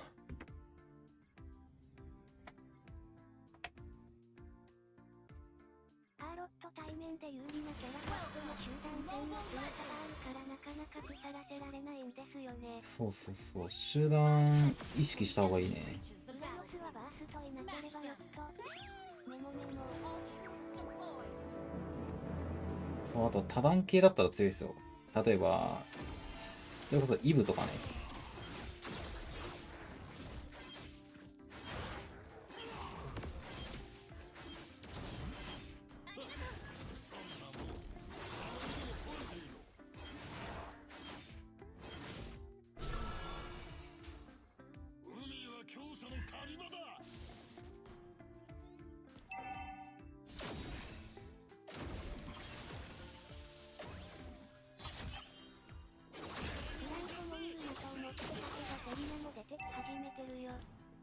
やばいよ、もう。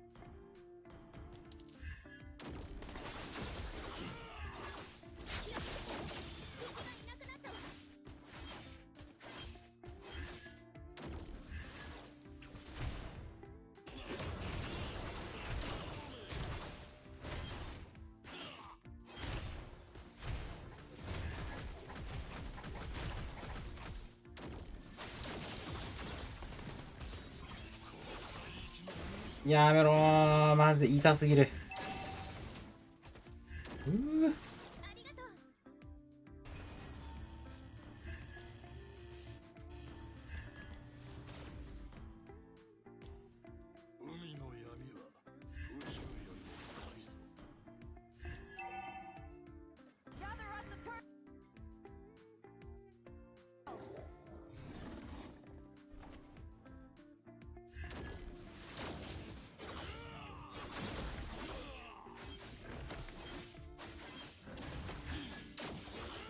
まだ湧いてないと思う。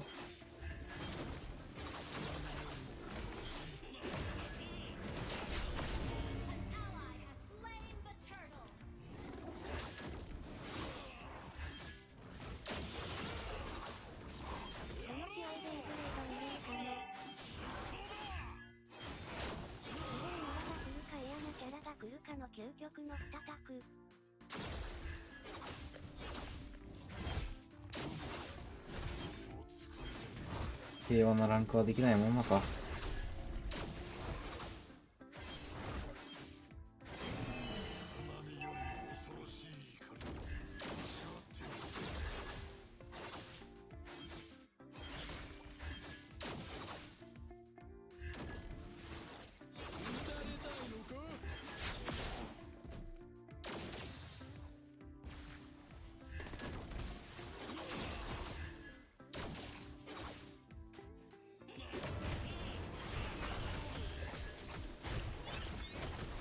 思ったよりブローで食らった。い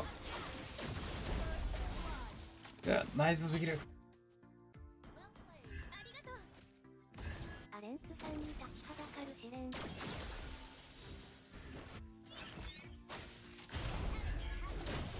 練。ナイス。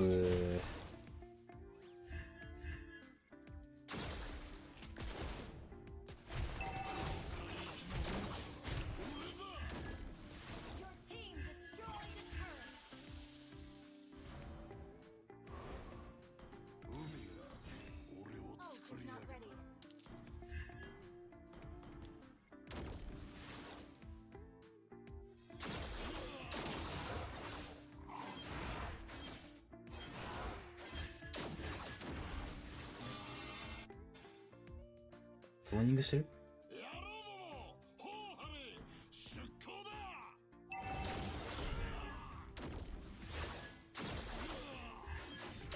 ボロディタワーないのにめっちゃ出てるな。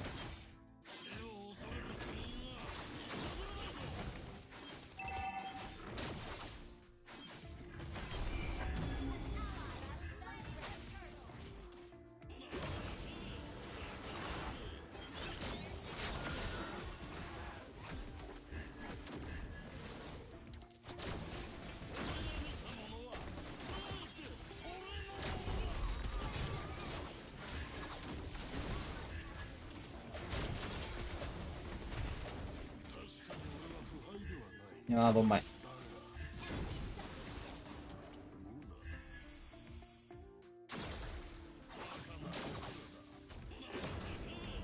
うわ、マジか。結構ダメージ出るな。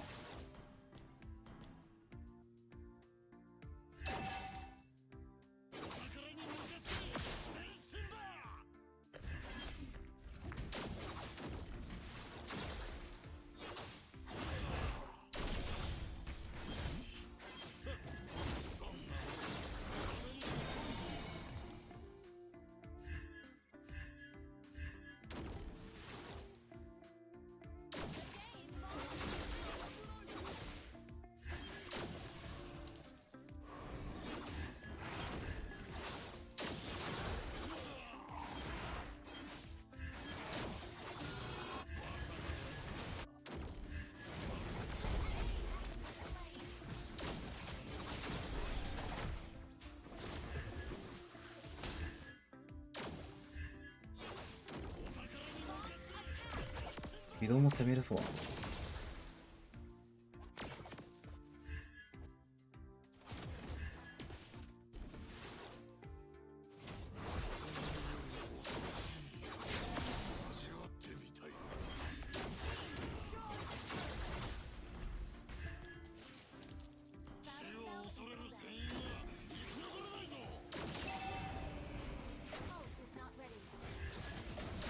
まあ、確か。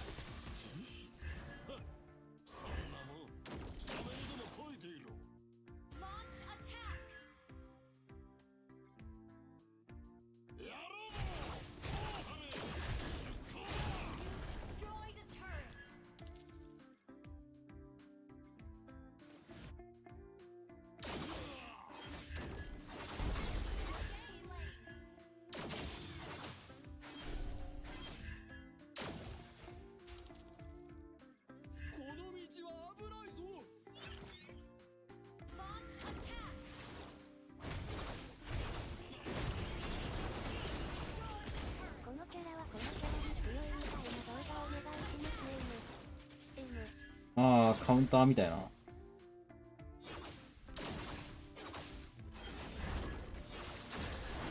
それ面白そう。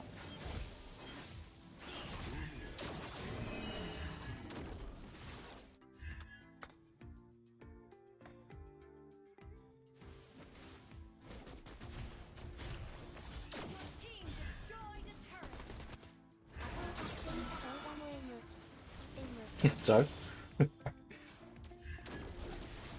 ってみた。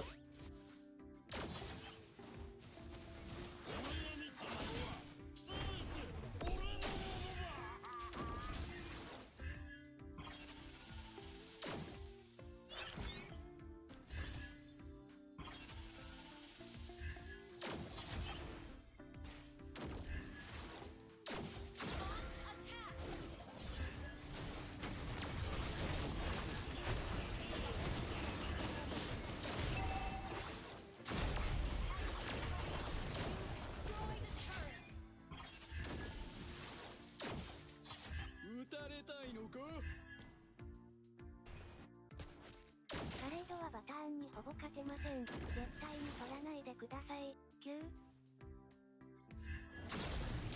パターン。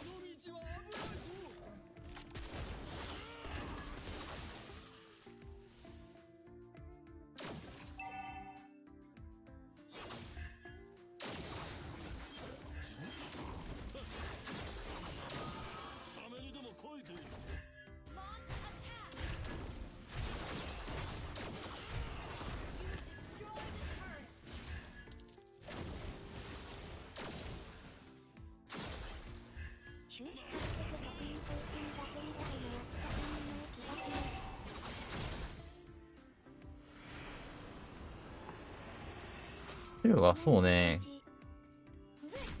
こんなに苦手なのないですね。うまくできれば。ただ、超むずい。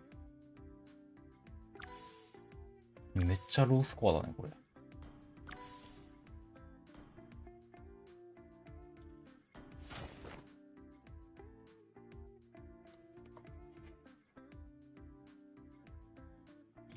戻ってきた。2連敗から。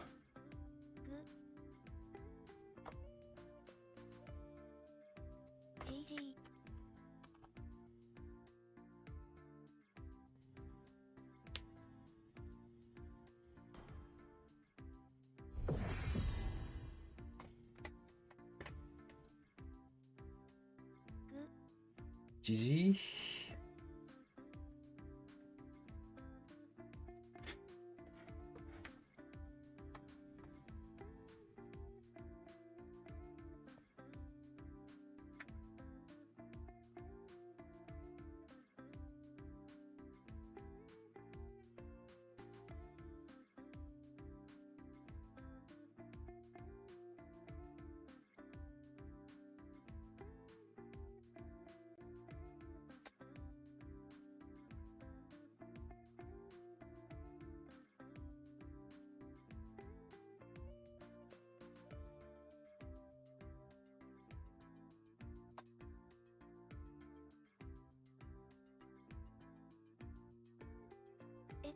マーティスに確実に有利って言えるキャラいますか？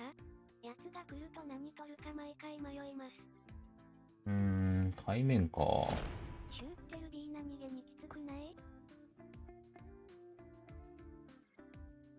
対面何がきつい？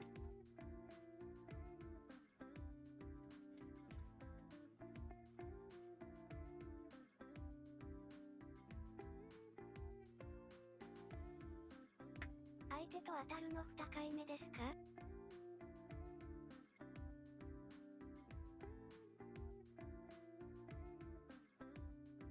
？1日20くらいですね。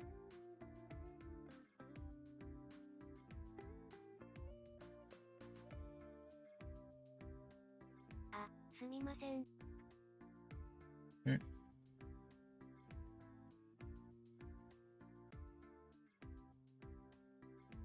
アーカイブ見てました。EXA マート確率。パッて出てこないけど、一番無理なのはラズリーだ。対面じゃないけど。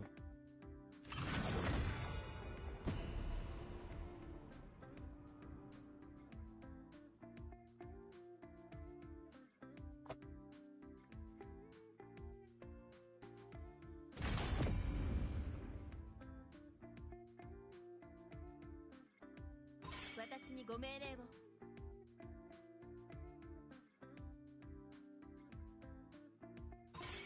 自分の道は自分で決める。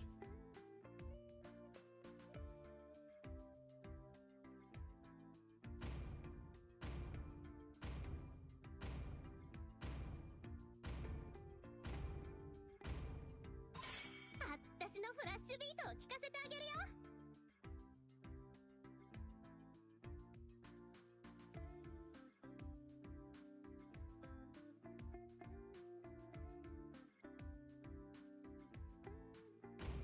千年の痛みも憎しみもこれで終わらせる。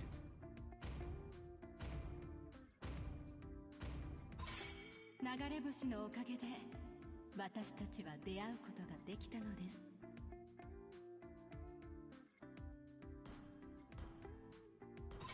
見くびってもらっては困る。数では負けないぞ。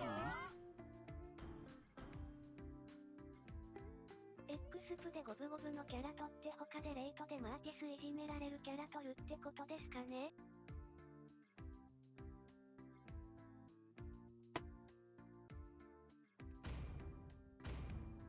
だったりとか。10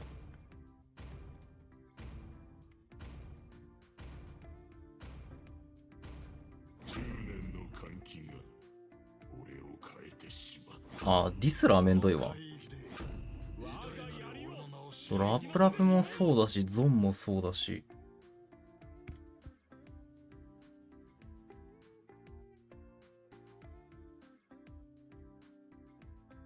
戦い方によっては誰でもいけるっていう感じはする。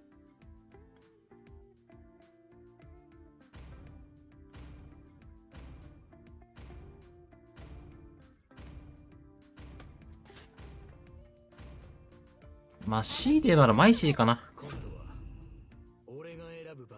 マイシーフィールドの中だと1スキしか打てないから、ウルトムにスキも使えないからね。スナイパー準備完了。命令を。釘崎野原、喜べ男子。こう一点よ。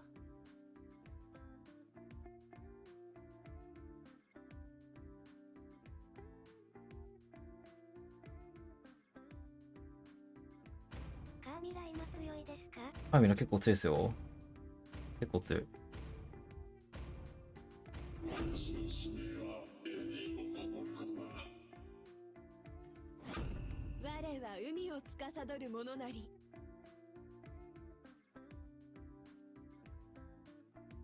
お、練習してみよう。よ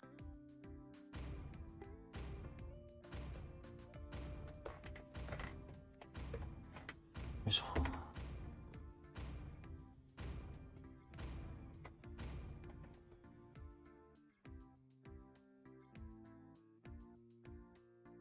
ジグでしかマーティス使わんけど確かにマイシー嫌すぎる。わら。そうね、マイシーは結構きついな。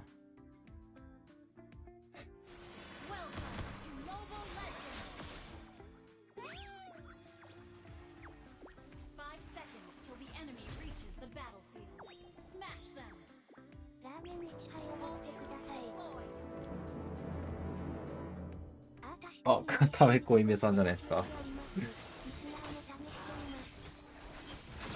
ラーメン食い行きましょう。いや、俺そうだ。俺、二郎系行ったことないんだよね。やっぱうまいんかな、二郎ラーメン。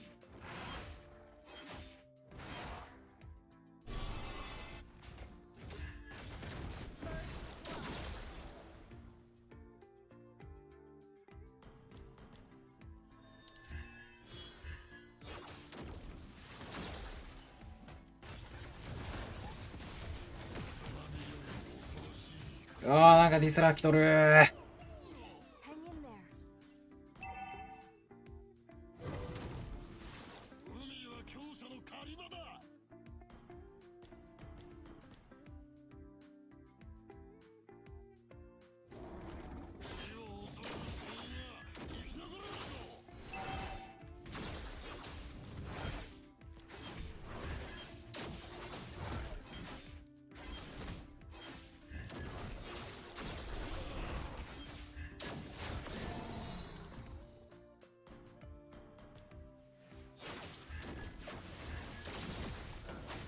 もうウルトあるな。このキャンセルの回復でかすぎ。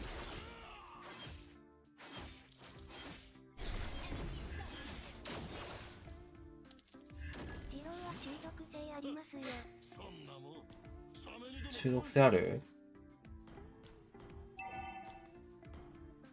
メーターヘがもう3キルか。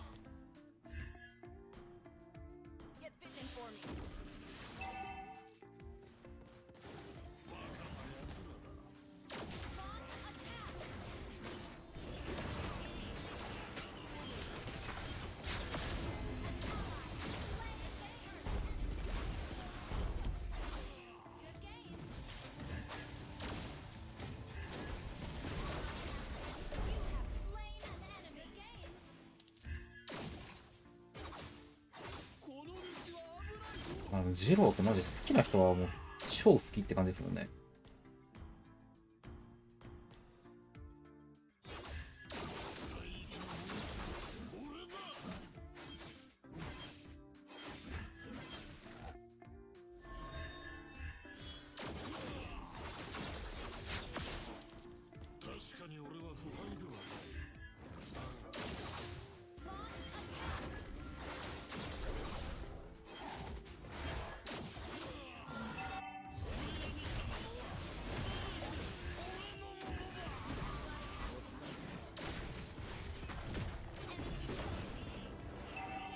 もうちょっと削れると思ったら削ってないの。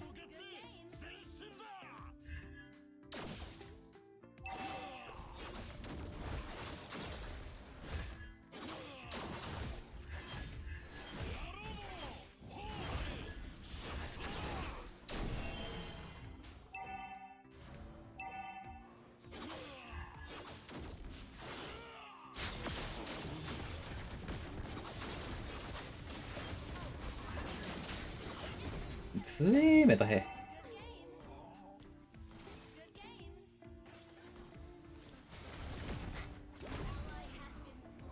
お金差がやばいな。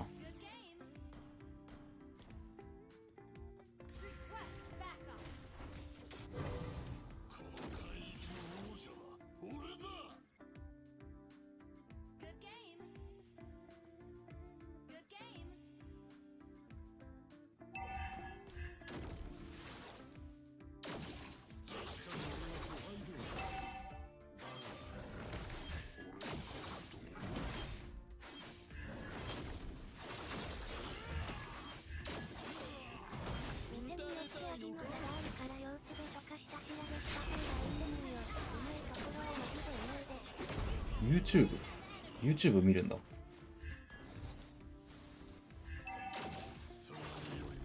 あ、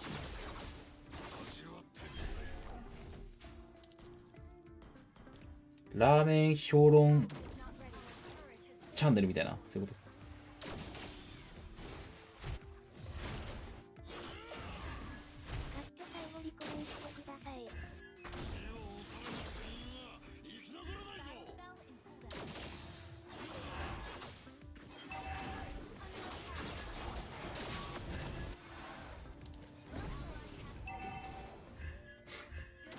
ィスラーがさ、横から来んの結構きついよな。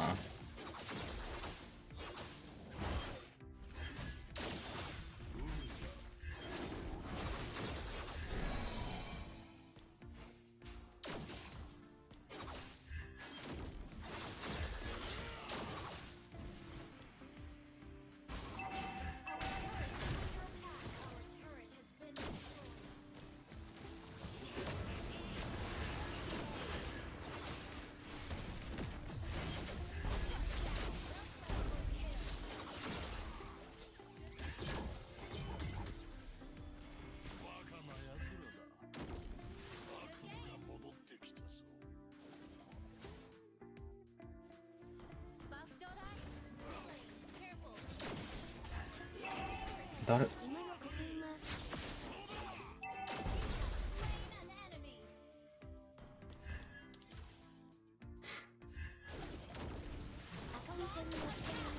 あ、これさっきのあれだ。味方に来てたヒスラーだ。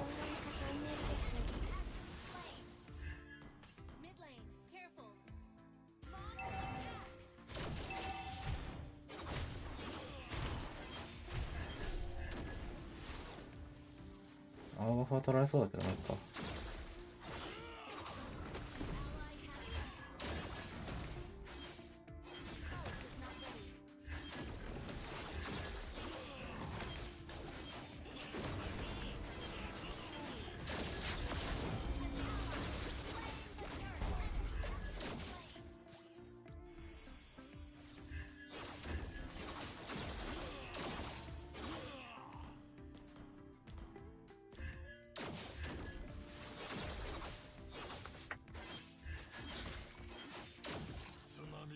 店によって味が違うってことは、なんかフランチャイズとかそんな感じなの？直営じゃなくて。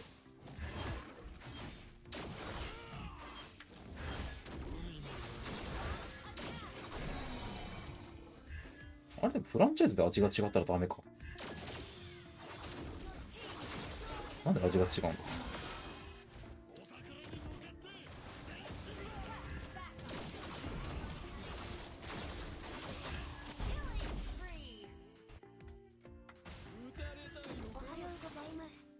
プーさんおはようございます。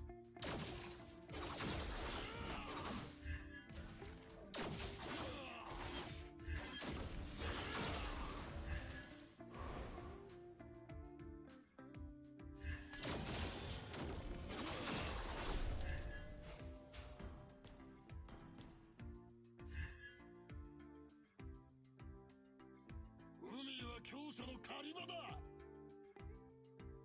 戦ってる最中ミニマップ見てますか？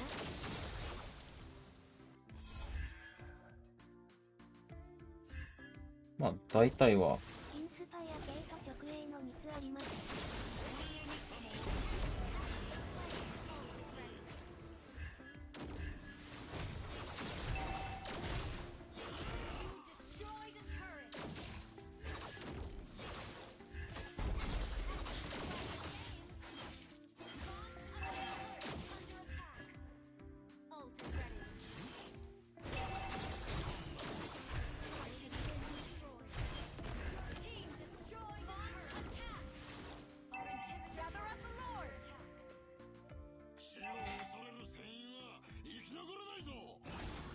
戦ってない時は見れるけど戦ってる時は見れない。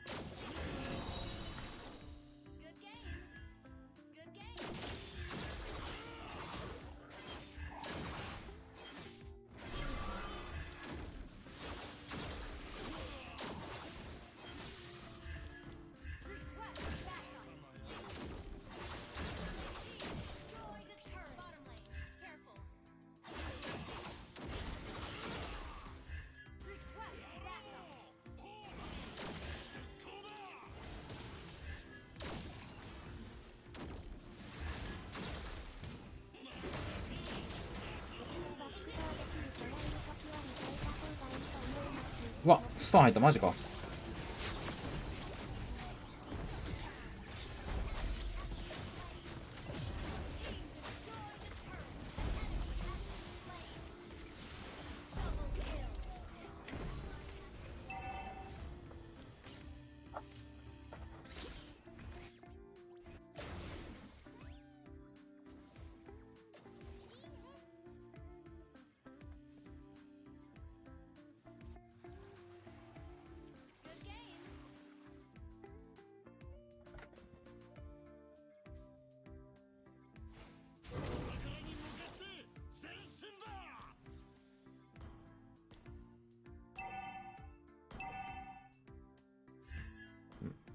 押せないんだけど。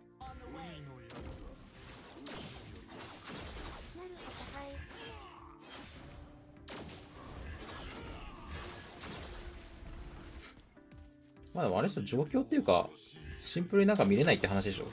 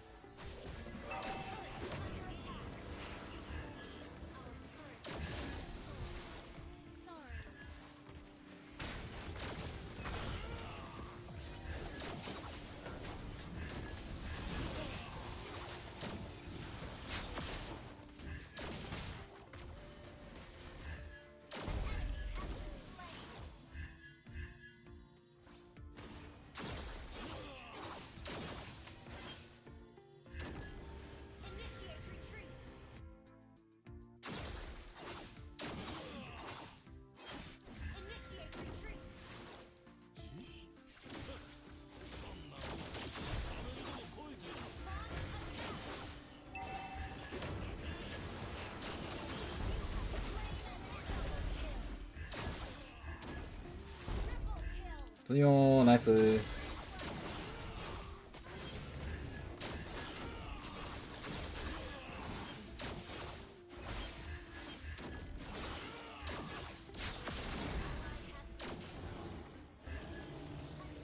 え、何で死んだ？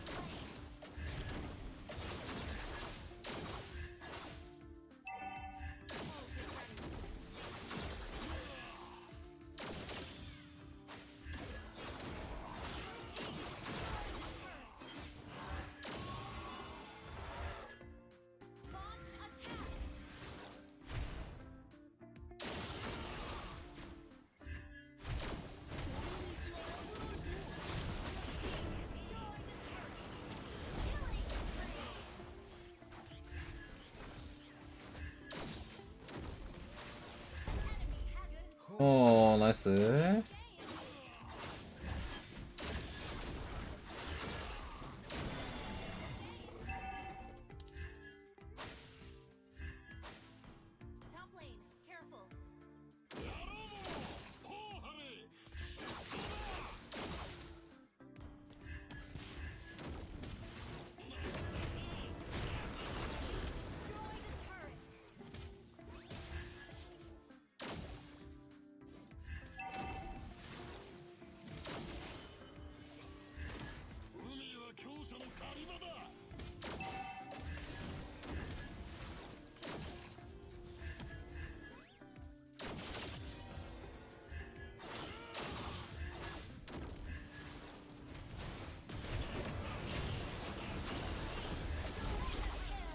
め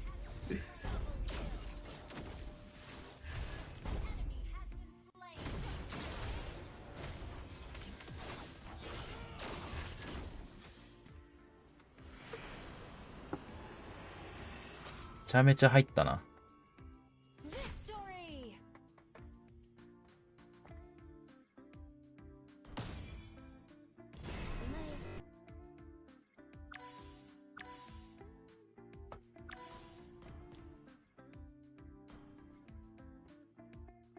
なんや今の常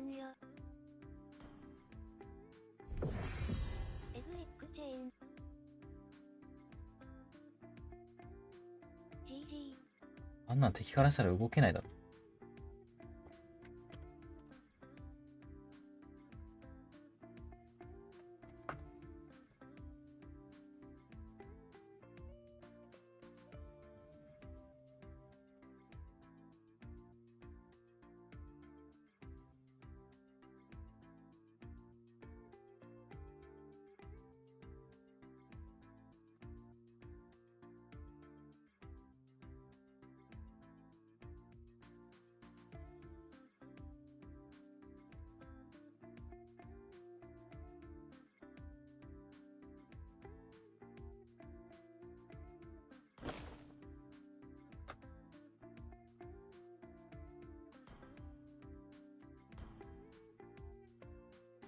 ああ、タコの方が使ってる。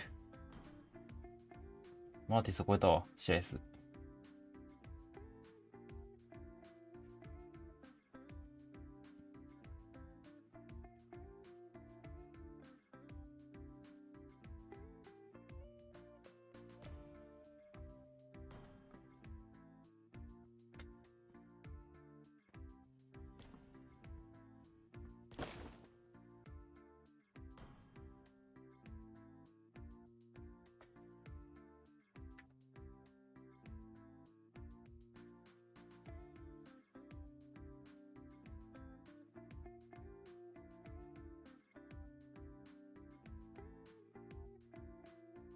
綺麗。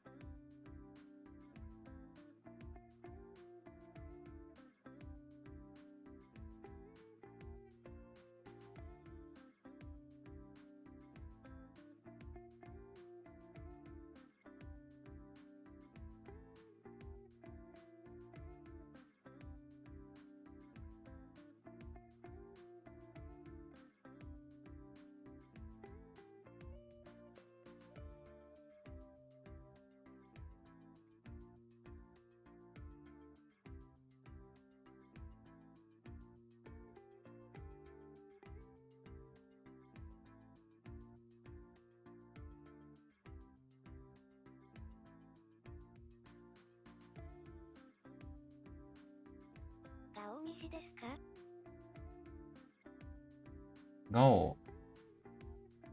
ガオ今いくつだろう。ミシック言ってたはず、ちゃんと。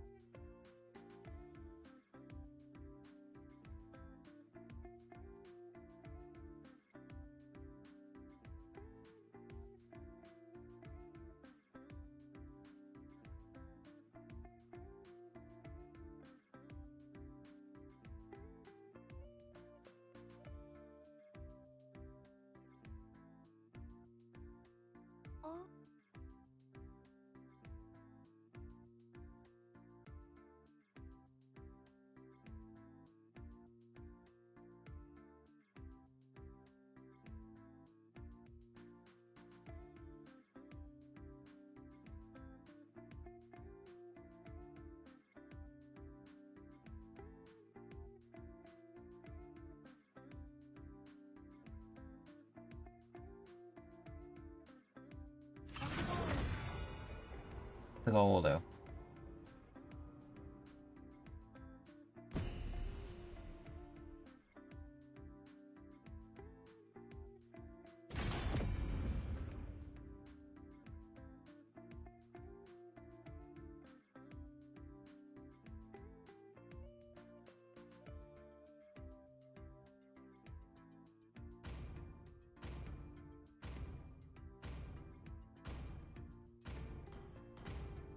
私にご命令を。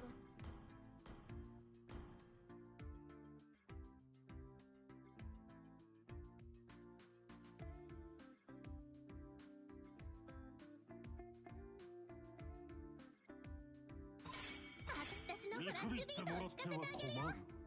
数では負けないぞ。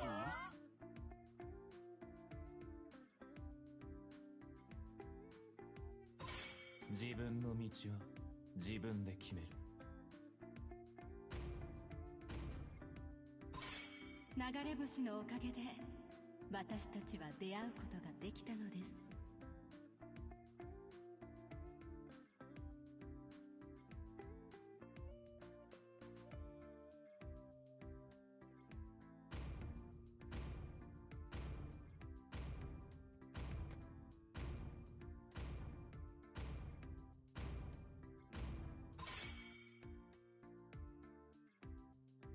生きるとは死神を欺くと。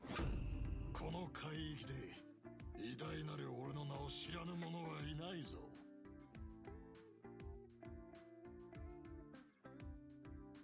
イルスロットさんはローム戦。いや、明治の方が多分得意っすね。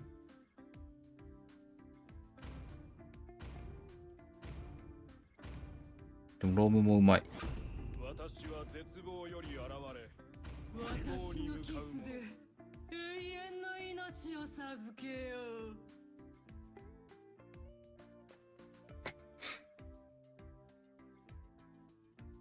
千年の痛みも憎しみも我は海を司る者なり。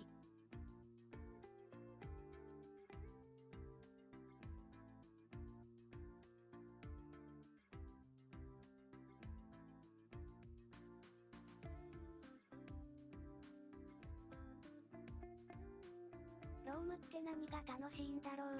笑い。まあ、大変なロールではあるよね。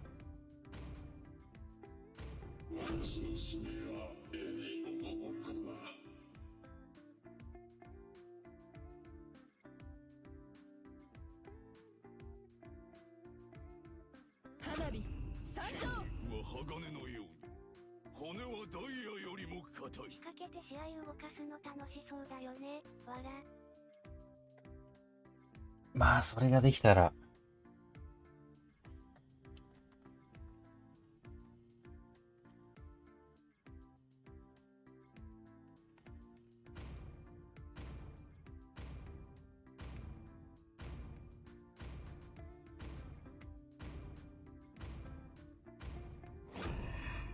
包帯ではこの凛々しい顔を隠すことはできない。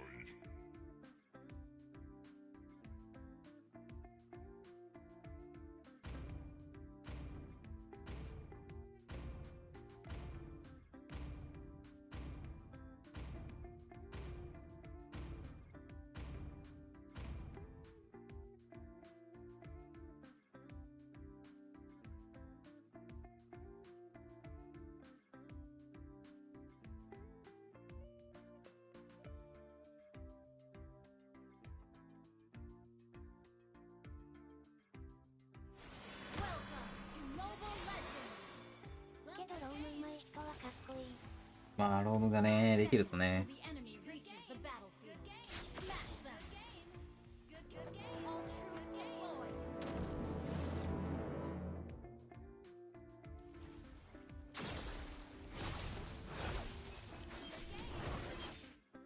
お宝に向かって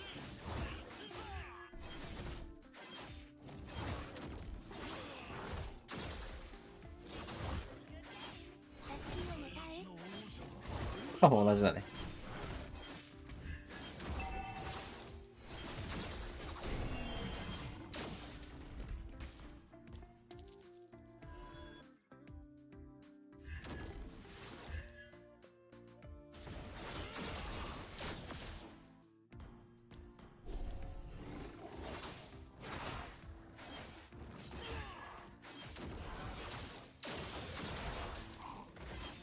海は教祖の狩り場だ。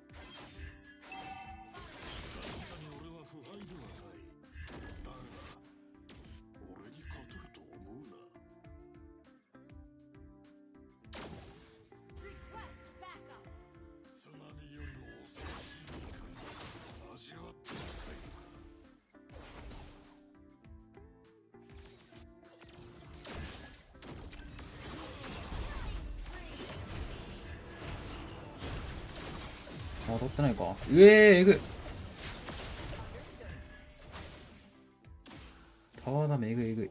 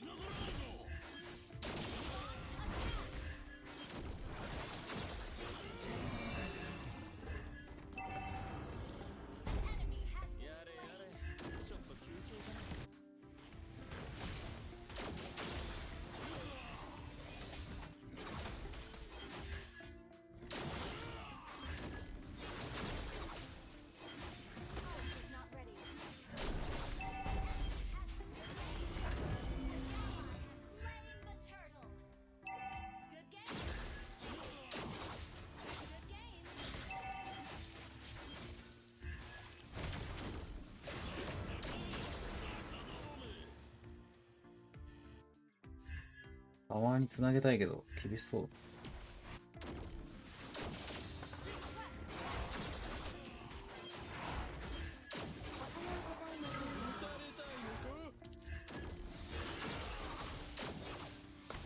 あ、TK さんおはようございます。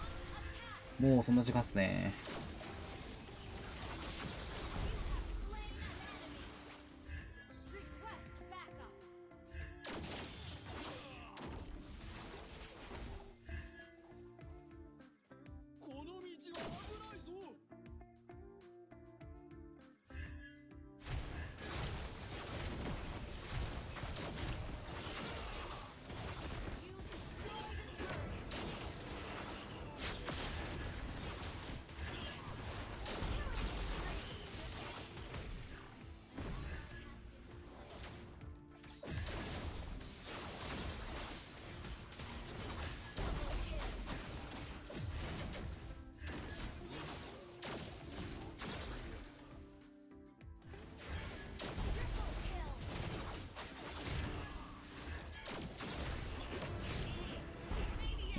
ありがとう。ナイス。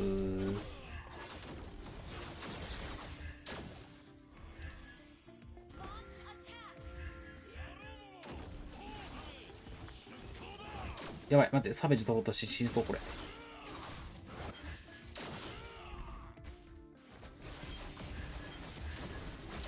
うますぎだろ、それ。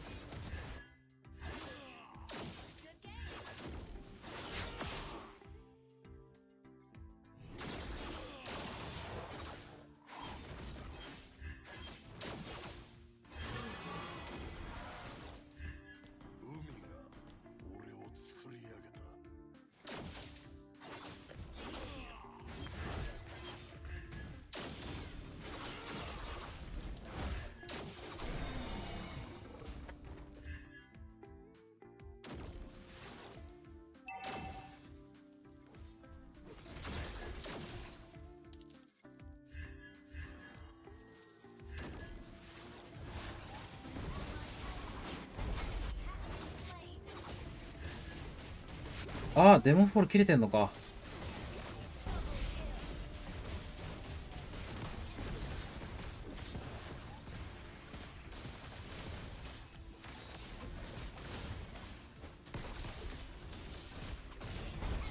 ナイス。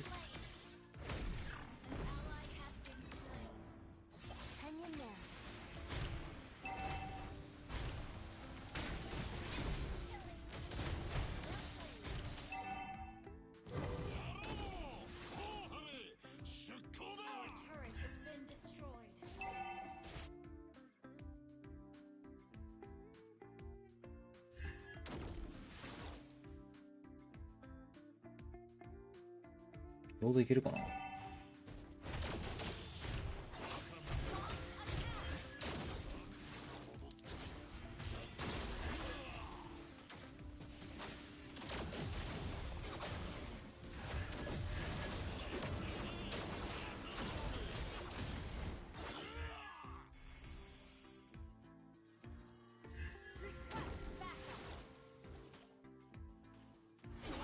え、どうやって耐えたんそれ。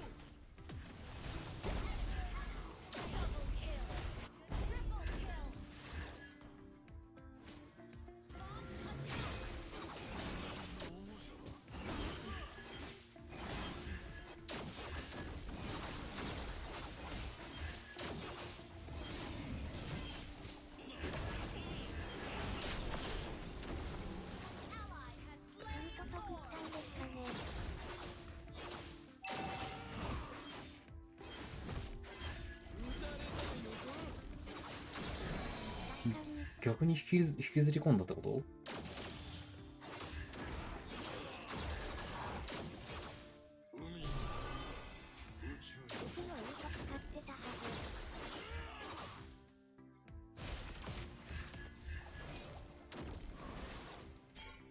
いやー、位置過ぎてなかった。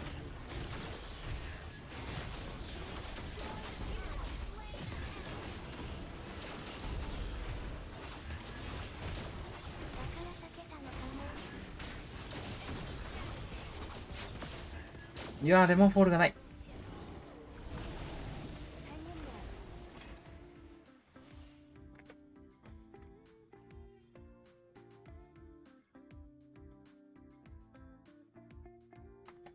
発撃のミスキかわしたかな。インがミスったんかな。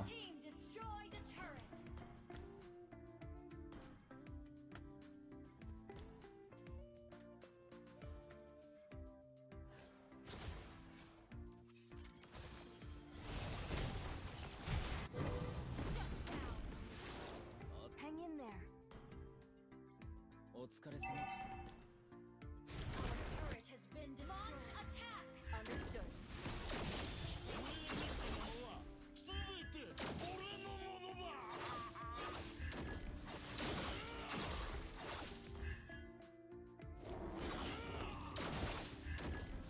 指令かな。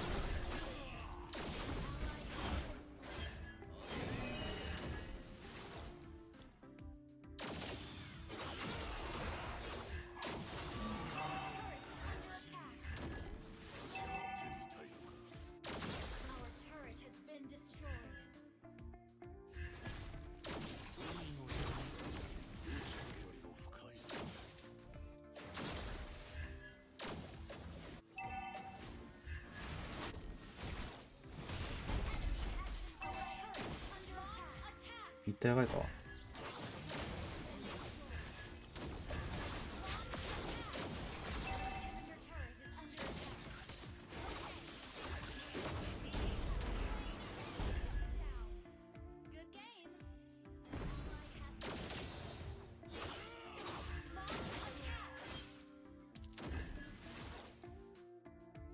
撃たれたいのか。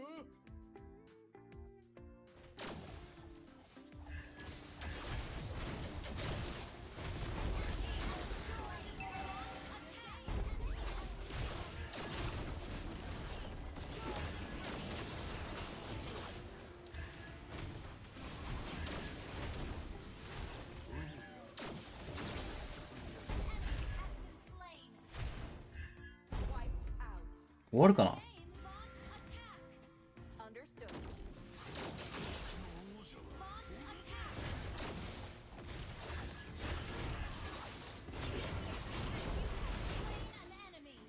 終わった。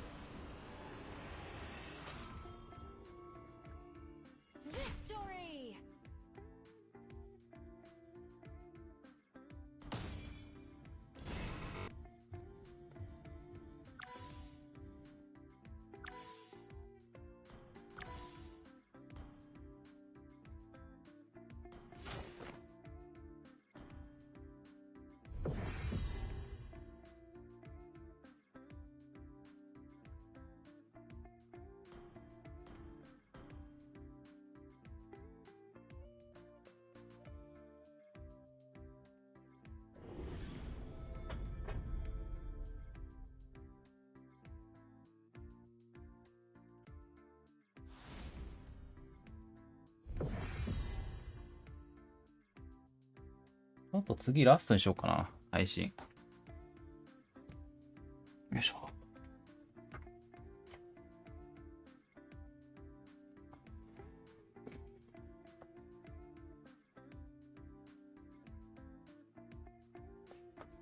もう何時間だ？お、9時間。まあ大会見てたとはいえ。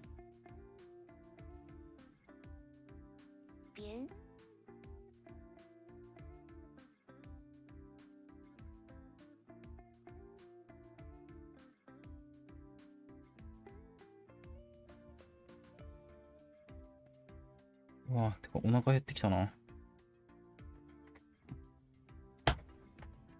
気づけば長時間見てたダブルラストファイトを。気づけばもうそんな経ってたっすよ。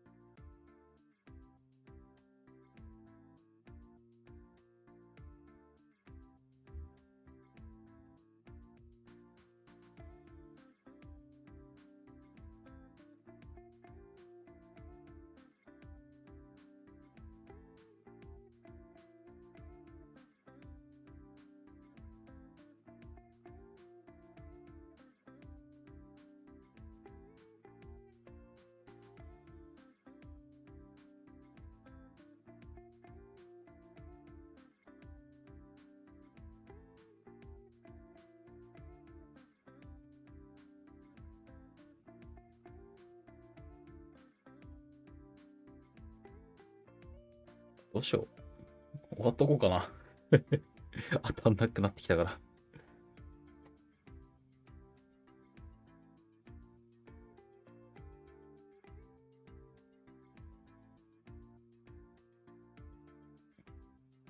もうだいぶ椅子に座ってんのもだいぶ疲れてきた。腰がね、痛くなってくる。終わっとくか。ちょっとラスト、パッてできなかったけど。お昼はやんないかな。お昼はやりますか？多分また明日っていうかまあ今日の夜になると思います。まあ20時とか。そこら辺かな。グリッターさんお疲れ様です。ってことで、また明日です。お疲れ様でした。ありがとうございました。